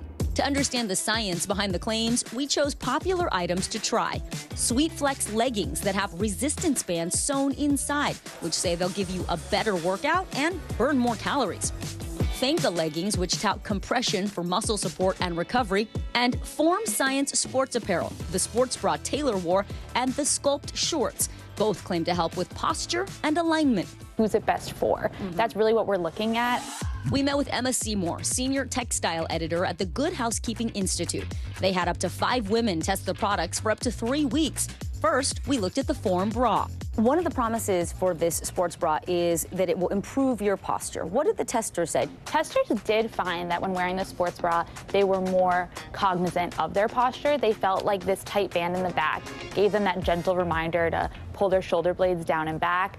Next up, the Fanka leggings. These are designed to help really provide zoned compression on your legs, and this can help you, in theory, aid with like muscle strength and recovery. Seymour says testers didn't really notice those benefits, but they like the fit. The main con that our testers noted was that it is a little bit of a thicker material, but because of that, some did feel that it ran a little hot. The company says the effectiveness of the benefits varies on individual factors and frequency of use, and that the medium thickness allows for year-round wear, though they do have other options to help wearers stay cool. The Sweet Flex leggings we bought made the boldest claims that the built-in resistance bands can help give you a better workout and burn more calories. Seymour says testers found them uncomfortable because of the compression, but the company says they're excited to take the first steps towards having clothing do more for you. So, how would I perform wearing these clothes in a workout lab? We went to the Princeton Longevity Center in Manhattan, where certified exercise physiologist Harry Pino compared my form in regular clothes and the resistance wear as I lunged, squatted, stepped, and ran my way toward answers. She was warming up, and now it's around 83 beats or so. So now we're ready to start. So he's reading that from a little monitor that I have here right above my sternum. I started in the Fanka leggings. Can you tell if they're helping with my form at all? Yeah, well, your movement is absolutely perfect right now. Then I wore the Sweet Flex leggings. It is harder to work out with these tighter pants. Yeah, you're almost at a 120 already. So you saw a difference in my heart rate with the tighter pants? Yes. It got harder for me, harder for my heart. Absolutely. Which means more calories being burned? Yeah, and also cardiovascular conditioning. It's a good workout. Next up, the Form bra and shorts. I do kind of feel like it's holding my posture now that I'm running. There you go. I do feel supported. We compared it all to regular workout clothes. Definitely when you have tight leggings on, you feel more stability in the movement. Believe it or not, I see your movement is correct, right? But I also see a little movement of your right hip. Yeah. Oh, my right hip? You're going in a little. Oh, so that's a little bit of instability there. And then it was time for the big reveal. Did the claims of our workout wear really live up to the hype? What was your biggest takeaway from when I was just wearing regular clothes versus when I was wearing the resistance clothing? The takeaway here was really your running economy. It's specifically on the treadmill. With the outfit, you were very stable. Your heart rate was under control. When you had the regular running outfit on, immediately we noticed a hip drop on your right side. And we also noticed your left elbow flying out. You were breathing a little heavier. That is then telling us that these outfits may help. Now, we should note these are not scientific experiments. Results may vary for different people. Also, these aren't the only companies out there that make clothing with claims like these. These are the ones we chose because they were really popular and advertised on social media.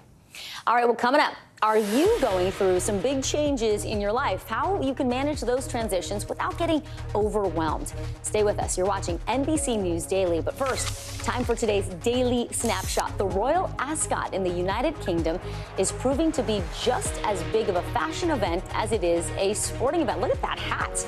This annual horse race is known for its strict dress code, including requiring women to wear hats. But as you can see, people certainly take the opportunity to get really creative and make it their own. I wonder how heavy that was. It is beautiful, for sure. More NBC News Daily right after this.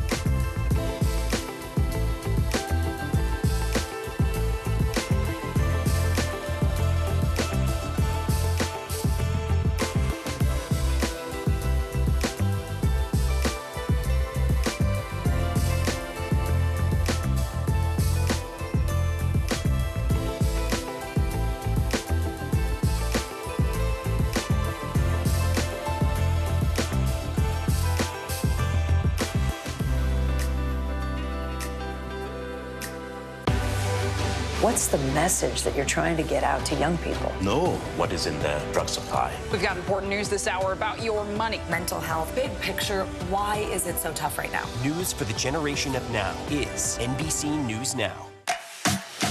The paper towel will absorb the acid. That's crazy. Green tea to calm acne. This is my favorite tip of the day. Brilliant, brilliant, brilliant. Oh, that's genius.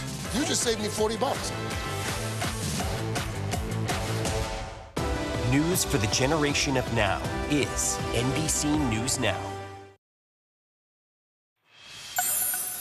In today's mental health check, we're talking major life changes. Things like moving in with a partner or retiring. Well, that can really take a toll on your mental and emotional well-being in ways you might not even realize.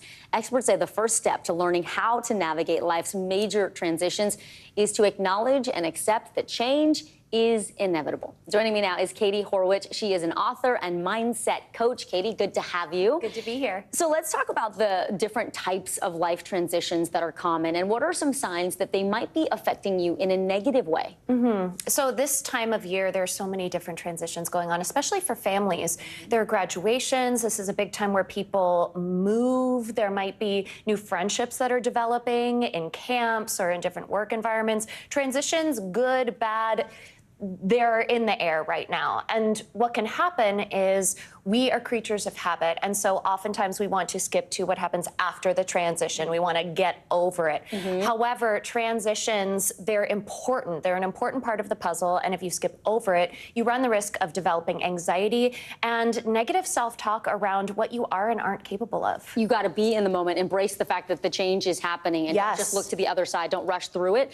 What types of things can make, embracing life's changes easier, especially when it comes to something like the end of a relationship or a friendship? Yeah, so transitions, I think a lot of people think to the other side of them, but I think recognizing that they are tough and they're going to be uncomfortable is really important, because that allows you to be in the moment, recognize the feelings that you're feeling, acknowledge the toughness, and use self-compassion to validate yourself. And then from there, what you can do is you can lean into, especially if it's something that was meaningful to you, you can lean into creative outlets to sort of memorialize that experience, whether it's creating a photo album or journaling. I like to make playlists for the different moments in my life, so I can really maximize the moment that I'm in and soak it in. Oh, I like that. Yeah. So even positive things like getting engaged or, just a job promotion, those can be tough to wrap your mind around. What are some of your tips for helping people who are approaching like a big transition like that, even though it's positive, but they're maybe nervous or anxious about it? Yeah, so I like to call it your for now normal. That transitional period, you're not quite in your new normal yet, but the old normal doesn't exist anymore. So recognizing that you are in this for now normal. Oh, I like that. And asking yourself, what are my goals? What are my values? What are my priorities? Reflecting on the moment that you've been in and habits that have been helpful and maybe not so helpful. And then asking yourself, how do I want to feel, and what am I willing to do to get that feeling? You don't need to know what's ahead. Just knowing how you want to feel is really important. Something I think a lot of people can relate to is holding on to things maybe longer than we should. Maybe we're sentimental about them. What are your tips to help people let go of something when it no longer serves them? Yeah, as a highly sentimental, highly nostalgic person, it can be a struggle because sometimes we can cling to what once was. But moving forward is not the death of who you were. It's a rebirth of who you are. So you want to acknowledge the experience, recognize that it served you, it served a purpose. Get clear on, again, how you want to feel moving forward. And then I like doing a thank you, saying, thank you so much for helping me. I've got this now. I love that. I actually posted something on my Instagram today that talks about evolution and how you should welcome the people who still love you as you go through these phases in life, because change is inevitable. We can't avoid it. Totally. And I think that's really important when you're talking about the relationships in your life, because we want to continue to meet people where they are in the stage of life that we're in. And the beautiful thing is that means that we get to grow together. Well we said. get to learn new things about each other along the way. Katie Horwich, thank you so much. Thank you so much.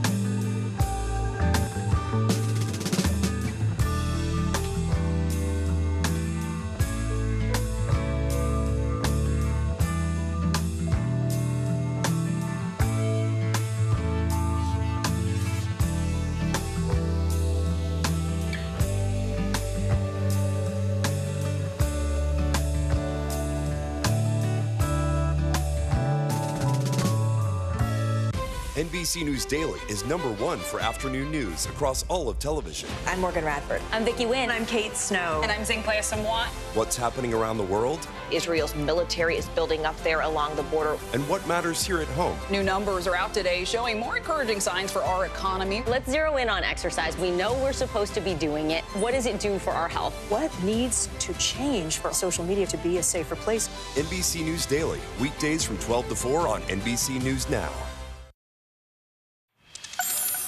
Across the United States, there are thousands of people in county jails awaiting trial. In some facilities, contact with their loved ones typically happens through paid video calls rather than in person. NBC Nightly News anchor Lester Holt spoke with one sheriff who once embraced that change, but is now looking to bring back those free in-person visits. How you doing today? What begins as excitement ends in tears for Rakila Harris Dudley and her children. Don't cry. Separated by less than 2 miles and by a jail policy that doesn't allow in-person visitation. Rakila's parents, Philip and Brenda, have been caring for her children. Every day, where's Mama? When she's coming home? It must have made for some rough moments with the kids. Oh, yes. Oh, yes. I said, well, right now, Granny's mommy, and I'm gonna hold you until you feel better. Replacing free in-person visits with costly video calls has become the norm in hundreds of jails across the country. Here, a 25-minute call typically costs $10. It just costs too much, and it's not even guaranteed that it's going to work. Now, the policy is at the center of 2 lawsuits in Michigan, including one of them here in Genesee County, which is fighting it, arguing there's no constitutional right for in-person visitations. But civil rights attorney Alec Carrick-DeSantis disagrees and says video-only visits are painfully inadequate. We think there's a constitutional right for children to hug their parents. The video calls are operated by for-profit telecommunications companies, but counties like Genesee get to pocket some of the revenue. Carrick-DeSantis calls it a kickback scheme. The theory behind these contracts seems to be if you stop kids from visiting their parents in person, these desperate families will be forced to spend more money on phone and video calls. This is Rakila's first time in jail. She says her son's father physically abused her for years, leaving this scar. She's accused of violently retaliating against him after she says he attacked her in February. It was a fight or flight moment. I never thought that I would do anything like that. Rakila couldn't afford bail, so this screen is the closest she can get to seeing her children. How does it feel that someone is making money off this? It feels disheartening. It feels criminal. I feel it's greed. Greed. Sheriff Chris Swanson runs the jail and was a strong supporter of the policy when it began 10 years ago. He is personally named in the lawsuit. How much money is the county making from video visits right now? Over $400,000. What was the reasoning behind it? Money. I became the undersheriff in 2010. We had to cut 10% of our budget. When it came to the revenue, it was very attractive, and it still is to sheriffs across the country. But we're going to change that.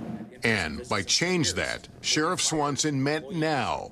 In our interview, he told me that he believes he made a mistake, and regardless of how the court rules, he says he's reversing course, reinstating in-person visits starting next month. We're going to return to in-person visits, and we're going to reinvest our revenues back to lowering costs for jail calls and video visitations. You're going to be leaving money on the table. It's money I don't need, and it's money that doesn't come from the inmates, it comes from their families. And so you're penalizing people, and I see that now. You were one of the guys that was a proponent of ending in-person visits, and now you've made this giant turn here. Because the person that I am today is not the same person I was in 2012, 2014. But not long ago, you were celebrating the dollars coming in. I accept that. Why did it take a lawsuit, though, to make this turn? It didn't have to. But it did. It did.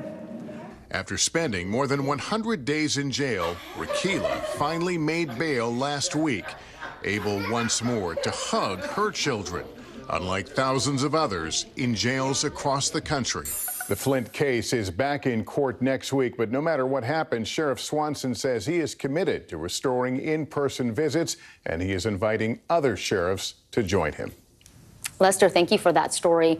I'm Vicki Nguyen. You're watching NBC News Daily. We're also streaming free 24/7 on NBC News Now. Watch us in all those places you see on your screen. Your news continues right after this.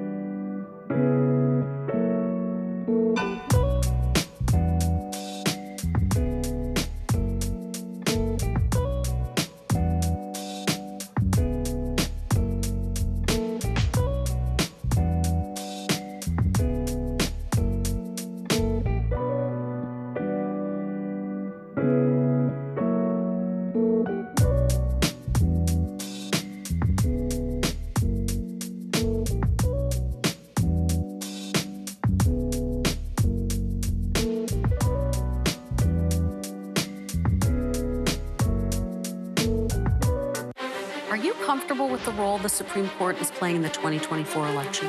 Is there not more that Israel can do to help the humanitarian crisis? Should abortion be the #1 issue in 2024? If it's Sunday, it's Meet the Press. What is going to happen now? Going back and forth because Go ahead. This is it, right? More Americans turn to NBC News than any other news organization. Hey everyone, good Thursday. So glad you're with me. I'm Vicki Nguyen. Kate and Zinkley are off. NBC News Daily starts right now.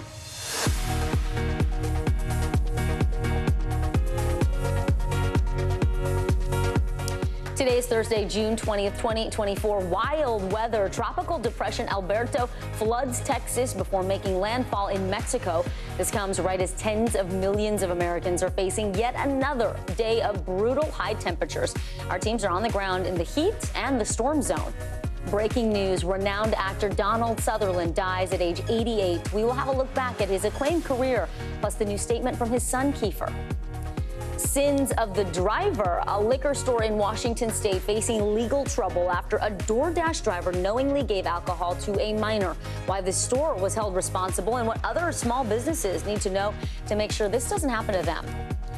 And in today's Consumer Confidential, we explore the newest trend in workout clothes, resistance wear.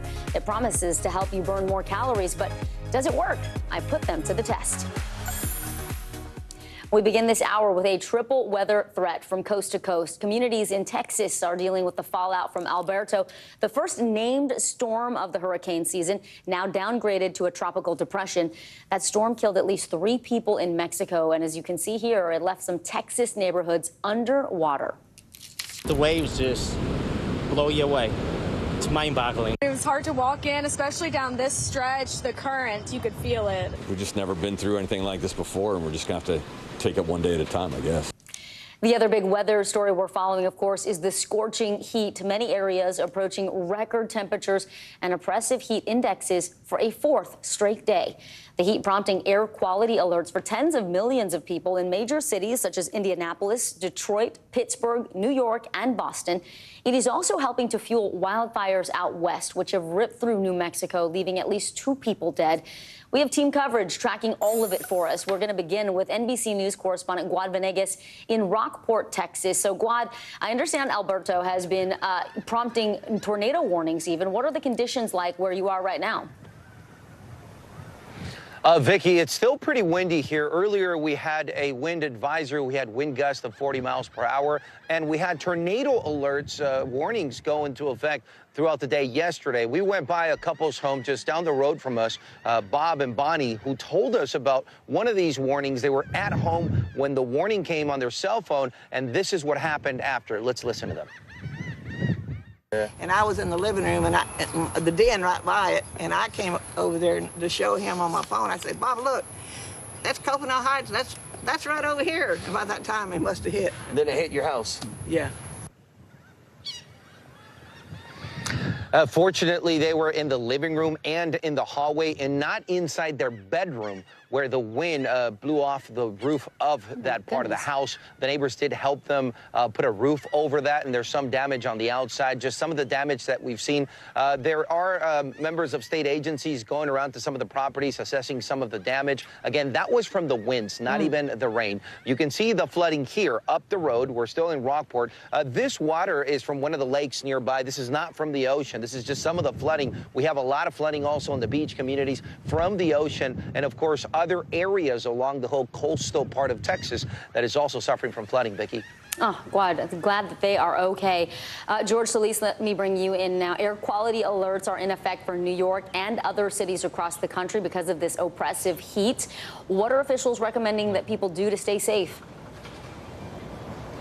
Yeah, limit your time outdoors as much as possible. When you have these consistent days in the 90s, not just the temperatures, but what they actually feel like, it is obviously a threat to health. Here in New York City, for instance, heat emergencies were declared, meaning those cooling centers are now open and active for anyone needing to take a break. The other part of this is waiting until next week for those city pools to open, assuming that the lifeguard shortage isn't there. But of course, that is always an asset for people to cool off when the temperatures are unbearable like this. Outside of that, you definitely want to make sure you're wearing that light clothing. You want to make sure that you're finding shade and staying hydrated. That is so crucial and a component people usually forget when they are out in these sweltering temperatures. Here in Central Park, we've seen a number of people adhering to those messages. Some of them are on bikes, some of them, of course, walking swiftly to their destinations, just doing everything they can to beat this heat, because as we are out here, it is oppressive. You really do feel it. Here, I have my water, making sure that I'm staying hydrated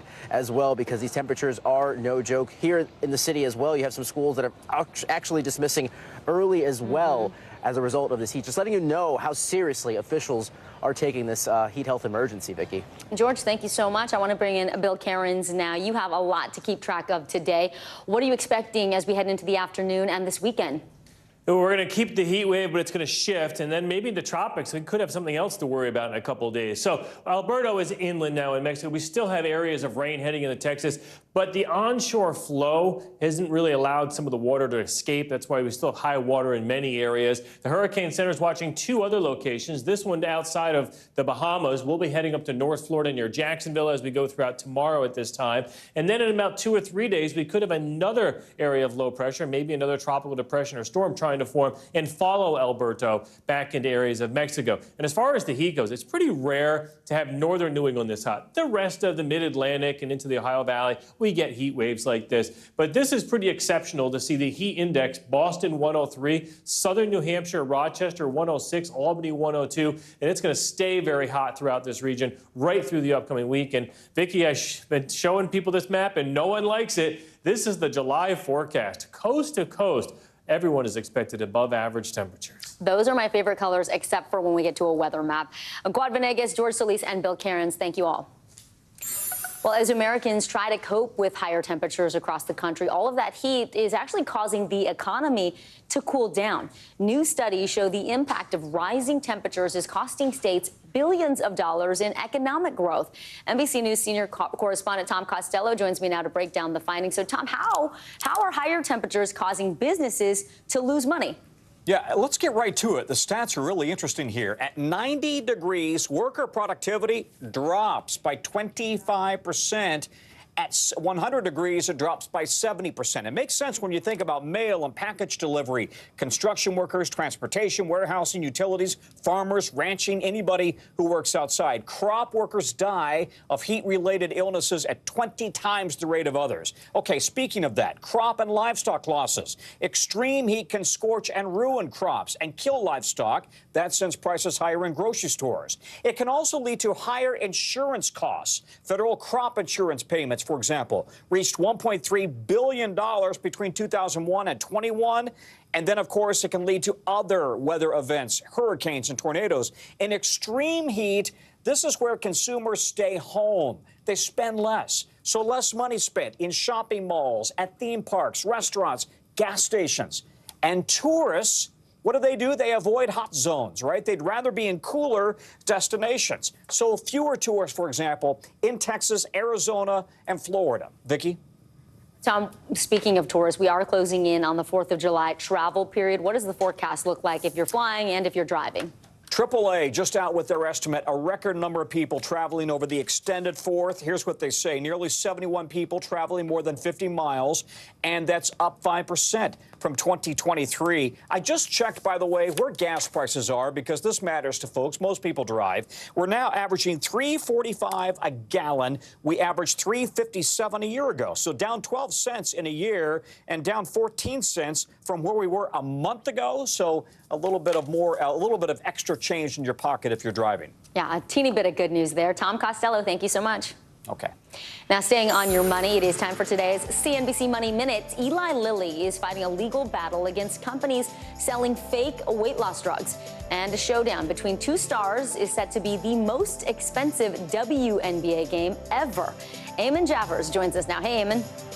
Hey there, Vicki. That's right. U.S. drug maker Eli Lilly filed 6 lawsuits today to curb sales of counterfeit weight loss drugs. The legal action targets med spas, wellness centers, and others claiming to sell products containing the anti-diabetic medication Lilly sells under the brand names Mounjaro and Zepbound. The pharma giant is the only company that has the approval of the U.S. Food and Drug Administration to sell the drug. This weekend's rematch between basketball rivals Caitlin Clark and Angel Reese is set to be the most expensive in WNBA history. Ticket marketplace TickPick says the prices for the Indiana-Chicago matchup range from $250 to over $9,000. Average Chicago Sky prices, about $88. And Sony Music acquired the Queen music catalog for nearly $1.3 billion. That's according to Variety. The catalog contains hits including Bohemian Rhapsody, Another One Bites the Dust, and We Will Rock You. It's believed to be the biggest ever acquisition of its kind. The Sony deal does not include live performances, but includes rights to the UK group's songs and distribution. And you can't even read the names of those songs without hearing them ringing out in your head, can you? It's so true. Queen's Arena music rock. is so good. Yes. Eamon Javers, thank you so much. You bet. Now to breaking news. Actor Donald Sutherland died today in Miami after suffering a long illness. His son confirmed the news on X earlier today, saying in part, quote, he loved what he did and did what he loved. Here's NBC News correspondent Liz Kreutz with a look at Sutherland's legacy. Donald Sutherland could play any part in drama. Can't you see anything except in terms of how it affects you? No. Comedy. I'm not joking. This is my job. Action. Thriller. The one at Elizabeth's place was duplicating her. His range unmatched, attracted to complex characters. I don't play nice or bad or good. I just play the fella. So I can find something in everybody to play. Born and raised in Canada, Sutherland first found work in London before his big break in 1967 with The Dirty Dozen. Where are you from, son? Madison City, Missouri, sir. Never heard of it. leading to a string of quirky characters in the 70s and 80s with starring roles in MASH. I've seen you somewhere before. I don't know your name, stranger, but your face is familiar. Clute. Or maybe I can bring you some friends. I've got some terrific friends. No, thank you. JFK. They waged non-stop war against Castro. Later in life, he ventured into TV. Welcome to the halls of power. And the cultural phenomenon, the Hunger Games. And may the odds be ever in your favor. Introducing himself to a whole new audience through his villainous turn as President Snow.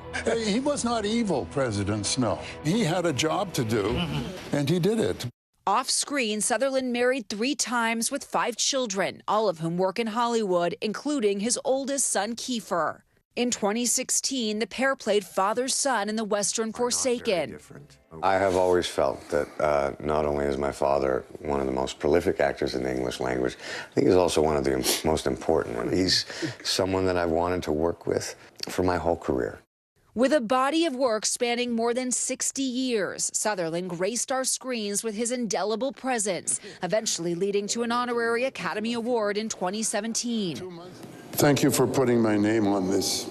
The actor's face later gracing a Canadian stamp, sealing Donald Sutherland's legacy at home and around the world. Liz Kreutz, NBC News.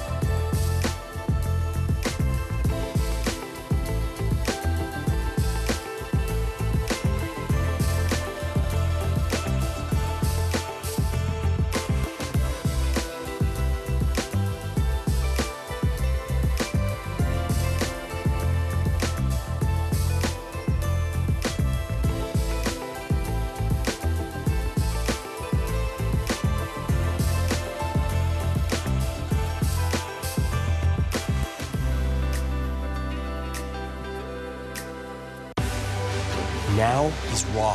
How hard is it to see it like this? Our house is no longer here, but we are here.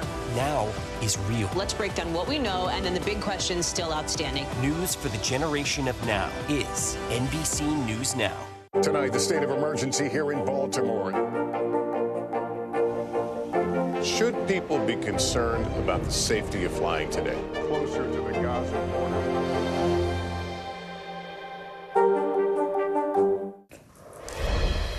The Biden administration is rejecting an accusation from Israeli Prime Minister Benjamin Netanyahu, who says the White House has been withholding ammunition from Israel. Netanyahu made those claims in a video this week. U.S. officials were supposed to meet with Israel today about threats from Iran. But as a result of Netanyahu's claims, that meeting has now been postponed. NBC News senior White House correspondent Kelly O'Donnell joins me now. So, Kelly, this meeting on Iran was postponed, but you're telling us that there was another meeting that is going on with Israeli officials at this point. What do you know about that meeting? Well, officials say they'll reschedule the Iran meeting, but there is some damage control, some relationship repair going on. Our colleagues over at the State Department say that Israeli officials have just arrived there a short time ago. The expectation is that Secretary Blinken and the president's national security advisor will meet with top officials from the Israeli government close to Netanyahu to talk about a range of issues.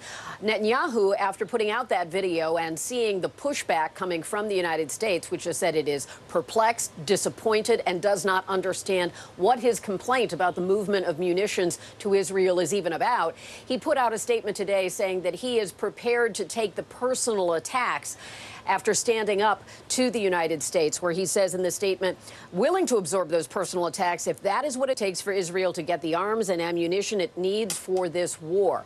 So Netanyahu putting himself front and center in a running dispute with the U.S. administration at a time when President Biden and his team have been providing lots of munitions and support for Israel. But there are tensions about how Israel is carrying out the war. Of course, there's a push for a ceasefire and the return of hostages who've been held by Hamas since last October. Vicki? Thank you so much, Kelly O'Donnell. Appreciate it. Louisiana's governor signed a controversial new law on Wednesday requiring public schools to display the 10 Commandments. A poster-size image will have to be displayed in all classrooms from kindergarten through the state university level. Civil rights groups, including the ACLU, have said they are already planning to sue. But Governor Jeff Landry, the state's former attorney general, is telling them to bring it on. NBC News correspondent Marissa Parra is following the fallout. She joins me now. So, Marissa, the sponsors of this bill in Louisiana, they're trying to frame this as a non-religious issue. How? Exactly that, Vicki. And so you actually just mentioned some words that we heard from Governor Landry himself just this past weekend, days before he signed this legislation. He said, quote, "I can't wait to be sued." So he has known that this upcoming, impending lawsuit would be coming his way, and we've all known that that would be coming. But let's talk first about, when we talk about the reaction, let's talk about the supporters. So we have even the Attorney General of Louisiana talking about the depictions of Moses throughout the halls of the U.S. Supreme Court, saying that this is not meant to be religious. This is meant to be a depiction, the 10 Commandments, of course, we're referring to, of a moral code of conduct. And so this is what we're seeing in terms of reaction. This is Republican Congressman Clay Higgins from Louisiana saying in part, quote, "The 10 Commandments are the foundational script of our constitutional principles of law and equality of justice under God." But then we have on the side of the critics, a lot of people wondering, well, wait a second, what about the separation of church and state? So this is something that we saw from a Louisiana priest. You're going to see on your screen in just a moment. This is a post on X. And in part, this priest is saying, look, I love Jesus in scriptures, but this is not it. And continues, how much taxpayer money will be wasted defending this in the courts only for it to be overturned? And that's a great transition, Vicki, to what happens next, because the legislation means that this would go into effect in 2025 at the start as those students are returning from winter break. But Vicki, as we just talked about, the ACLU telling me that they plan to file this lawsuit in the next week. And so a lot of questions on could this interfere with that 2025 deadline, especially with this conservative Supreme Court we have right now? Only time will tell, Vicki. All right, we'll be watching. Marissa Parra, thank you so much. And coming up, everything you need to know about resistance wear. We're talking about workout clothes that help you burn more calories. I put them to the test to see how effective they really are. You're watching NBC News Daily.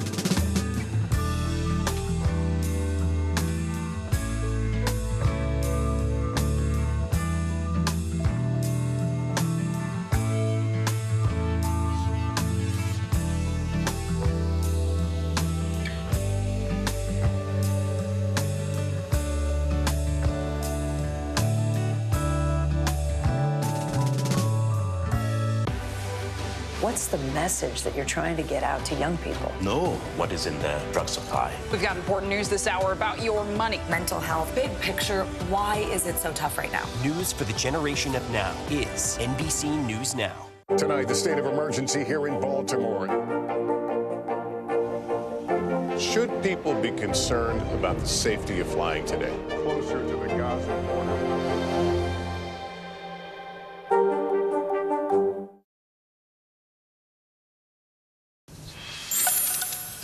We're back now with an NBC News exclusive. A whistleblower is calling out the short-term rental company Airbnb, saying the company weakened its policies on banning extremist and hate groups from using its platform. The company has hailed itself as a leader in the tech world's efforts to combat extremism, but the whistleblower says Airbnb reversed course last year. Here's NBC News investigative reporter Brandy Zadrozny. As a contractor at Airbnb, Jess Hernandez's job was to investigate users with possible ties to extremist and hate groups. For a company that has such an intimate business model of staying and sleeping in someone's house, these people are vulnerable. It's our duty to protect them. As part of what she says was called the Dangerous Organizations Team, she would investigate and remove users that the team determined to be members of those groups. But in a new whistleblower complaint sent to the SEC and FTC and shared with members of Congress, Hernandez alleges that Airbnb dissolved that team last year and weakened its policies against extremist and hate groups, something the company denies. I'm coming forward not because I want to, but I felt that I had to. According to the complaint, the team was created in 2018 after Airbnb made news for removing users who used the platform to organize and coordinate stays for the deadly Unite the Right rally in Charlottesville. And after January 6th, Airbnb announced in a blog post it was taking aggressive action, banning 130 users determined to be involved in the violence. That same day, CEO Brian Chesky spoke about the company's investigation teams and their responsibility in a New York Times podcast with Kara Swisher. Does that mean an expansion of this? Yes. And our general goal is I would like us to be a role model. We don't wait for people to be arrested. Like, if there's any evidence you're a member of a hate group, then we remove your account, you're banned. But in the complaint, Hernandez says she noticed a shift in 2023 after her team banned the parents of far-right activist Lauren Southern under a policy allowing for bans of people with connections to extremists. Southern, known for live streaming with white nationalists, responded on social media saying she'd been banned years ago for her, quote, politics and affiliations, and claimed her parents do not represent me in any way. As her parents are related to her by blood, the genetics are incriminating. Conservative media seized on the ban, and Airbnb reinstated Southern's parents. Hernandez says after that, her team's hands were tied. After a year and a half of working for Airbnb, Hernandez's contract was not renewed in November 2023. It's scary. It's scary to have information and to have it fall on deaf ears. Airbnb called the allegations in the complaint, quote, baseless and inaccurate. Writing in a statement, we have actually expanded the remit of our team to detect and remove users who pose safety risk. Adding the company has, quote, robust policies, processes, and teams focusing on promoting community safety. An Airbnb spokesperson noted the company's use of background checks and existing terrorist watch lists, and cited internal statistics showing safety incidents at Airbnb properties are extremely rare. Hernandez says she's speaking out now and hopes that the company will recommit to a proactive approach. Are you concerned for Airbnb's customers? I'm very concerned. I wouldn't want my family or my friends staying at an Airbnb. Brandy Zadrozny, NBC News.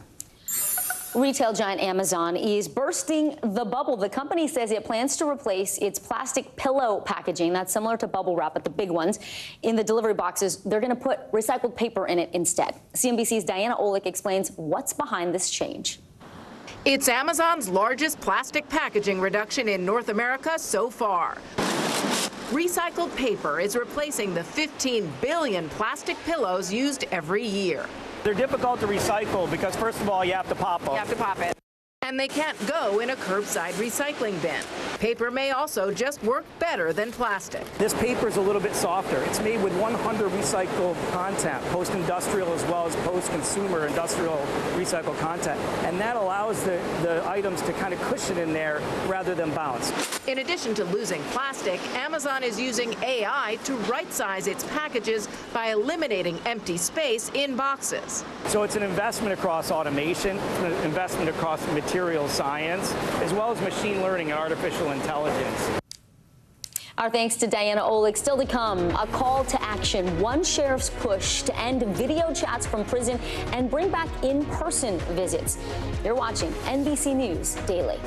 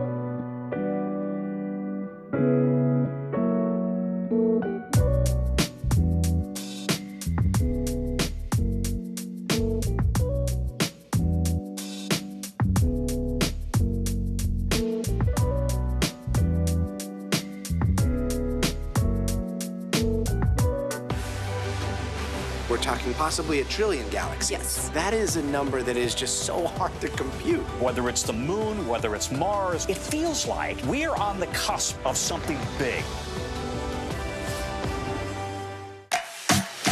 The paper towel will absorb the acid. That's crazy. Green tea to calm acne. This is my favorite tip of the day. Brilliant, brilliant, brilliant. Oh, that's genius. You just saved me $40.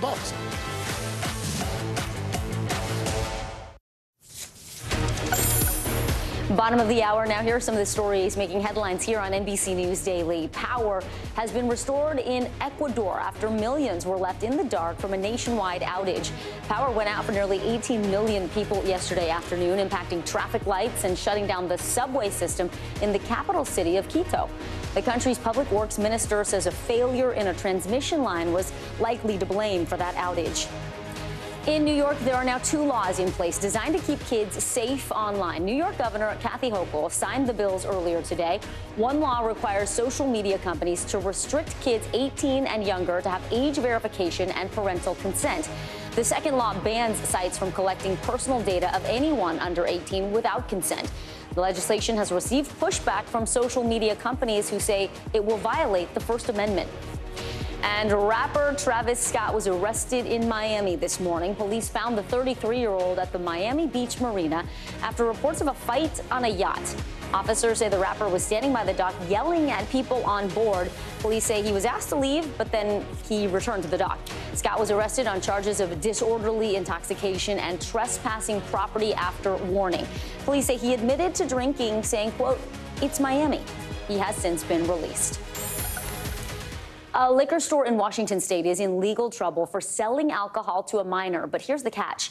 The customer never stepped foot inside that store. Instead, it was a DoorDash delivery driver who handed off the purchase to someone who was underage. This all started when officers were doing compliance checks on alcohol deliveries. Cornelius Hawker from our Seattle affiliate has our report.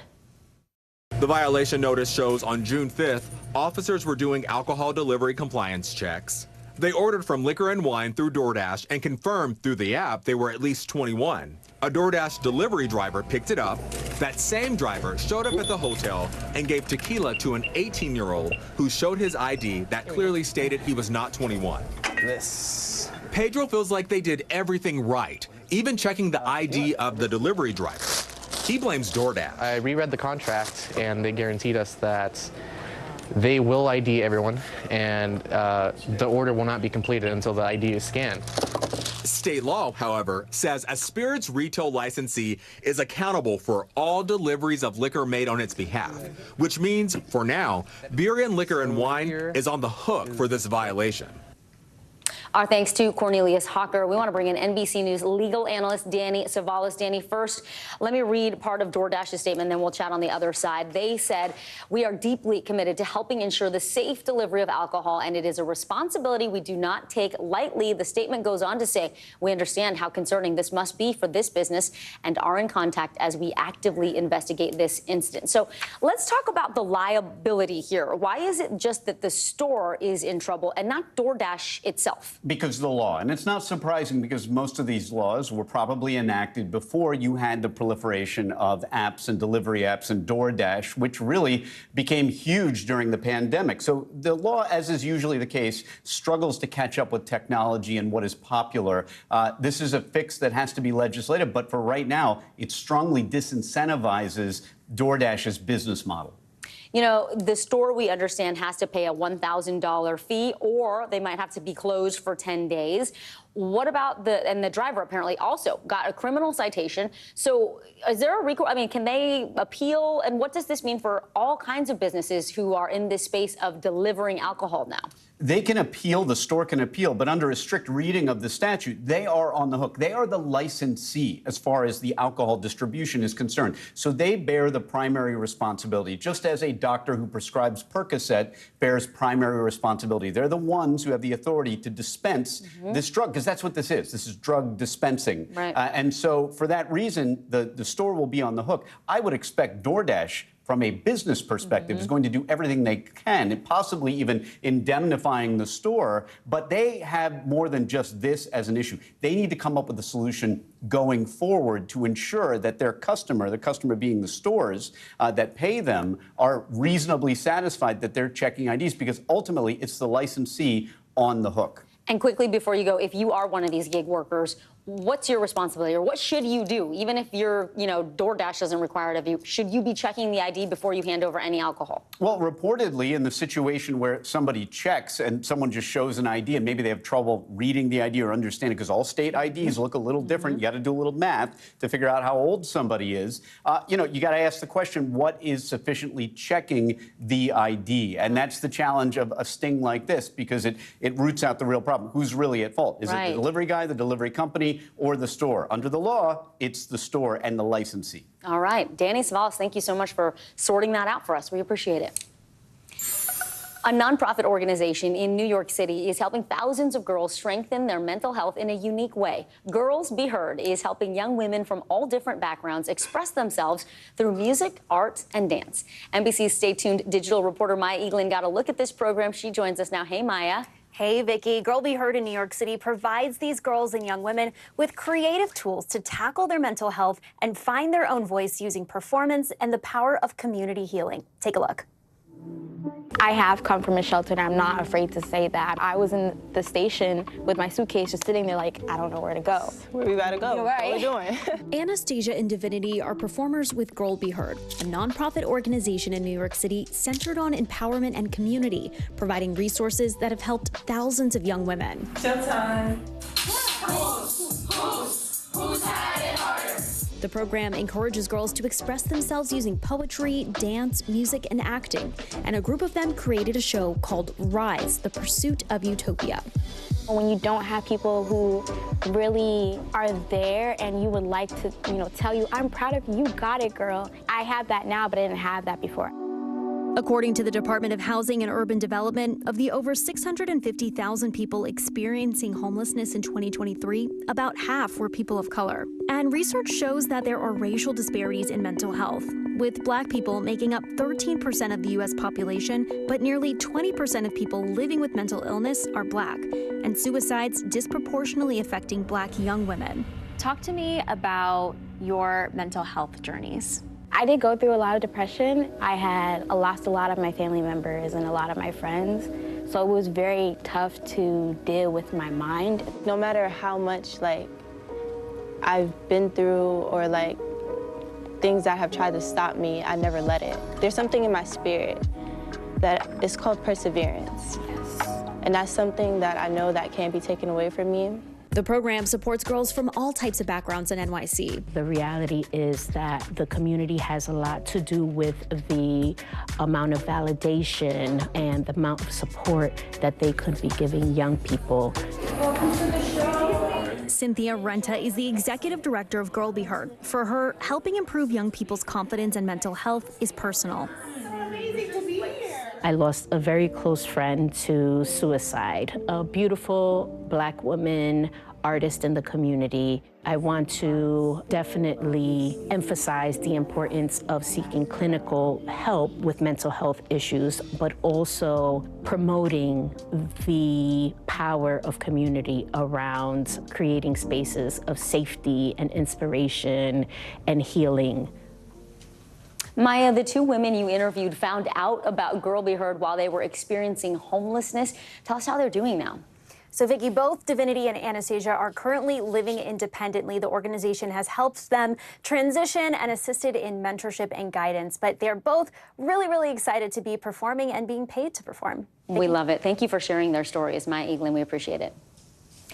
Well, there is a new trend in workout clothing. It's called resistance wear. The clothing promises to help you burn more calories and improve your form. But how does it all work? Take a look.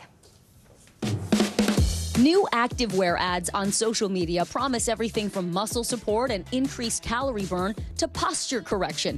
This sports bra went viral after Taylor Swift was seen wearing one. It's workout wear with a boost, and it's a fast-growing segment of the $238 billion market. To understand the science behind the claims, we chose popular items to try. Sweet Flex leggings that have resistance bands sewn inside, which say they'll give you a better workout and burn more calories. Fanka leggings, which tout compression for muscle support and recovery, and Form Science sports apparel, the sports bra Taylor wore, and the Sculpt shorts. Both claim to help with posture and alignment. Who's it best for? That's really what we're looking at. We met with Emma Seymour, senior textile editor at the Good Housekeeping Institute. They had up to 5 women test the products for up to 3 weeks. First, we looked at the Form bra. One of the promises for this sports bra is that it will improve your posture. What did the testers say? Testers did find that when wearing the sports bra, they were more cognizant of their posture. They felt like this tight band in the back gave them that gentle reminder to pull their shoulder blades down and back. Next up, the Fanka leggings. These are designed to help really provide zoned compression on your legs, and this can help you, in theory, aid with muscle strength and recovery. Seymour says testers didn't really notice those benefits, but they like the fit. The main con that our testers noted was that it is a little bit of a thicker material, but because of that, some did feel that it ran a little hot. The company says the effectiveness of the benefits varies on individual factors and frequency of use, and that the medium thickness allows for year-round wear, though they do have other options to help wearers stay cool. The Sweet Flex leggings we bought made the boldest claims that the built-in resistance bands can help give you a better workout and burn more calories. Seymour says testers found them uncomfortable because of the compression, but the company says they're excited to take the first steps towards having clothing do more for you. So, how would I perform wearing these clothes in a workout lab? We went to the Princeton Longevity Center in Manhattan, where certified exercise physiologist Harry Pino compared my form in regular clothes and the resistance wear as I lunged, squatted, stepped, and ran my way toward answers. She was warming up, and now it's around 83 beats or so. So now we're ready to start. So he's reading that from a little monitor that I have here right above my sternum. I started in the Fenka leggings. Can you tell if they're helping with my form at all? Yeah, well, your movement is absolutely perfect right now. Then I wore the Sweet Flex leggings. It is harder to work out with these tighter pants. Yeah, you're almost at a 120 already. So you saw a difference in my heart rate with the tighter pants? Yes. Oh, got harder for me, harder for my heart. Absolutely. Which means more calories being burned? And also cardiovascular conditioning. It's a good workout. Next up, the Form bra and shorts. I do kind of feel like it's holding my posture now that I'm running. There you go. I do feel supported. We compared it all to regular workout clothes. Definitely when you have tight leggings on, you feel more stability in the movement. Believe it or not, I see your movement is correct, right? But I also see a little movement of your right hip. Oh, my right hip? You're going in a little. Oh, so that's a little bit of instability there. And then it was time for the big reveal. Did the claims of our workout wear really live up to the hype? What was your biggest takeaway from when I was just wearing regular clothes versus when I was wearing the resistance clothing? The takeaway here was really your running economy. It's specifically on the treadmill. With the outfit, you were very stable. Your heart rate was under control. When you had the regular running outfit on, immediately we noticed a hip drop on your right side. And we also noticed your left elbow flying out. You were breathing a little heavier. That is then telling us that these outfits may help. And we should note these are not scientific experiments. Results may vary for different people. Also, these aren't the only companies out there that make clothes with claims like these. These are just the ones that we chose to try out. All right, coming up, the heart-pounding rescue of a baby girl after she fell into a pool. We'll show you the video and have what you need to know to keep your family safe around water this summer. You're watching NBC News Daily.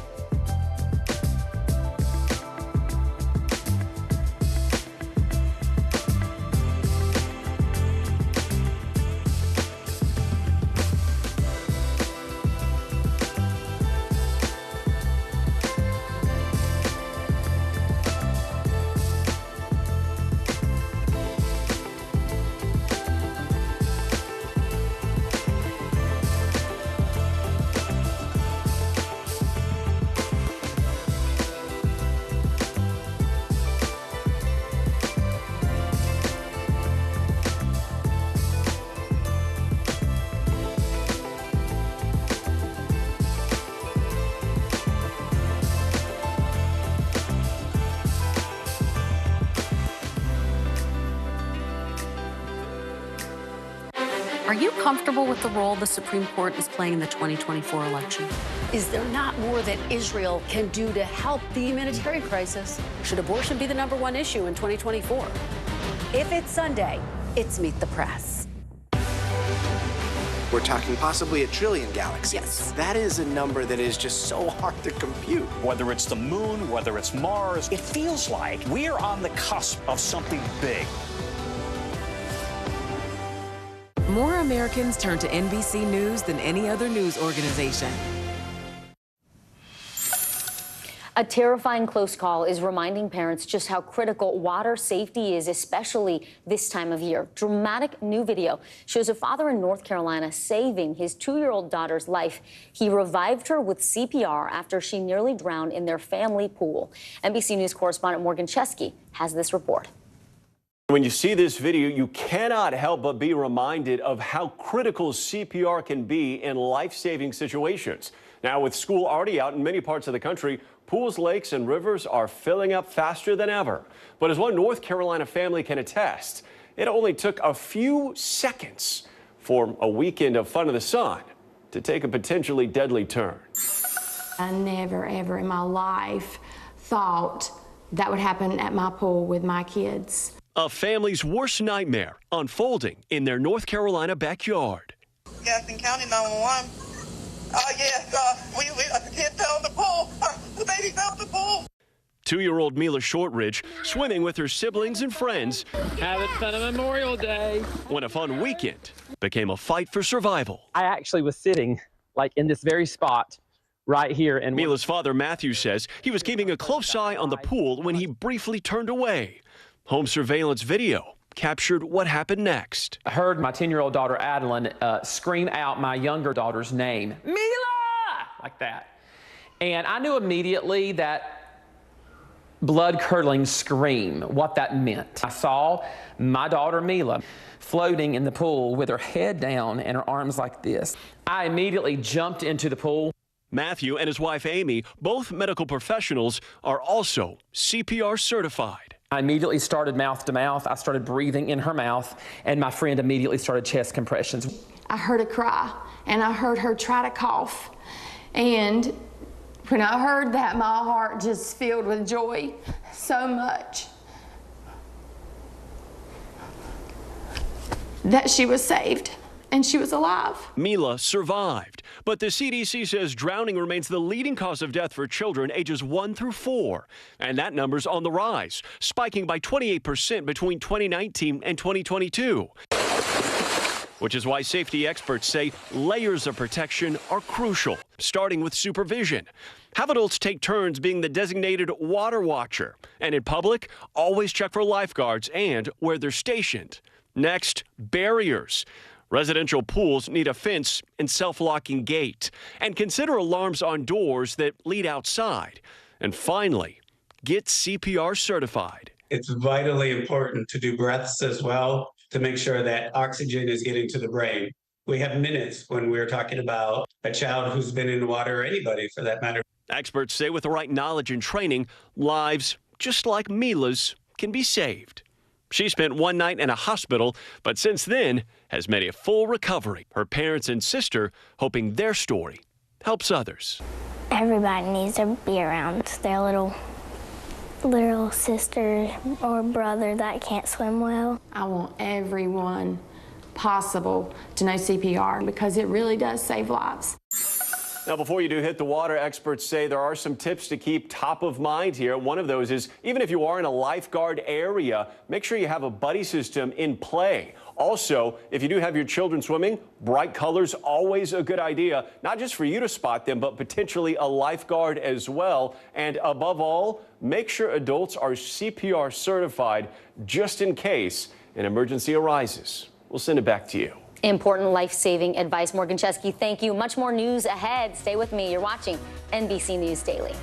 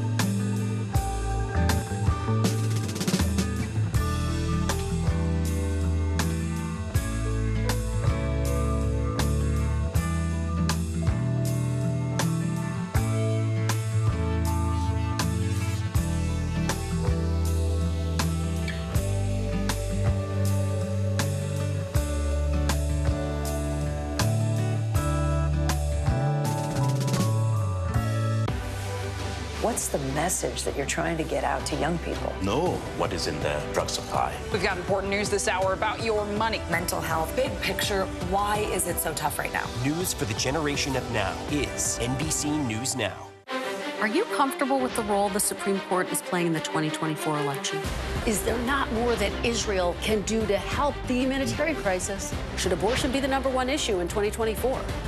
If it's Sunday, it's Meet the Press. Across the United States, there are thousands of people in county jails awaiting trial. In some facilities, contact with their loved ones typically happens through paid video calls rather than in person. NBC Nightly News anchor Lester Holt spoke with one sheriff who once embraced that change, but is now looking to bring back those free in-person visits. How you doing today? What begins as excitement ends in tears for Rakila Harris Dudley and her children. Don't cry. Separated by less than 2 miles and by a jail policy that doesn't allow in-person visitation. Rakila's parents, Philip and Brenda, have been caring for her children. Every day, where's Mama when she's coming home? It must have made for some rough moments with the kids. Oh, yes. Oh, yes. I said, well, right now, Granny's mommy, and I'm going to hold you until you feel better. Replacing free in-person visits with costly video calls has become the norm in hundreds of jails across the country. Here, a 25-minute call typically costs $10. It just costs too much, and it's not even guaranteed that it's going to work. Now, the policy is at the center of 2 lawsuits in Michigan, including one of them here in Genesee County, which is fighting it, arguing there's no constitutional right for in-person visitations. But civil rights attorney Alec Carrick-DeSantis disagrees and says video-only visits are painfully inadequate. We think there's a constitutional right for children to hug their parents. The video calls are operated by for-profit telecommunications companies, but counties like Genesee get to pocket some of the revenue. Carrick-DeSantis calls it a kickback scheme. The theory behind these contracts seems to be if you stop kids from visiting their parents in person, these desperate families will be forced to spend more money on phone and video calls. This is Rakila's first time in jail. She says her son's father physically abused her for years, leaving this scar. She's accused of violently retaliating against him after she says he attacked her in February. It was a fight or flight moment. I never thought that I would do anything like that. Rakila couldn't afford bail, so this screen is the closest she can get to seeing her children. How does it feel that someone is making money off this? It feels disheartening. It feels criminal. I feel it's greed. Greed. Sheriff Chris Swanson runs the jail and was a strong supporter of the policy when it began 10 years ago. He is personally named in the lawsuit. How much money is the county making from video visits right now? Over $400,000. What was the reasoning behind it? Money. When I became the undersheriff in 2010, we had to cut 10% of our budget. When it came to the revenue, it was very attractive, and it still is to sheriffs across the country. But we're going to change that. And by change that, Sheriff Swanson meant now.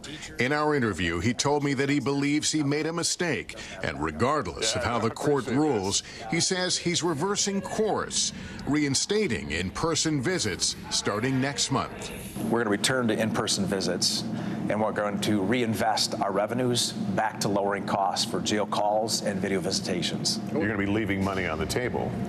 It's money I don't need, and it's money that doesn't come from the inmates, it comes from their families.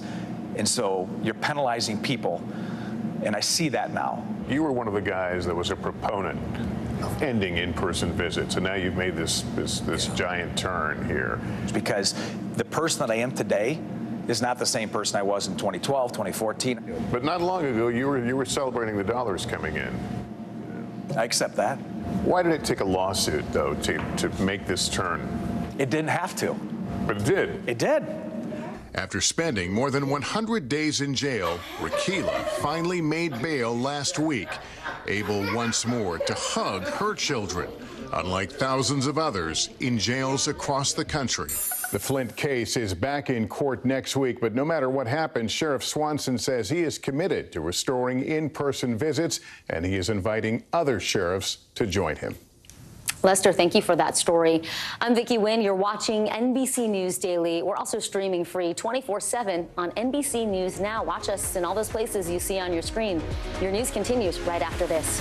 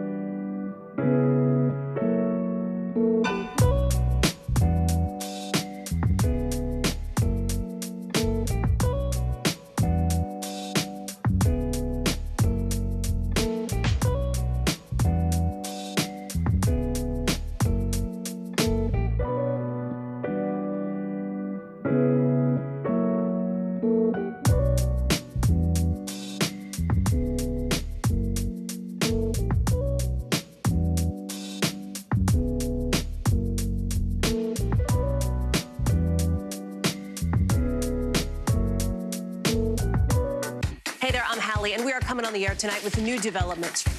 Let's talk about the implications on women's health and then the political fallout. Start with what this law actually will and won't do. Cruise officials will do almost anything they can to get it back open ASAP. So how S is the P? In other words, how soon will it be open? I could keep talking till the Eiffel Tower starts sparkling. Now you've laid down the gauntlet, so we have to continue to speak until it starts to sparkle. It's sparkling. It's happening.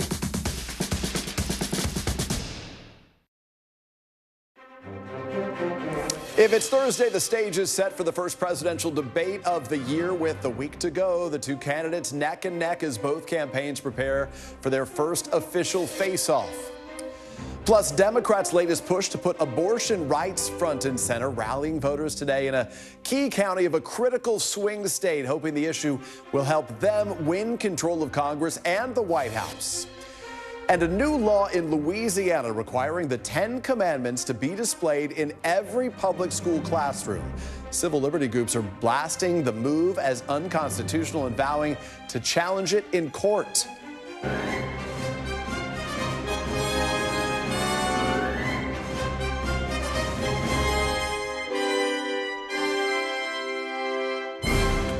Welcome to Meet the Press Now. I'm Peter Alexander here in Washington. We are, as we noted, just a week away from the first presidential debate, and the stage is officially set. Debate organizers announced today that, as expected, independent candidate Robert F. Kennedy Jr. did not meet the qualification requirements. That means this is going to be a head-to-head event with President Biden and former President Trump next Thursday. It is the first presidential debate to happen this early in an election year. And of course, the stakes are extraordinarily high. This is the first and maybe the best chance to shake up what to this point has really been a remarkably stable presidential race. And preparations have begun inside both campaigns. That's where we get going with President Biden, who's going to be headed to Camp David tonight. He'll dive into his debate prep there in earnest. Sources tell NBC News his former chief of staff, Ron Klain, is organizing his prep sessions that are going to intensify, we're told, as the week goes on, and will include some full-length mock debates as things get closer to Thursday. When asked about former President Trump's debate prep, a senior campaign advisor there said Mr. Trump's normal campaign schedule is adequate debate prep for their candidate, while also casting doubt on President Biden's ability to function on stage. It was the latest in a series of comments in a recent spate of embarrassing video clips, some of them deceptively edited, from Mr. Trump and his allies questioning President Biden's physical and mental fitness, the effect of which have seemingly set a lower bar for President Biden's performance on the debate stage. But at a rally yesterday in Wisconsin, former President Trump appeared to do something different. He set some expectation lowering of his own, attacking the independent moderators and baselessly suggesting that President Biden is going to be under the influence of drugs. Is anybody going to watch the debate?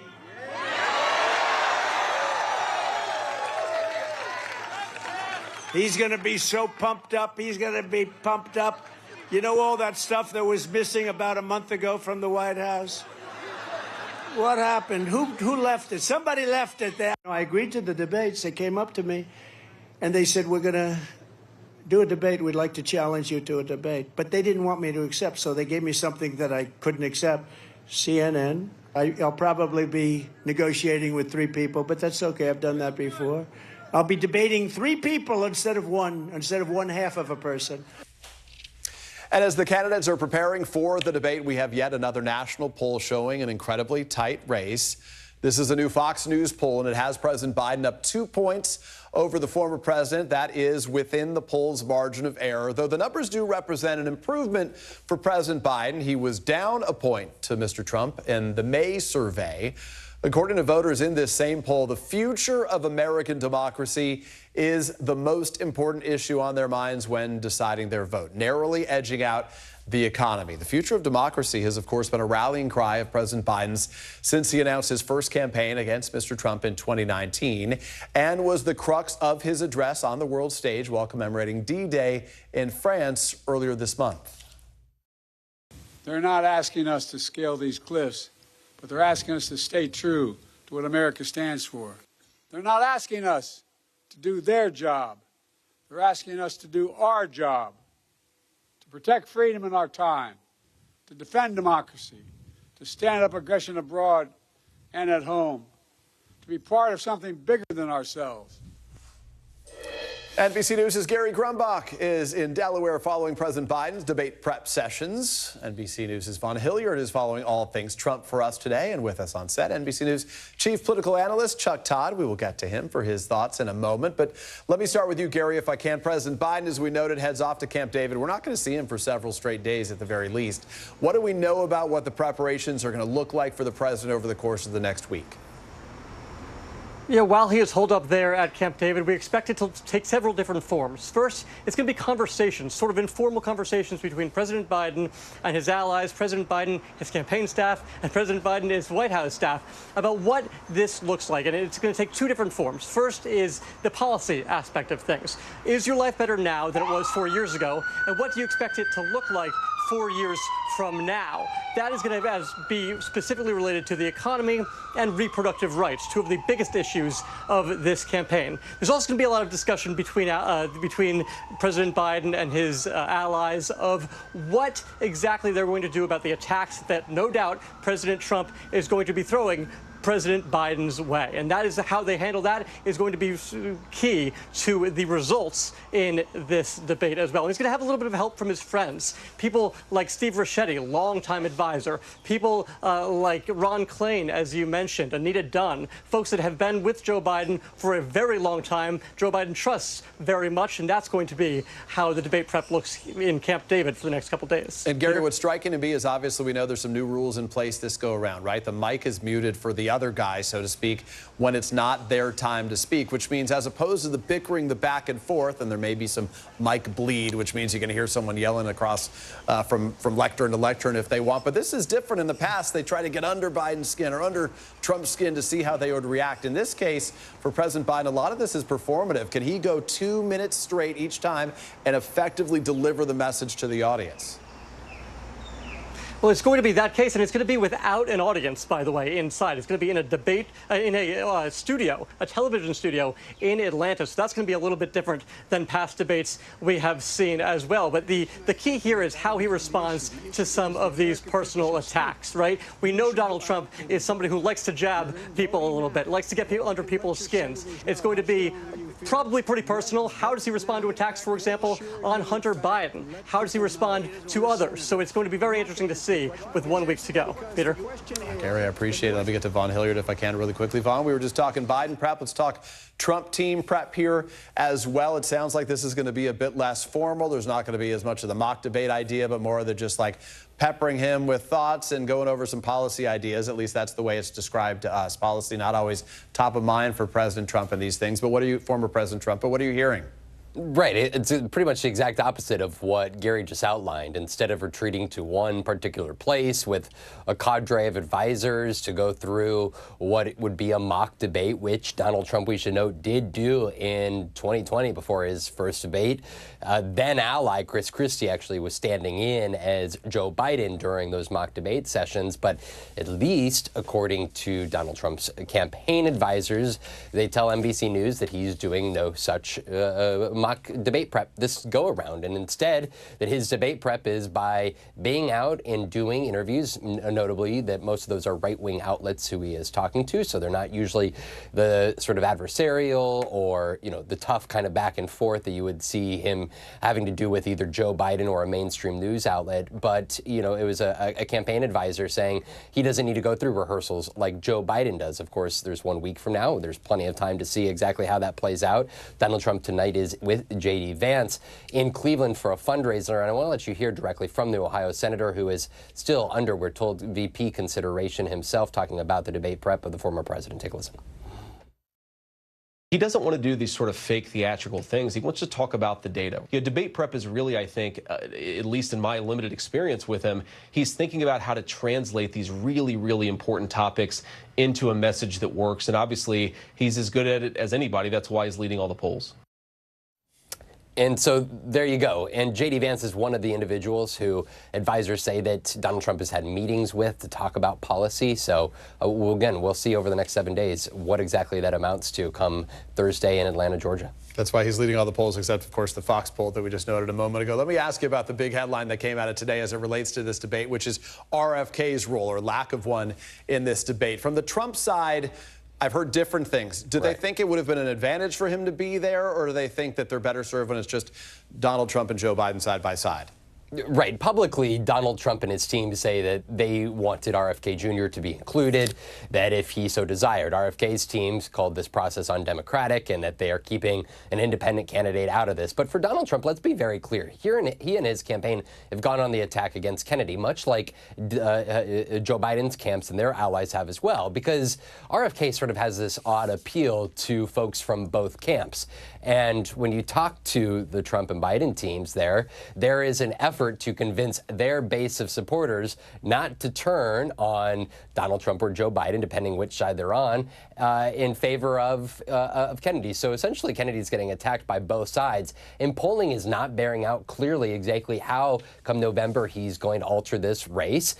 We should note that his polling numbers, he has gone down here in recent months since his campaign got more attention. I was on the campaign trail with him a couple times early on here. And so he's actually had resources spent against him. So I don't think for either campaign they wanted actually him to be on that stage, because he would only draw the attention of some of their perhaps cautious supporters who they need to convince to get out there in November and not go toward a third party. Vaughn Hilliard, Gary Kronbach, appreciate both of you guys. Let's get to our friend Chuck Todd really quickly. All right, so we're a week out from this thing. This is going to be, this one we say, oh, this is a lot of stakes, this one matters. This one feels like it does have the potential to have a real impact here. Is it come at a better time for Joe Biden or for Donald Trump? Who needs it more? I think there's no doubt Joe Biden needs this more right now.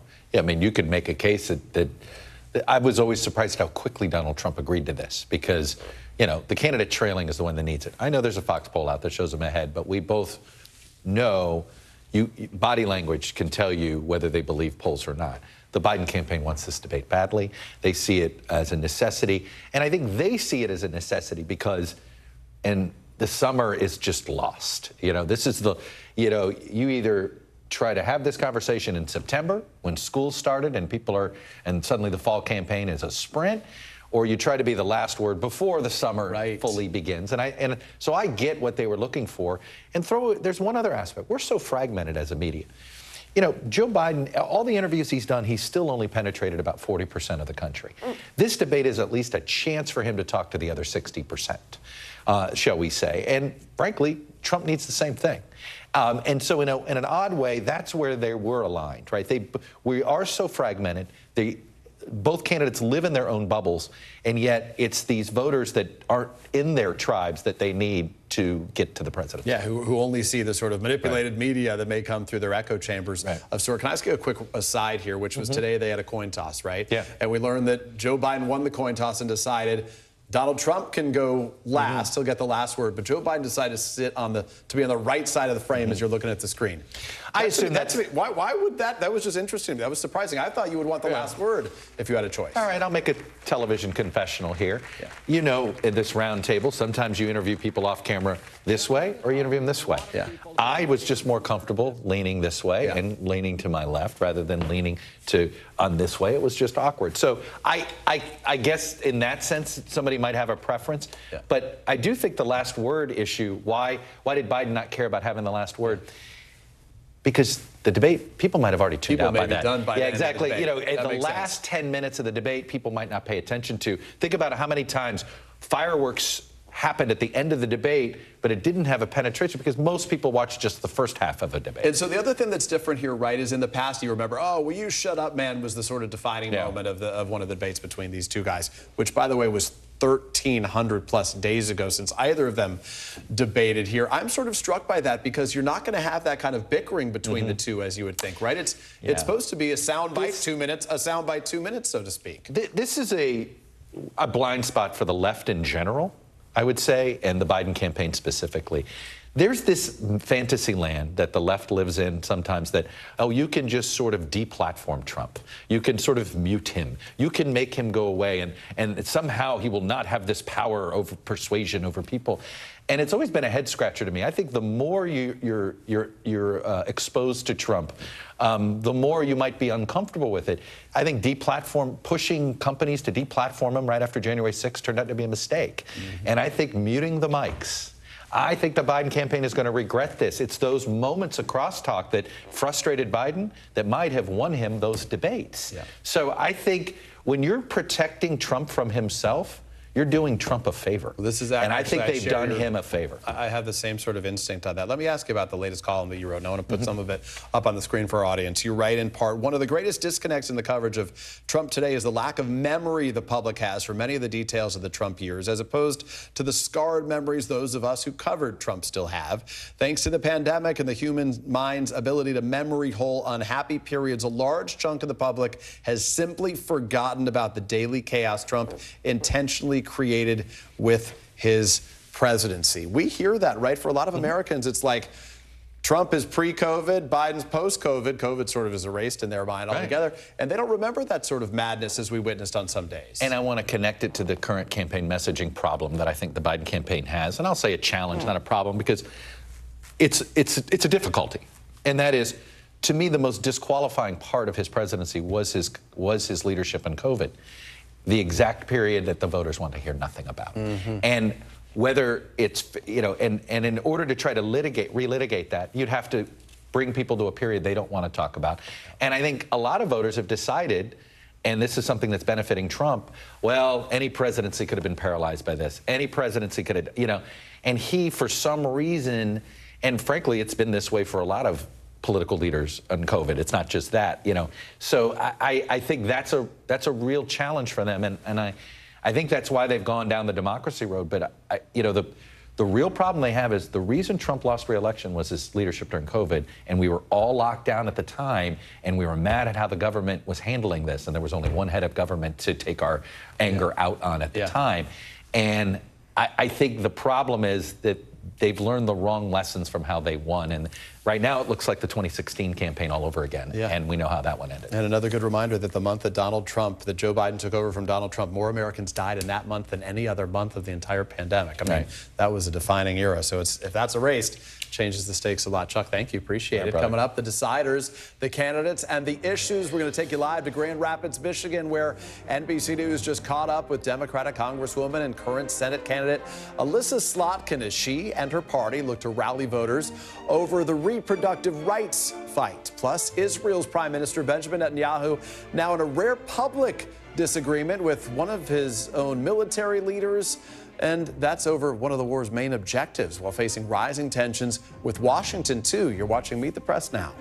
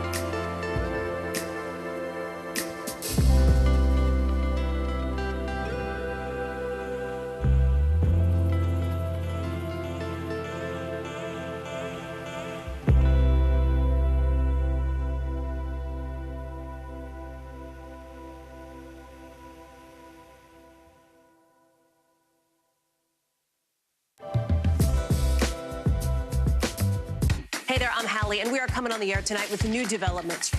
Let's talk about the implications on women's health and then the political fallout. Start with what this law actually will and won't do. Cruise officials will do almost anything they can to get it back open ASAP. So how S is the P? In other words, how soon will it be open? I could keep talking till the Eiffel Tower starts sparkling. Now you've laid down the gauntlet, so we have to continue to speak until it starts to sparkle. It's sparkling. It's happening.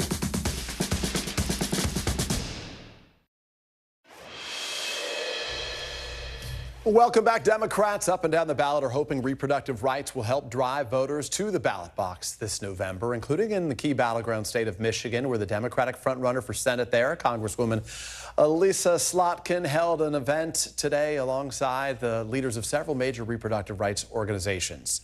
Former President Trump, who's claimed credit for the Supreme Court decision overturning Roe v. Wade, has repeatedly said the issue should now be left to the states. Slotkin's likely Republican opponent is the former Congressman Mike Rogers, and he said if elected, he would not try to undo abortion protections that Michigan voters enshrined in their state constitution 2 years ago. But speaking with NBC's Shaq Brewster, Slotkin said voters should not believe them.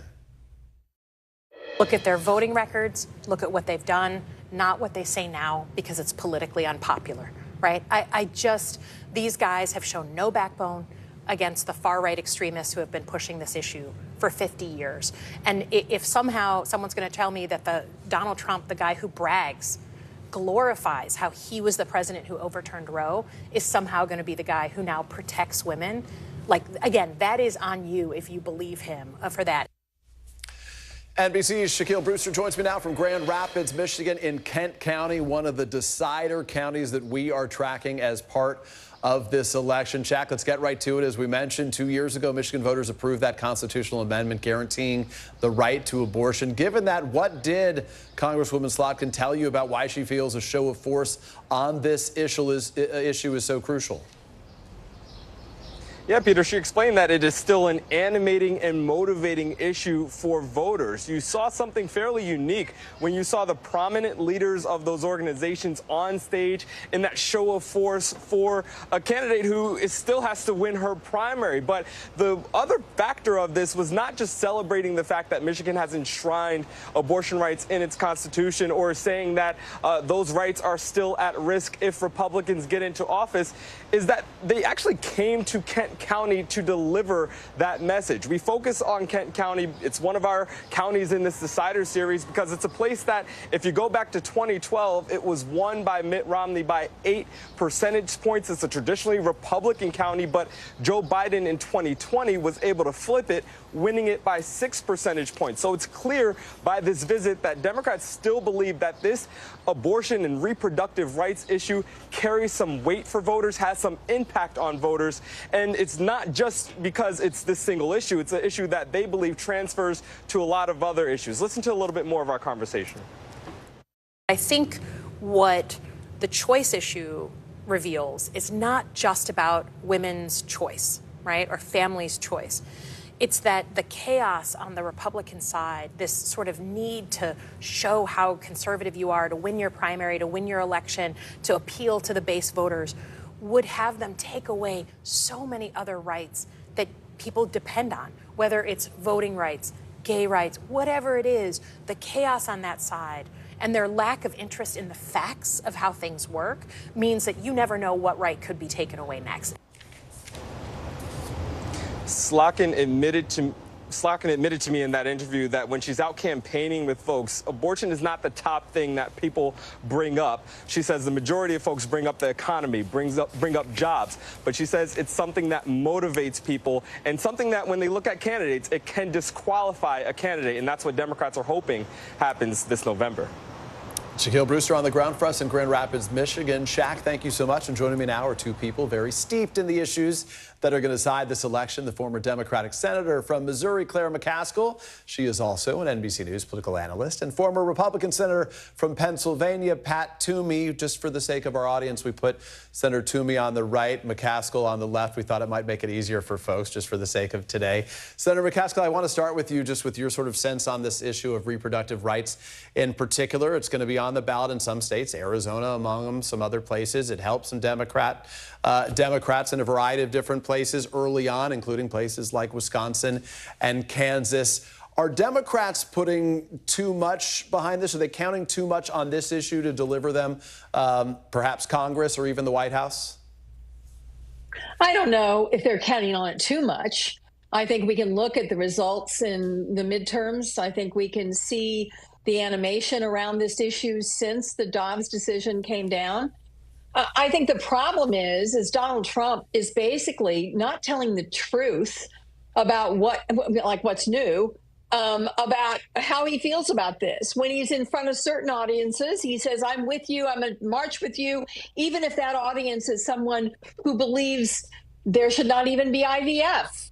And even if that's what that group believes, he was in front of a luncheon when he said, I'm with you, I'm going to stand with you. And then he's in another place and he wants to ignore the fact that in my state, in many states, rape victims are told by the government they must carry that child to term.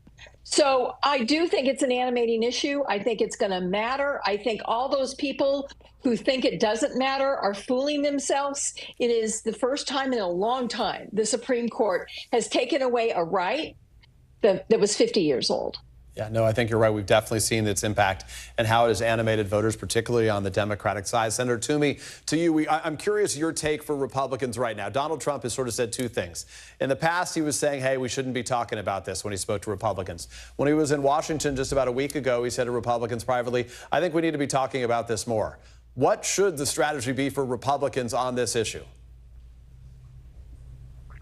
I think the strategy for Republicans should be what I think most Republicans are saying now, which is we've always argued that the reason that Roe was wrongly decided is because it was just made up out of thin air.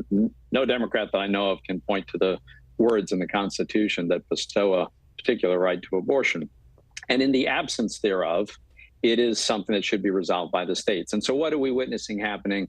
Exactly what should be happening, which is 50 states working their way through what is the consensus in their state and passing the legislation that will reflect that. In Pennsylvania, a person can get an abortion up to 23 weeks into the pregnancy. Now, I know for elected Democrats, there can be no limits, no restrictions, right up till the moment of birth, there can be none. But for most people, say 23 weeks in the case of Pennsylvania, I just don't think that's going to animate people a lot. Somewhat, yes, particularly some younger women. But look, Republicans control the House, and they haven't passed the ban on abortion. Well, Senator, I think the states are going to decide this. So just to be clear on a couple of things, we both know, right, that abortions in the final term and certainly in the waning weeks of pregnancy are extremely rare. In most cases, it's for the health of the mother where that takes place. I understand there's always a pivot to how frequent they are. But that doesn't change the fact that in principle, most Democrats that I know of in elected office absolutely refuse any restriction whatsoever at any time. So let me. The frequency isn't so important. Well, so let me ask you, as evidenced by what we've seen, though, I see that you're saying that this issue belongs to the states. But if it belongs to the states, we've seen a lot of states, including red ones, where there has been a real backlash against the Republican perspective on this issue right now. So isn't that a gigantic risk in a variety of different states, Arizona among them, where this is going to be on the ballot? Look, we've seen surprises in how some states have voted. There's no question about it. Kansas and Ohio are two states that come to mind. Does anyone doubt that Donald Trump's going to carry Kansas and Ohio? Not in my mind. But it could have an impact in states like Arizona. That's why I give that example, right? Because that's a state that we know is decided by just a small number of people. Are there any states where it could have any impact? Sure, certainly. And on the margin, it could have a little bit of motivation in many states. I just think that this issue is dissipating. It is not going to have the kind of saliency it did in the midterm, and it's going to continue to dissipate over time. Senator McCaskill, I got to see a lot of Democrats who hear Senator Toomey say those things and say, watch our vote, watch our feet, watch our movement. Yeah, and it's really more problematic than Pat is indicating, because the far extreme movement on this subject isn't going away. There's a reason Lindsey Graham was pushing a national abortion ban. There is a reason why states like mine say that life begins at conception, and therefore it does have an impact potentially on the ability of families to have children through IVF. There's a reason why somebody takes a case to court in a single district in Texas in order to try to get mifepristone overturned and not available to any woman in America. There's a reason why women are bleeding out in emergency rooms, because states are afraid to give them any kind of medical care when they're in the middle of a miscarriage.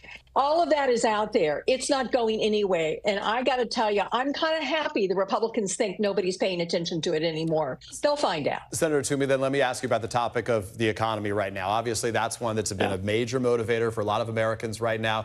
Obviously, inflation is down from the 40-year high it was at earlier in President Biden's time in office, but prices are stubbornly high in too many places for too many Americans right now, and that's a real frustration. Is that going to be, do you think, is that the decider? And in particular, is that where the sort of low information voters, is that where they're going, or where Donald Trump should focus his messaging? Yeah, well, look, we've got an unusual election in that we've got apparently two relatively unpopular candidates. But I think the short answer is yes, right? The real huge dilemma, a problem for the Biden administration that I think is not fixable, is that even if inflation goes to zero, and you can argue that the inflation problem has been completely solved, all that means is prices don't continue going up. Doesn't mean they go back down to what they were. And it takes a long time for people to become accustomed to and to accept a new, much higher price level. And that's what people have. And their prices have gone up more than wages in most cases. And so that's a real problem. And that remains a problem even if inflation goes to zero, which is very unlikely between now and the election. Senator McCaskill, how do Democrats, how does Joe Biden deal with this right now in particular, right? The economy is an issue. I mean, the economy, Donald Trump, you'll remember, said that if he lost to Joe Biden, the stock market would tank, it would just plummet, the economy would be in a depression or recession. Obviously, the economy's hit record highs. The markets have, but I know the market isn't how most Americans judge this stuff. How does the president protect himself on this issue that really is sort of been a challenging vulnerability? You know, I think there's a contrast in almost every aspect of this election, whether you're talking about character or whether you're talking about job creation or whether you're talking about whether there actually is infrastructure being tackled in this country for the first time in decades. Joe Biden has some positive things to talk about. I don't disagree with Pat that it's very hard on food and fuel when people are paying more than they have before. It's very hard to convince them that everything's rosy. But there's a lot of good things that Joe Biden can talk about. But frankly, I think at the end of the day, Peter, this is really going to boil down to a very narrow group of voters that haven't decided right now. And I like Joe Biden's campaign that is all about America being strong and wonderful and our institutions being resilient and our democracy being one that we should protect, versus a campaign that Donald Trump is running that basically is, you know, America sucks. I just don't think that's the kind of campaign that those low information voters are going to get excited about at the 11th hour. Let me try to get two quick thoughts in. One, the memory holding. A lot of Americans, Claire, Senator McCaskill, they forget COVID. They forget, you know, anything other than, hey, things were better before COVID. Should Joe Biden be hitting COVID and the former president's handling of that more hard so Americans are reminded of the sort of chaos of those days? I think Chuck was right. I think it's a very hard subject for the Biden campaign to dwell on because nobody wants to go there. It was not a great time for our country. Right. I do think that Joe Biden can focus on the positive, can focus on the things that do make our country so strong and, frankly, our economy the envy of the world right now. He's going to stay positive, and he's going to remind people that he's a normal guy that doesn't say weird things and do weird things. And that normalcy is what got him elected in the first place, and I think it's what's going to get him reelected. Senator Toomey, last thought for you. The debate's coming up. Former President Trump, the challenge for him is what? Oh, I think, you know, the challenge for him is to is self-discipline, right? You know, to look forward, to not focus on his grievances, to not be relitigating the last election, and to offer some kind of vision for the future. That's proven to be very difficult for Donald Trump in the past, but I think that would be very constructive for him. Yeah, no doubt. Well, we're all going to be watching together. I appreciate both of you being here, Senators Pat Toomey and Claire McCaskill. Nice to see you guys. I very much appreciate it. And coming up next right here, deepening disagreements. Israeli Prime Minister Benjamin Netanyahu increasingly at odds with the Biden administration, and now with his own military as a top commander, publicly questions whether Hamas can ever be destroyed. You're watching Meet the Press now.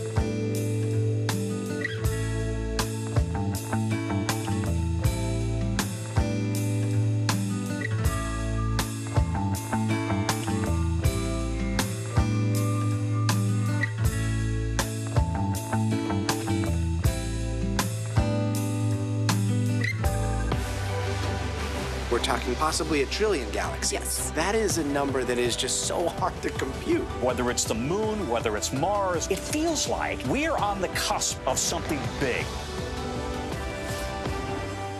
We report live from Tel Aviv, from Juarez, Mexico. Top story reporting from Baltimore every weeknight. It's your news playlist. Top Story with Tom Llamas, streaming weeknights at 7 on NBC News Now. We're back now on Meet the Press Now, and we just got new reaction from the White House to Israeli Prime Minister Benjamin Netanyahu's accusation earlier this week that the U.S. was withholding weapons to Israel. National Security Communications Advisor John Kirby calling those comments, quote, perplexing and disappointing, his words. But Secretary of State Antony Blinken and National Security Advisor Jake Sullivan did meet today with senior Netanyahu advisors, even after the White House said it postponed a wider meeting with Israeli officials as a result of those comments from Netanyahu. Meanwhile, in Israel today, the Israeli Defense Forces top spokesperson seemed to contradict Netanyahu's stated objective for the war in Gaza, with Rear Admiral Hagari saying in a televised interview in Israel that Hamas cannot be destroyed. NBC News international correspondent Matt Bradley is in Jerusalem with more. The big question here for Israelis and for Americans is what's going to happen next in this growing spat between Washington and Jerusalem. This is reaching tones and a level of discourse that really has been unseen for generations between Washington and Jerusalem. And, you know, we're going to be seeing more and more of this probably going forward because we've heard this reported behind closed doors in the past. But this is, the people that I've been speaking to have said that this is a reflection of the pressures that Benjamin Netanyahu is facing internally. He is facing pressures not just from the Americans, but also from his own right-wing coalition government, the most right-wing government really in the history of this country, who are putting substantial pressure on him to proceed with this war and to defeat Hamas. He's also facing pressure from Hezbollah, another Iran-backed group, which is based in southern Lebanon, just over the border. That conflict, the second front in this war, has been heating up substantially. Now he's also facing pressure internally from his own military. We heard from Rear Admiral Hagari, the spokesman for the IDF, and he said just recently that it will be impossible to defeat Hamas. Now, he's been since walking back those comments, essentially saying he was talking about the ideology of Hamas, not the military goal as stated by Benjamin Netanyahu and the IDF of completely destroying Hamas. But folks that I've been speaking to here who analyze these situations and have some insider knowledge of what's going on say that Hagari would never have said that unless he had some sort of approval from senior officers in the military. This is a very disciplined military force, and the public relations aspect is also very, very disciplined. And the military here has been kind of disagreeing increasingly publicly with Benjamin Netanyahu and his right-wing government as the months have gone on and on. So Benjamin Netanyahu is really up against it. And we're going to see the next shoe to drop on this relationship is going to be in 1 month, when Benjamin Netanyahu will very controversially address the U.S. Congress. Left-wing Democrats have already said that they want to boycott this, but whether or not and however he chooses the tone and tenor of this speech will indicate how he wants this relationship, the most important that Israel's has, to move forward. Matt Bradley, thank you so much. Among those progressive Democrats saying that they would not show Ro Khanna, telling us that first here on Meet the Press. And we want to bring in my White House colleague, Monica Alba, who is there right now. Monica, walk us through this. The White House is saying that a meeting with Israeli officials was postponed. We know that Secretary Blinken and National Security Advisor Jake Sullivan met with some of Netanyahu's top advisors here in Washington today. Is there any better guidance about how that conversation went and where things were left? Well, Peter, we know that there are regular conversations between high-level U.S. and Israeli officials. That's something that really has happened since October 7th. But the fact that you really did have this disagreement spilling out into the public meant that the U.S. felt they were in a position to say that whatever meeting that Prime Minister Netanyahu was referring to hadn't even been scheduled, but then saying that they didn't also want to necessarily reward the Israelis with this kind of a meeting after what they had done and how they had tried to cast this, which the Biden administration really disagrees with. But nevertheless, today there were those series of meetings that Secretary Blinken and National Security Advisor Jake Sullivan took part in. And these are larger conversations. These are really things that are related to what we're seeing with the potential fears of a possible second front in the war with Lebanon, with Hezbollah. And then again, these larger questions of what could happen in the region, where this war could go in Gaza, what could happen if they were able to secure a ceasefire deal that would stop the hostilities and free some of the hostages. There's still just so many angles to all of this. So we know those conversations are ongoing, but the White House really did come out today and in those pretty strong terms, as you mentioned, said that, again, they found that video from Prime Minister Netanyahu to be totally perplexing and vexing, and they were caught off guard by it. They had no idea that it was coming. Peter. Monica, of course, about a month from now, Netanyahu himself is going to be here in Washington. He has been invited by Republicans and Democrat leadership in Congress to speak to a joint session of Congress. We have no indication to this point whether President Biden would meet with him during that visit. But what does the White House make of this right now, given the fact, as Ro Khanna told me, I don't need to be there, as he said, for a one-sided lecture about a situation where we're dissatisfied with the way the Prime Minister is handling things. And we know that what President Biden has said in private is something he usually likes to keep behind the scenes in terms of what he really thinks about Prime Minister Netanyahu. And then he did in recent weeks start to more publicly air that in terms of saying he really believes the Prime Minister has been making a mistake. He's been more critical of his decisions as it relates to the conflict in Gaza. And then remember, it was actually the president after the State of the Union who was caught on that hot mic saying he was going to have a come to Jesus conversation with Prime Minister Netanyahu, that he was going to be a bit more firm. So the fact that now we're talking about, well, what kind of a meeting could take place between these two when the Prime Minister is scheduled to come to Washington, the White House is not saying that that would happen, and we'll continue to press them on that because that will be fascinating from any kind of a geopolitical dynamic perspective. Peter. Yeah, real challenge for this administration right now as we witness those events overseas. Monica Alba with the very latest there. Monica, thank you. And coming up next after the break, Trail Remix, a look at how the Trump campaign is recruiting rap artists in its efforts to win over black voters. You're watching Meet the Press Now.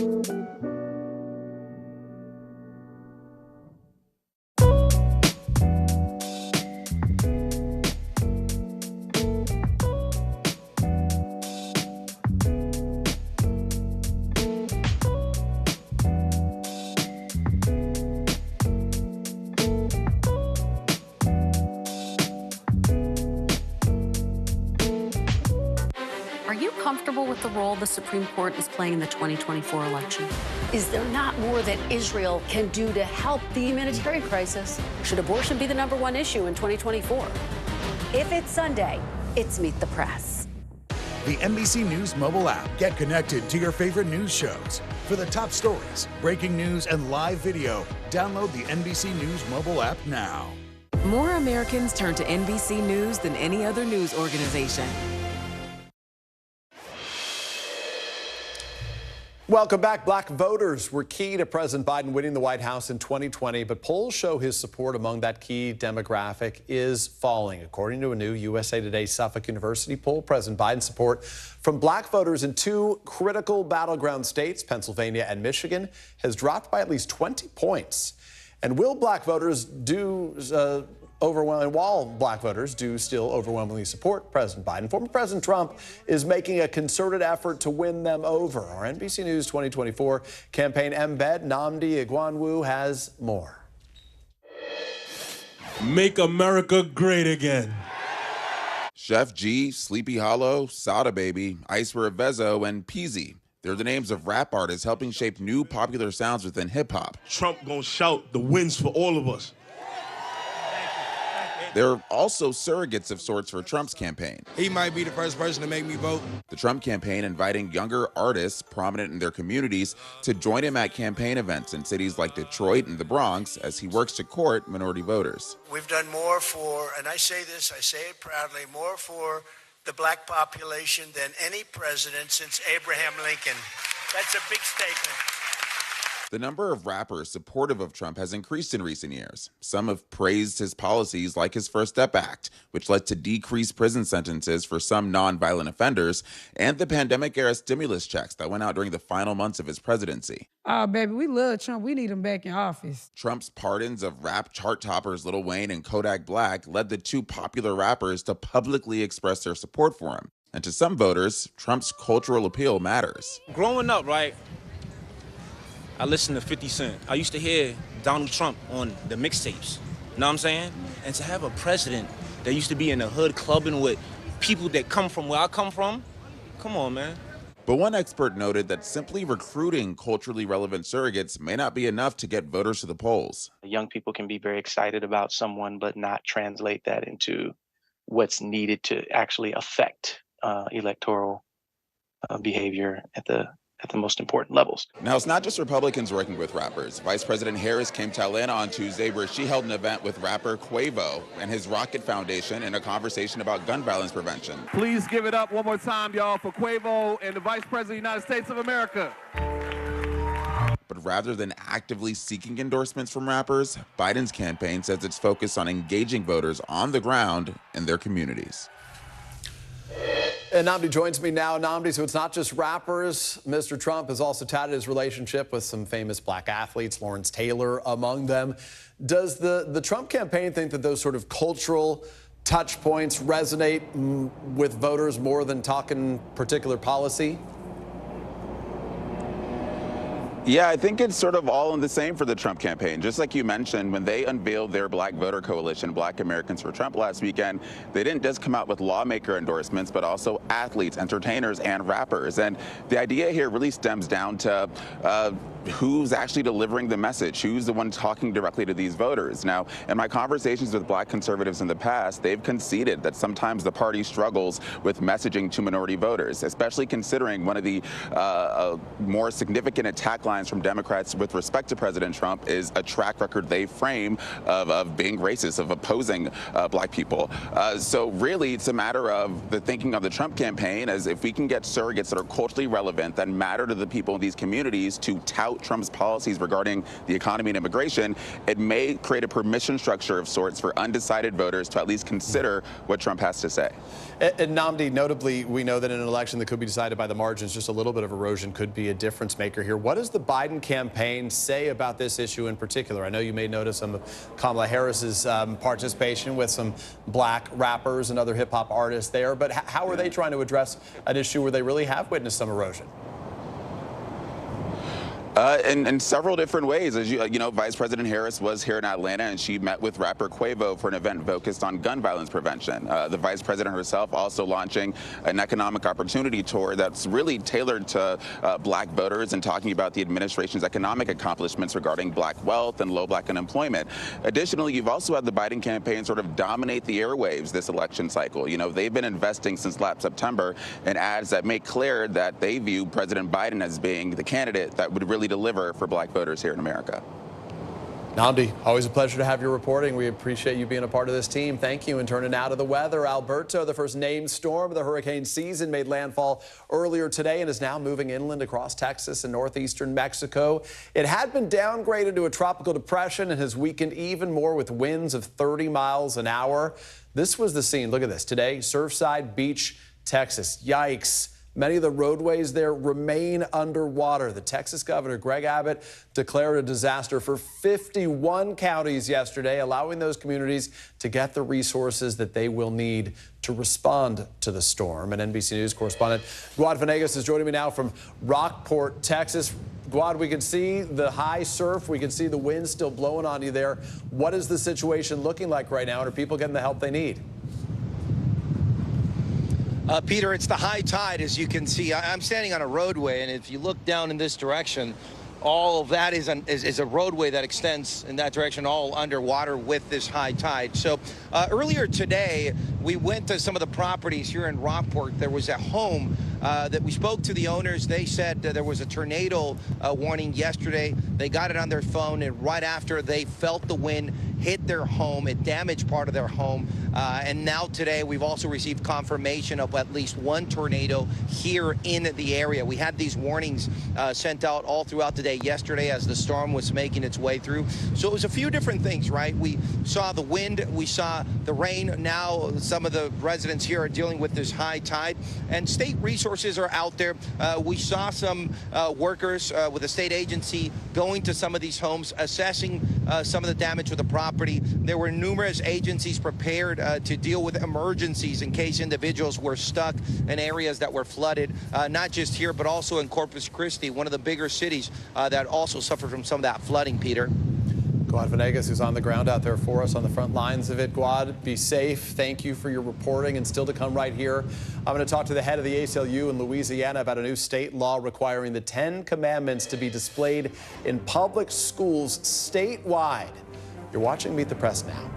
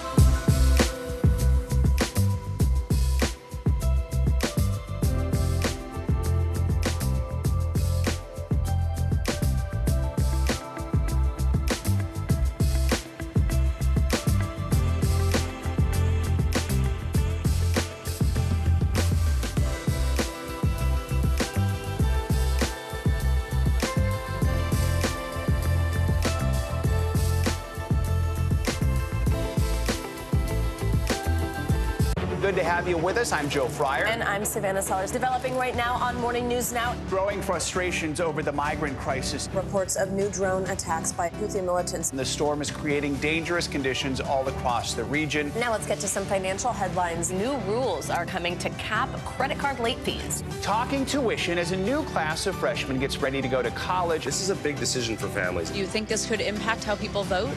100%. Morning News Now, streaming weekdays at 7.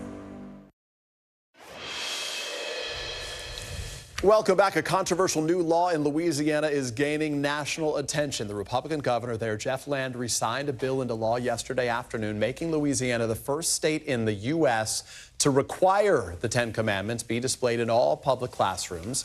Hours later, the ACLU announced its intention to challenge the law in court, calling it blatantly unconstitutional. Governor Landry not only expected that challenge, but suggested that he was looking forward to it. And I'm joined now by the executive director of the ACLU of Louisiana, Alana Odoms. Alana, I appreciate your being with us. What is the next step in your legal challenge? We are at this moment gathering all of the appropriate jurisprudence that we believe will support our contention that this law violates the First Amendment, clearly in that it violates first the free exercise clause, which essentially is a part of our fundamental ideology in this country, which that you can choose a religion of your choice, and that you have that right to do that, whether you're choosing a religion or whether you're choosing no religion at all. And also the Establishment Clause, which goes right hand in hand. And that says that the government cannot use its power to favor one religion over another, cannot coerce people to choose a particular religion, and certainly cannot favor a religion over non-religion. And so HB 71, which the governor just signed, clearly focuses on the Ten Commandments, which are a religious document, essentially, that espouses a Christian view. And so we believe that that is unconstitutional and violates the First Amendment. So if the law, would you still object if the law allowed but didn't require the Ten Commandments to be displayed in the classrooms? So there have been other laws that have asked for other religious doctrine or other religious documents to be included. We would still take aim at that kind of law, because we know that you have to look at the purpose of the law. And if the purpose of the law is to inject religion into the classroom, that is something that is particularly frowned upon by the courts. And the reason that there is heightened scrutiny when you're looking at public schools is that students are required to attend school. And so the government cannot then require that students be indoctrinated into a specific religion. That is something that is viewed very, very carefully by courts. And so even if we were talking about something less than a requirement, we'd still be very concerned about any kind of indoctrination in public schools. Understood. The Supreme Court, as you know well, struck down a similar law in Kentucky. This was in the 1980s, I think, ruling that it violated the First Amendment. Do you worry that a change in the composition of the High Court, now much more conservative, could lead to a different decision if this case were to make its way back to the Supreme Court? We're optimistic. I mean, this is 40 years of precedent in the Stone versus Graham case, which was in 1980. And the facts that you see here in Louisiana are almost identical to the facts in the Stone versus Graham case. In that case, the Kentucky School District was mandating the posting of the Ten Commandments in all classrooms. And the court struck that down based on a test called the Lemon Test. Now, the Lemon Test is not the precise test that this particular court would use. However, the first part of that test is to look at the intent of the particular statute. And the intent is whether or not that intent is either secular or non-secular. And in this case, because the Ten Commandments are a religious document, specifically a religious document, the court found that that first element of the test was not met, right? It was something that needed to be struck down because it was clearly religious. Lana, do you think this will be resolved by the time this law is set to take effect next year? We're going to do everything in our power to make sure that it is. That's all we can do. Alana Odoms, we really appreciate your time. Thank you for sharing your perspective with us. That is going to do it for us on this edition of Meet the Press Now. I'll be back tomorrow in the chair with the very latest on all news and political headlines. And the news continues right now with Hallie Jackson.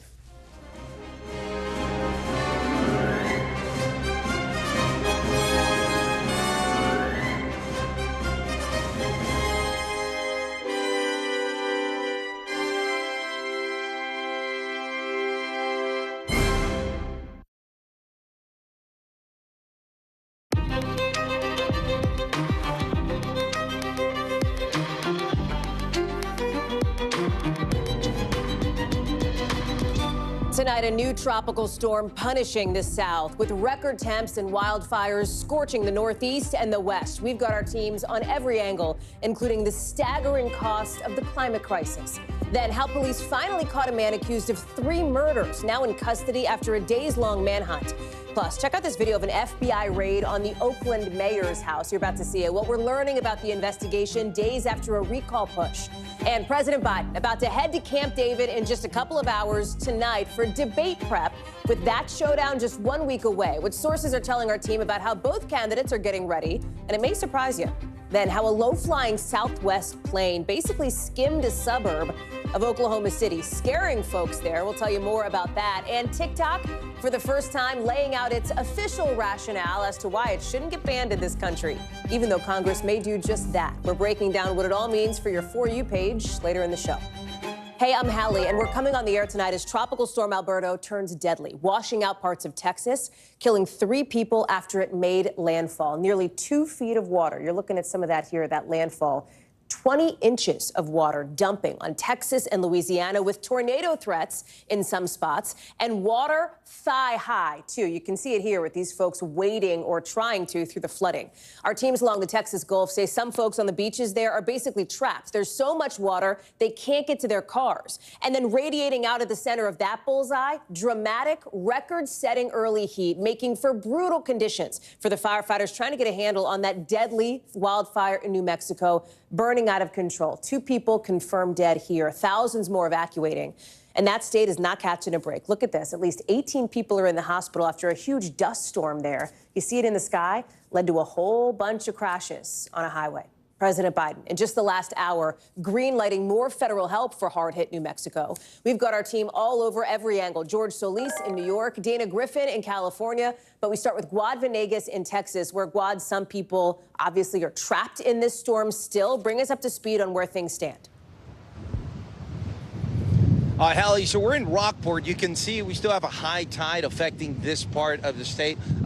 Everything you see behind me is part of a roadway. You can see the water coming in and getting real close to some of these properties. So we had a few different things, right? We had the winds, the heavy rain that caused flooding all up and down the coast. We also had some homes that suffered from the high winds, and we've now been confirmed that there was a tornado here. Earlier today, we went to a home and spoke to a couple that showed us some of that damage they said they suffered yesterday when a tornado warning came to their phones. They said they heard the wind damage the outside part of the home, and it actually took part of the roof in their bedroom. That's here in Rockport. And then, of course, south of us in Corpus Christi, we were there yesterday. We saw a lot of flooding in the marina. We still have a lot of roadways like these that are flooded. And what you're looking at to my right, that's not the Gulf. We still have a barrier island that separates us and the Gulf of Mexico, just so you have an idea of where we're at. So a lot of these communities have that barrier island that does help protect with the water coming in. But of course, there's other communities on those barrier islands that are also underwater. But the worst part of the storm, the forecast indicates, already passed. We're going to hear from some individuals who are in this area that flooded. The waves just blow you away. It's mind-boggling. It was hard to walk in, especially down this stretch. The current, you could feel it. We've just never been through anything like this before, and we're just going to have to take it one day at a time, I guess. And, you know, one of the things about flooded areas, I'm standing right on this street, right? And there's not a lot of water here, a few inches, but every time the water comes in, it's pushing me a little bit. The power of the water in flooded areas, this is, of course, part of the tide, but even when you go to communities where the water's a foot or 2 feet, you step in there and those currents are always powerful. They're always dangerous, not just for somebody that's trying to walk through it, but also individuals trying to drive through these areas. These were the things that were worrying authorities, not just here, but in other communities, especially in Corpus Christi, one of the larger cities here that also had a lot of roadways that were flooded. But as I mentioned, the worst part of the storm has already passed. We do have some of these winds, and there's still some areas that are still flooded, Hallie. Guad Venegas, we see it all there behind you. Guad, thank you for being there. Appreciate it. Let's get to George Solis, who's live for us in New York, where that heat dome is just capping the city where you are. Record temperatures for this early in the season, as it is now the first day of summer. Talk us through it. Yeah, Hallie, even the sturdy New York Central Park pigeons seeking shade from this heat dome that has been blanketing the area for the last several days. It's not just the actual temperature, it's those feel-like temperatures that really do the damage. And of course, you know, some of the risks that are associated with that, your heat stroke, your heat exhaustion, your hypothermia. Here, people in the park have been taking those precautions staying in the shade, drinking water, and wearing those loose-fit clothing. We've also been sort of listening to people advocate for the elderly and those people that are pregnant, which is also a very critical group when the temperatures are this sweltering. Nevertheless, though, a lot of people still out and about today, even though they are taking those precautions. I actually caught up with a few people here in Central Park trying to beat the heat. Here's what they told me. I think we've been popping into buildings more often than we normally would, just trying to take advantage of the AC. We're actually visiting from out of town, so, you know, we were a little concerned when we saw what the weather had forecasted. I just moved and I don't have an AC in my new place, so I've been struggling. I was supposed to get here today and it got pushed back a few days, so we're going to see how I'm going to survive. Yeah, no AC. I have no idea how that person is doing. And I've actually seen a lot of runners out here too, Hallie, who are just sweltering in this heat. Many of them have water. Couldn't be me, but obviously some people feel that they can do it in this heat. Of course, the city's taking those precautions. Those cooling centers are open. Some of the schools here in New York City actually dismissing early today, serving only cold meals. Just really gives you a sense of how seriously the city is taking this heat health emergency. Many just hoping for some of that relief, even if they are used to this heat, because again, it takes a little bit to acclimate to this heat. So many hoping that those cooler temps are just around the horizon.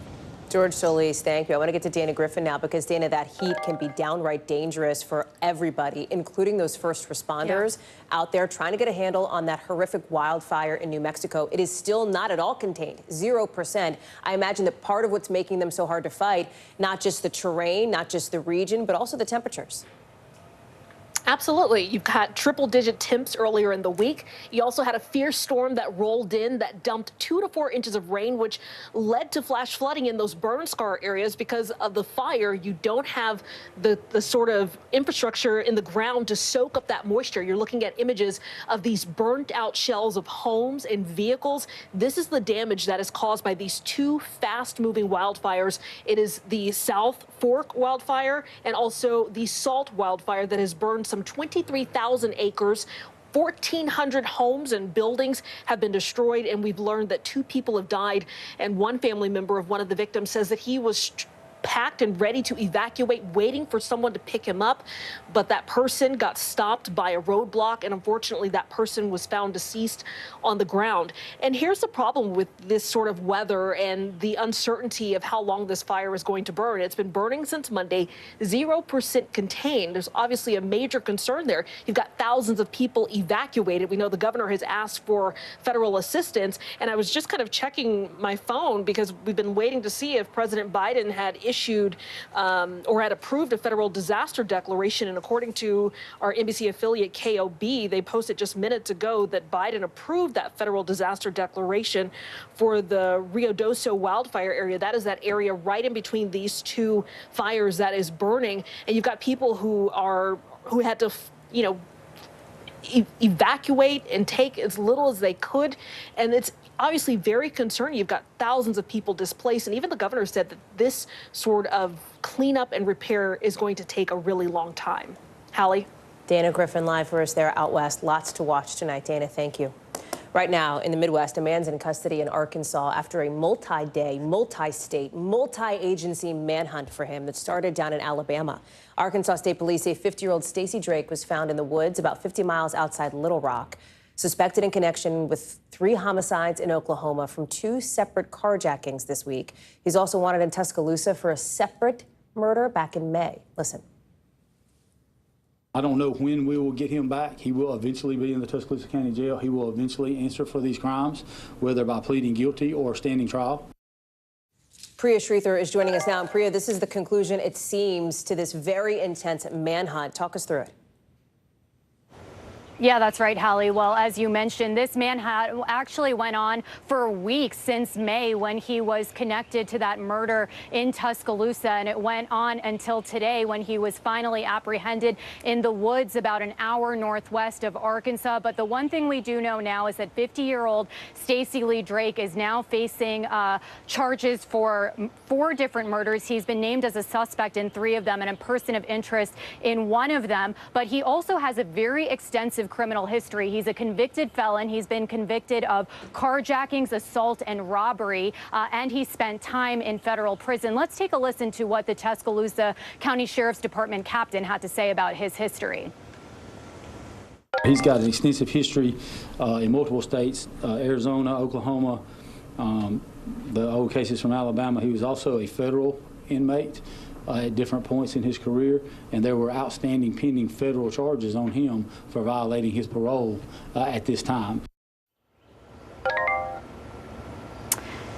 And so Stacey Lee Drake actually used a different name in the Tuscaloosa murder, according to the sheriff's department. And that's why they say that it was difficult to sort of track him down for a while. But he did murder someone, according to the police, and took their car to Oklahoma, where he was then involved in another murder.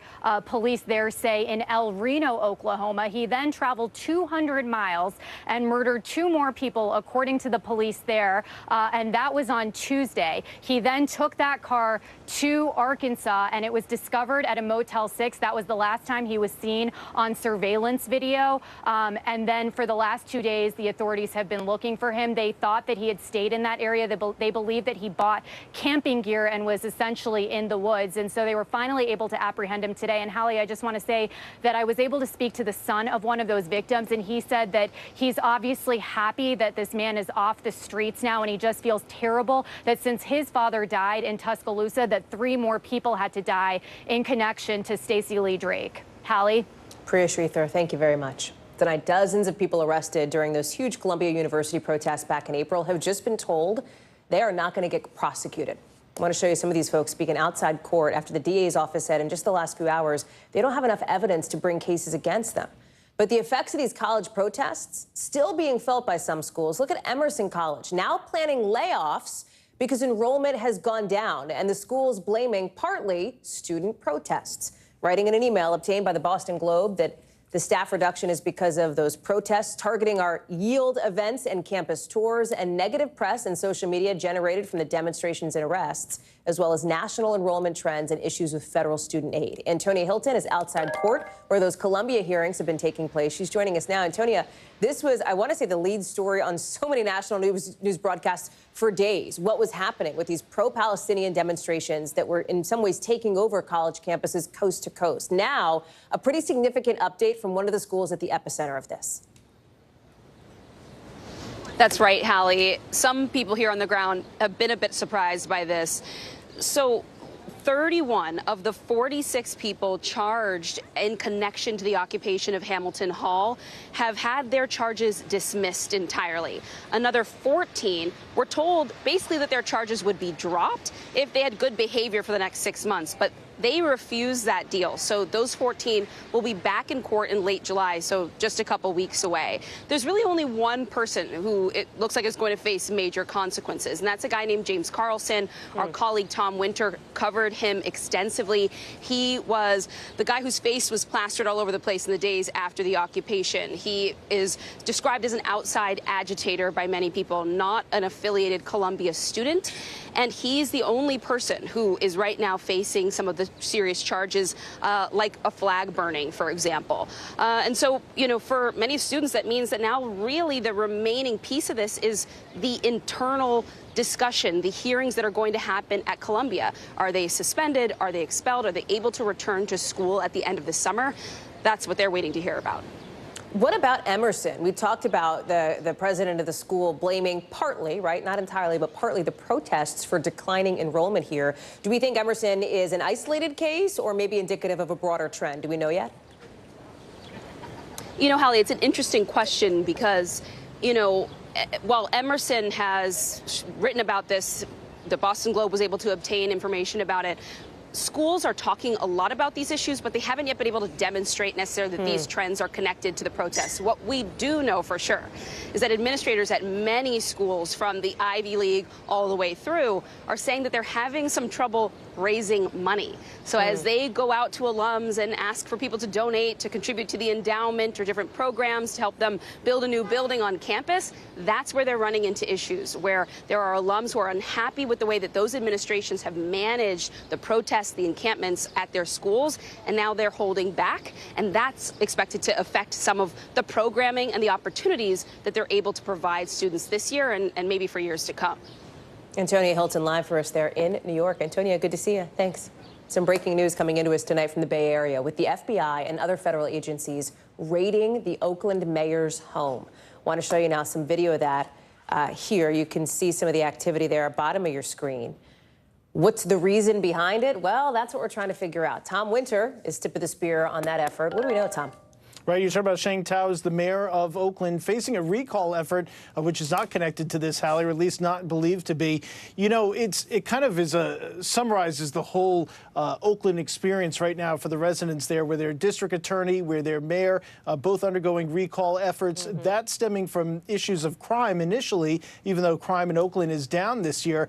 Specific to this search, we actually don't know a lot. So to take the audience a little bit behind the curtain of how we do what we do, typically, when a search like this happens and you see documents being taken out of a house, you see the evidence response team there, and there are other federal law enforcement agencies that are believed to be a part of this, you start to look back at what are some of the stories that we've done, that other news organizations have done over the past several months, and could there be a tripwire there as it pertains to breaking federal law? And that's an area for us to dig into, and we start calling around to various attorneys and all the different types of folks we would speak to for something like this and kind of come up with a subject matter. It's not so clear in this instance what that thing might be that would lead us to at least have some sort of a sense of what this search is all about. But as I mentioned in the beginning, this is really a challenge for Oakland, which has been going through, obviously, some very difficult times. They're losing their baseball team.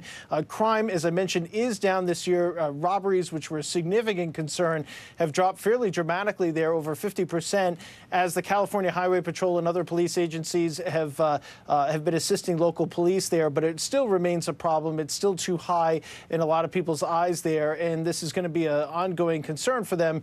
Whenever we've seen a politician in a mayoral office get to this type of attention and this type of heat, it typically means that it's something that becomes a distraction for that particular city for some time. Of course, always important to remember, Hallie, and always important to keep in mind in these instances, just because somebody's been searched doesn't mean they've been charged with a crime, doesn't mean that they necessarily will be charged with a crime. It's possible others around them, or it's possible no charges could ever be filed. Rudy Giuliani getting searched by the FBI in New York, great example. No charges were ever filed in that investigation. That's true. Tom Winter, good point. Thank you very much. I know you'll keep us posted if we get any more.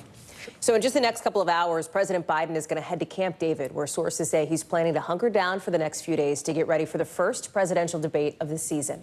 And former President Trump, he's doing his own don't call it prep with policy talks with folks including Ohio Senator J.D. Vance, who's on the possible VP pick shortlist and who's at a fundraiser with Mr. Trump even as we speak. That debate a week from today, it's going to be head-to-head, mano a mano, a one-on-one. Well, you get the point, because CNN says RFK Jr. did not qualify to get on stage, failing to meet requirements on state ballot access and polling. Kennedy calls the exclusion undemocratic and cowardly, but doesn't seem like there's much he can do about it. NBC's Monica Alba is ready for 7 days from now, Monica. So give us a preview of the conversation over the next 6 days, which is what these two candidates are doing to get ready from what will be, and let's put it in context here, the biggest primetime moment of this election season yet.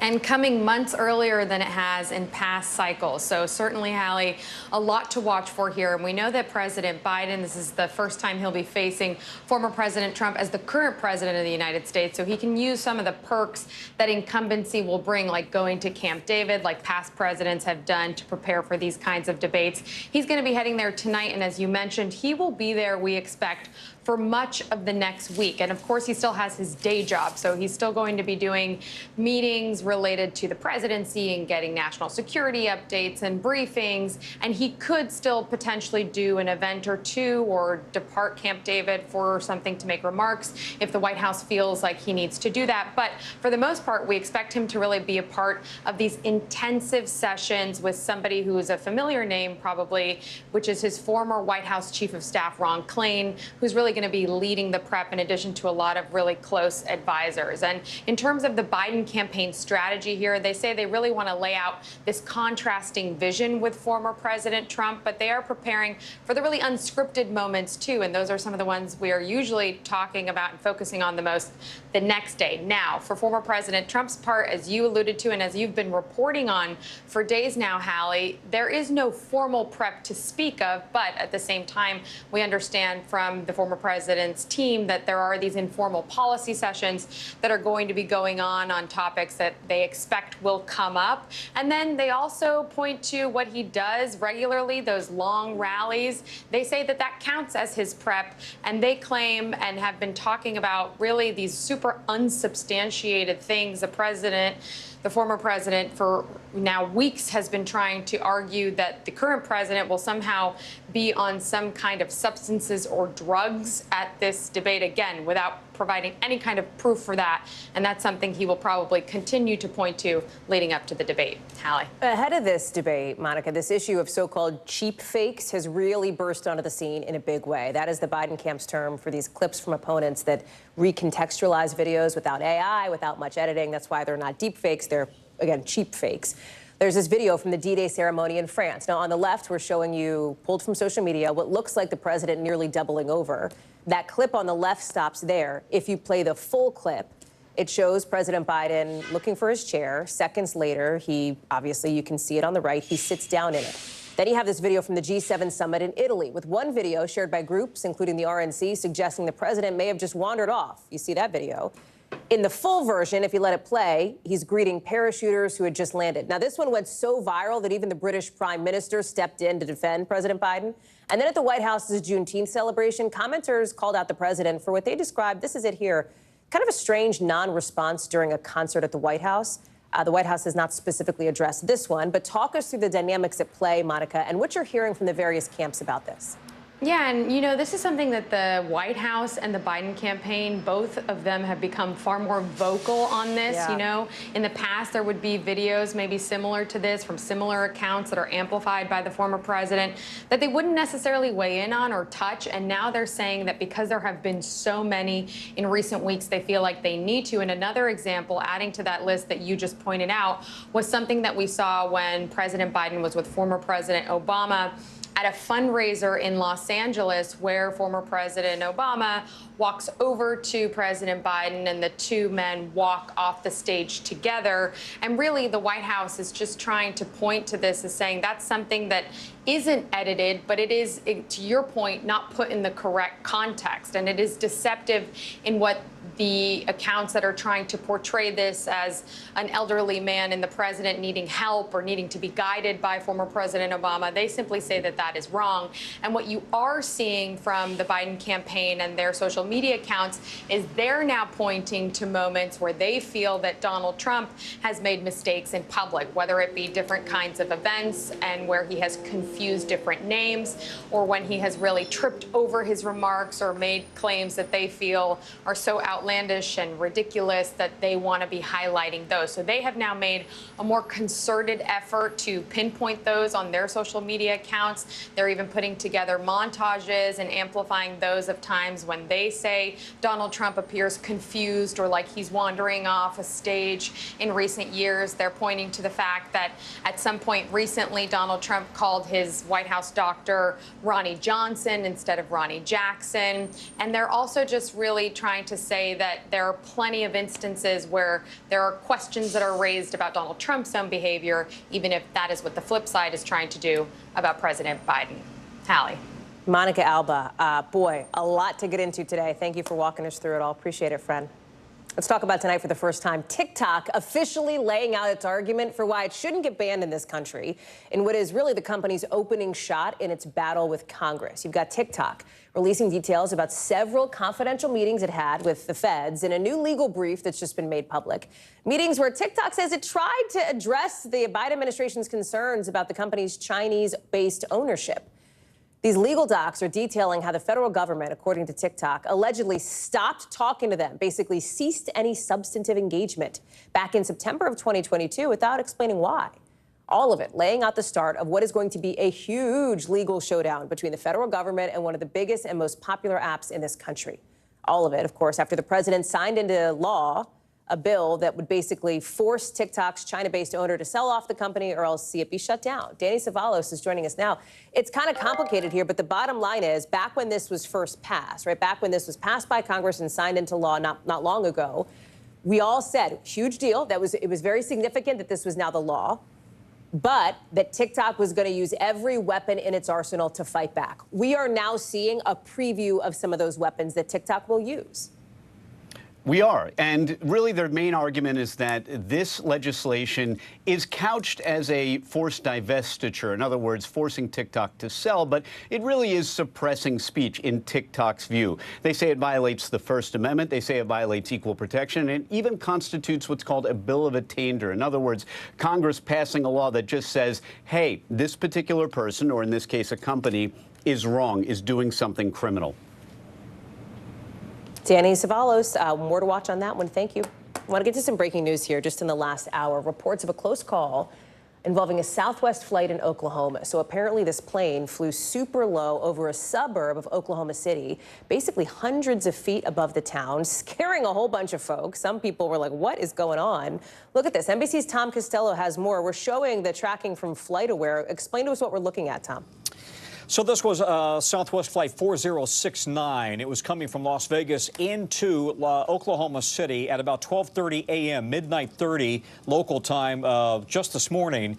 And suddenly, as it was coming into runway 13, it came in way too low. In fact, so low, 525 feet off the ground, that low altitude warnings were triggered inside the control tower there at the Oklahoma City airport. They radioed the pilot and said, is everything okay? The pilot said, yes, going around.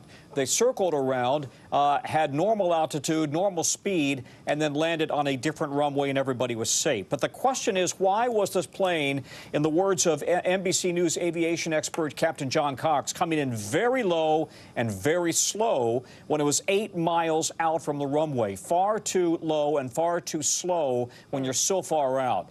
The FAA says it's investigating. Southwest Airlines, in a statement to NBC News, says, in fact, that it is working with the FAA to understand and address any irregularities with the aircraft's approach to the airport. All Southwest planes are 737s, so the question really is not a matter of equipment. The matter is what might have been going on in the cockpit that led that crew to come in at an altitude and a speed that was clearly not optimal given the circumstances. Again, 12:30 in the morning, landing from Las Vegas into Oklahoma City. Tom Costello, very interesting. Thanks very much for breaking that down for us. Coming up, the very real warning about apparently very fake weight loss drugs. How to make sure that what you're getting is the real deal. Plus, if you're traveling for the 4th of July, you are really, truly not alone. AAA's record predictions after a break.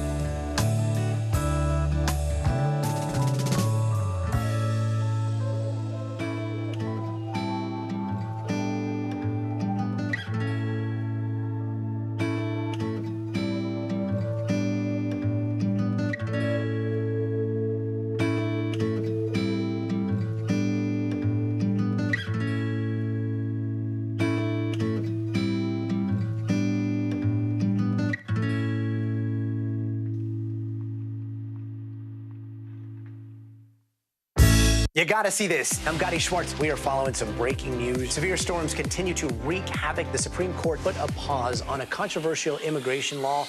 Protesters have redoubled their numbers right here at this makeshift barricade. The future of TikTok as we know it is at risk. Is this a ban or not? The craziest ride I have ever hitched. That is totality. Do you see yourselves in space? I could go to space. How you feeling? I feel great. Stay tuned now, weeknights at 8 Eastern, 5 Pacific on NBC News Now. In just the last couple hours, LA County officials say a USC student will not be charged in stabbing and killing a man on Greek Row. The district attorney says his office thinks the student acted out of genuine fear for his life after the student confronted a man Monday night outside a frat house. Police say he saw the man breaking into a car and told police he said he had a gun. Liz Kreutz is joining us now, and we're seeing a little bit of where that happened, that map at USC's frat row. What else do we know about who's involved here and where this goes now? Well, hey, Hallie, I just got back from the courthouse where we learned that charges were going to be dropped against this 19-year-old University of Southern California student, Ivan Gallegos. Police say that he was with two friends on Greek Row when they saw this man, a homeless man, breaking into a car. Some kind of altercation happened. Ivan told police that this homeless man had said that he had a gun, and so Ivan had a knife and allegedly stabbed this man multiple times fatally. There had been a question about whether or not this was self-defense or an act of aggression. Ivan Gallegos, the student, had said this was self-defense.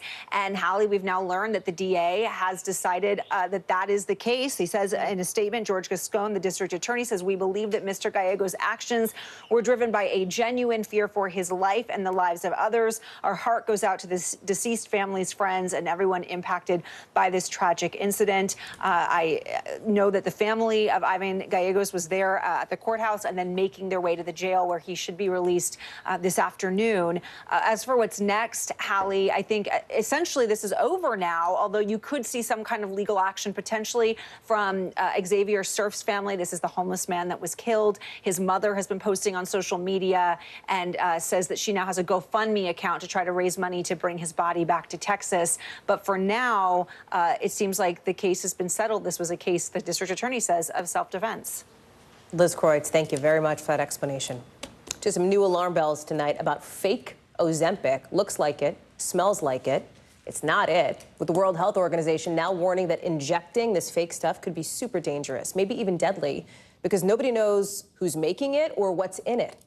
Remember, this class of drugs known as semaglutides, Ozempic, Wegovy, etc., originally meant to treat diabetes, they've all become super popular in the last few years for weight loss. That's meant a global shortage, a spike in prices, and apparently a big market for bootleg versions of it. Dr. Akshay Syal is following all of this for us. How do people even get fake Ozempic in the first place? Hey, Hallie. Well, I don't think anyone's really surprised this is happening. I mean, these drugs now have shown profound benefits in weight loss and heart health and kidney health, but they cost about the equivalent of a new iPhone every month, essentially for the rest of your life or as long as you need to be on this. So I don't think there's a lot of surprise that this is happening, Hallie, but I think people should be aware of the risks. And we're talking about diabetes medications that do affect your blood sugar. So there's some things that you should be aware of. You know, one, the treatment dose might not be right. You know, lab studies have found that there's as much as 60 to 70% difference in the dose between the fake and the real one. And this is important, Hallie, because if you take too much of it, you can cause low blood sugar, and that can cause things like a coma or even seizures. Hallie, there's also a risk of infection if the needles aren't sterile. So, you know, it may seem like a really good deal if you're getting it a lot cheaper, but there are some serious risks you want to be aware of, Hallie, if you're getting this.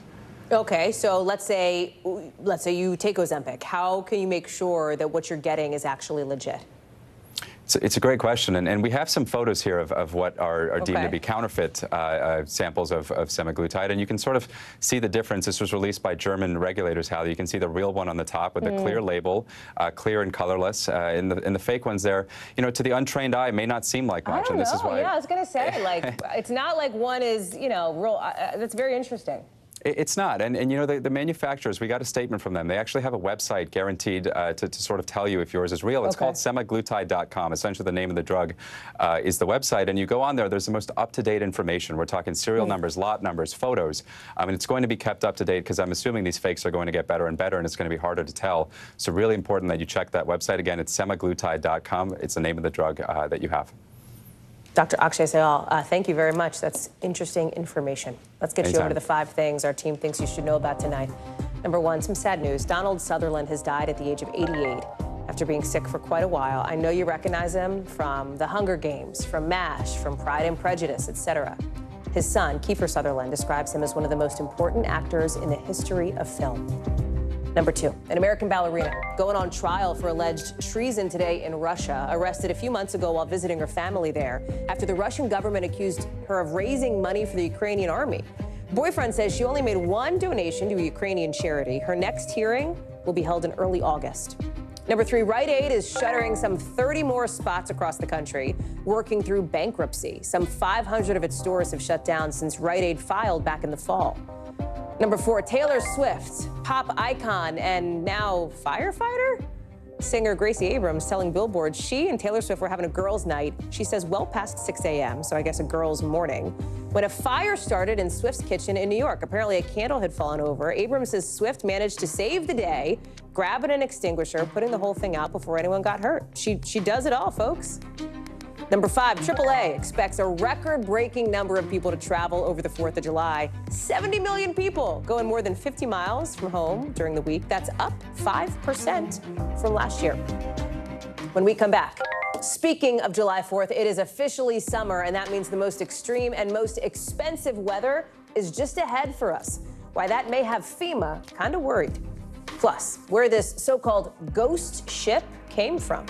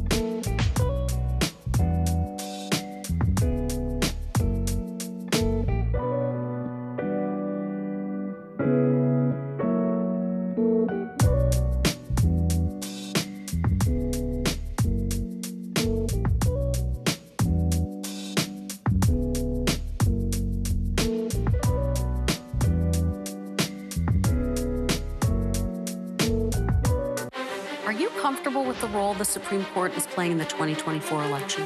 Is there not more that Israel can do to help the humanitarian crisis? Should abortion be the #1 issue in 2024?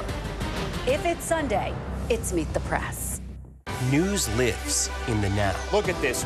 You can't even see anything anymore. Let's break down what we know. You gotta see this. News for the generation of now is NBC News Now.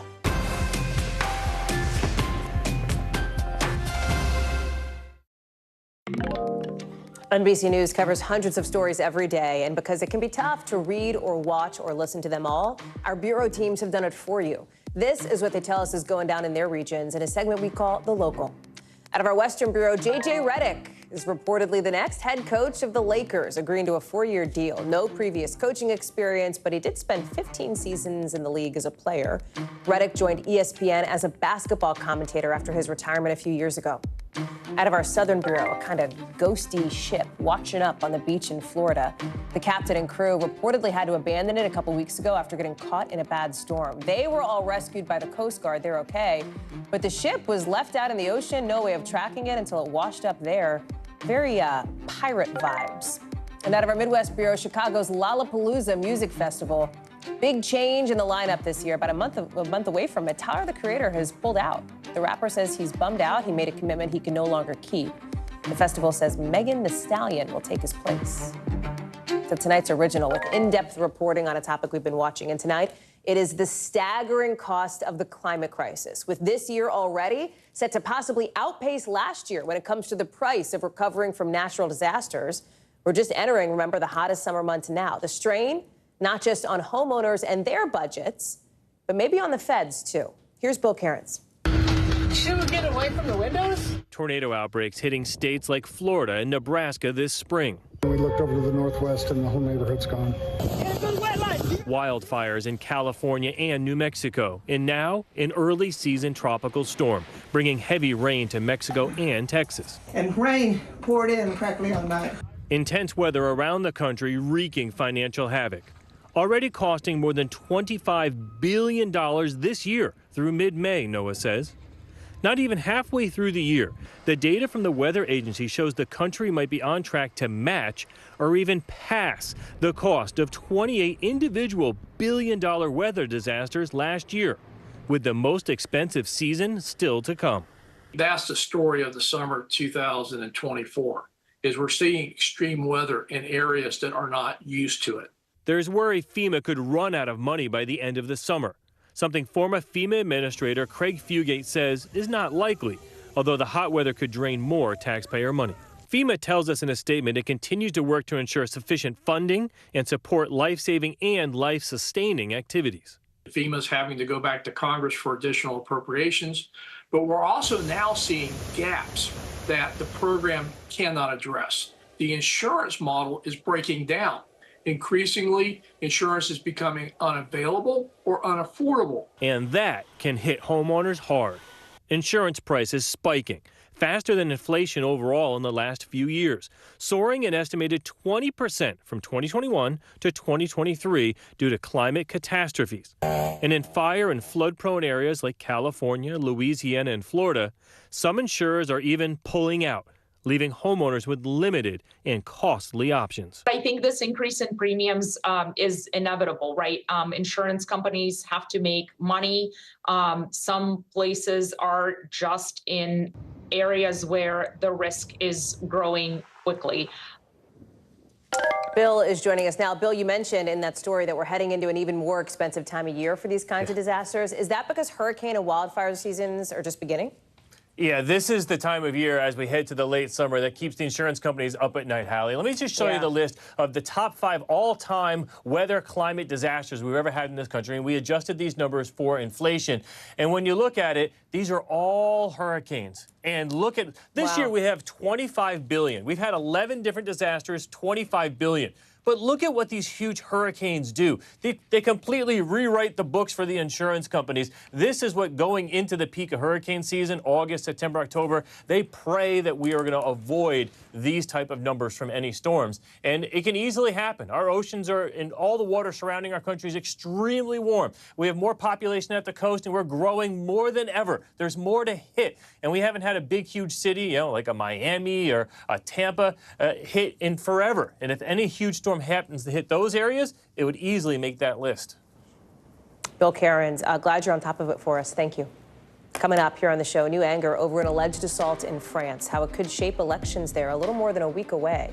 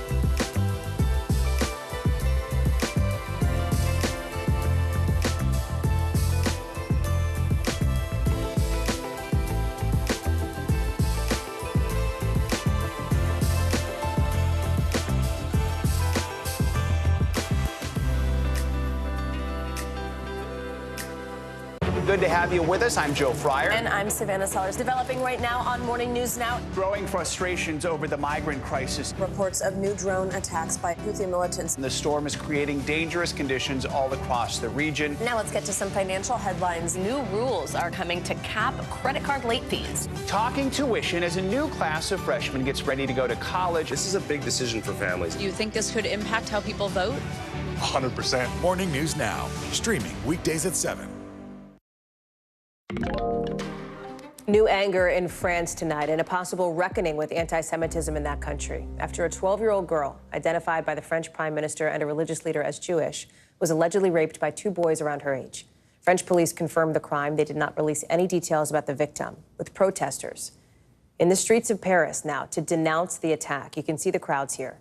It's happening as anti-Semitic incidents are surging in France ever since the war in Gaza began, raising questions now over how this attack might affect a surprise snap election in that country, with voters headed to the polls in a week and a half. NBC's Yasmin Vasugian is covering this one for us. What else can you tell us about what happened? Some horrific details here, Hallie, to share. Let's talk through the three individuals, the three boys, 12 and 13 years of age, two of them charged.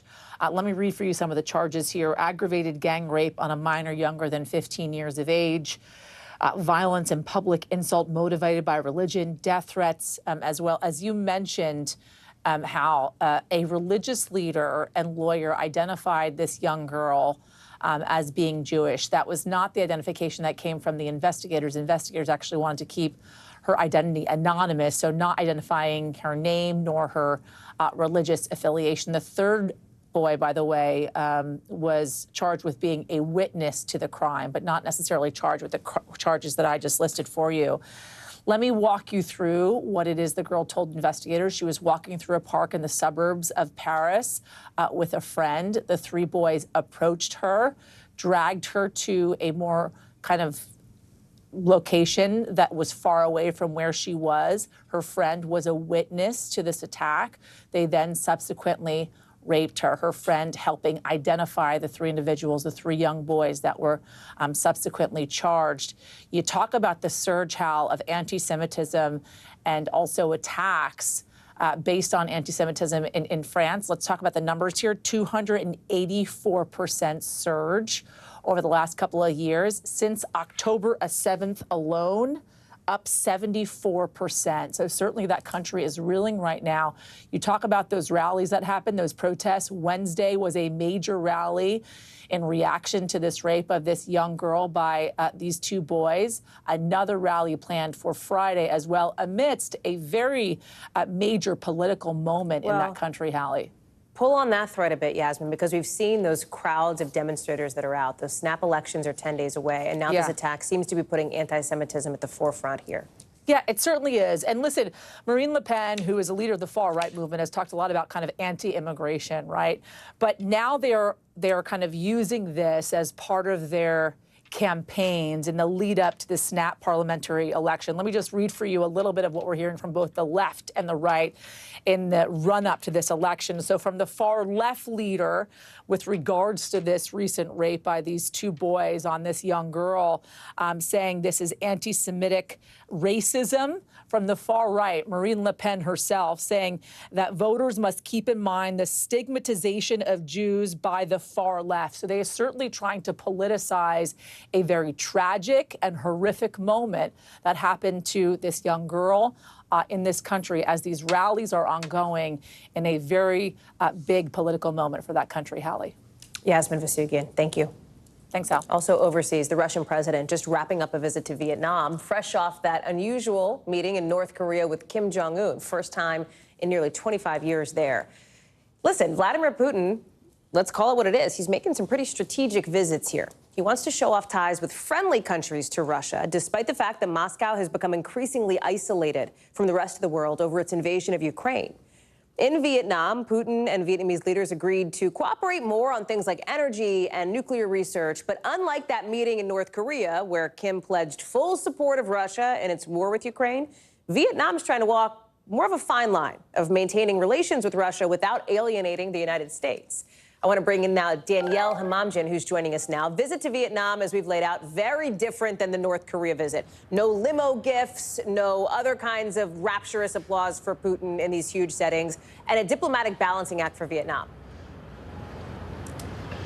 Certainly is, Hallie. No limousine, as you mentioned, but this is an opportunity, and there aren't that many, for Vladimir Putin to show that he can still get a warm welcome despite the international sanctions, despite being an international pariah in a country that itself has close ties with the United States, a country that hosted President Biden just last year. Now, the two countries have long historical ties, the Soviet Union having offered its support to Vietnam during its war with the U.S., but the visit also prompting this from the U.S. Embassy in Hanoi, and I want to read it to you. The U.S. Embassy saying no country should give Putin a platform to promote his war of aggression and otherwise allow him to normalize his atrocities.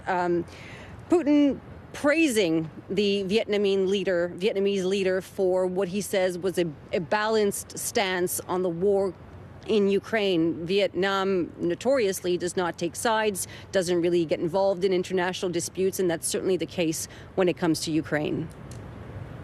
President Putin also had a news conference in Vietnam. What headlines should we know about, Danielle?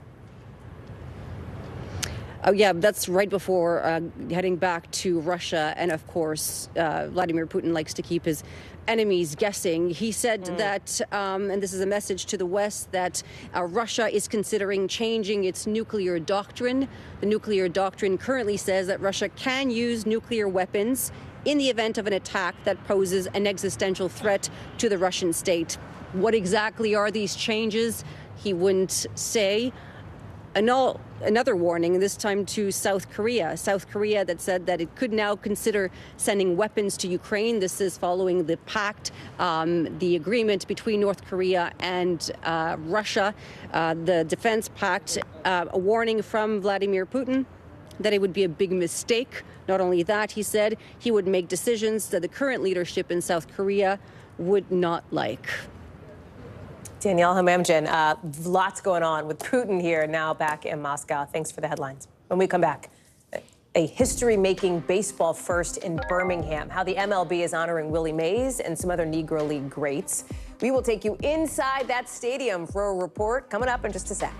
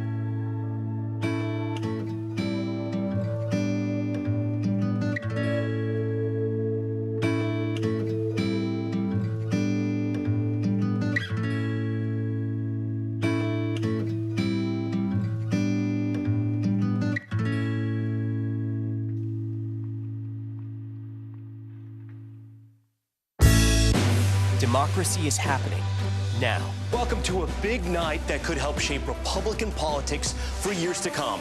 Now never stops. It comes down to turnout. Who shows up? Is it going to be that big block of independents? Now is where it counts. What are the issues that matter most to you guys? What did this debate change for you? Their number one issue is the economy. 2024, who's your candidate? The race is on now. The countdown has begun. News for the generation of now is NBC News Now. Tonight, a history-making moment for the major leagues, honoring the Negro Leagues and the legendary Willie Mays, who died earlier this week at the ballpark where Mays and other greats played. The league says the Giants and the Cardinals will be wearing Negro League throwback uniforms at the game in tribute to the teams that came before them. Our Craig Melvin sitting down with one of the MLB execs heading this up. Watch. We really hope that young people across the globe learn about these great players, the Negro Leagues players who didn't make a lot of money, but love the game. And the game that we see on the field today is a product of that. Julian Mitchell from our Birmingham station has more from the stadium. Let's play ball in Birmingham. Today is the day. The Giants and Cardinals facing off at historic Rickwood Field, the oldest ballpark in America. This is a place steeped in history. Legends like the late, great Willie Mays, Satchel Paige, and more graced this field. And ahead of the game, the players spoke on the legacy those players left behind. Shedding light on the history of this field, and for people that aren't educated on it, it just gives you an open door to see, like, what don't I know about this, which is a great opportunity as well. I'll be overwhelmed with emotions. You know, he was another player that we threw on our back whenever I was younger, so getting to honor him and, you know, being one of the only black players out here today is going to be pretty special. And, you know, getting to represent the black community and, you know, specifically him wearing this patch, you know, hopefully we get to wear it every day. I don't know what their plans are with that, but super incredible. You know, I think everybody wishes he could be here, and you know, I'm glad that, you know, that where we are playing the Giants, you know, makes it even more special for him. What a day this should be. Major League Baseball, these fans paying tribute to the Negro Leagues and the late, great Willie Mays. I'm Julian Mitchell at Rickwood Field. Hallie, back to you. Our thanks to Julian Mitchell for that one. That's a wrap for this hour. I will see you Sunday on the Nightly News and back here Monday on NBC News Now. For now, more coverage picks up right now.